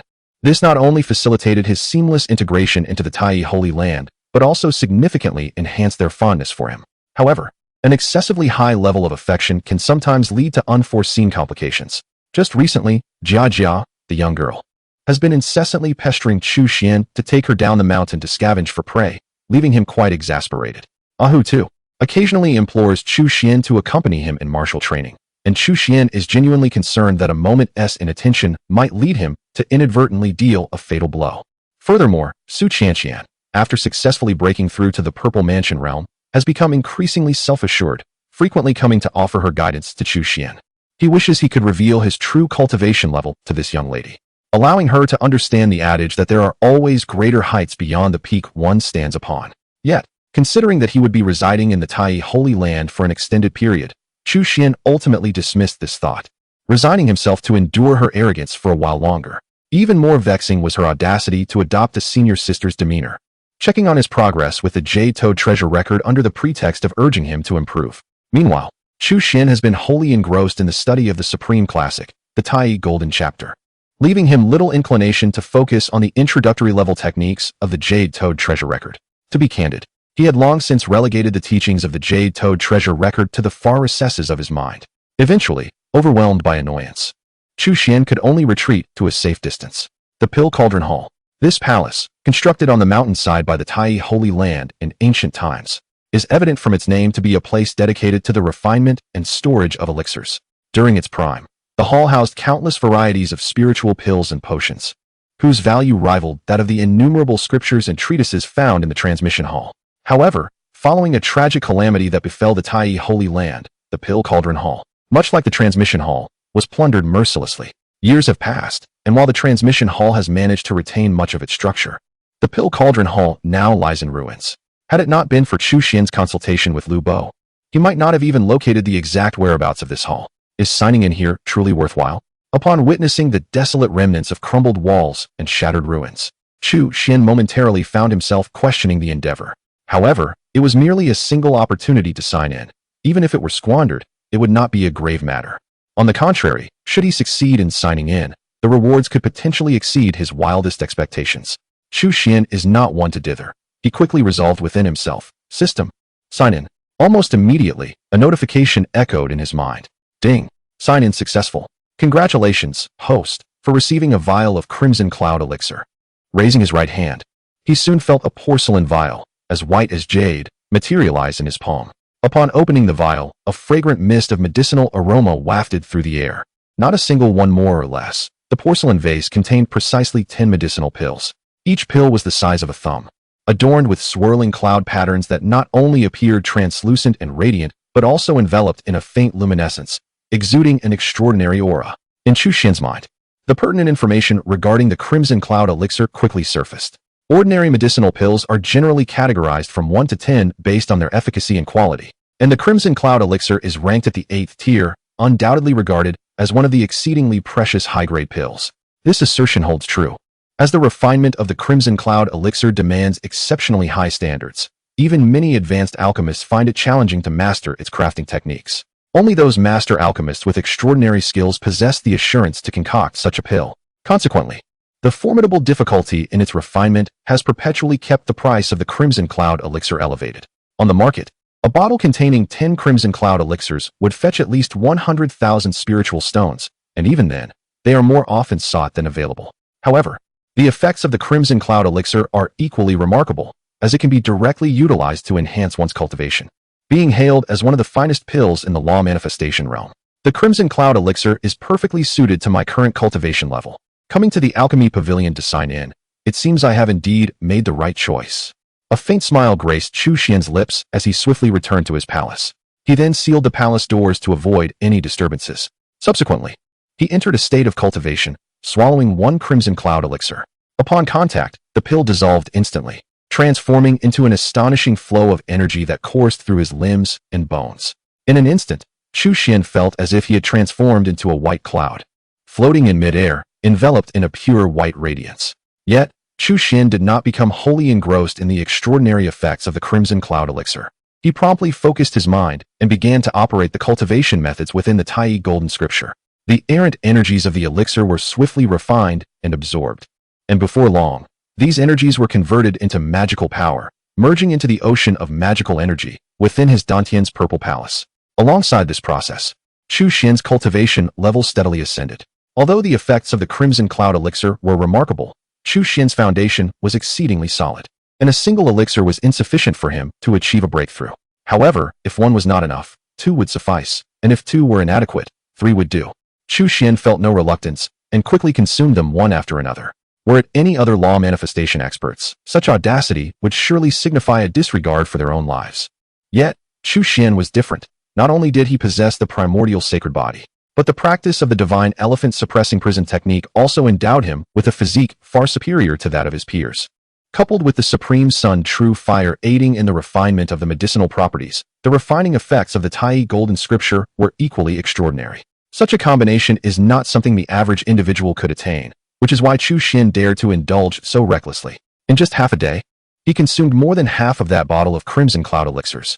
As a result, his cultivation successfully broke through the bottleneck of the 6th level of the law manifestation realm, with a remarkable ascension to the 7th level of the Dharma aspect realm. The distinction between the 7th and the 6th levels, though seemingly minor, encompasses a vast chasm. The 6th level merely signifies the mid-stage of the Dharma aspect realm, while the 7th level embodies its advanced stage.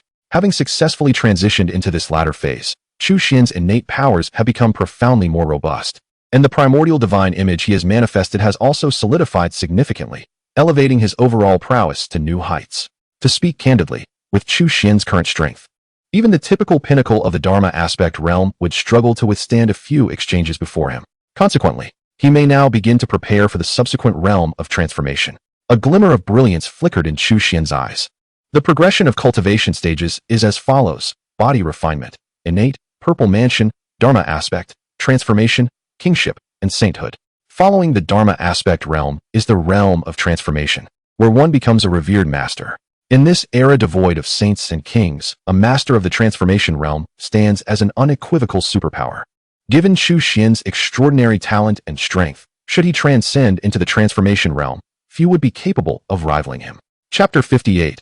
The 9th Heaven of the Dharma Aspect. Breakthrough in the Deep Mountains. Following the demise of Guqian Hong, the leader of the Flying Dragon sect, chaos ensued as anticipated, particularly with the death of the deputy leader. Shui Ping, the vast expanse of the Flying Dragon sect found itself devoid of a unifying figure. The elders, consumed with their own ambitions for power, disregarded any concerns towards the Tai sacred land. Meanwhile, the enigmatic forces lurking in the shadows seemed to hesitate in the wake of the death of the formidable Guqian Hong, refraining from making their move. In this climate of rare tranquility, The Tai's sacred land basked in an unexpected peace. Time flew by swiftly, and before long, 3 months had elapsed. During this period, Chu Xian diligently signed in at the Danding Hall each day. It was not for a lack of desire to explore other avenues, but the diverse and precious elixirs he acquired daily were simply too enticing to forsake. With the aid of these elixirs, Chu Xian's cultivation progressed remarkably. He ascended through the realms of the Dharma aspect, from the 7th heaven to the 8th, and ultimately to the pinnacle of the 9th heaven. At this point, his prowess had surpassed that of the esteemed elder, Deng Ying, within the Tai's sacred land. Of course, this comparison was solely in terms of cultivation level. In aspects such as magical power, physical strength, and divine abilities, Deng Ying would find it exceedingly difficult to contend with Chu Xian in his current state. To speak candidly, even if Deng Ying were to regain her peak condition, she would likely be unable to withstand 3 of Chu Xian's strikes. After enduring another half-month of relentless refinement, Chu Xian's cultivation reached a plateau, often referred to as the limit of the Dharma aspect. At this juncture, barring a miraculous breakthrough, further advancement seemed implausible. The singular goal now before Chu Xian was to embark on the pursuit of the creation realm. The breakthrough to the creation realm did not necessitate external assistance. Rather, it required a sufficient accumulation of internal resources to attempt the transition. Chu Xian's accumulation, while not claiming to be unparalleled in history, was certainly exceptional among his contemporaries. After all, the size of his purple mansion space dwarfed that of ordinary cultivators by thousands of times, a distinction that set him leagues apart from the rest. Chu Xian, however, was wary of attempting this breakthrough within the confines of the Tai's sacred land. His previous ascension to the Dharma aspect had stirred considerable commotion in Tiannan, and it was reasonable to surmise that a breakthrough to the creation realm would generate even greater upheaval. Should he dare to attempt this within the Tai's sacred land, it would undoubtedly attract the attention of its inhabitants. While trivial matters could be brushed aside with a convenient excuse, such a significant event could not be so easily concealed. The individuals of the Tai's sacred land were not naive. Additionally, Chu Xian surmised that there were likely many eyes watching the Tai's sacred land from the shadows. A breakthrough within its territory would inevitably draw the scrutiny of those lurking in the dark. At that moment, a series of complications could potentially arise, shattering the tranquility of the Tai's sacred land, a scenario that was far from what Chu Xian desired. Consequently, he resolved to break through outside the confines of the Tai's sacred land. He had already chosen a suitable location, the endless mountain range behind the sacred land, where he had previously hunted the sheep demon. This mountain range stretched for tens of thousands of miles, adorned with dense forests, and was rarely traversed by humans, teeming instead with myriad demonic beasts that ordinary folk could scarcely approach. More importantly, the spiritual energy of heaven and earth there was exceptionally abundant. Disregarding the inherent dangers, it was undoubtedly an ideal place for a breakthrough. As for the minor threats, Chu Xian, with his formidable strength, had little reason to fear. After making the necessary preparations, Chu Xian informed Su Qianqian that he would be away for several days. Then he departed from the Taichi sacred land alone. The sparse population had its advantages, such as a more lenient management style, unlike those grand sects burdened with numerous regulations. Even the elders and high-ranking officials were bound by strict rules, limiting their freedom. No sooner had Chu Xian left the sacred land than he employed his techniques to ascend into the sky, swiftly darting toward the endless mountain range. To avoid unforeseen incidents, he sprinted 1,000 miles in a single breath, plunging deep into the mountains. His rapid flight naturally attracted the attention of various demonic beasts and avian creatures, some of which were impressively powerful. However, Chu Xian showed no mercy, declaring a single word: kill. Those oblivious beasts met their end at his hands, leaving behind a trail stained with blood. Although the cultivated demonic beasts were ferocious and bloodthirsty, they were not entirely devoid of intelligence. Under Chu Xian's relentless slaughter, the remaining beasts were swiftly intimidated, realizing that a formidable adversary had entered their domain, and they retreated in haste. After a thorough selection, Chu Xian soon identified a canyon as his site for breakthrough. For the spiritual energy there was most concentrated. If his instincts were correct, a spiritual vein lay hidden beneath the canyon's depths. Such a precious location could not possibly be unclaimed. As Chu Xian stepped into the canyon, a terrifying giant python, measuring dozens of feet in length, emerged with a menacing presence.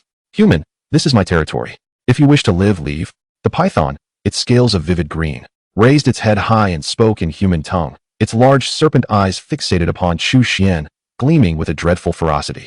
This was undeniably a seasoned demonic beast. In comparison to human cultivators, its strength could rival that of a mid-stage Dharma manifestation expert. A mere serpent dared to claim kingship? A cold glint flickered in Chu Xian's eyes. He raised his right hand, and the Thunder Spirit spear materialized in his palm, crackling with arcs of electricity. With a piercing cry that split the air, the spear transformed into a bolt of lightning and surged forward. This act undoubtedly infuriated the fearsome giant python. Seeking death, accompanied by a piercing, shrill roar, an overwhelming aura of malevolence surged around it. Almost immediately, its colossal form lunged directly towards Chu Xian. With a resounding crash, the Thunder Spirit spear collided violently with the horrifying serpent. The ferocious power of lightning intertwined with the sinister, dreadful aura, creating a maelstrom of terrifying energy that swept in all directions, causing the very earth to tremble. For a moment, it appeared as though a stalemate had formed. Yet, this equilibrium was merely an illusion. Chu Xian raised his hand and pressed forward with great force, summoning his immense spiritual consciousness. In an instant, the Thunder Spirit spear radiated brilliant light, unleashing the full might of the divine weapon. It swiftly pierced through the layers of malevolent energy, directly transfixing the terrifying serpent's body. The creature's eyes widened in disbelief. However, its immense form fell uncontrollably to the ground with a heavy thud. Soon, its breaths became shallow, and moments later, it breathed its last. With a wave of his hand, Chu Xian stored the serpent's carcass in the storage ring he had previously acquired, intending to savor the taste of serpent stew later. This place was indeed remarkable. As Chu Xian ventured into the canyon, he quickly discovered that the spiritual energy within was even more abundant, truly a treasure trove. It was no wonder the serpent was reluctant to abandon it. Alas, in the end, it could not safeguard its life. Rather than preparing for an immediate breakthrough, Chu Xian fully mobilized his cultivation. A terrifying Dharma image manifested behind him, its palpable pressure radiating throughout the surroundings. Subsequently, waves of chilling terror surged forth in all directions, reminiscent of the tumultuous tides of the ocean. Those who wish to survive, depart swiftly. Chu Xian's icy voice resonated through the void. Countless beasts were struck with fear, particularly upon realizing that the once dominant serpent had fallen. Panic ensued as myriad creatures fled in terror, scrambling for safety. Within less than half an hour, not a single cultivated beast could be seen within a 100-mile radius. After sweeping his spiritual consciousness around to ensure nothing was amiss, Chu Xian nodded in satisfaction. For these bloodthirsty creatures, reason and conversation were futile. Only overwhelming power could compel them to submit. What lay ahead was of little concern to him. However, during his period of breakthrough, this region must remain undisturbed. Chapter 59. The Profound Essence of Creation, One Force Shattering All Laws. In the depths of the canyon, an eerie silence enveloped the surroundings. Chu Xian sat in tranquil meditation upon a large stone. The sacred body circulated within him, his cultivation surging forth, an awe-inspiring aura radiating from his being, instilling fear in those who beheld him. Soon, a terrifying manifestation of the law emerged behind him, looming over the canyon like a colossal mountain. The primordial divine elephant seemed to have emerged from the boundless void, causing the sun, moon, and stars to pale in its presence. This was not within the sacred land of Tai, but rather in the wild mountains, allowing Chu Xian to forego restraint and fully unleash the power of the manifestation. With each breath of the primordial divine elephant, an indescribable rhythm reverberated through the air, causing the very fabric of the world to tremble. A dreadful pressure, enough to send shivers down the spine, swiftly radiated outward. The spiritual essence of heaven and earth from the surrounding forests, the earthly veins below, and even the ethereal essence drifting through the void were all drawn in frantically, converging like streams flowing rapidly towards him. In mere moments, the concentration of spiritual essence in the canyon reached an astonishing level. In such an environment, Chu Xian found his cultivation to be remarkably efficient. His strength quickly ascended to its zenith, swiftly replenishing the energy expended in battle. Feeling his state fully restored, Chu Xian wasted no time. He took a deep breath and prepared to launch himself towards the realm of creation. The realm of creation. The crux of breaking through lies in the comprehension of the profound essence. This essence is the fundamental distinction between the realm of creation and the realm of manifestation. Only by grasping and integrating this essence into oneself can one successfully transcend into the realm of creation. But what is this essence? It is one of the most fundamental forces in existence, the pinnacle of a power's manifestation. The essence of wind, the essence of rain, the essence of space, the essence of earth, the essence of speed, the essence of death. The manifold essences of the world are countless. Every force possesses its own essence. Yet truly comprehending an essence is no trivial task. Mastering it completely is an even greater challenge, let alone fully integrating it into oneself. Thus, throughout history, the number of formidable beings who have successfully transcended into the realm of creation is exceedingly rare. Of course, this observation pertains to ordinary cultivators. Chu Xian, with his exceptional attributes, far surpasses the capabilities of the average practitioner. He possesses the primordial sacred body, having fully integrated 3 of the 5 sacred bodies, aside from the uncompleted sacred body of spiritual wood and the sacred body of sharp metal. Therefore, he inherently wields the essences of water, fire, and earth. If he so desired, he could effortlessly break into the realm of creation using these 3 essences, with the process presenting no challenges whatsoever. However, Chu Xian chose otherwise, for he had a superior option, the essence of force derived from the divine elephant suppression technique. In comparison to the recently encountered Tai Golden Chapter, Chu Xian had already acquired the divine elephant suppression technique long ago in Tiannan, and he had devoted over a decade to its cultivation, mastering it to a far greater extent. In fact, after 10 years of rigorous training, Chu Xian's physical prowess was entirely on par with his cultivation level. In other words, even without resorting to his cultivation, Chu Xian's physical strength alone was not inferior to that of his peers. The divine elephant suppression technique is a supreme martial art that emphasizes physical training, following a path of sheer strength. Upon reaching its pinnacle, one can harness the power of the divine elephant to subdue all adversaries. Although Chu Xian had yet to cultivate this technique to its zenith, his proficiency in the realm of strength had already attained an astonishing level. The essence of strength may sound commonplace, yet it is, in reality, one of the most formidable principles in existence. Strength is the ultimate manifestation of martial prowess. Hence the saying, one force can break myriad laws. Regardless of the myriad transformations and supernatural abilities, all can be vanquished by sheer force. To transcend the realm of creation with such a principle aligns perfectly with Chu Xian's aspirations, enabling him to gain enhanced combat capabilities. With a deep breath, Chu Xian's dark eyes flashed with determination, and he began to channel the divine elephant suppression technique with all his might. In an instant, his body seemed to transform into countless particles, totaling 840 million. Each particle appeared to awaken, akin to a multitude of roaring giants. The simultaneous roar of 840 million giants conjured an overwhelming force. In a blink, an unimaginable torrent coalesced, unleashing a terrifying power unmatched in the world. Chu Xian had already comprehended and mastered the essence of strength. Now, his sole task was to fully integrate it within himself. This integration was not limited to his physical form, but extended to his magical power and even his Dharma embodiment. When the essence is fused with the body, it can forge a body of creation. This not only significantly enhances physical attributes, but also accelerates healing. Even severed limbs would no longer pose a grave concern, as they could be restored through the power of creation. Integrating the essence with magical power would lead to a transformation into creation power. Once this transformation is complete, its potency would be incomparable. For instance, if Chu Xian merges with the essence of strength, his magical power would acquire an invincible characteristic. When the essence is infused into his Dharma embodiment, it evolves into a creation Dharma. At this stage, the Dharma embodiment would be endowed with a semblance of life. With but a thought, it could suppress formidable foes, exuding an awe-inspiring might that is difficult to resist. Time passed slowly, second by second. The progress of the fusion between the essence of strength and Chu Xian continued to fluctuate. Perhaps due to the overwhelming strength of the essence he had mastered or the solid foundation he possessed, the duration of this process exceeded all expectations. Unbeknownst to him, 3 days and nights had slipped by, yet it remained unfinished. Fortunately, Chu Xian's accumulation was extraordinary. His magical prowess surged like the boundless ocean, seemingly inexhaustible. As the process of breakthrough continued, the phenomena manifesting in the heavens and earth grew increasingly astonishing, and the extent of their influence widened considerably. Initially confined to 100 miles in the surrounding area, it eventually expanded to 200 miles, then 300. Unbeknownst to him, a significant portion of the sprawling, verdant mountain range was enveloped by this formidable aura. Various extraordinary occurrences flickered in succession, a terrifying might overshadowing the sky and obscuring the sun. Countless demonic beasts trembled in fear, prostrating themselves, their eyes filled with an unprecedented terror. It should be nearly time, Chu Xian murmured to himself, immediately channeling all his strength to prepare for the final surge.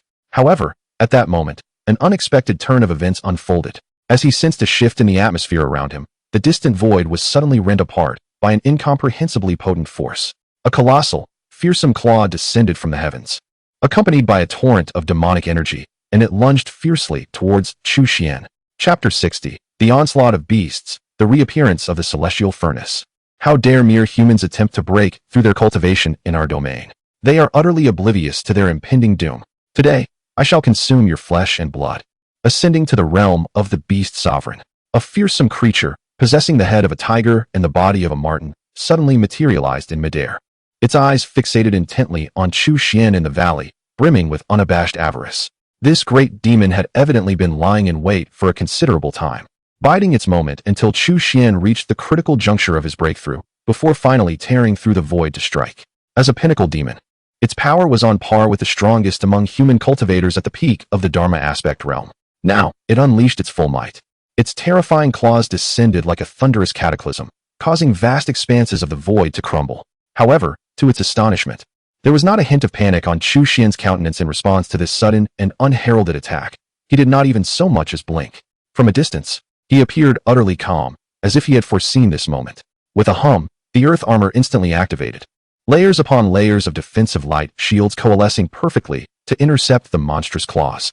The full-force assault of a pinnacle demon was indeed formidable. Even the earth armor, an exquisite artifact, was pierced through a dozen layers of defensive shields. Yet, the crux of the matter was that, under Chu Xian's full exertion, the defensive light shields amassed by the earth armor numbered well over 100. In other words, the unexpected strike from the pinnacle demon failed to even graze Chu Xian's skin. Realizing this, the demon with the tiger's head and marten's body wore an exceedingly grim expression.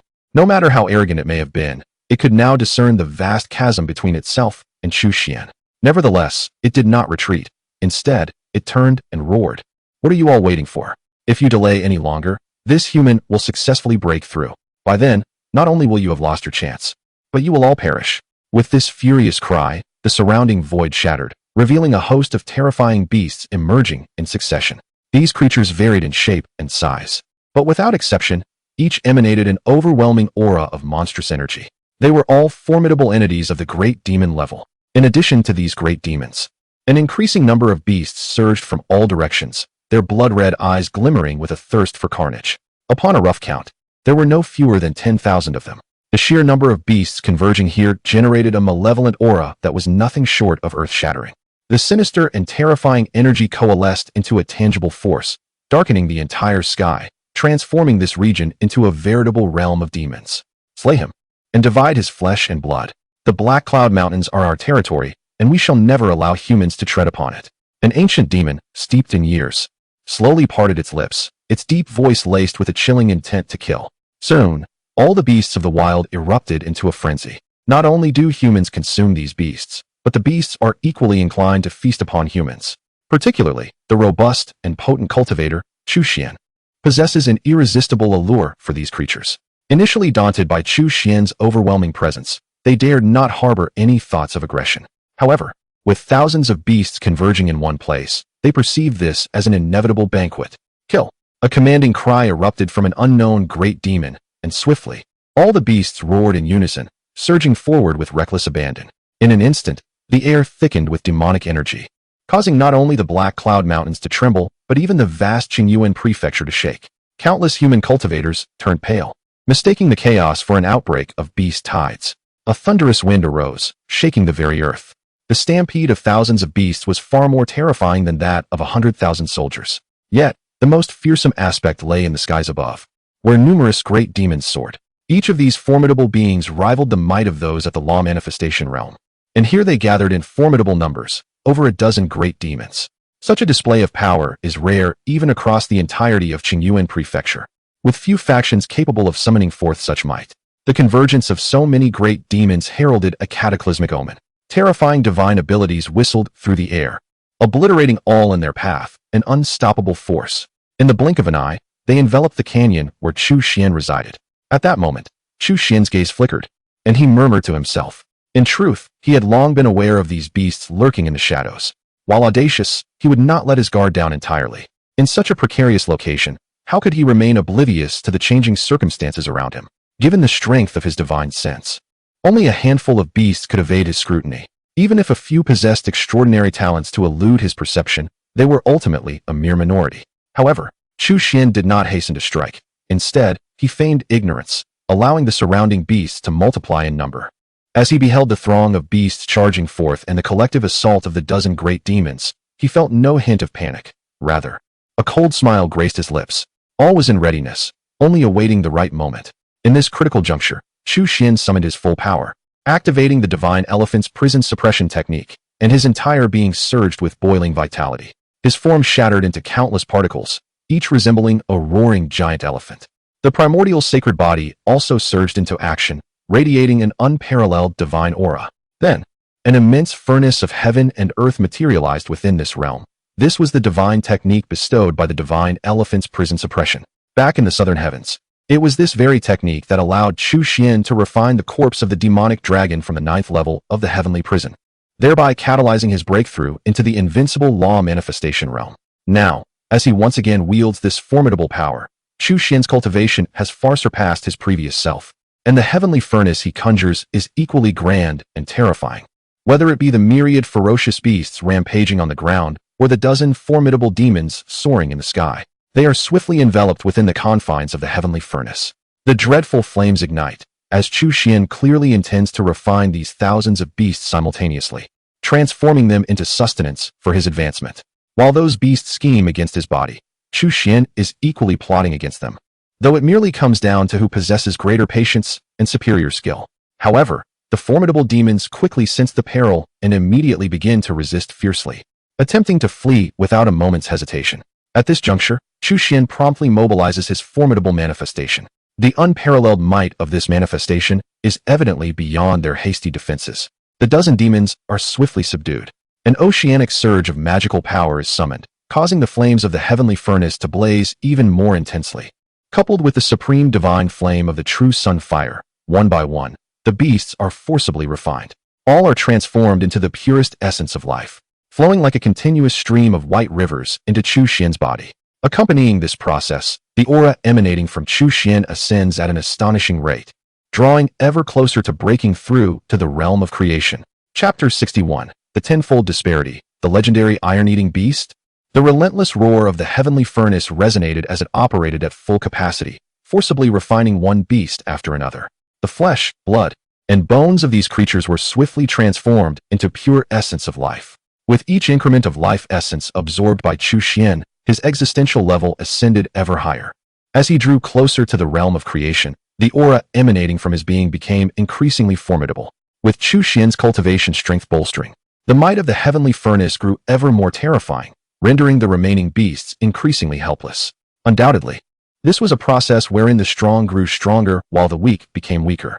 As time progressed, the prospects of escape for those beasts dwindled to almost nothing. Initially, had they united in earnest cooperation, Chu Xian might not have been able to ensnare them, at least not all of them. Alas, there exists no what-if, despite their numbers.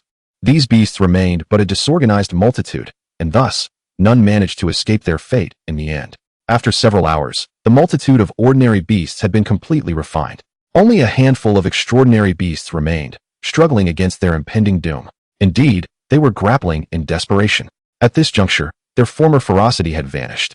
They resembled toothless tigers, reduced to feeble cats. In their futile resistance against the heavenly furnace, their demonic energy had nearly been depleted. Under the relentless pressure of the massive particles, their defiance waned. Soon, even these formidable beings approached their limits. A rhinoceros-like beast succumbed first, unable to withstand the encroaching inferno. As the flames enveloped it, despair overtook its spirit. "No, I surrender. Spare my life, I beg you. I am willing to serve you as my master," it cried out in panic. Faced with the specter of death, even a great beast must bow its proud head.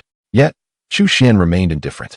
Under the merciless blaze of the heavenly furnace, the rhinoceros beast's form swiftly disintegrated. Its flesh transformed into pure life essence, which continuously flowed into Chu Xian, fortifying his advancement. The demise of the rhinoceros was merely the beginning. Soon, the other great beasts would meet the same fate. As the number of remaining beasts dwindled, the power of the heavenly furnace became increasingly concentrated, forcing them towards the brink of annihilation. Some, like the rhinoceros, begged for mercy, while others resorted to frantic curses. Still, some simply resigned themselves to their fate, awaiting death. Regardless of their final choices, their outcomes were tragically similar. The massive forms of the beasts crumbled one after another, transforming into an astonishing torrent of life essence, which flowed incessantly into Chu Xian's being. In terms of quality, these demonic beasts pale in comparison to the corpse of the dragon from the 9th layer of the celestial prison. However, while lacking in quality, they far exceed in quantity. Over 10,000 demonic beasts, including more than a dozen formidable ones, collectively yield a life essence that significantly surpasses that of the dragoness remains. This, in turn, bestowed immense assistance upon Chu Xian. With a resounding explosion, his vital essence finally reached its zenith, soaring towards the heavens, stirring the cosmic rivers. This time, not only did Qingyuan Prefecture tremble, but across the vast expanse of the eastern wilderness, countless powerful beings opened their eyes, their gazes betraying an unmistakable awe. Harnessing such an unimaginable and formidable power, Chu Xian finally crossed that threshold, achieving the realm of creation. Henceforth, he would be regarded as a master of creation. Concurrently, his understanding of the essence of strength ascended from the initial stage to the minor accomplishment stage. The essence is categorized into 4 stages: initial, minor accomplishment, major accomplishment, and perfection. Each stage is distinctly defined, with considerable disparities between them. Generally, it takes cultivators decades, if not centuries, to refine their understanding to reach the minor accomplishment stage. However, Chu Xian's accumulation was astonishing. Having just broken through, his grasp of strength's essence directly attained the minor accomplishment stage. Given that the essence of strength is inherently formidable, it is evident that despite his recent breakthrough into the realm of creation, anyone who underestimates him as a mere novice would undoubtedly suffer greatly. Moreover, the life essence extracted from those thousands of demonic beasts granted Chu Xian benefits far beyond mere advancement. It not only allowed him to smoothly surpass the last threshold of cultivation, but also elevated his physical form to an entirely new level. Upon closer inspection, the countless particles of his body no longer manifested as a juvenile giant elephant, but had transformed into a youthful dragon elephant. Giant elephant, dragon elephant, primordial elephant, divine elephant. These represent the 4 vital life stages embodied in the divine elephant suppression technique. The transformation of his body's particles into dragon elephant power undeniably signifies that his divine elephant suppression technique has officially entered the 2nd level. Of course, Chu Xian is not yet capable of converting all 840 million particles of his body into dragon elephant particles. Currently, only a mere fraction have successfully undergone transformation. Nonetheless, this indicates that his physical form has entered a new realm.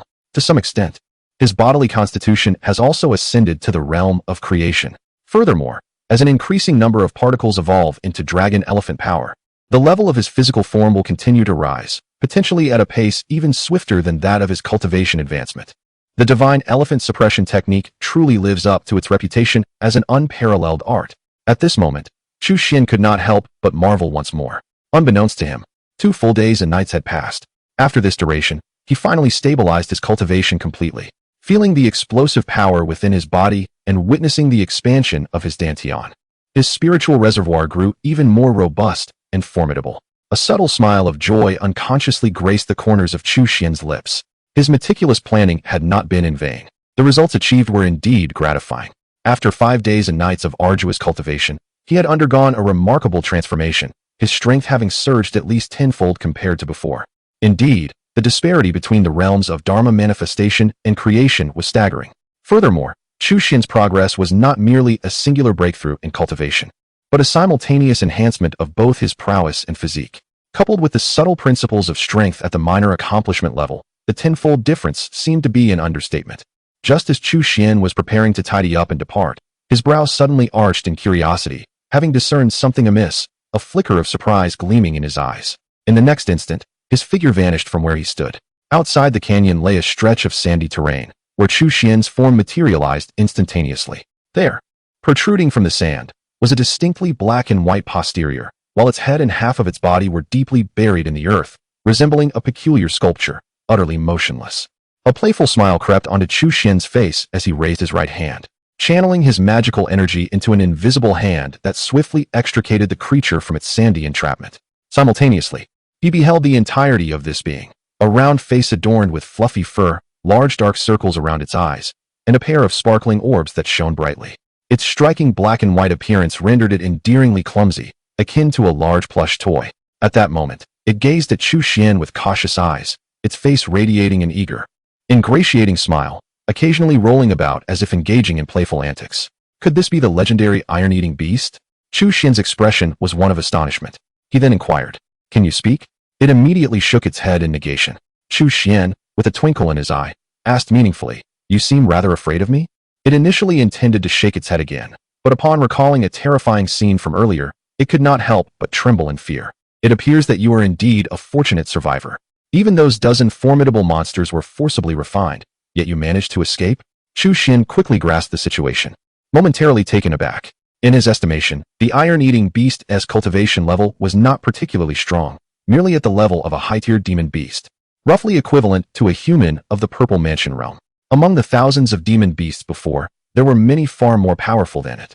However, while those beasts were subjected to the relentless refining of the heavenly furnace, this creature of high-tier strength had inexplicably endured.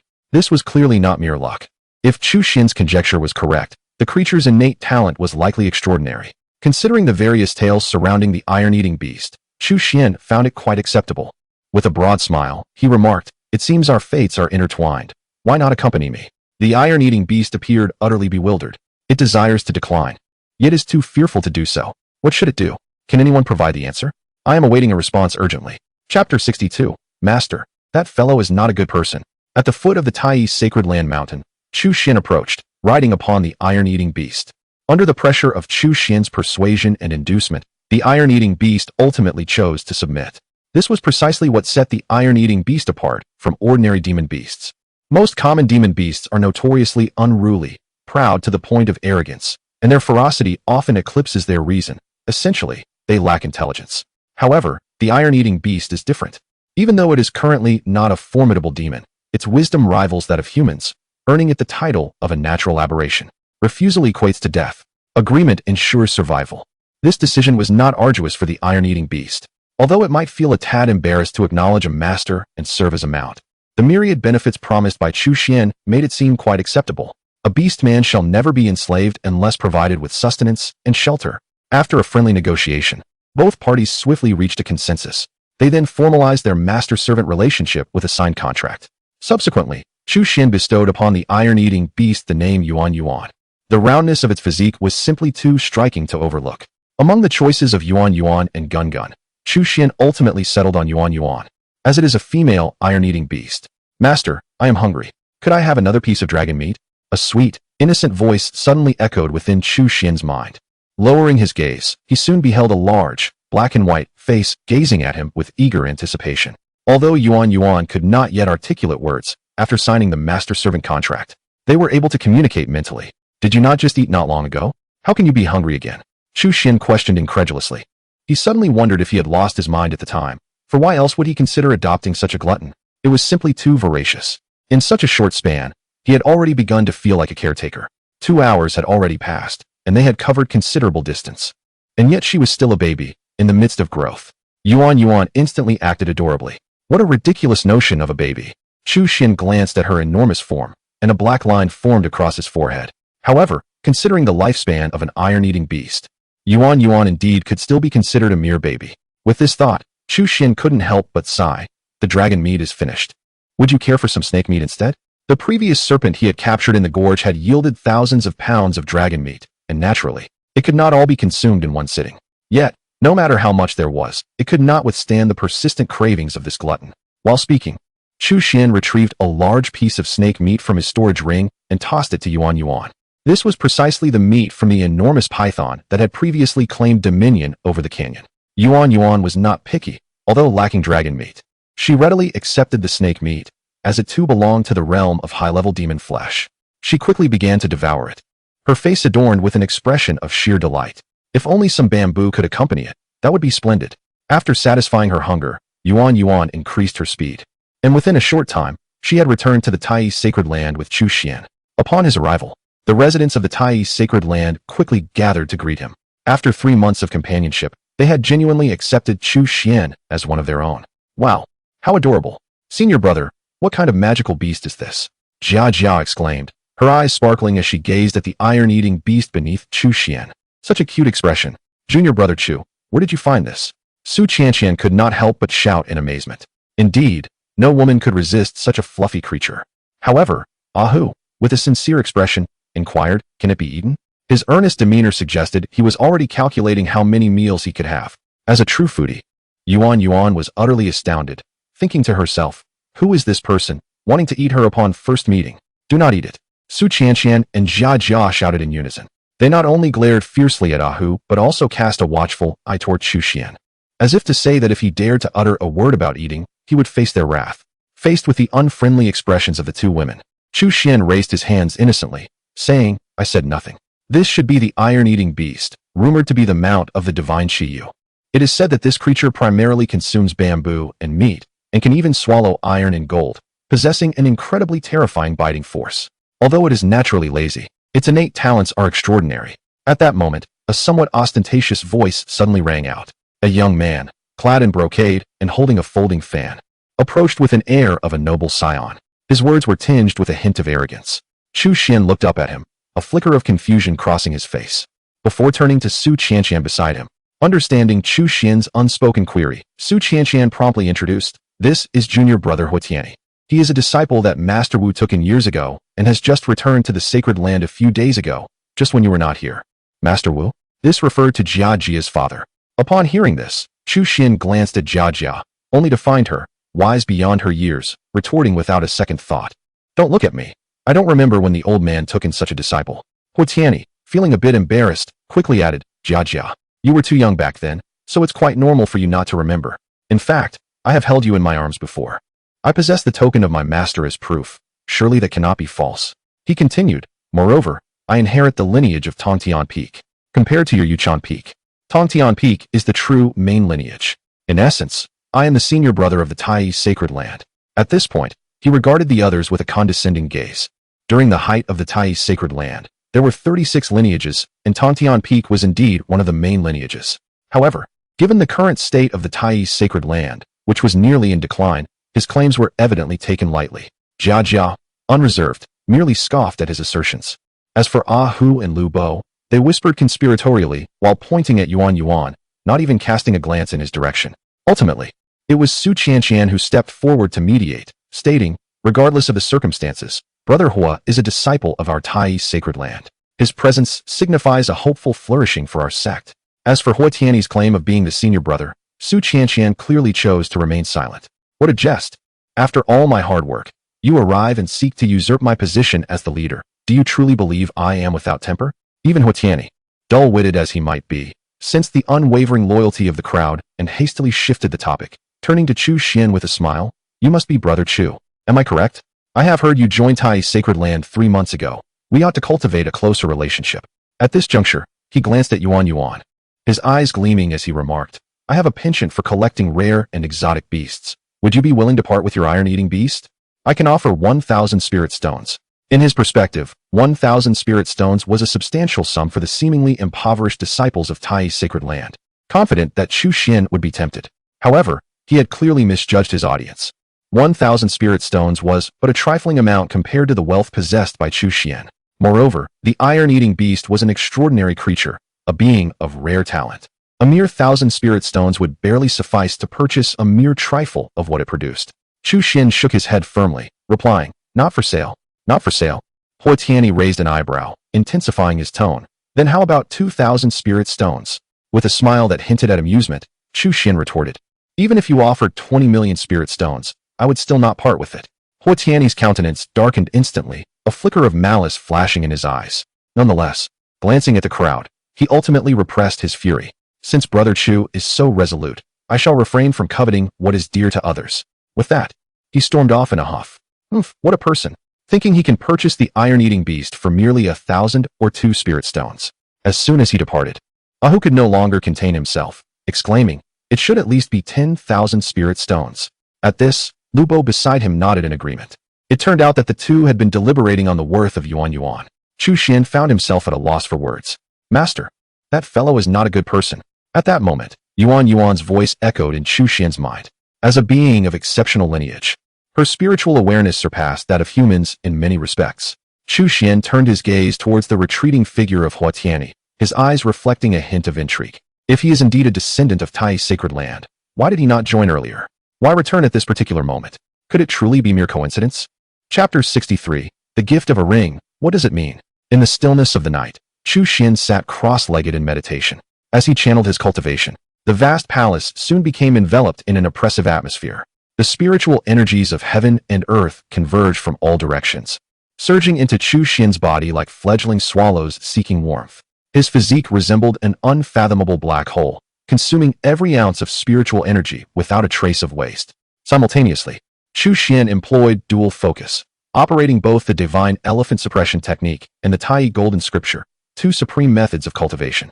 The former specialized in body refinement, while the latter was dedicated to refining qi. Together, they functioned in harmony without interference. The continuous influx of spiritual energy was maximally utilized, swiftly divided into two streams.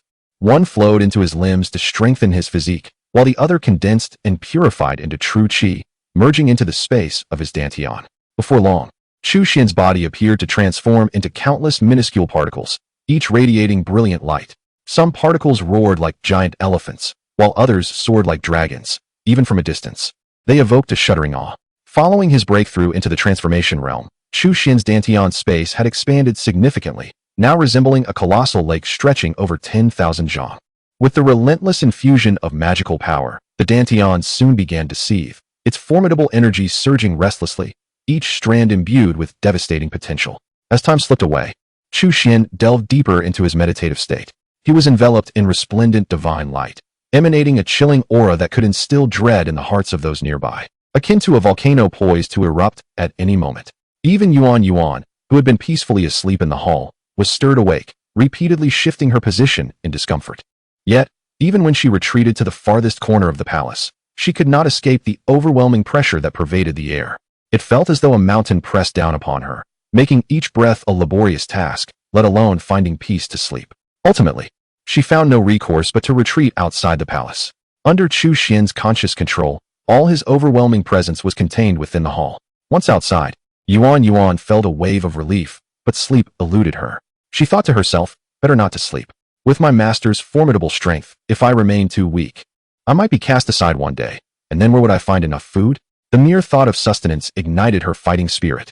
Gritting her teeth, she soon entered a state of cultivation, absorbing the surrounding spiritual energies and transforming them into her own demonic power, steadily progressing toward the level of a great demon. Unbeknownst to her, the night slipped by. Noticing Yuan's diligent efforts outside the hall, a smile graced Chu Xian's lips. As an exceedingly rare iron-eating beast, Yuan's innate talent was nothing short of astonishing. With diligence, her future achievements would surely be remarkable. Following this, Chu Xian summoned his consciousness to inspect his own progress. After merely one night of cultivation, it was impossible for him to achieve any significant breakthrough. He remained at the first level of the creation realm. However, his realm had indeed stabilized considerably. Both the transformed mana and the Dharma form were now more effortlessly grasped. Moreover, there was a noticeable increase in the conversion of his physical particles from giant elephant particles to dragon elephant particles, and his physical strength was advancing at a visibly impressive pace. Should all 800 million particles be completely transformed, his physical form would undoubtedly ascend to a higher echelon. One must accumulate small steps to cover great distances. Although I possess a system, I must also exert myself doubly. Chu Xian silently reminded himself before stepping out of the grand hall. As he pondered what to have for breakfast, a conversation suddenly caught his attention. Sister, what do you think of this sword in my hand? It was the voice of Huatiani. Chu Xian looked up with intrigue and saw Huatiani, not far away in the square, presenting a sword to Su Qianqian. Su Qianqian appeared to be engrossed in her sword practice, and Huatiani's interruption caused her to furrow her brow slightly. However, adhering to the camaraderie of their sect, she managed to force a smile. The sword's light is like water, concealing its sharpness. It must be an excellent sword. Indeed, you have a discerning eye, sister. Huatiani immediately gave a thumbs up. This sword, named Autumn Water, is a superior treasure. I acquired it specifically from the capital city to present it to you as a token of our meeting. One should not receive rewards without merit.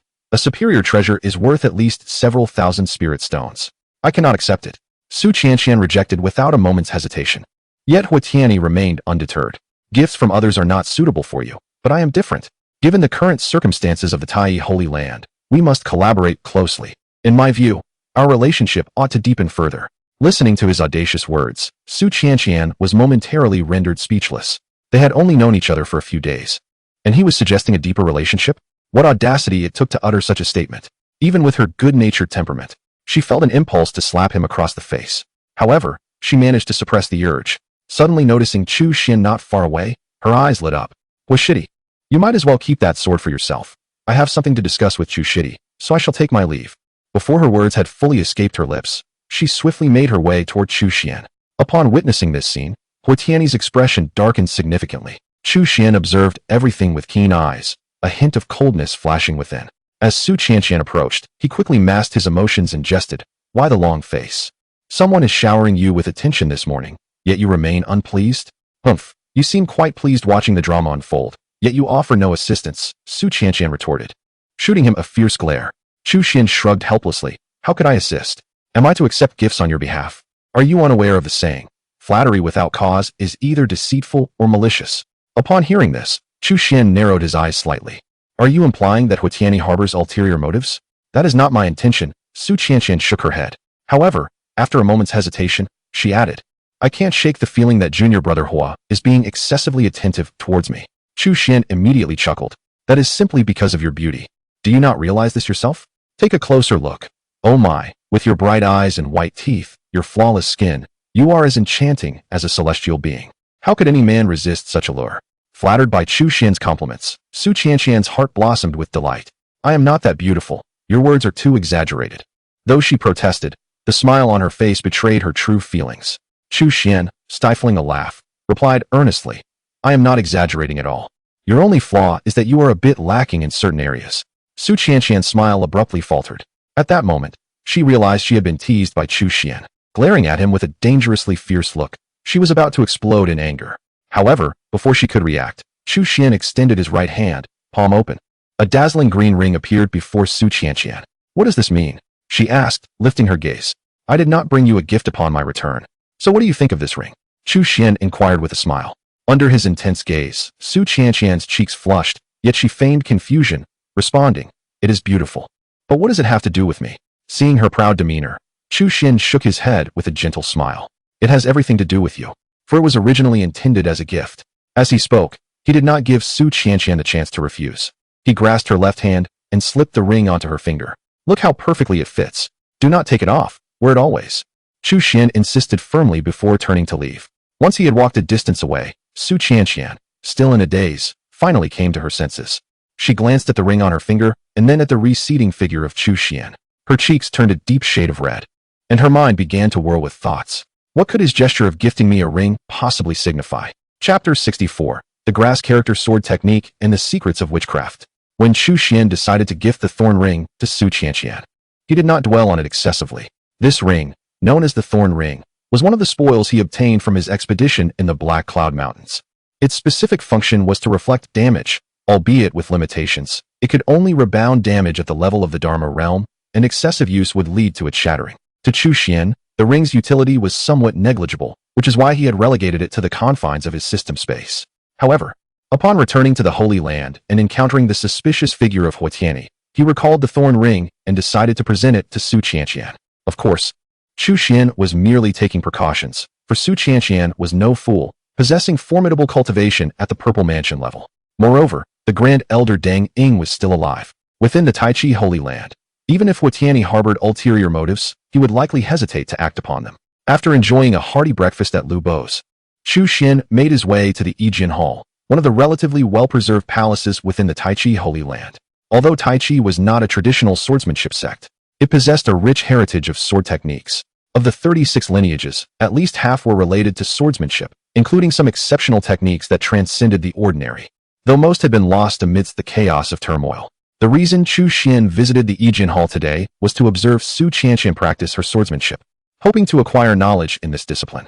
For an ordinary person, mastering swordsmanship is not an endeavor accomplished in a day. It requires years of diligent practice alongside considerable talent to achieve any notable proficiency.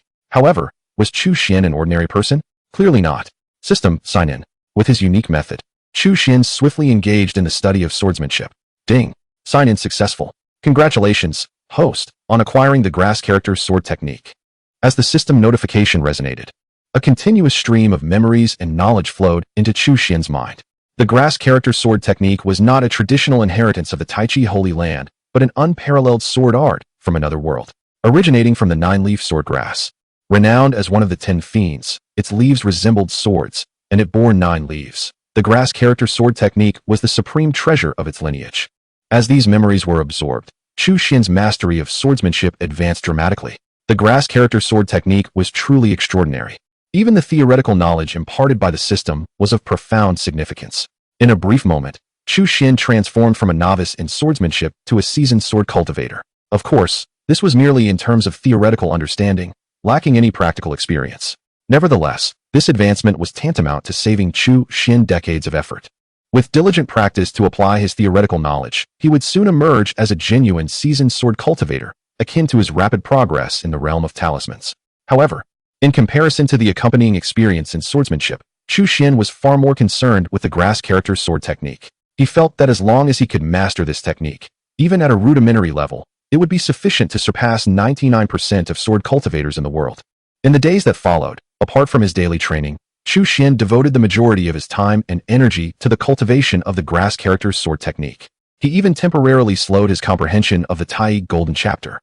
Simultaneously, he shifted his daily sign-in location from the Danding Hall to the E-Sword Hall. Although he did not acquire another supreme sword technique of the same caliber as the grass character's sword technique, he did gain considerable insights into ordinary sword techniques. And his understanding of swordsmanship flourished. With this dual approach, Chu Xian's proficiency in swordsmanship advanced at an astonishing pace, growing at a rate unimaginable to ordinary individuals, almost achieving a new level daily. Take Su Qianqian, for instance. Initially, Chu Xian found her swordplay to be incredibly profound. However, now he could only see flaws everywhere, rendering it nearly unbearable. Junior sister, there are a total of 81 errors in the sword technique you just demonstrated, he said earnestly upon seeing Su Qianqian. The previously cheerful Su Qianqian was instantly enraged by his words, trembling with fury. That insufferable straight man. I deliberately showcased my figure, and he only focused on my sword technique. How dare he call me junior? This is simply intolerable. With this thought, she immediately swung her sword towards Chu Xian's waist with a fierce thrust. I'll make you call me junior sister again. In the back mountains of the Tai Holy Land, Huo Tianyi stealthily appeared. Suddenly, a whistle sounded, and a middle-aged man waved at him. Huo Tianyi's eyes brightened as he strode over. Young master, how have you been at the Tai Holy Land during this time? The middle-aged man inquired. Don't even mention it. I can't eat or sleep well. I truly don't want to stay in that wretched place for another day. Huo Tianyi's face darkened as he recalled the cold treatment he had endured at the Tai Holy Land. The middle-aged man couldn't help but chuckle wryly before asking, has the young master made any discoveries? Have you found that key? Huo Tianyi's expression grew even grimmer. Don't mention it. That old hag probably still harbors doubts about my identity, and the others are equally unyielding. Despite my attempts at subtle persuasion, I have gained nothing. By the way, how are the items I asked you to prepare coming along? How could I forget the young master's orders? The middle-aged man promptly took out a small vial, roughly the size of a thumb, from his pocket and handed it to Huo Tianyi. Is this all there is? Huo Tianyi frowned in dissatisfaction. Please do not underestimate it. This is a secret potion of witchcraft. Just a touch with a silver needle will cause the target to lose their senses. At that point, with the appropriate secret technique, they will become your puppet, completely at your command. Upon hearing this description, Huo Tianyi's eyes sparkled with excitement.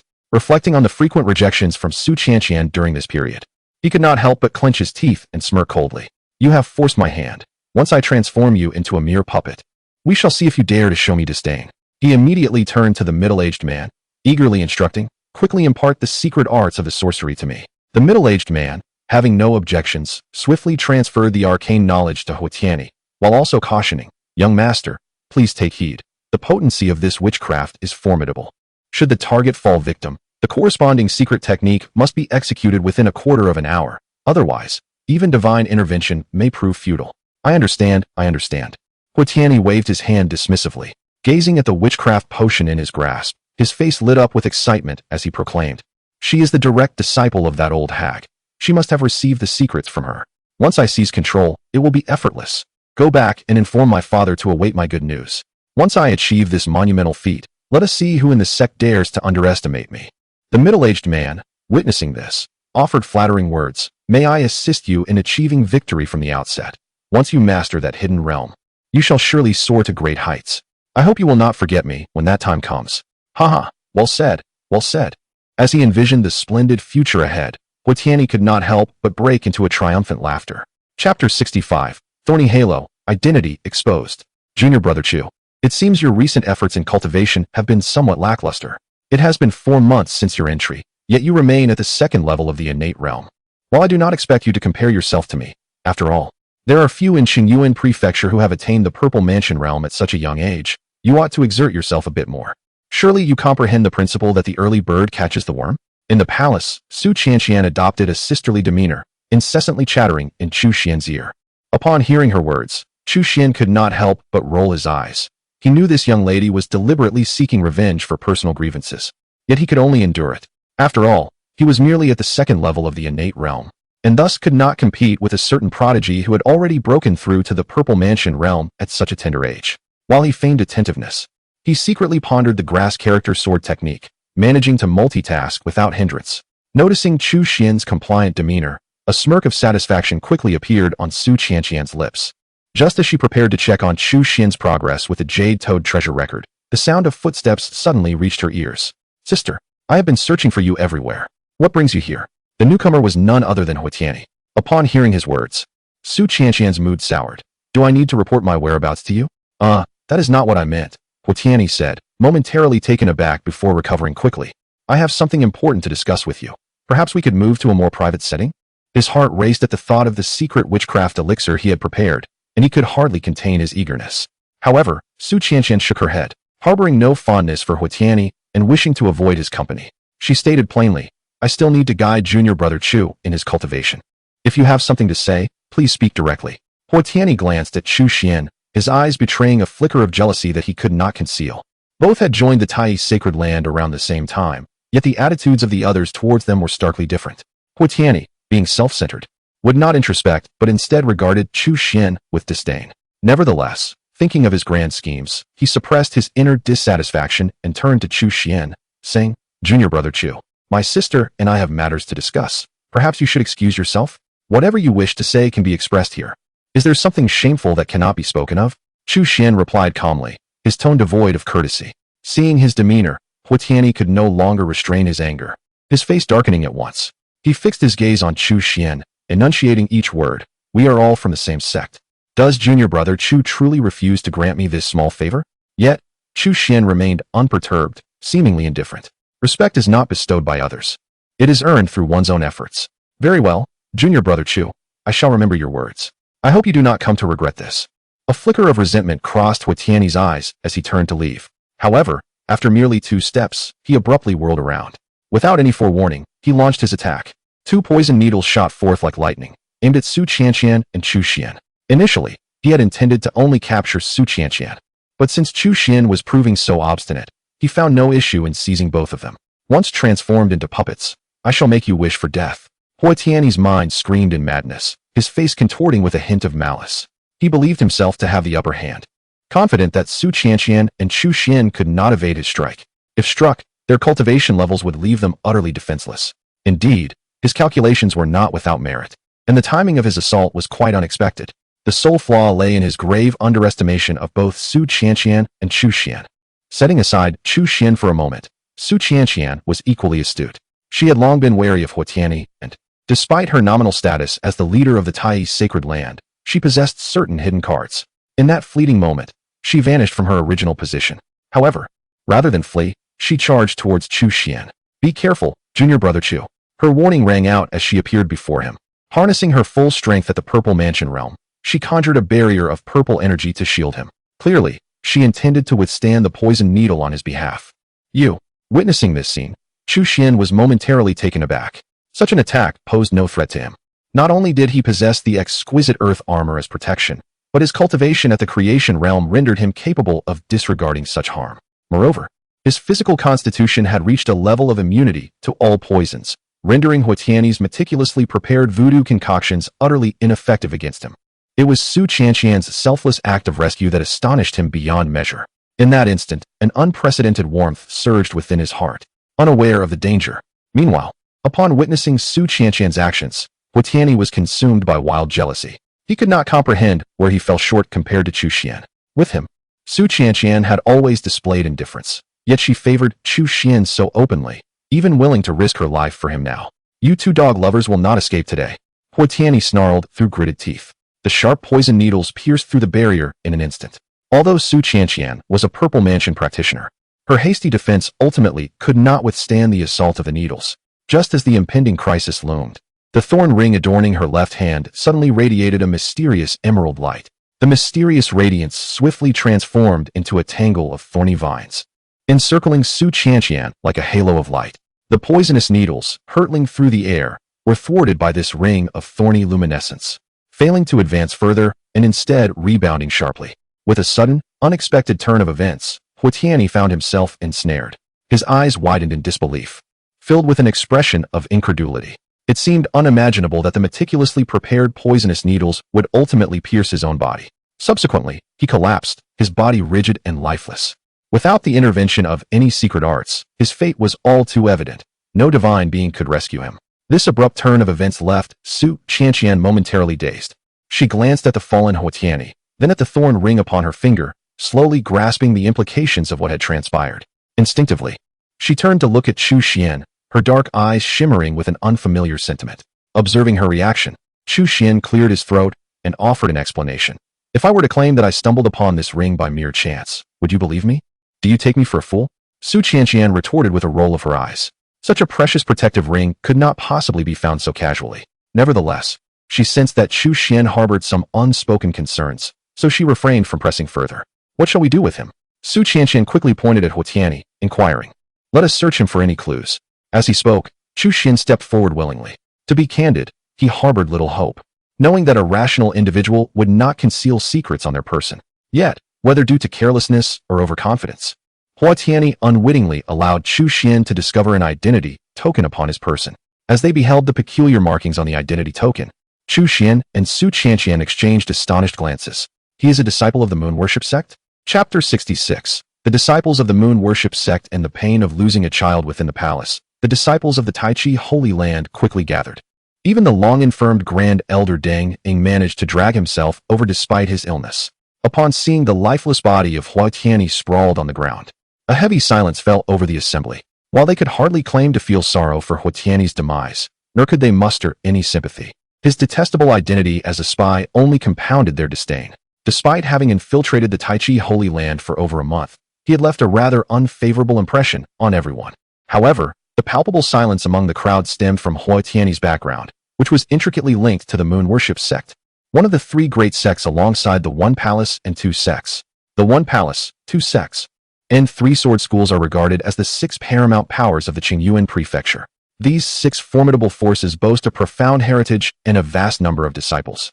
Indeed, even in the expansive eastern wasteland, they are recognized as forces of first-tier significance.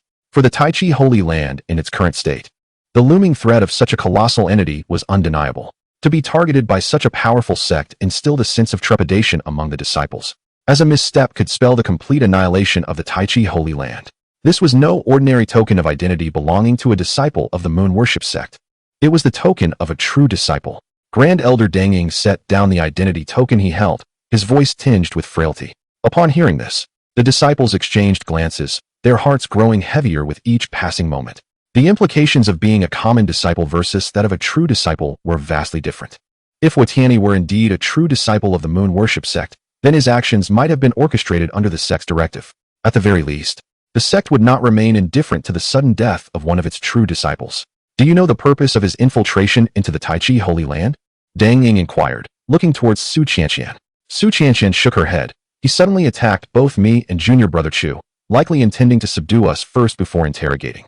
However, he miscalculated and ended up poisoning himself to death. Upon hearing this, Deng Ying cast a glance at Chu Xian, who appeared unfazed. At that moment, Jia interjected. I just recalled, he kept asking me if I had seen any keys recently. Did he infiltrate our Tai Chi Holy Land for the sake of some key? Indeed. This matter rang a bell. He had posed the same question to me, Lu Bo remarked, slapping his forehead. Who? In a low voice, added, he asked me too, but I ignored him. Keys.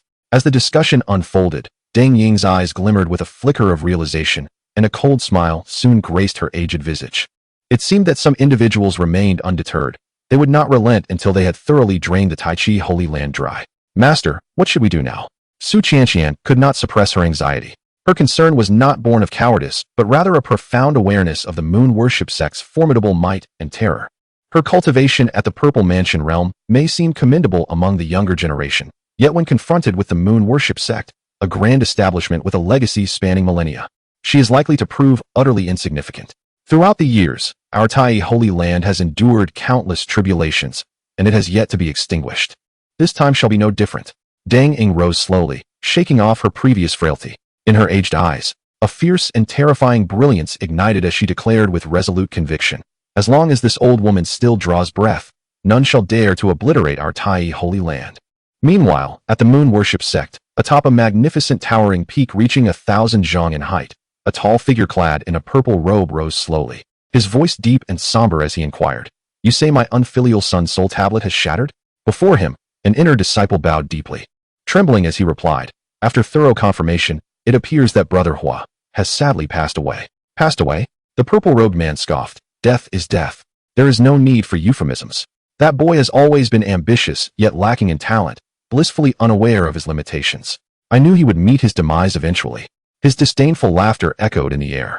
Upon hearing this, the inner disciple dared not concur. Instead, a wave of unease washed over him. He bent even lower, wishing to bury his head into the ground. Yet, regardless of how he attempted to diminish his presence, the purple-robed man's gaze swiftly fell upon him. "I have heard that it was you who incited him to infiltrate the Tai Holy Land on his own accord?" The cold, emotionless voice rang out abruptly. The disciple's face turned ashen with fear. His legs weakened, and he fell to his knees, tears streaming down his face as he fervently protested. "My lord, it was not me, truly. I merely suggested it in passing, and Brother Hua insisted on going. I could not stop him. Moreover, I aided him substantially, otherwise. According to Brother Hua's original plan, he would have been exposed by the people of Tai Holy Land long ago. Does that mean I should be grateful to you?" The purple-robed man asked, his expression impassive. The disciple dared not respond. "The sect master has always emphasized the importance of reward and punishment. Since you have contributed, you shall naturally be rewarded. How about, I grant you a swift end?" As his words fell, he slowly raised his right hand. Hearing this, the disciple's complexion changed drastically, and panic surged within him. Without a moment's hesitation, he dashed toward the mountain's edge. Yet, before he could escape far, a formidable force ensnared him in place. Then, with a thunderous explosion, his body disintegrated into a mist of blood that dissipated into the cosmos. As the ripples in the void settled, a mysterious figure with long, flowing hair descended from the sky. Noticing the pervasive scent of blood in the air, he frowned slightly, remarking, he was, after all, an inner disciple. Such indiscriminate killings are quite detrimental. The middle-aged man in the purple robe lifted his gaze towards him and declared, "My son has perished. Have you not always looked down upon your son?" Came the reply. "Yet he is ultimately my son," the man in the purple robe emphasized. The long-haired man sighed deeply at these words and, with a hint of resignation, inquired, "What do you intend to do?" "I shall obliterate the Tai sacred land."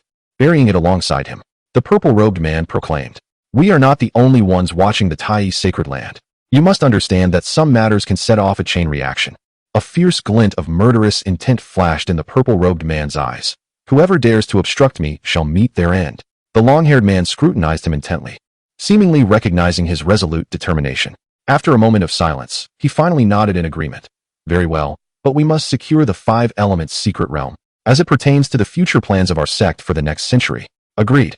Before his words had fully dissipated, the purple-robed man stepped into the void, swiftly traversing mountains and rivers in the blink of an eye. Shortly thereafter, the air trembled. A brilliantly radiant full moon emerged above the Tai sacred land, enveloped in an unimaginable and terrifying might, descending forcefully to suppress the Tai sacred land. Chapter 67. One of the 4 guardians, the pinnacle of the Dharma aspect realm. With a thunderous roar, the vast expanse of the void began to collapse. The radiant and resplendent moon was, in truth, not the actual moon, but an immensely formidable Dharma aspect. This manifestation had evolved to a point nearly tangible, exuding an aura akin to that of the genuine moon, suddenly plummeting from the heavens.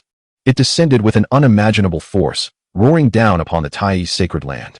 The mountains and earth seemed to be crushed to dust, while visible black fissures rapidly spread throughout the surrounding void. As the brilliant moon continued its descent, the people of the Tai sacred land could not help but widen their eyes, their faces betraying an unmistakable horror.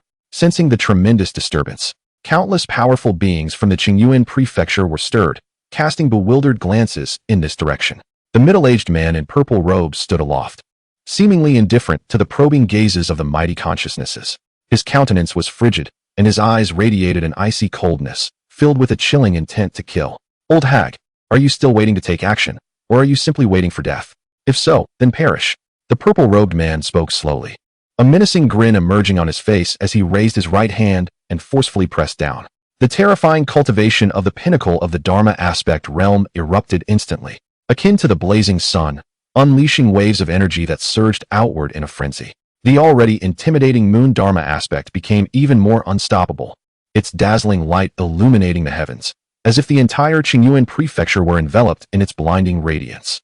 Just as the Tai sacred land seemed on the brink of annihilation, an extraordinary jade toad suddenly materialized. A surge of pure white luminescence erupted, transforming into layers of translucent barriers that swiftly repelled the overwhelming pressure emanating from the moon Dharma aspect. Simultaneously, above the jade toad's head, an elderly woman with a cane ascended into the sky. It was none other than the grand elder of the Tai sacred land, Deng Ying. However, in stark contrast to her usual frail appearance, she was now enveloped in a tempestuous aura of immense magical power, each movement radiating a palpable sense of danger. Hu Jingshan, I never expected it would be you. It seems your moon worship sect can no longer wait, even dispatching one of the four guardians to engage personally. As she spoke, Deng Ying advanced step by step. Wherever her feet touched, the moonlight quietly dissipated, as if even the boundless brilliance of the moon could not shroud her presence. Though her form appeared stooped, her aura was extraordinarily potent, as if she could stand against the heavens.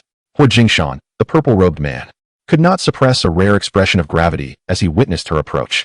As one of the four guardians of the moon worship sect and a pinnacle expert of the Dharma aspect realm, his prowess stands among the most formidable in the entire Qingyuan prefecture. Yet, at this moment, confronted by Deng Ying, an inexplicable sense of trepidation grips his heart. It is often said that a beast on the brink of death is the most savage and terrifying, and without a doubt, Deng Ying currently embodies this stage. However, Hu Jingshan feels no fear. He soon coldly declares, "My son perished within your Tai sacred land, and I demand an explanation." His words seem to be directed at Deng Ying, yet they also serve to clarify his position to the owners of the divine senses surrounding them. Implicitly, he asserts his righteous cause. It turns out that Hu Tianyi was indeed your son. A flicker of surprise flashes in Deng Ying's eyes, quickly followed by a cold laugh as she retorts, "That boy infiltrated the Tai sacred land with ill intentions. Upon discovering his schemes, I personally dispatched him and ensured his utter obliteration, seeking death." Upon hearing this, Hu Jingshan's fury ignites. Regardless of Hu Tianyi's shortcomings, he is still his flesh and blood. Unable to suppress his murderous intent, his cultivation surges like boiling water. Die! Hu Jingshan swiftly strikes in anger, with a wave of his grand sleeves. The luminous moonlight of his Dharma aspect radiates brilliantly, transforming into countless silver blades that shoot towards Deng Ying. In the blink of an eye, thousands of silver blades scream forth, resembling an immense net that envelopes Deng Ying entirely. Yet, in the face of this tempestuous onslaught, Deng Ying shows no inclination to retreat, for she understands that the Tai sacred land rests solely upon her shoulders. Should she falter, a multitude would undoubtedly surge forth to seize its treasures. Thus, retreat is not an option today. The Tai sacred land has endured for countless years. How could it cower before you petty individuals? Deng Ying proclaims coldly, her eyes radiating divine light. Summoning her formidable cultivation, the jade toad Dharma aspect opens wide, devouring all the silver blades in an instant. One must acknowledge that the legacy of the Tai sacred land is indeed extraordinary. Truly, it is worthy of its surviving stronghold. Hu Jingshan feels a chill run down his spine, yet he harbors no intention of relenting. Instead, he resolutely intensifies his assault against Deng Ying. In a heartbeat, the two engage in fierce combat, exchanging blows as their mystical arts clash, sending visible waves of energy surging in all directions. The confrontation between these two pinnacle experts of the Dharma aspect realm is nothing short of breathtaking, shaking the very foundations of Qingyuan prefecture. Countless onlookers, even from a distance, cannot help but feel a chill of fear. Although the battlefield is maintained high above the ground, the surrounding mountains and lands remain in turmoil, and the Tai sacred land quakes violently. Without the protection of the guardian array, the Taichi Holy Land resembled a fragile boat adrift upon a tempestuous sea, perpetually on the brink of collapse. Master, Su Qianqian's heart was heavy with concern, her hands clenched into tight fists, her beautiful eyes filled with trepidation. In this moment, she loathed her own frailty. If only she could be of assistance, perhaps her master would not have to fight so desperately. Master, will she prevail? A tender voice suddenly broke the silence as Jia Jia lifted her head to inquire. Though still young, having grown up within the Taichi Holy Land, she possessed a maturity far beyond her peers, understanding well the peril of the impending battle. Her master had never tasted defeat. This time, she would undoubtedly triumph. Su Qianqian responded with unwavering conviction. Ahu and Lu Bo nodded in agreement without hesitation. In their eyes, the grand elder Deng Ying was invincible and would forever remain undefeated. However, standing aside, Chu Xian could not suppress a sigh. In truth, Deng Ying's strength indeed surpassed that of Hu Jingshan. Yet, Alas, she was beleaguered by illness, her vitality waning, now merely persisting through sheer willpower. Chu Xian had previously contemplated delivering her medicine, but had always found no opportune moment. Unlike Su Qianqian and the others, he had not been part of the Tai Chi Holy Land for long, and Deng Ying might not trust him. If the two could resolve their conflict swiftly, perhaps Deng Ying could hold on a little longer. Nevertheless, Hu Jingshan was clearly a cunning fox. Upon discerning Deng Ying's condition, he immediately resorted to a strategy of delay, instead choosing to engage her in a protracted contest. Thus, despite Deng Ying currently having the upper hand, as time stretched on, should her body falter or her spirit wane, she would inevitably face catastrophic defeat. Contemplating this, Chu Xian narrowed his eyes and discreetly began to channel his own cultivation. Chapter 68. Stealthy Strikes, a Withered Blade of Method. Deng Ying was acutely aware of her physical condition, prompting her from the outset to seek a swift resolution. However, Hu Jingshan was no ordinary adversary, providing her no such opportunity. As time slipped away and her condition deteriorated, impatience began to gnaw at her.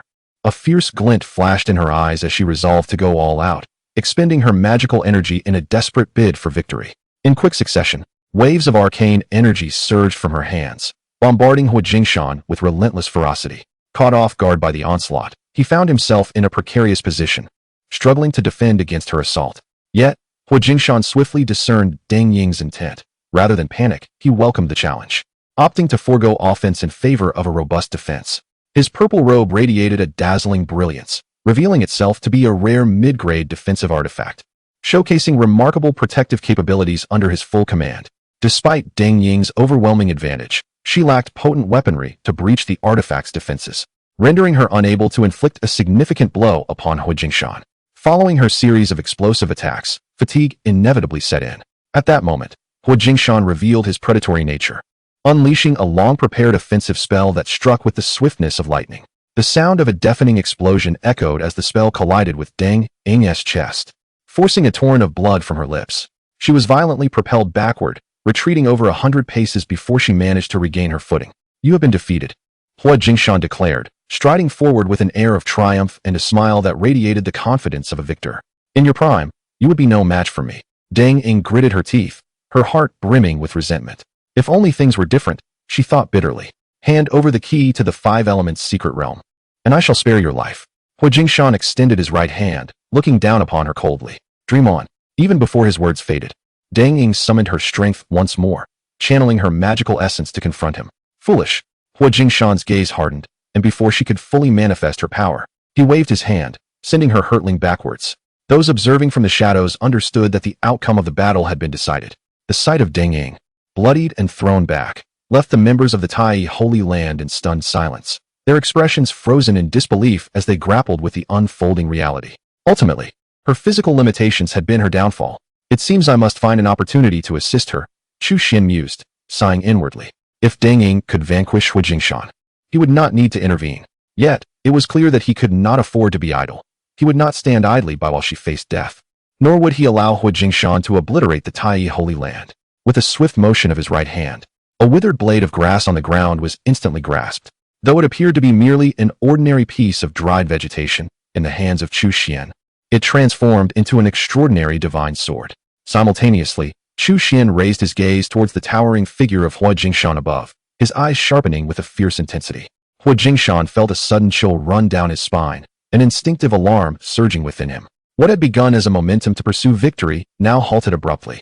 Even as he watched Deng Ying regain her breath, he dared not make a single move. His entire being was taut with an unshakable tension, as though he were a prey under the gaze of an ancient beast, an unprecedented sense of danger enveloping him. Before Hu Jingshan could react, Chu Xian had already made his move. Grasping the blade of grass in his right hand, he secretly channeled the grass sword technique, executing his strike without hesitation. In an instant, the air itself was forcefully torn apart with a resounding crack. In the following moment, an indescribably terrifying beam of sword light erupted forth, radiating a dazzling white brilliance that rendered the once resplendent moon in the sky pale by comparison.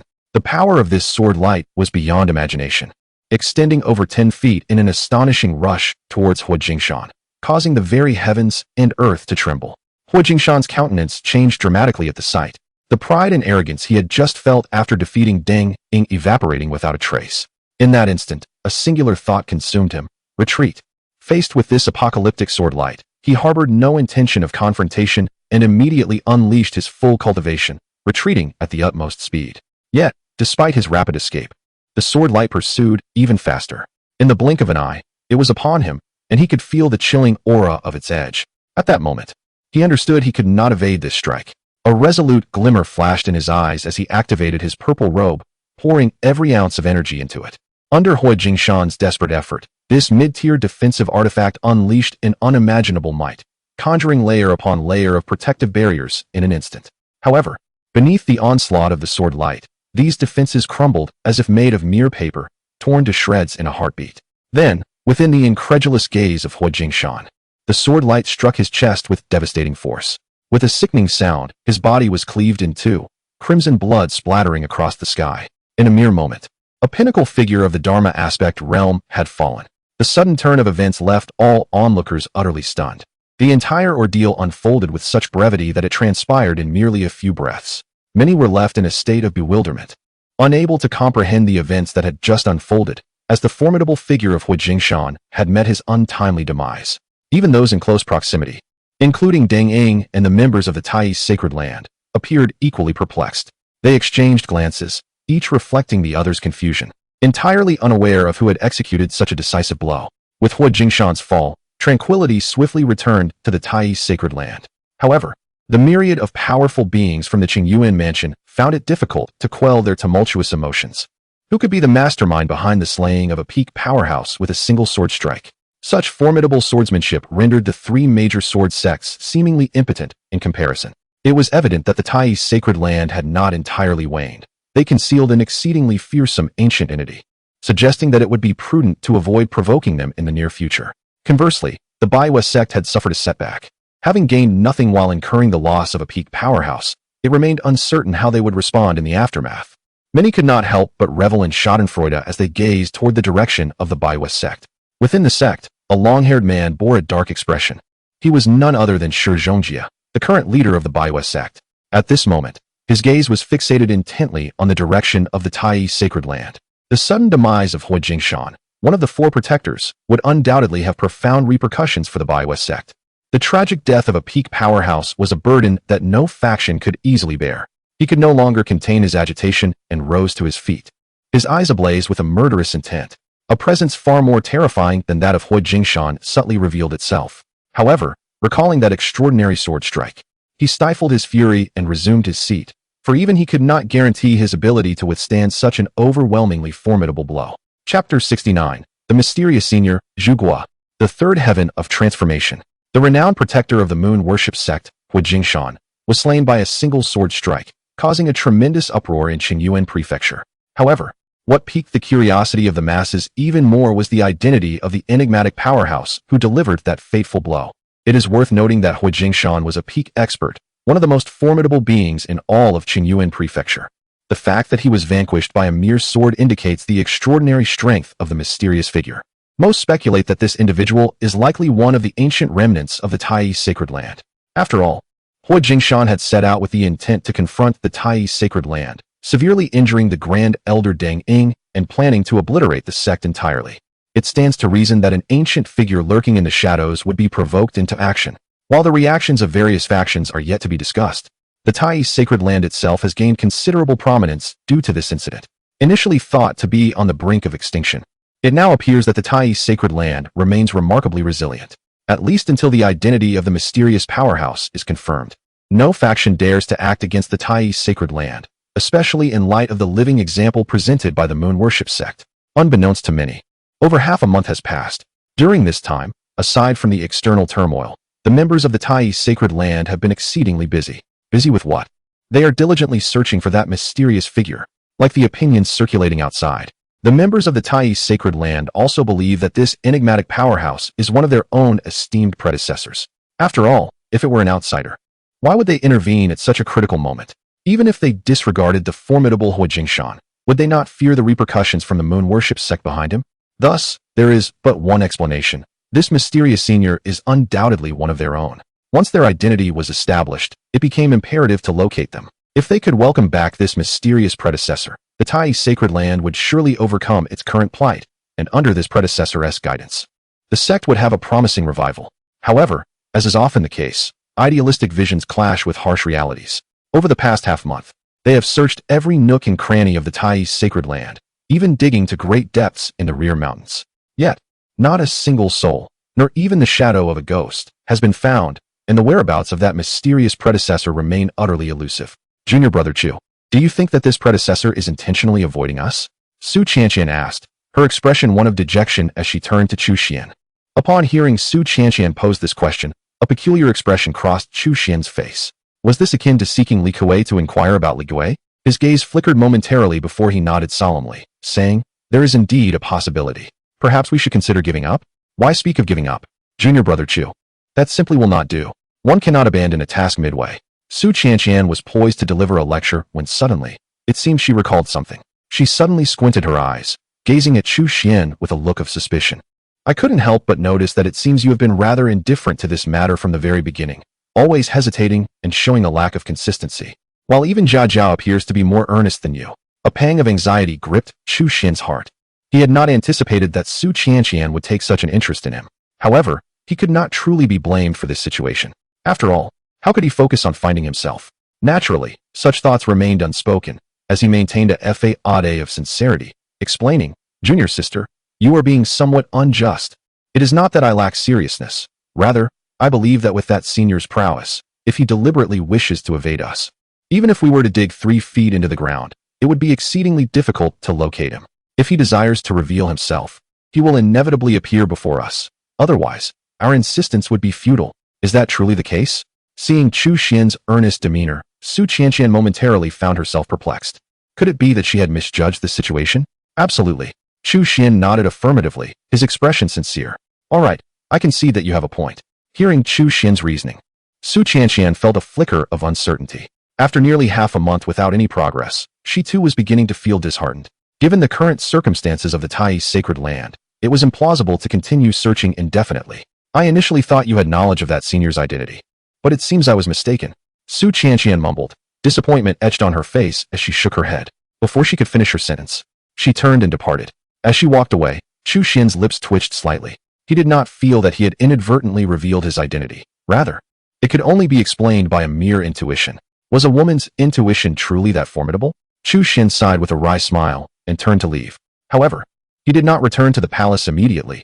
Instead, he took a detour to the medicinal garden. More accurately, it was once the medicinal garden of the Tai sacred land.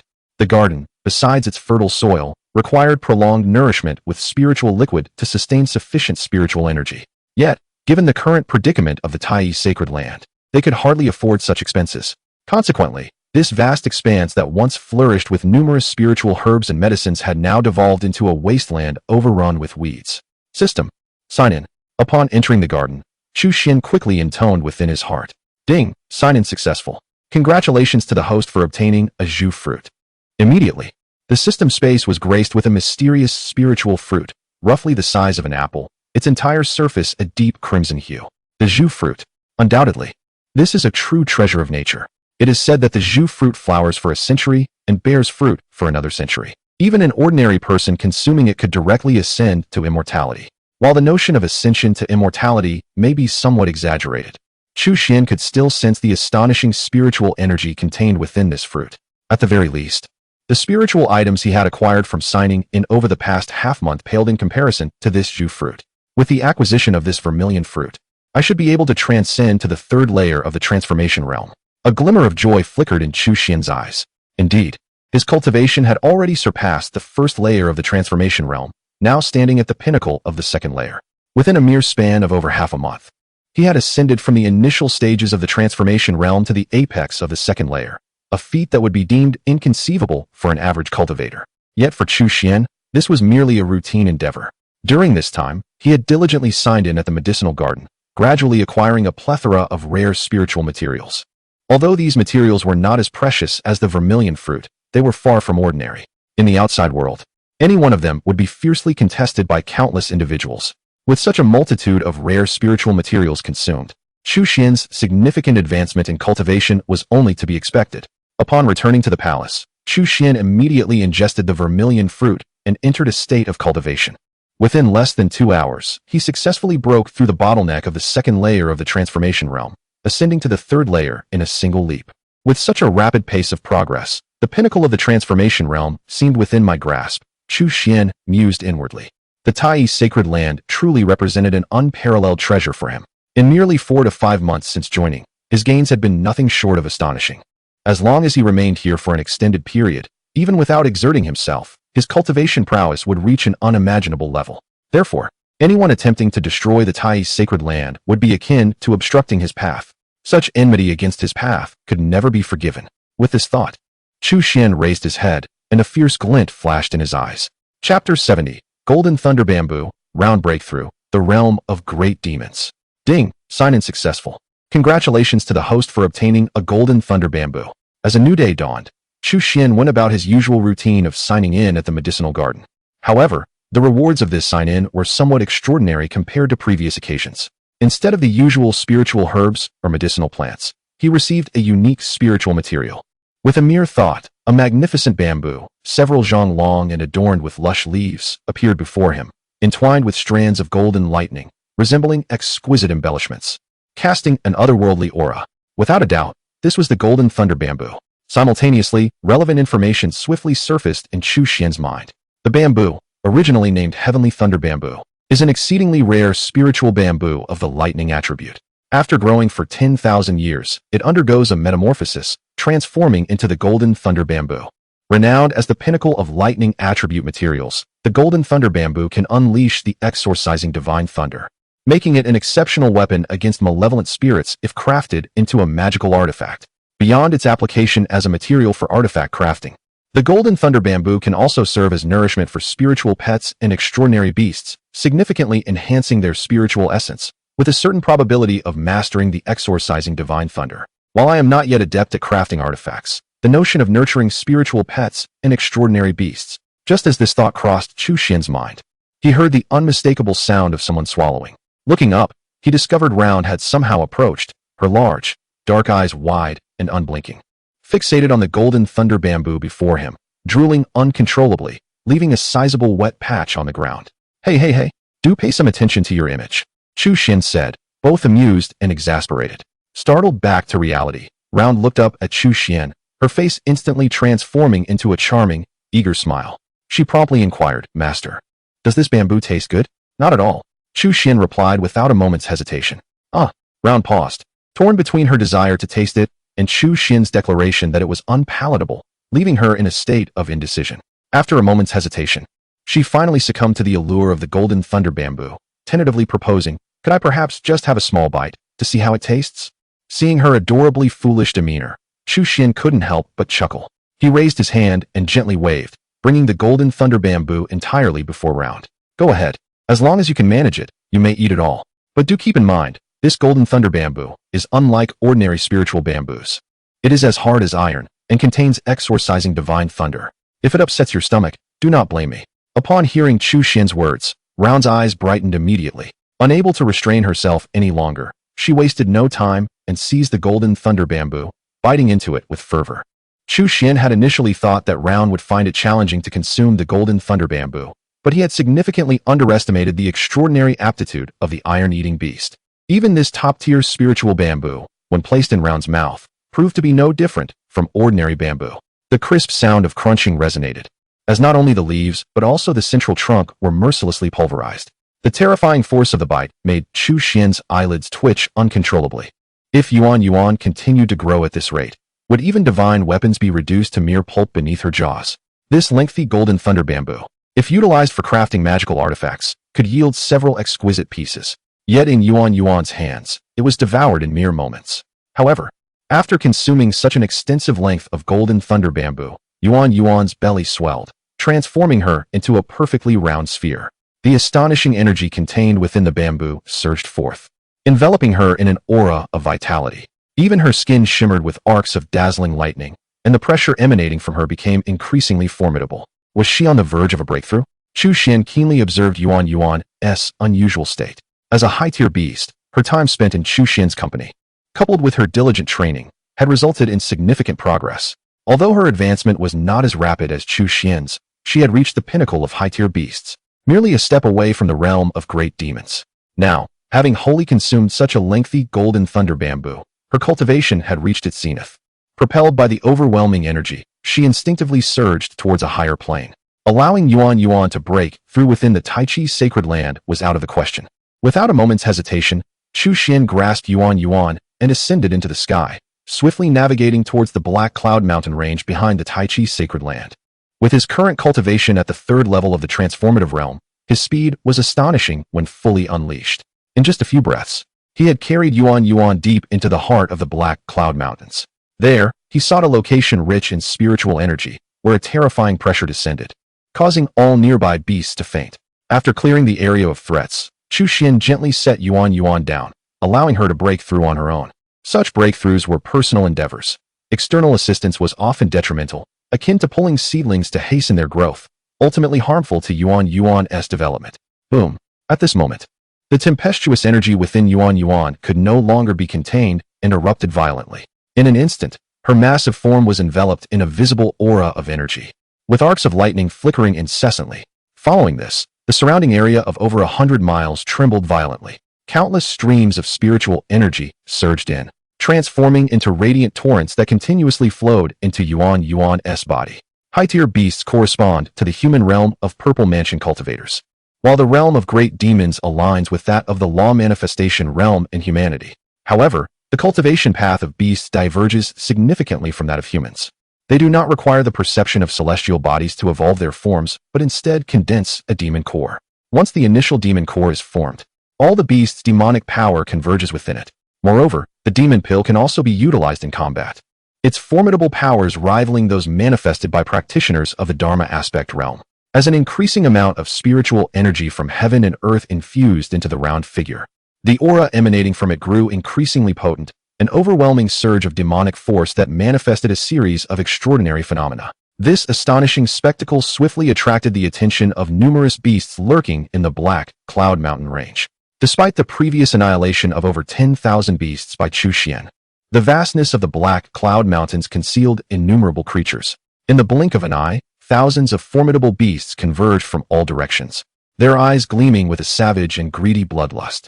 Observing this, Chu Xian's gaze turned icy. Without a moment's hesitation, he soared into the air, his terrifying cultivation aura spreading like a tidal wave. As the void trembled, an unimaginable furnace of heaven and earth materialized in the space around him. Upon witnessing this familiar scene, the thousands of beasts drawn in by the breakthrough of the round figure were instantly taken aback. Recalling the events from over a month ago, a chill ran down their spines. This was dire. That human had returned. A large demon roared in fury. Soon, all the beasts were howling in terror, not charging towards Chu Xian, but fleeing in all directions, clutching their heads. In their eyes, this human was a terrifying deity of death, utterly unconquerable. However, at that moment, the colossal and unfathomable furnace of heaven and earth descended first. Compared to the previous encounter, Chu Xian's cultivation had significantly advanced, while the beasts were now far weaker than before, making the process of refining them effortless and enjoyable. Unbeknownst to him, an entire night slipped away. By dawn, Chu Xian had completely refined all the beasts, absorbing every ounce of their life essence.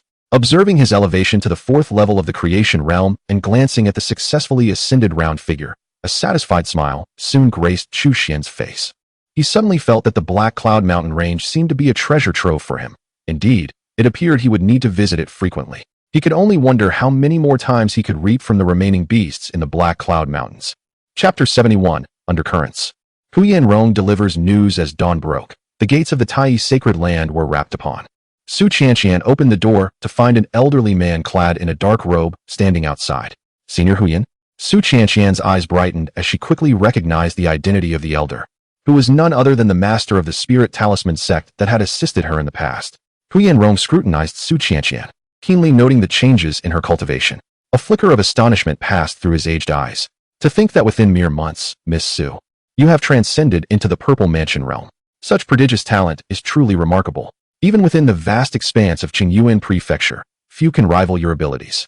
Oh no, senior. You flatter me, Su Qianqian replied, though a smile betrayed her modesty. By the way, senior, what brings you here today? She inquired promptly. He has come to find me. At that moment, a familiar voice resonated from behind her. Su Qianqian turned to see Chu Xian standing there, seemingly having appeared out of thin air. Find you? Su Qianqian exclaimed in surprise. She glanced between Huyan Rong and Chu Xian, her confusion palpable. What connection do you share? After a moment's contemplation, Chu Xian gravely fabricated, actually, he is my second uncle. Second uncle? Su Qianqian's eyes widened in disbelief as she turned to Hu Yanrong, finding it hard to fathom such a relationship. Hu Yanrong's expression stiffened slightly, yet being a seasoned individual, he adeptly played along, sighing and nodding in acquiescence. Indeed, I am his second uncle. Initially, I intended to invite him to join our spirit talisman sect, but he insisted on becoming part of the Tai sacred land. Of course, I do not mean to imply any shortcomings of the Tai sacred land. Considering the time, he has been here for nearly half a year now. I happened to pass by and thought to see how he is faring. I hope this does not cause any inconvenience. His final inquiry was directed towards Su Qianqian. Still in a daze, Su Qianqian instinctively shook her head. Of course not. Please, come in. As she spoke, she hastily ushered Hu Yanrong into the Tai sacred land. I will take my second uncle to see my residence. Junior sister, you may continue with your tasks, Chu Xian said, exchanging a knowing glance with Hu Yanrong before leading him away briskly. Watching the two walk side by side, Su Qianqian remained in a state of disbelief, feeling that something was amiss, though she could not pinpoint what it was.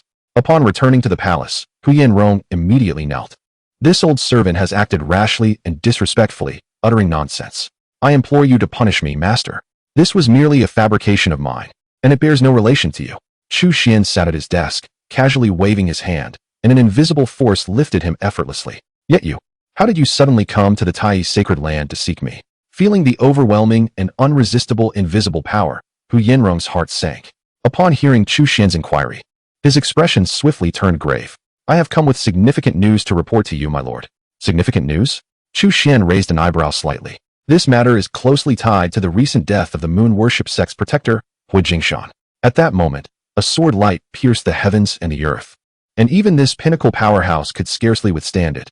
He was slain in a single encounter. At this point, Hu Yanrong couldn't help but lift his gaze towards Chu Xian. According to his speculation, this sword light was likely unleashed by Chu Xian himself. Others may not grasp Chu Xian's true power, merely perceiving him as an ordinary disciple who had recently joined the Tai sacred land. However, Hu Yanrong had witnessed Chu Xian's prowess firsthand, especially during the incident in Tiannan, where the terrifying manifestation left him in awe, still causing his heart to tremble at the recollection. The only uncertainty lay in the fact that he had never seen Chu Xian wield sword techniques. Hence he could not assert with absolute certainty that it was indeed Chu Xian. Furthermore, Chu Xian's calm demeanor rendered Hu Yanrong hesitant to speculate recklessly. And then, Chu Xian inquired, raising his head with measured composure. Hu Yanrong quickly lowered his gaze, continuing earnestly. While the outside world had been rife with speculation, it was merely idle chatter until recently, when the situation underwent a sudden shift. A particular narrative began to circulate. It was said that the sword light was not the work of a mysterious powerhouse, but rather the power unleashed by a divine weapon concealed within the Tai sacred land. A divine weapon? Chu Xian was taken aback, recalling the Thunder Spirit spear he had received previously. He shook his head, a sardonic expression crossing his face as he queried, "Does anyone truly believe such absurdity?" "Indeed, many do." Hu Yanrong nodded emphatically. This was primarily due to the moon worship sect's leader publicly corroborating the claim, with multiple factions secretly supporting this narrative. The news has spread far and wide, becoming increasingly ludicrous, with many gathering in the shadows, preparing to join forces against the Tai sacred land. Even I have received invitations, and it seems several formidable beings at the Dharma manifestation stage are involved, which is why I hasten to inform you, my lord. After listening to Hu Yanrong, Chu Xian quickly grasped the situation. The lure of wealth is a perilous temptation. A divine weapon is indeed difficult to resist. Even the mere possibility of such an artifact could entice many to take risks. At this point, Chu Xian couldn't help but let out a sigh. The death of Hu Jingshan, this pinnacle powerhouse, had indeed elevated the Tai sacred land's standing, causing ordinary factions to hesitate in provoking them further. However, this situation has also thrust the Tai Chi sacred ground into the eye of the storm. The presence of such a formidable force lurking in the shadows has left not only the moon worship sect feeling uneasy, but also other factions equally restless. To put it bluntly, the predicament that the Tai Chi sacred ground currently faces is largely due to the complicity of many influential entities within the Qingyuan prefecture. These factions had a hand in the plundering and division of countless benefits from the Tai Chi sacred ground. Should the Tai Chi sacred ground meet its demise, they would not be overly concerned. Yet, given the current circumstances, the Tai Chi sacred ground not only remains intact, but appears to be on the path to resurgence, which is quite unsettling for them. Who can assure that once the Tai Chi sacred ground rises again, they will not seek retribution? Thus, Under the leadership of the moon worship sect, various factions are covertly fanning the flames of this situation. In a sense, this represents a collaborative probing by the major powers against the Tai Chi's sacred ground. Hu Yanrong is acutely aware of this, which is why he hastened to the Tai Chi's sacred ground to deliver a warning. The combined might of the various forces in the Qingyuan prefecture far surpasses that of the moon worship sect alone. A single misstep could indeed lead to the total annihilation of the Tai Chi's sacred ground. What do you think of this talisman I have drawn? At that moment, Chu Xian pointed to the freshly crafted talisman on the desk and inquired of Hu Yanrong. Chapter 72. The 10th rank talismans and the talisman's master talismans?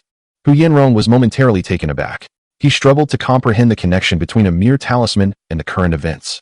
However, given that Chu Xian had spoken, he refrained from voicing his doubts and promptly approached. Yet, upon merely casting a glance, Hu Yanrong found himself utterly immobilized, his eyes wide with astonishment, as if he had witnessed an extraordinary miracle. He quickly lifted his gaze, excitement radiating from him as he asked Chu Xian, "Master, is this a 10th rank talisman?" Ordinary talismans are categorized from ranks 1 to 10, with the 10th rank talismans representing the pinnacle of this hierarchy, far surpassing the capabilities of lesser talismans. The talisman before him pulsated with an astonishing essence of power, and if Hu Yanrong's eyes did not deceive him, it was indeed a genuine 10th rank talisman. Indeed, this is certainly a 10th rank talisman. At that moment, Chu Xian nodded in affirmation of his assessment. Hu Yanrong inhaled deeply, immediately following up with the question, "Master, does this mean you have achieved the level of a talisman's master?" In truth, had Chu Xian merely produced a 10th rank talisman, Hu Yanrong would have been surprised. But not to such an extent. The fact that this talisman was crafted by Chu Xian himself, right before his very eyes, underscored a significant reality. Chu Xian had ascended to the rank of talisman's master. Only someone who had reached this level could possess the capability to create 10th rank talismans. Chu Xian nodded once more. During his months at the Tai sacred land, he had wholly absorbed the legacy of the Miao Fuzi. Coupled with extensive practice during this period, his own talisman skills had naturally soared.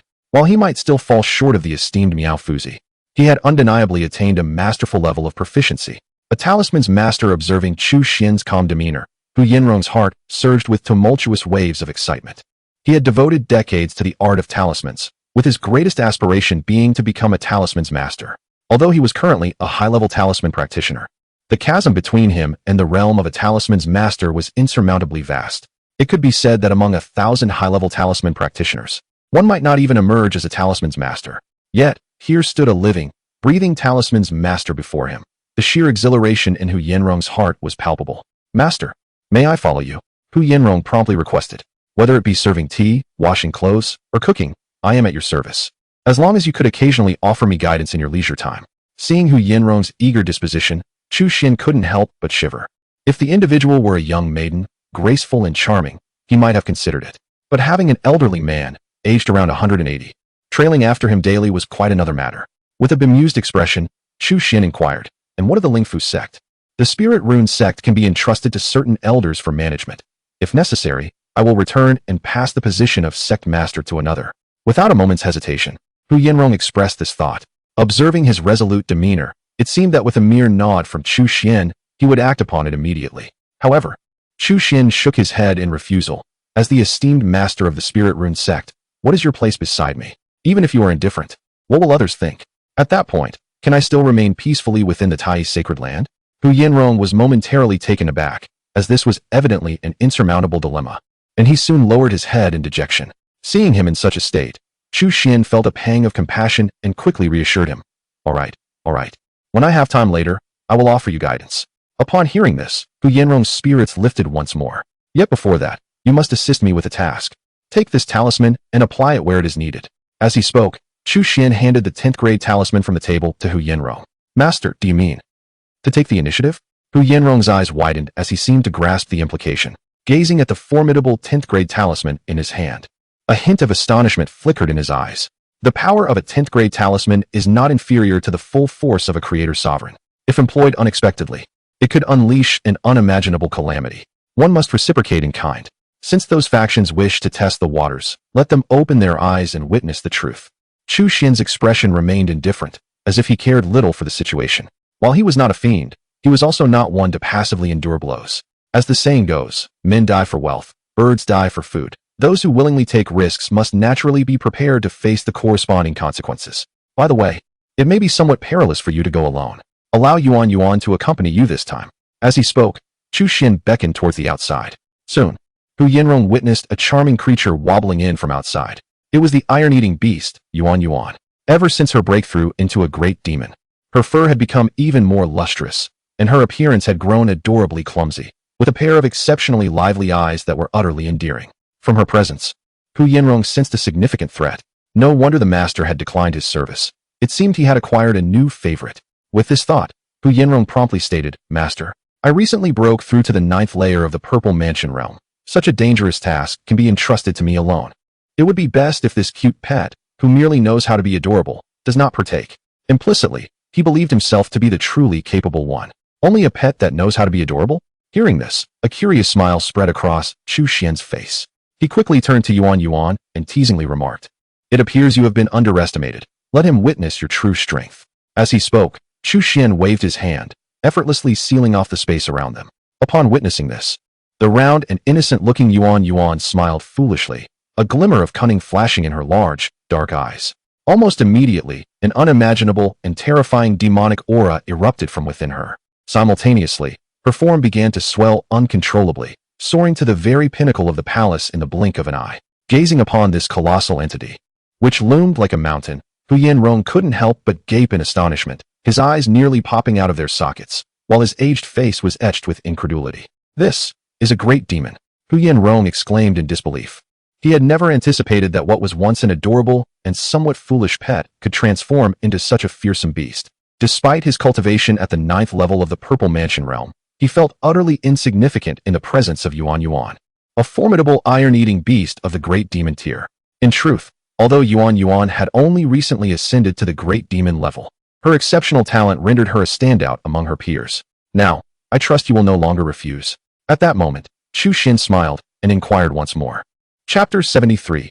A Failed Expedition. The entire army obliterated after departing from the sacred land of Tai, Hu Yinrong and Yuan Yuan ascended into the sky, swiftly transforming into two streaks of light that darted into the distance. During their aerial flight, Hu Yinrong felt a competitive spirit arise within him. Although his cultivation was inferior, he held a modicum of confidence in his agility and evasion techniques. Without a sound, he summoned his energy, and soon, swirling currents enveloped his form. As if he were riding the wind, his speed consequently increased.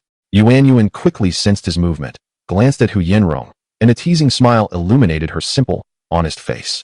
Moments later, arcs of lightning flickered across her skin, an innate ability awakened after absorbing the golden thunder bamboo. She then transformed into a bolt of lightning, surging ahead and leaving Hu Yinrong momentarily stunned in her wake.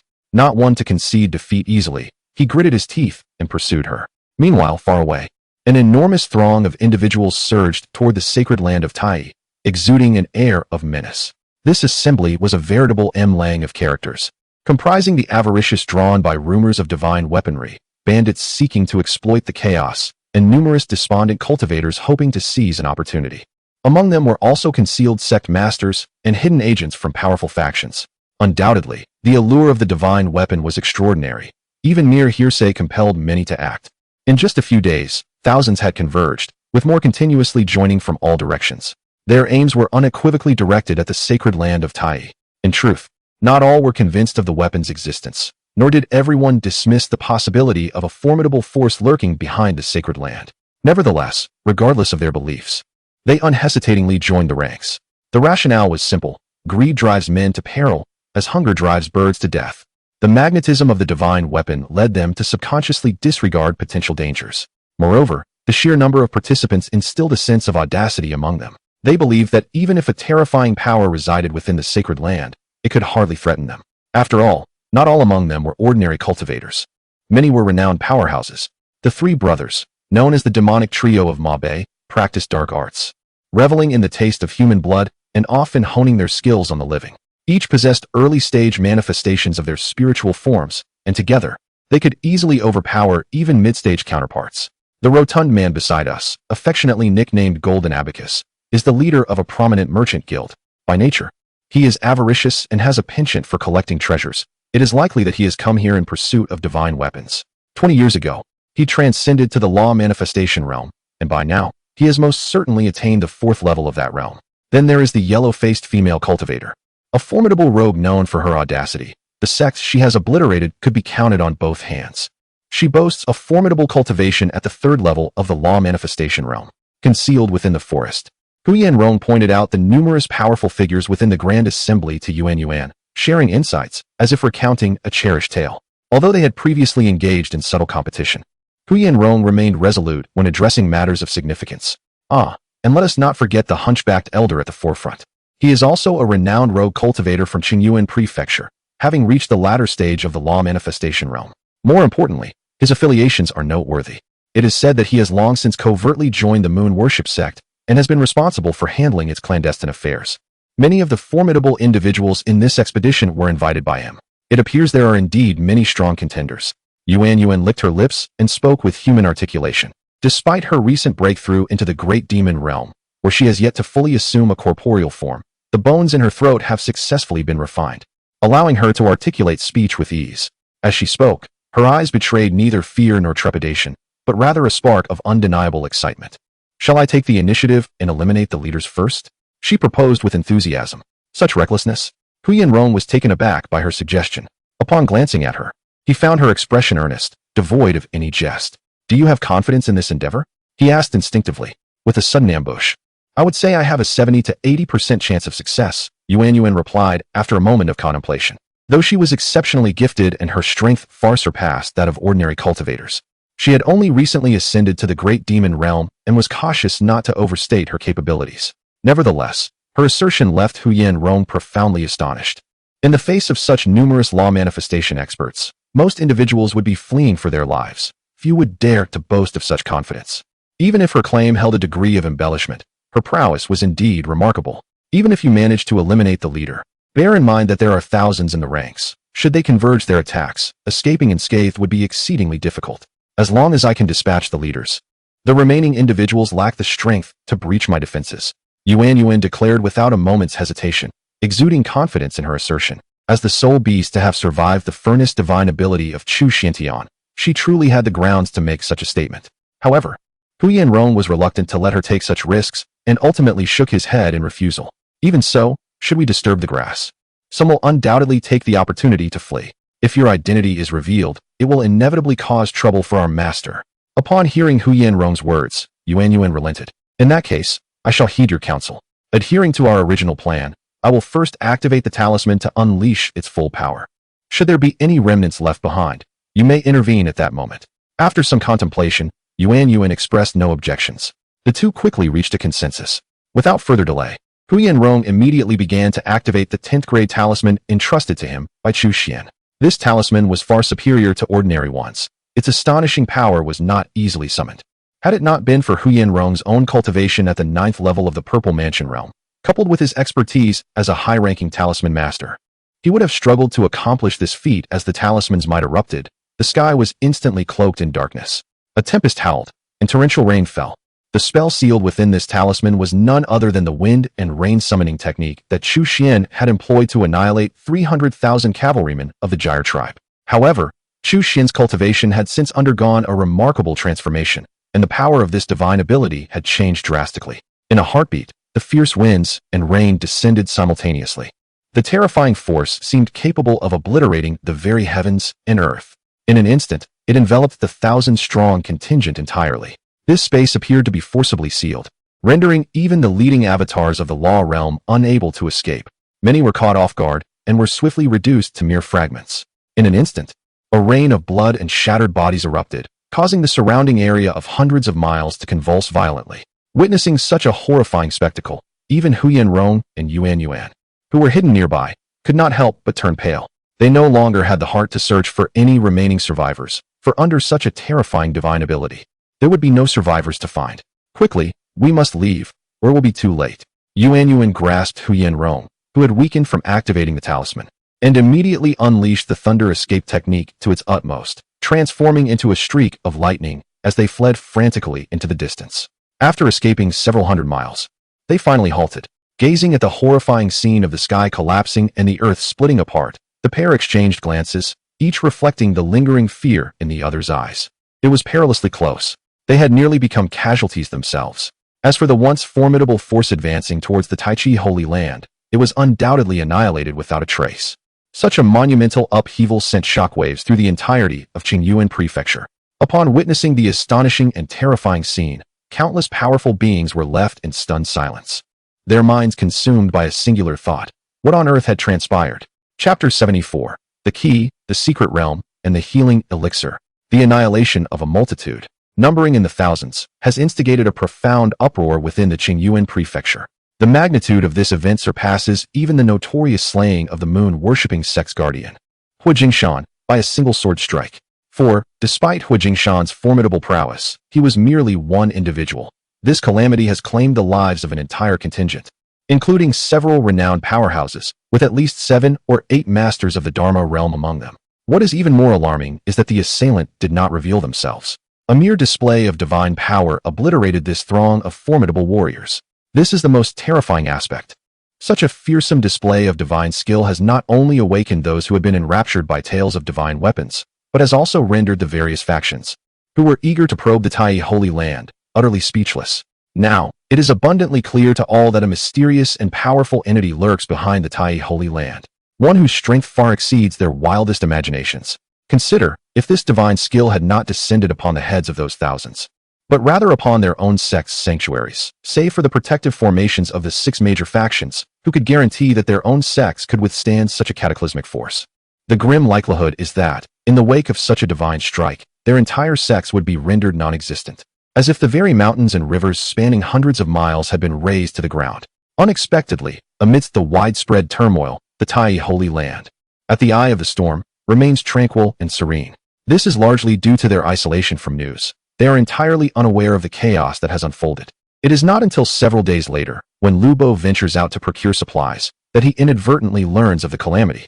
Upon his return to the Tai Holy Land and sharing this intelligence, the others are seized by a sense of dread. Had those thousands truly advanced upon their sanctum, what could they have done to defend themselves? Rely on the mythical divine weapons? Fortunately, they had done nothing, and yet, inexplicably, they escaped this dreadful disaster. No, this is not mere fortune. Though they had remained passive, someone had intervened on their behalf. Soon, all minds converge on the mysterious senior they had sought for over half a month, yet had not glimpsed. Aside from this enigmatic figure, it is unlikely anyone else would have come to their aid at such a critical juncture, nor possessed such terrifying power. It appears that this venerable individual has been silently watching over them. Since he prefers to remain hidden, they shall not impose upon him.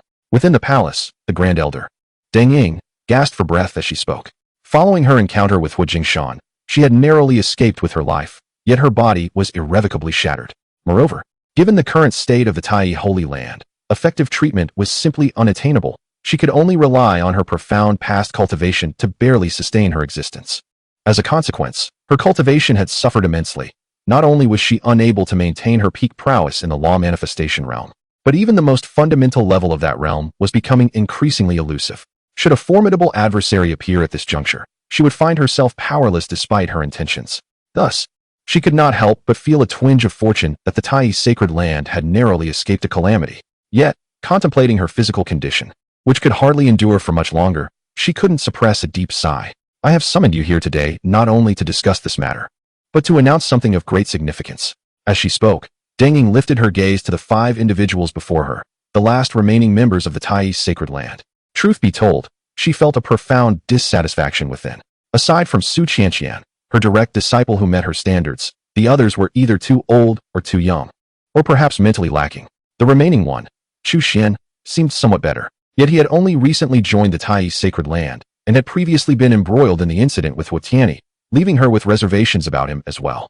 However, Tom was no longer on her side. She was acutely aware of her deteriorating health. At the current rate, she would likely not last a month. Thus, despite her dissatisfaction, she had no choice but to resign herself to fate, for she had no alternative. If he truly posed a problem, then it was simply the destiny of the Tai sacred land. Deng Ying cast a profound glance at Chu Xian, who appeared somewhat perplexed by her scrutiny. She then refrained from further words, raising her withered right hand with a gentle wave, causing 5 keys to materialize from thin air, each hovering before the 5 individuals. This is what those outside have sought after with great fervor, and it constitutes the last vestige of wealth for our Tai sacred land. Upon hearing this, the attendees were immediately taken aback, involuntarily recalling Hu Tianyi, who had infiltrated the Tai sacred land seemingly in search of such keys. It appeared that these keys indeed existed. Not just one, but a total of 5.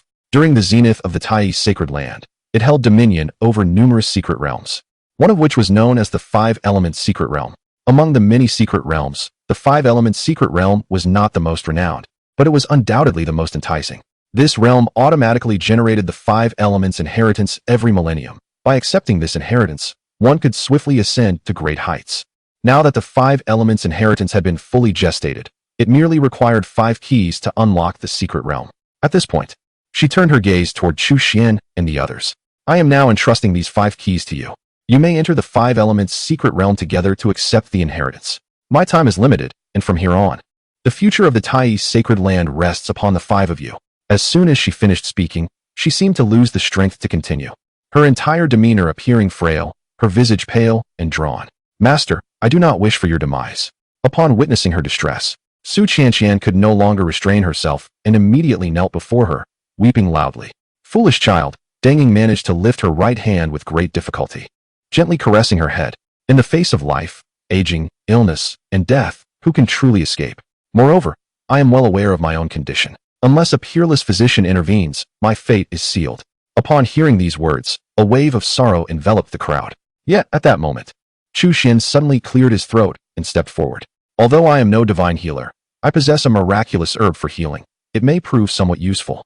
Instantly, everyone turned their gaze toward Chu Xian. Deng Ying's eyes sparkled momentarily, only to dim shortly after as she shook her head and sighed. Healing herbs are exceedingly rare and precious. Not every spiritual herb can be deemed a healing remedy. To think that during the peak of the Tai sacred land, healing herbs were. Before she could finish her sentence, she beheld Chu Xian producing a treasure ginseng from his bosom. It emanated a faint purple glow, unmistakably extraordinary. Not merely extraordinary. Deng Ying's eyes widened in astonishment. If she was not mistaken, this was the legendary 9-turn spirit ginseng. It was said to harbor an extraordinary essence of 9-turning spiritual power, possessing remarkable efficacy and healing, truly deserving of the title sacred healing herb. This, at the brink of death, to behold such a miraculous herb felt akin to a resurrection from despair. Deng Ying found herself stuttering, utterly at a loss for words. This herb is of no use to me. Since the elder requires it, I shall present it to her. Chu Xian smiled faintly and, without waiting for Deng Ying to respond, unhesitatingly placed the 9-turn spirit ginseng into her hands. For Chu Xian, the healing herbs stored in his system space were far more than this single specimen. In fact, the 9-turn spirit ginseng was merely one of the more ordinary varieties, and he felt no reluctance in parting with it. Furthermore, to speak candidly, with his formidable constitution, few could inflict harm upon him, rendering the 9-turn spirit ginseng less significant in his eyes. Yet this perspective was uniquely his own. For others, regardless of who they were, a healing herb was worth its weight in gold. For Deng Ying, whose time was fleeting, this was indeed a life-saving elixir. She gazed at the 9-turn spirit ginseng in her hand, then looked back at Chu Xian, a tumult of emotions swirling within her. She opened her mouth, wishing to decline, yet the words failed to escape her lips. The significance of this 9-turn spirit ginseng was far too great for her to dismiss. Reflecting on her recent doubts regarding Chu Xian's identity, a wave of guilt washed over her. Someone who could so readily produce such a healing herb surely bore no questionable identity. Thank you. After a prolonged silence, Deng Ying finally raised her head. Her expression filled with profound sincerity as she expressed her gratitude. Her resolute character had always shunned submission. Yet at this very moment, in the presence of her junior, Chu Xian, she lowered her head without the slightest hesitation. Chapter 75. The opening of the 5-element secret realm, the shock of Qingyuan Mansion. Initially, I intended to allow you to enter the 5-element secret realm to receive the inheritance on your own. However, with the presence of this 9, it would be prudent to wait a while. Grant me 3 days to recuperate, and I shall personally safeguard you, ensuring that no nefarious individuals harbor ill intentions. With renewed hope for survival, Deng Ying's spirit transformed markedly. A sudden thought seemed to cross her mind, and a fierce glint flashed in her eyes. She quickly raised her head and addressed Chu Xian and the others. They readily agreed. Then let us entrust this key to you, Grand Elder, for safekeeping. As she spoke, Chu Xian promptly returned the key he held. The others followed suit, each returning their keys to Deng Ying. She accepted them without hesitation, not out of distrust, but to avert any unforeseen mishaps. For only when all 5 keys are gathered can the 5-element secret realm be successfully unlocked. Losing even one would lead to an awkward predicament. Master, please recuperate swiftly. We shall take our leave for now, Su Qianshan said, leading the group out of the palace. As they watched the palace doors close once more, They exchanged glances, a sense of relief washing over their faces. For the Tai Holy Land, Grand Elder Deng Ying had always been a stabilizing force. The prospect of her recovery filled everyone's hearts with genuine joy. By the way, Junior Brother Chu, such a precious healing herb as the Nine, where did you acquire it? Su Qianshan suddenly inquired, her gaze fixed on Chu Xian. Do not tell me you found it while wandering the mountains. Before Chu Xian could respond, Su Qianshan interjected, that sort of tale might fool a child. But I am no child. Yet, in my eyes, dear junior sister, you resemble a child yet to mature. Chu Xian's gaze instinctively wandered to a particular area of her form, a knowing smile playing upon his lips. Following his gaze, veins on Su Qianshan's forehead throbbed. Her silver teeth clenched as her fists involuntarily tightened, cracking audibly with tension. Observing this, Chu Xian felt a twitch of alarm. It seemed this young lady was veering toward a rather aggressive disposition. As the saying goes, a gentleman does not engage in disputes with women. Chu Xian quickly waved his hands, saying, all right, I was merely jesting. To be honest, this was actually gifted to me by my second uncle a few days ago. Second uncle? Su Qianshan paused, momentarily taken aback, before realizing, you mean Senior Huyan? Yes, if you doubt my word, feel free to inquire with him. Chu Xian boldly deflected the responsibility onto Huyan Rong, then nonchalantly walked away. Whether Su Qianshan believed him was of no concern to him. Of course, Su Qianshan did not believe him, but witnessing Chu Xian's carefree demeanor left her feeling helpless. You may be arrogant now, but one day, you shall find yourself at my mercy, senior sister. Su Qianshan could not help but grit her teeth, unleashing a flurry of punches at Chu Xian's retreating figure, which brought her a sense of relief. In the blink of an eye, 3 days had passed. Chu Xian and the others reconvened within the palace of the Grand Elder Deng Ying. After 3 days of recuperation, aided by the miraculous Juju Lingcan, Deng Ying's health had undergone a remarkable transformation. No longer did she resemble the frail specter of death, as color had returned to her previously pallid complexion, and vitality coursed through her once listless body. Master, has your health fully recovered? Su Qianshan inquired, her eyes brimming with delight and eagerness. It cannot be that swift. Illness descends like a mountain, yet departs like a thread drawn from cloth. A complete recovery will require more time for nurturing, Deng Ying replied with a gentle smile and a shake of her head. However, the fundamental issues have been alleviated, leaving only minor concerns that pose no significant threat. Most importantly, my cultivation has been fully restored, and I can assure you that providing protection is no longer a challenge. If Wu Jingshan were still alive, I would ensure he faces dire consequences. As she spoke, Deng Ying's confidence was palpable, radiating a formidable aura that was both awe-inspiring and intimidating. Chu Xian narrowed his eyes, keenly observing that not only had Deng Ying regained her peak cultivation at the Dharma realm, but perhaps due to her rebirth from adversity, she had even subtly advanced further. Noticing Chu Xian's gaze upon her, Deng Ying turned to him once more, sincerely expressing her gratitude. Thank you, Chu Xian. Were it not for you, I would have been languishing in slow demise. I owe you a debt of gratitude. Should you require anything in the future, do not hesitate to seek my assistance. Her words were resolute and resonant. Chu Xian promptly replied, Grand Elder, you are too kind. I have already received your thanks. And as a member of the Tai Holy Land, your recovery benefits us all. Deng Ying shook her head, clarifying that matters of gratitude and obligation were not to be conflated. Nevertheless, she was not one to dwell on such sentiments excessively. She would keep it in her heart and find a way to reciprocate later. Quickly, her expression turned serious as she surveyed the others, asking in a solemn tone, Are you all prepared? A shiver coursed through the group, each understanding the gravity of her words. They exchanged knowing glances before responding in unison. We are prepared. Deng Ying scanned the faces before her and nodded slightly. Perhaps having danced with death had granted her newfound clarity. While the 5 individuals before her may not have possessed exceptional cultivation talents as per her standards, their unwavering loyalty to the Tai Holy Land was indisputable. Despite the numerous tribulations faced over the years, including several near-catastrophic crises, they had never contemplated abandoning their path. In comparison to exceptional talents, their character appeared even more commendable.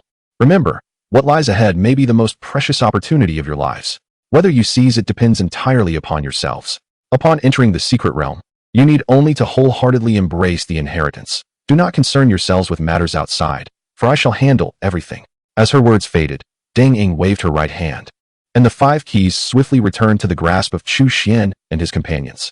You need only channel your own energy to activate the 5 keys, thus unlocking the portal to the 5 elements secret realm. The crowd, without hesitation, immediately began to invigorate the keys with their respective powers. However, unlike the others, Chu Xian found himself compelled not only to restrain his own strength, but also to feign an appearance of utmost exertion. Despite his efforts, when the 5 keys radiated their brilliance, the key in Chu Xian's hand shone exceptionally bright, outshining even Chu Xian, the purple mansion true person. In comparison, the 5 keys resembled 4 stars surrounding a singular sun.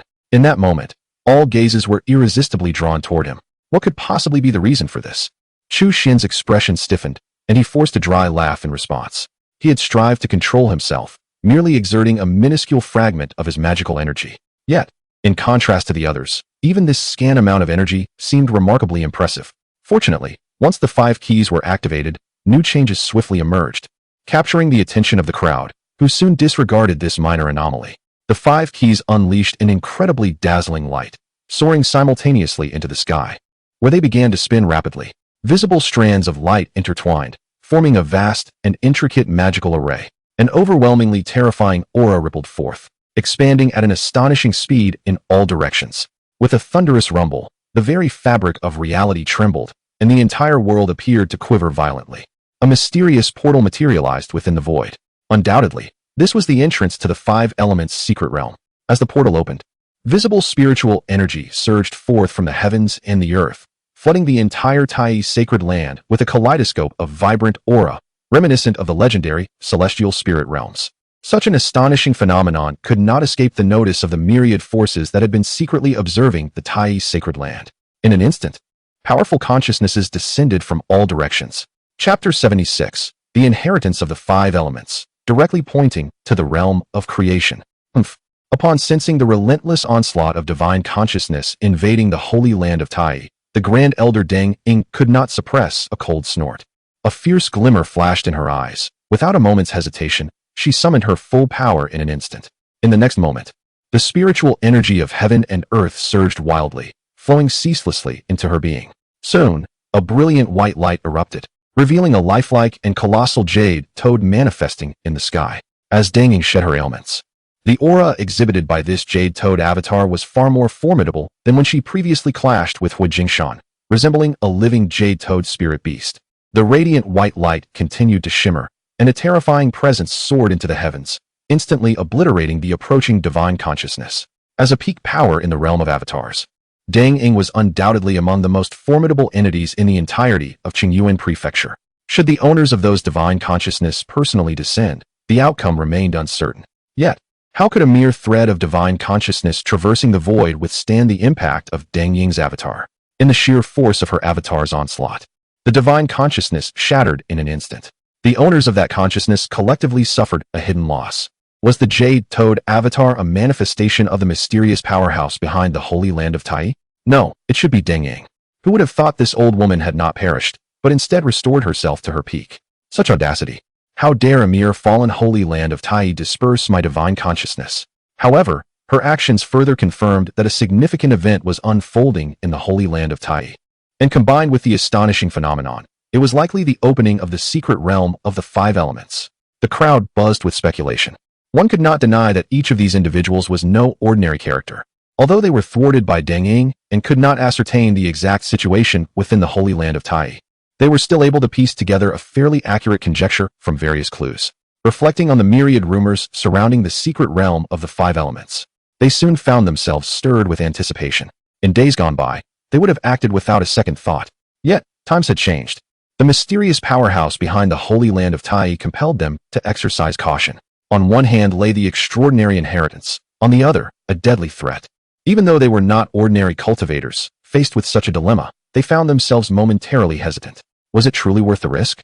Simultaneously, Deng Ying understood that dispersing the probing divine consciousness would not resolve the issue once and for all. In fact, the sheer number of probing consciousness far exceeded her expectations.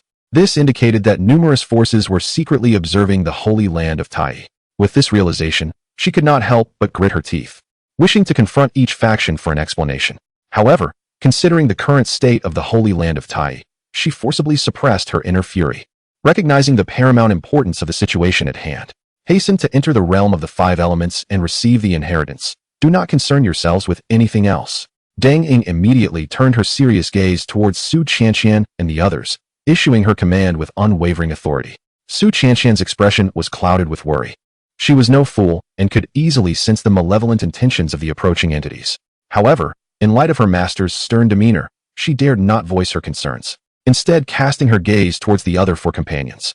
Jejia, the little girl, appeared as timid as a quail, offering no assistance. Ahu wore a bewildered expression, seemingly unaware of the unfolding events.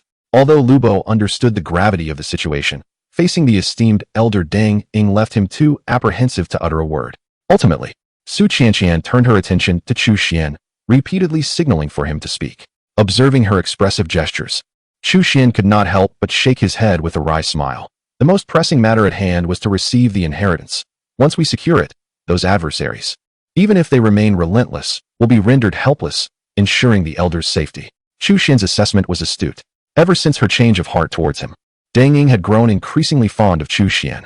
Witnessing his calm demeanor in the face of adversity elicited a sense of admiration within her. She shot Chu Xian a stern glare before decisively instructing, if any issues arise, heed Chu Xian's directives. Now proceed inside. With her words barely fading, she waved her hand, forcibly ushering the five into the realm of the five elements. In an instant, the light and shadows shifted, and time itself seemed to warp, as if they had traversed from one realm into another. Before long, Chu Xian and the others found themselves within the realm of the five elements. The astonishing spiritual energy of the five elements permeated the entire space, and as they looked up, five towering peaks loomed before them, each soaring over 10,000 feet high. Is this the five elemental peaks, the very place where we are to receive the inheritance? Chu Xian murmured in astonishment. How on earth are we supposed to ascend such heights? Jejia and Lubo exchanged glances, both still at the body refining realm, unable to soar through the air. By the time they managed to reach the summit, would it not be too late? Lubo wore a bitter smile. His leg issues were far from resolved, and whether he could even make it to the peak was uncertain. Even innate experts would find it challenging to reach such lofty heights, would they not? Ahu shared a similar expression of despair. While innate experts could indeed fly, their altitude was severely limited, rendering the ascent of such towering peaks impossible. Hearing their concerns, Chu Xian felt lost. Although her cultivation in the Purple Mansion realm posed no issue, if the other four could not reach the summit, how could they attain the inheritance? Fear not, for as long as we possess the inheritance key, it shall elevate us. Chu Xian interjected at that moment. As he spoke, he spread his right hand, revealing the very key resting in his palm. The others looked down to discover that their own keys had somehow returned to their possession. Is it truly possible to do so? Several individuals swiftly transformed their despondency into joy, promptly expressing their gratitude to Chu Xian. Thank you, senior brother. There is no need for such formality. Let us hasten and accept the inheritance. Chu Xian replied with a wave of his hand and a smile. Indeed, let us make haste. The crowd nodded in unison, and leveraging the power of the inheritance key, they swiftly soared towards one of the inheritance peaks. Chu Xian chose the towering wood peak, while Chu Xian opted for the sharp-edged gold peak. Ahu selected the solid and grounded earth peak, and Lu Bo chose the rippling water peak.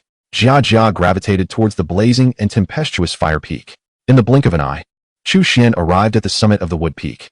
With a sweep of his consciousness, he discerned the location of the core of the inheritance. There lay a verdant fruit, resembling an unparalleled treasure of the world, yet it was actually the essence of the millennium-old wood from this very peak. This inheritance core not only harbored unimaginable wood essence, but under Chu Xian's probing consciousness, it also concealed a thread of profound and mysterious wood principles. Indeed, the principles of wood. By rights, such profound power should only be comprehensible to a revered being of the transformation realm. A hint of uncontainable astonishment flickered in Chu Xian's eyes. This five-element secret realm was truly extraordinary. Once he thoroughly assimilated this wood inheritance, he could effortlessly grasp this thread of wood principles. In other words, upon completely absorbing this inheritance, he would almost certainly ascend to become a revered being of the transformation realm in the future. The wood peak held such promise, and it was likely that the other four inheritance peaks offered similar opportunities. Thus, the inheritance of the five elements secret realm equated to the potential creation of five revered beings of the transformation realm. At that moment, Chu Xian truly comprehended the immense value of the five elements secret realm. Five revered beings of the transformation realm. Moreover, this could occur every 1,000 years. Faced with such a monumental temptation, one must ponder which force would remain unmoved. Chapter 77. Signing in at the secret realm, the sacred body of spiritual wood. Five esteemed masters of the transformation realm. Moreover, every millennium, five new masters can be cultivated. The value of this five-element secret realm is simply immeasurable. It is essential to recognize that in the Qingyuan prefecture, those of the Dharma aspect realm are already regarded as top-tier powerhouses. The Transformation Realm Masters, however, are undeniably colossal figures of authority. From the information that Chu Xian has gathered during this time, it is evident that there are countless sects and forces within the Qingyuan prefecture, but those that have Transformation Realm Masters stationed are exceedingly rare. The most representative among them are the One Palace, Two Teachings, and Three Sword sects. Yet, even among these 6 great powers, whose legacies have endured for millennia, it remains uncertain whether they currently have 5 Transformation Realm Masters within their ranks. It is conceivable how significant the presence of 5 Transformation Realm Masters would be. One could argue that if the Tai Holy Land were to give birth to 5 Transformation Realm Masters, even if there were only 5, it would ascend to join the ranks of the 6 great powers, instantly becoming the 7th force in the Qingyuan prefecture. Indeed, a thin dead camel is larger than a horse. The Tai Holy Land, despite being on the brink of collapse, harbors such a monumental treasure. One can only imagine the immense wealth it possessed in its prime, explaining its capacity to dominate the eastern wilderness. What calamity befell such a colossal entity that it could plummet from grandeur to decline within a short span? There must be extraordinary secrets hidden within. Chu Xian mused inwardly. He then gazed upon the core of the inheritance before him, and a faint smile unconsciously graced his lips. To be candid, while this inheritance is remarkable, it is but a trifle for Chu Xian. Had he been like Su Qianqian and the others, merely at the innate or purple mansion realms, he would undoubtedly have rejoiced with fervor, for upon successfully merging this inheritance, he would have been able to progress seamlessly to the transformation realm through diligent cultivation. However, the crux of the matter is that he is already a master of the transformation realm, possessing not only the understanding of the principles of power at the minor completion stage, but also having reached the 4th level of the transformation realm. Thus, this inheritance, at best, serves as a mere embellishment, its impact not as profound as he had envisioned. In comparison, the wooden peak beneath him may hold greater significance. Chu Xian has not forgotten that his Taichu's sacred body remains incomplete. Currently, he has only integrated the ice sacred body, flame's sacred body, and earth sacred body, lacking the spiritual wood sacred body and the crimson gold sacred body. According to the system's signing in rules, only in locations abundant with wood and gold attribute spiritual energy is there hope to sign in for the spiritual wood sacred body and the crimson gold sacred body. The 5 elements secret realm undoubtedly meets this criterion, which is precisely why Chu Xian chose the wooden peak. His true purpose lies not in this inheritance, but in acquiring the spiritual wood sacred body. System sign in. Chu Xian took a deep breath and silently recited in his heart. Though the wood attribute spiritual energy of the wood peak has reached an astonishing level, successfully signing in for the sacred wood body still requires a stroke of fortune. As it turns out, Chu Xian's luck today is exceptionally favorable. Ding. Sign in successful. Congratulations, host. You have successfully obtained the sacred wood body. Would you like to proceed with the fusion? The melodious voice of the system echoed in Chu Xian's mind, delivering precisely the news he yearned to hear. Although the probability of obtaining the sacred wood body during the sign-in at Wood Peak is significantly high, achieving it on the first attempt was beyond Chu Xian's expectations. A smile of joy inevitably adorned his face. Fusion. Without a moment's hesitation, Chu Xian made his choice. In an instant, a vibrant, verdant light surged into his body. Unlike the 3 previous sacred bodies he had fused with, the sacred wood body did not possess overwhelming attributes or extraordinary power. However, it bestowed upon Chu Xian an unparalleled vitality and astonishing regenerative ability. In many ways, the sacred wood body is the most formidable of all sacred bodies, for as long as it is not completely destroyed at once. It can gradually wear down its opponent with its robust life force and terrifying recovery capabilities. In prolonged battles, few sacred bodies can rival the sacred wood body. As the saying goes, an early victory does not guarantee success. Only surviving until the end makes one the true victor. Now that the sacred wood body has merged with Chu Xian, it has added the most crucial piece to his physical constitution. Having diligently practiced the divine elephant-suppressing prison technique and already merged with 3 sacred bodies, Chu Xian's physique was already far beyond that of ordinary individuals. With the addition of the sacred wood body, his constitution advanced even further. Every cell and every drop of blood within him brimmed with astonishing vitality, and his recovery abilities multiplied several times over. It is easy to imagine that anyone wishing to defeat Chu Xian now would face an exponentially greater challenge.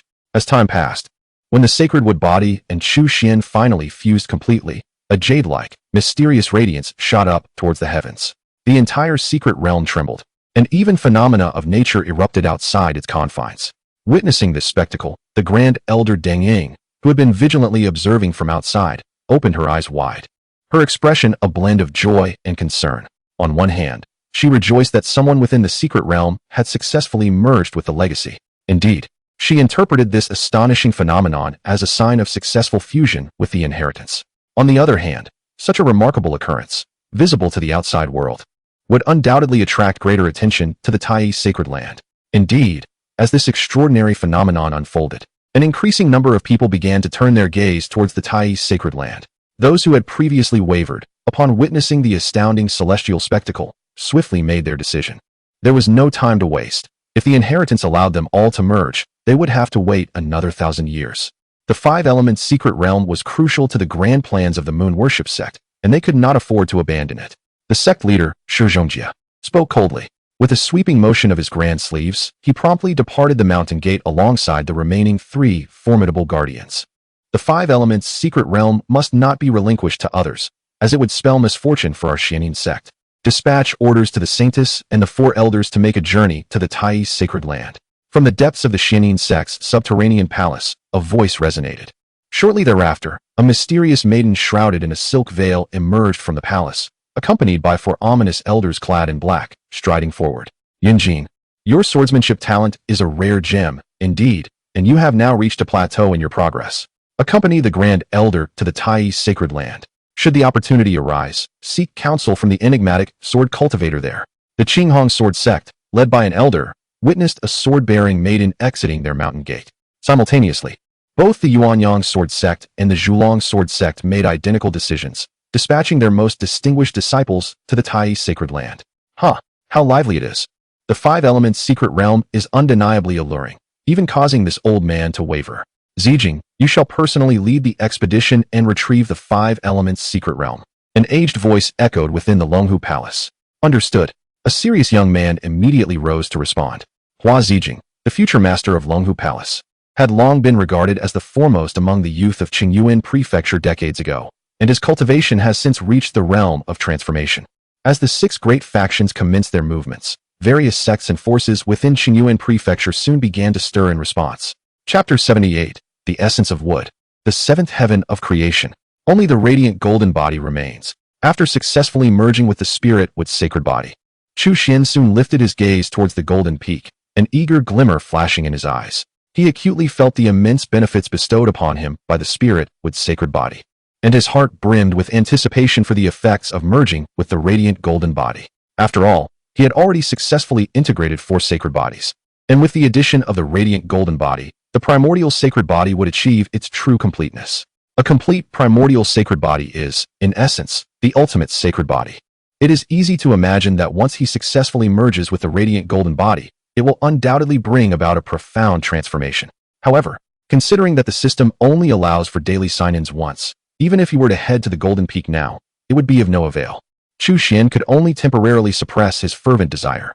After all, the five-element secret realm would not vanish anytime soon, as long as it remained. He could sign in every day. Patience is a virtue. The radiant golden body would ultimately be within his grasp.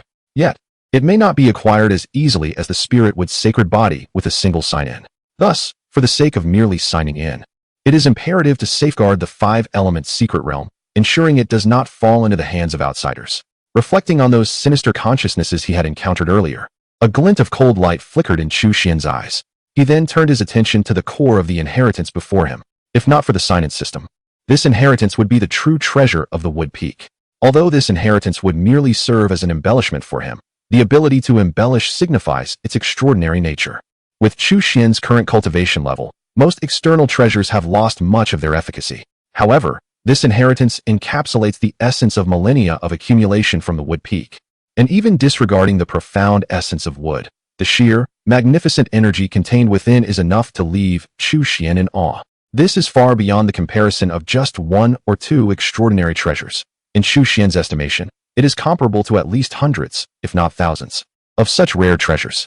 For an ordinary person, this inheritance could elevate them from nothingness to the realm of creation, illustrating the astonishing energy it harbors. After merging with the spirit with sacred body, my affinity in this regard has significantly enhanced. Absorbing the essence of what contained within this inheritance has become much easier, even reaching a complete absorption rate of 100%. A smile graced Chu Xian's lips. This was indeed a delightful surprise for him. He swiftly raised his right hand, reaching for the emerald green fruit before him. In an instant, The green fruit representing the core of the inheritance radiated an incredibly brilliant light. Countless strands of luminescence emanated outward, entwining and enveloping Chu Xian like verdant tendrils. Following closely, the pure and untainted energy of the inheritance surged rapidly into Chu Xian's body. At this moment, it became evident how Chu Xian differed from others. If it were anyone else accepting such an inheritance, they would merely be passively receiving it, with the majority of the energy remaining undigested, slowly refining within their bodies. To truly reach the realm of transformation is certainly not a task that can be accomplished in just a day or two. However, Chu Xian is different. He is inherently a powerful being of transformation, and not just any ordinary one. Although this energy is immense, it is far from beyond his capacity to absorb. Thus, instead of passively receiving this inherited energy, he actively draws it in. The perfected Taichu sacred body immediately commenced its operation. While the supreme techniques of the divine elephant suppression and the Taiji golden chapter were fully activated. Additionally, the Sun True Fire, an unparalleled divine flame, ignited to accelerate the conversion and absorption of the inherited energy. From a distance, Chu Xian's form resembled an extraordinarily formidable black hole, voraciously consuming the pure and colossal energy, as if it were a whale engulfing its prey. As time passed, more and more energy was refined and absorbed, transforming into his own magical power, causing his cultivation level to rise continuously. This was roughly equivalent to 1/5 of the energy accumulated over a millennium in the entire five elements secret realm, which is truly extraordinary. Chu Xian swiftly broke into the 5th level of the transformation realm, then the 6th level, and soon reached the pinnacle of the 6th level. Ultimately, with a final surge, he broke through to the 7th level of transformation. However, once he reached the 7th level, the speed of his advancement inevitably slowed. This was mainly due to the solid foundation he had established and the vastness of his purple mansion space, requiring far more magical power for each breakthrough than the average person.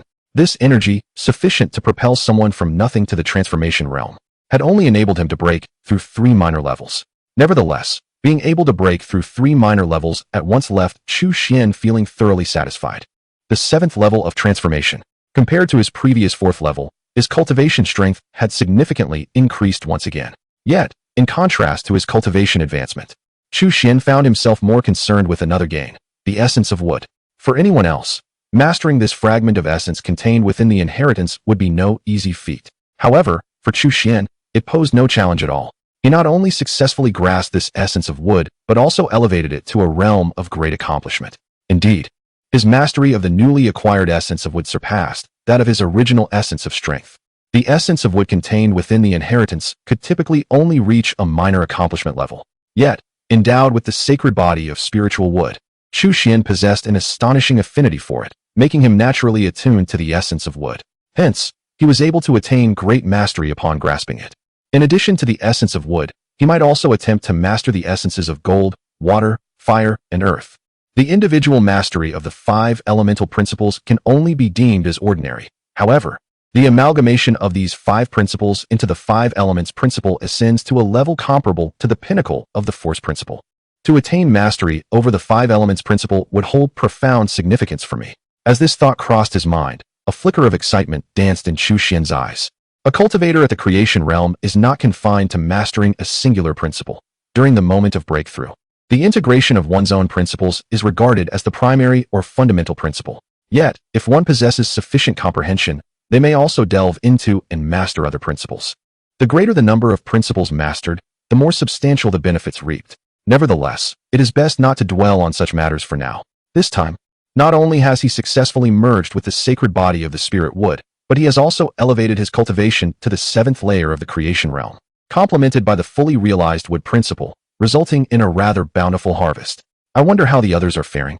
Chu Xian lifted his gaze towards the other 4 peaks of inheritance. Su Qianqian and the others do not possess his level of cultivation. Thus, their journey to successfully integrate the inheritance is certainly not as effortless. Comparatively, Su Qianqian boasts remarkable talent and has reached the purple mansion realm, so she should encounter little difficulty. Although Jia Jia is young, her aptitude is equally commendable, and she likely holds great promise. In contrast, Ahu, whose intellect is somewhat lacking, and Lubo, who is rather advanced in age, may face considerable challenges. However, should they persevere through this trial, they will undoubtedly experience a transformative rebirth, leading to a future filled with boundless potential. Over this prolonged period of companionship, Chu Xian has developed a favorable impression of them and naturally wishes for their success. At that moment, Chu Xian seemed to sense something amiss and immediately lifted his gaze outward. His piercing gaze appeared to penetrate the barriers of space, clearly perceiving the circumstances beyond the secret realm. In an instant, his expression hardened, and an unmistakable glimmer of suppressed killing intent surfaced in his eyes. Truly reckless. Chapter 79. The Convergence of the Powerful, the Menace of the Round One. During the time when Chu Xian and others were receiving their inheritances, the outside world was rife with tumultuous activity. As various extraordinary phenomena manifested, powerful figures from all corners were irresistibly drawn to the Taiji sacred land. To be candid, even the Grand Elder Deng Ying had not anticipated such a tremendous uproar. After all, the last opening of the Five Elements secret realm occurred over a millennium ago, and she had not personally witnessed the specific sites of its unveiling. In the past, when the Taiji sacred land was at its zenith, with powerful beings abounding, such commotion would have been deemed trivial. Other factions, let alone harboring any ulterior motives, wouldn't have dared to cast even a furtive glance. However, the Taiji sacred land of today pales in comparison to its former glory. When these phenomena surged skyward, it was akin to a child flaunting gold in a bustling marketplace. Countless factions could not suppress their avarice, all yearning to partake in the spoils. Haha, fortune favors the bold. It seems I am the first to arrive. I shall graciously accept this Five Elements secret realm. A red-robed elder emerged, traversing the void. As his voice echoed, he swiftly conjured a colossal hand, aiming to seize the Taiji sacred land with ferocity. Ah, the legendary Five Elements secret realm. Elder Qi Ling, if you desire to monopolize it, I shall not permit it. A melodious laugh resonated as a woman clad in colorful garments danced with her hands, conjuring vibrant ribbons like rainbows that swiftly surged forth. To my surprise, you two arrived rather promptly. Nonetheless, the Five Elements secret realm belongs to my Tsang Lei Pavilion. A figure enveloped in purple lightning raised a hand, unleashing a fearsome bolt of thunder that descended from the heavens. You seek your demise.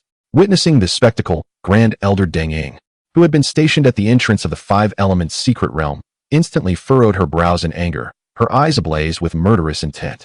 Although the three were formidable beings at the law aspect realm, Deng Ying displayed no hint of trepidation.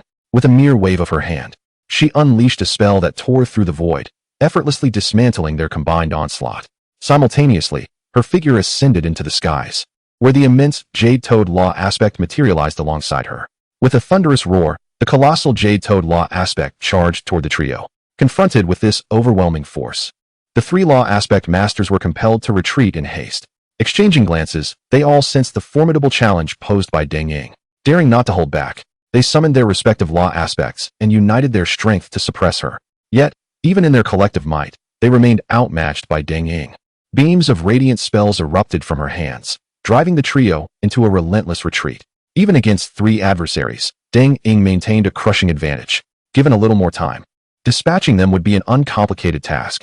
However, the influx of powerful figures to the Taiji sacred land was far from limited to these three. Soon, four more silhouettes joined the fray. These four were also formidable beings at the law aspect realm, and together with the initial trio, they swiftly launched a concerted assault against Deng Ying. Those who dared to rush towards the Taiji Holy Land at the first opportunity were hardly weaklings. Among the seven formidable beings at the Dharma aspect realm, three had reached the late stage, while the remaining four were in the mid-stage. Despite Deng Ying's remarkable strength, she found herself in a position of passive defense against this united assault from such powerful adversaries. Even the Jade Toad Dharma aspect began to falter. Time was of the essence. Everyone urged each other to intensify their efforts. First, let's eliminate this old hag, and then we shall divide the Five Elements secret realm among ourselves. The first to arrive, the ancestor of Qiliying, was filled with fury, his face etched with a chilling murderous intent as he struck repeatedly while shouting loudly. Indeed, once the other powerful beings arrive, complications will inevitably arise. We must hasten our pace. If we can seize the Five Elements secret realm first, then with the combined strength of our seven sects, none shall wrest it from our grasp. The others quickly echoed his sentiments, their eyes gleaming with lethal intent. Before anything else, they must eliminate Deng Ying, the Grand Elder of the Taiji Holy Land. They unleashed their full power, each Dharma aspect roaring down in suppression, causing the Jade Toad Dharma aspect to collapse. And Deng Ying herself was sent flying, spitting blood. However, at that moment, an unimaginable wave of terrifying demonic energy surged skyward from within the Taiji Holy Land. The seven, who had felt secure in their victory, suddenly felt a chill run down their spines, their hair standing on end as if they were being targeted by a fearsome beast. A flash of golden lightning erupted, moving faster than the eye could follow. Before they could react, a massive black and white figure appeared before them. With a resounding boom, a colossal paw descended, shattering the head of the ancestor of Xian, splattering red and white matter everywhere, reminiscent of a burst watermelon. Witnessing this brutal scene, even the battle-hardened warriors present could not help but widen their eyes in disbelief. The renowned ancestor of Xian, a formidable being of the Dharma aspect realm, had been killed with a single swipe? The sudden assailant was none other than Chu Xian's contracted demon beast, Yuan.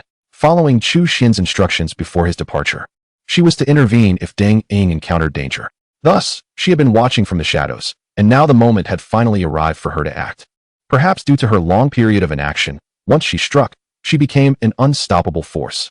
After slaying one Dharma aspect being with a single blow, Yuan showed no signs of restraint.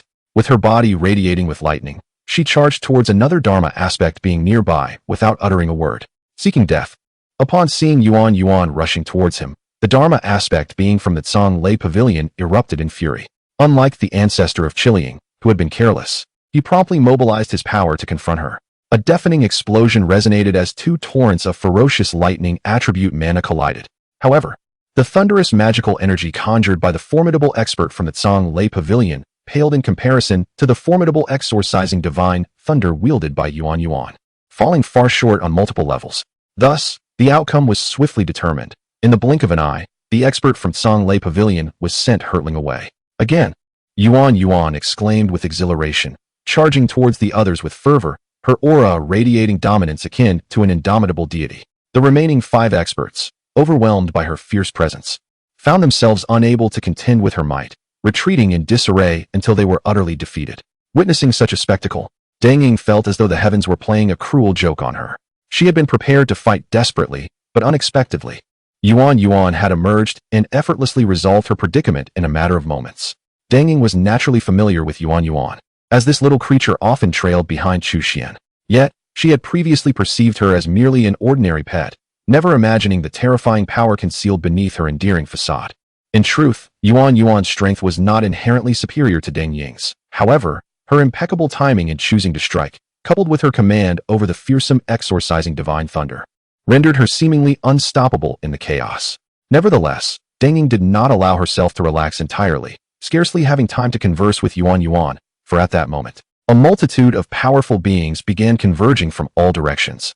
In stark contrast to the earlier 7, this appeared to be the true reinforcements. Accompanied by piercing sounds of air being sliced through, figures rushed in from all sides, their mere presence inducing a shiver down one's spine. Among them, the most imposing was a long-haired man leading the charge. His gaze was indifferent, his aura radiating with overwhelming might, surging forth before he even approached. Upon his arrival, not only did Deng Ying's expression shift dramatically, but the other powerful beings hastening towards them could not suppress their terror-stricken eyes. For this long-haired man was none other than Shi Zhongjie, the leader of the moon worship sect. Shi Zhongjie was no ordinary strongman. As the sect's leader, his cultivation had already reached the realm of creation, making him a renowned figure within that exalted sphere. No one had anticipated that he would personally intervene this time. Simultaneously, Shi Zhongjie surveyed the scene with disdain, his voice cold and commanding. Hand over the 5 elements' secret realm. Chapter 80, The Realm of Trees. The 5 elements' secret realm belongs to our Tai Holy Land. It cannot be entrusted to anyone, including you. Deng Ying stepped forward, her gaze resolute and her demeanor unwavering, enunciating each word with cold precision. As her voice echoed, an overwhelming aura surged around her, and the jade-toed Dharma image manifested once more, as if the very essence of the world's spiritual energy converged around her, standing defiantly against Shi Zhongjie. Meanwhile, Yuan's countenance bore no trace of her usual languor. Instead, it was imbued with an unprecedented seriousness. In her dark, expressive eyes burned an intense, unquenchable battle spirit. Clenching her fists tightly, her formidable frame stood tall, exuding a tempestuous, demonic energy, with arcs of lightning flickering incessantly. A foreboding and terrifying atmosphere emanated from her, reminiscent of an unparalleled demon king undergoing a metamorphosis. Presumptuous, a hint of disdain curled at the corners of Shi Zhongjie's mouth, akin to a sovereign deity looking down from on high, his contempt palpable. With a swift flick of his sleeve, a torrent of terrifying divine light cascaded down like a waterfall. Deng Ying and Yuan exchanged a glance, and without a moment's hesitation, they charged forward in unison. Yet the outcome was utterly despairing. Despite their combined efforts, they stood no chance against Shi Zhongjia's seemingly effortless strike. With two resounding booms, a cataclysmic energy erupted in the air.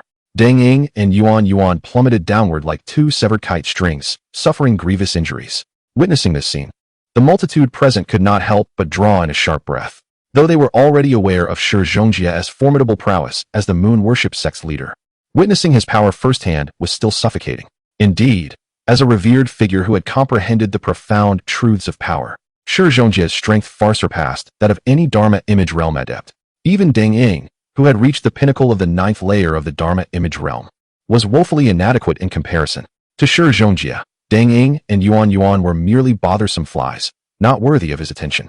The only individual he cared about in the Tai Holy Land was the mysterious powerhouse who had once slain Hu Jingshan with a single sword. Are you not going to make your move?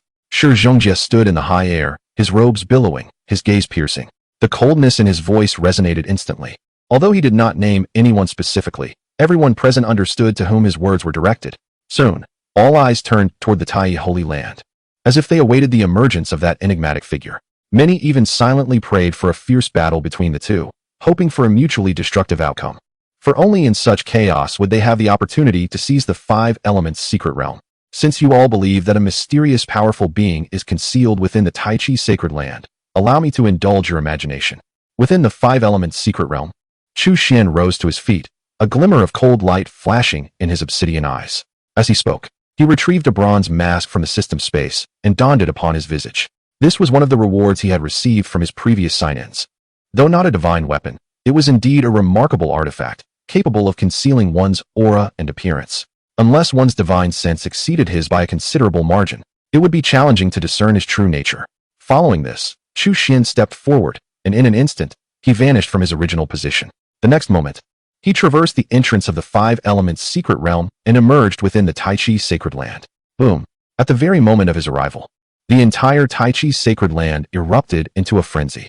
Witnessing the appearance of a genuine mysterious powerhouse, countless individuals could not help but widen their eyes in astonishment. Those pairs of eyes soon radiated with a terrifying brilliance, as if they yearned to perceive this enigmatic figure completely at the first opportunity. Although many had speculated about a concealed powerhouse behind the Tai Chi sacred land, speculation was merely that, speculation. As long as this mysterious figure remained hidden, all conjectures could simply be unfounded.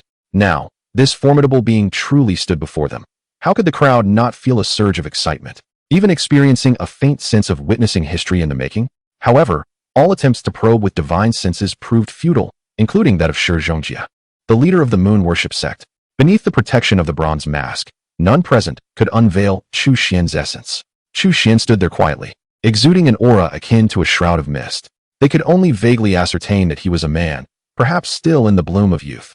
Instantly, a general impression formed in their minds. This was an ancient monster skilled in the art of preserving one's youth. It was impossible for someone of such formidable prowess to be young. He was undoubtedly an ancient being, one who had lived for countless years. The youthful appearance was certainly a result of his mastery over the art of agelessness. Shi Zhongjia could not help but furrow his brow slightly. This hazy perception was indeed quite unsettling. Nevertheless, in the presence of a super-powerful being who was likely his equal, he afforded the necessary respect and immediately spoke in a solemn tone. May I ask, esteemed one, is it true that my protector, Hu Jingshan of the moon worship sect, was slain by your sword? Indeed. Chu Xian appraised Shi Zhongjia from head to toe before slowly nodding. While Shi Zhongjia could not penetrate the depths of his being, Chu Xian could effortlessly discern Shi Zhongjia's circumstances. The 4th layer of the transformation realm. This was precisely Shi Zhongjia's current cultivation level. Moreover, a divine light faintly radiated from his exterior, suggesting he possessed a certain special constitution. Coupled with his status as the leader of the moon worship sect, it was certain that he harbored numerous hidden trump cards. According to Chu Xian's estimation, Shi Zhongjia's true strength likely surpassed this level, at least equating to that of an ordinary 5th layer of the transformation realm, if not extending into the 6th layer. Indeed, it is no surprise that one of the illustrious leaders of the esteemed 6 great powers is present here. Yet for Chu Xian, it is merely a matter of indifference. Such strength does not pose a threat to him. Hu Jingshan's audacity to trespass upon my Tai sacred ground and gravely injure my disciples is truly deserving of retribution. Chu Xian spoke with icy candor, showing no hint of courtesy. Upon hearing these words, Shi Zhongjia erupted into a furious laughter, immediately retorting, by your reasoning, Does it not follow that I, too, am deserving of death? If you seek your demise, I shall gladly oblige. Very well, today I shall test your divine swordsmanship. The murderous intent in Shi Zhongjia's eyes flared intensely. Simultaneously, his formidable cultivation surged forth, enveloping the entire Tai's sacred ground in an overwhelming aura. All present felt their bodies involuntarily sink, as though a towering mountain loomed above them. A tempest of ferocious energy swept through the air, and an overwhelming force obscured the sky. In that moment, Shi Zhongjia appeared to be the sovereign of this realm. Witnessing this, Chu Xian could not help but raise an eyebrow slightly, and with a cold breath, he uttered 3 words: Realm of Trees. This was the extraordinary divine ability he had gleaned from the recent inheritance of wood. As soon as the words left his lips, the essence of wood he commanded surged forth with fervor. The potency of his mastery at the great accomplishment stage was indeed remarkable, radiating outwards for hundreds of miles. Within this domain, the power of the wood attribute surged 100-fold, causing all flora to grow wildly. Even the most ordinary weed transformed into a towering tree in an instant. Trees that were already majestic became colossal pillars reaching for the heavens. In mere moments, the sky was shrouded, the earth concealed, and the entire landscape underwent a cataclysmic transformation, morphing into an enigmatic world composed solely of flora. Even more terrifying was the aura emanating from each plant within this mysterious realm, infused with a sense of peril, as if they had morphed into fearsome demonic flora. The towering trees exuded an aura so potent that each seemed to rival the might of formidable beings. Witnessing such a horrifying spectacle left all present in a state of stunned disbelief. Those of lesser cultivation quivered uncontrollably, overwhelmed by the sudden plunge into this terrifying world, feeling utterly small, helpless, and pitiful. Chapter 81. Within the realm, I am divine. Is this a domain-type divine ability? The expression on Shi Zhongjia's face darkened instantly. He had initially believed that Chu Xian was merely a pure sword cultivator, especially considering the astonishing sword strike that had slain Hu Jingshan. During this time, he had prepared extensively in this regard, which emboldened him to personally lead his followers to the Tai's sacred land and challenge Chu Xian without hesitation. However, the unfolding of events deviated greatly from his expectations. Chu Xian operated entirely outside of conventional reasoning, refraining from employing any sword techniques as he had anticipated, instead manifesting an exceedingly rare domain-type divine ability. The types of divine abilities are numerous, yet domain-type divine abilities are notoriously difficult to cultivate and demand an extraordinary amount of energy. Correspondingly, once such a divine ability is unleashed, its potency invariably surpasses that of ordinary divine techniques. Gazing upon the vividly lifelike domain of trees before him, Shi Zhongjia concluded that, even among the myriad of domain-type divine abilities, this one was undoubtedly an exceptional pinnacle. Impossible. He is undeniably a sword cultivator, mastering the profundities of swordsmanship. How could he possibly wield such a formidable domain-type divine ability? This must be an illusion, merely superficial. Just watch as I shatter your mirage. A glint of ruthlessness flickered in Shi Zhongjia's eyes as he gritted his teeth and declared. Without a moment's hesitation, he summoned his entire cultivation to its peak. Simultaneously, an indescribably radiant full moon materialized behind him, representing the he had evolved. While similar to Hu Jingshan's, it was distinctly different. The most significant difference was that Shi Zhongjia's incorporated the power of profundities, making it appear as if it truly existed, exuding an aura exponentially more potent. Following this, under Shi Zhongjia's command, the surged violently toward Chu Xian in an overwhelming manner. The very void trembled, and the earth roared, as though the luminous moon from the heavens had suddenly plummeted. Yet, in the face of this astounding onslaught, Chu Xian did not even blink. His expression remained unperturbed, devoid of any emotional fluctuation. Overestimating oneself, Chu Xian remarked coolly. This was precisely the judgment Shi Zhongjia had previously cast upon Dang Ying and her companion. Now returned to him unchanged. Concurrently, a terrifying materialized behind Chu Xian in response to his thoughts. In an instant, the void tore apart, collapsing everywhere, as black spatial fissures spread across the heavens and the earth, evoking a sensation as if the very fabric of reality were unraveling. With the infusion of profound power, the Taichu divine image became even more formidable. This invincible had not fully manifested, yet under the overwhelming pressure of its terrifying aura, the oncoming moon began to falter uncontrollably. With a resounding explosion, the entire moon shattered, and Shi Zhongjia himself coughed up a mouthful of blood. He retreated repeatedly, his eyes filled with sheer terror. How could this be possible? In that moment, he couldn't help but exclaim in astonishment. Had their manifestations of power clashed head-on and has been defeated, he would not have been so shocked. Yet, The reality was that Chu Xian's manifestation had not even fully materialized. It merely revealed a glimpse. A mere tip of the iceberg. The mere aura that leaked forth was sufficient to shatter his own manifestation forcefully. Such a situation was far beyond Shi Zhongjia's expectations, leaving him in utter disbelief. Nothing is impossible. Chu Xian's gaze remained indifferent, devoid of any surprise. Although their cultivation levels appeared relatively similar when it came to overall strength, they were worlds apart. With a wave of his hand, the surrounding void crumbled, and the terrifying manifestation finally came into full view for all to behold.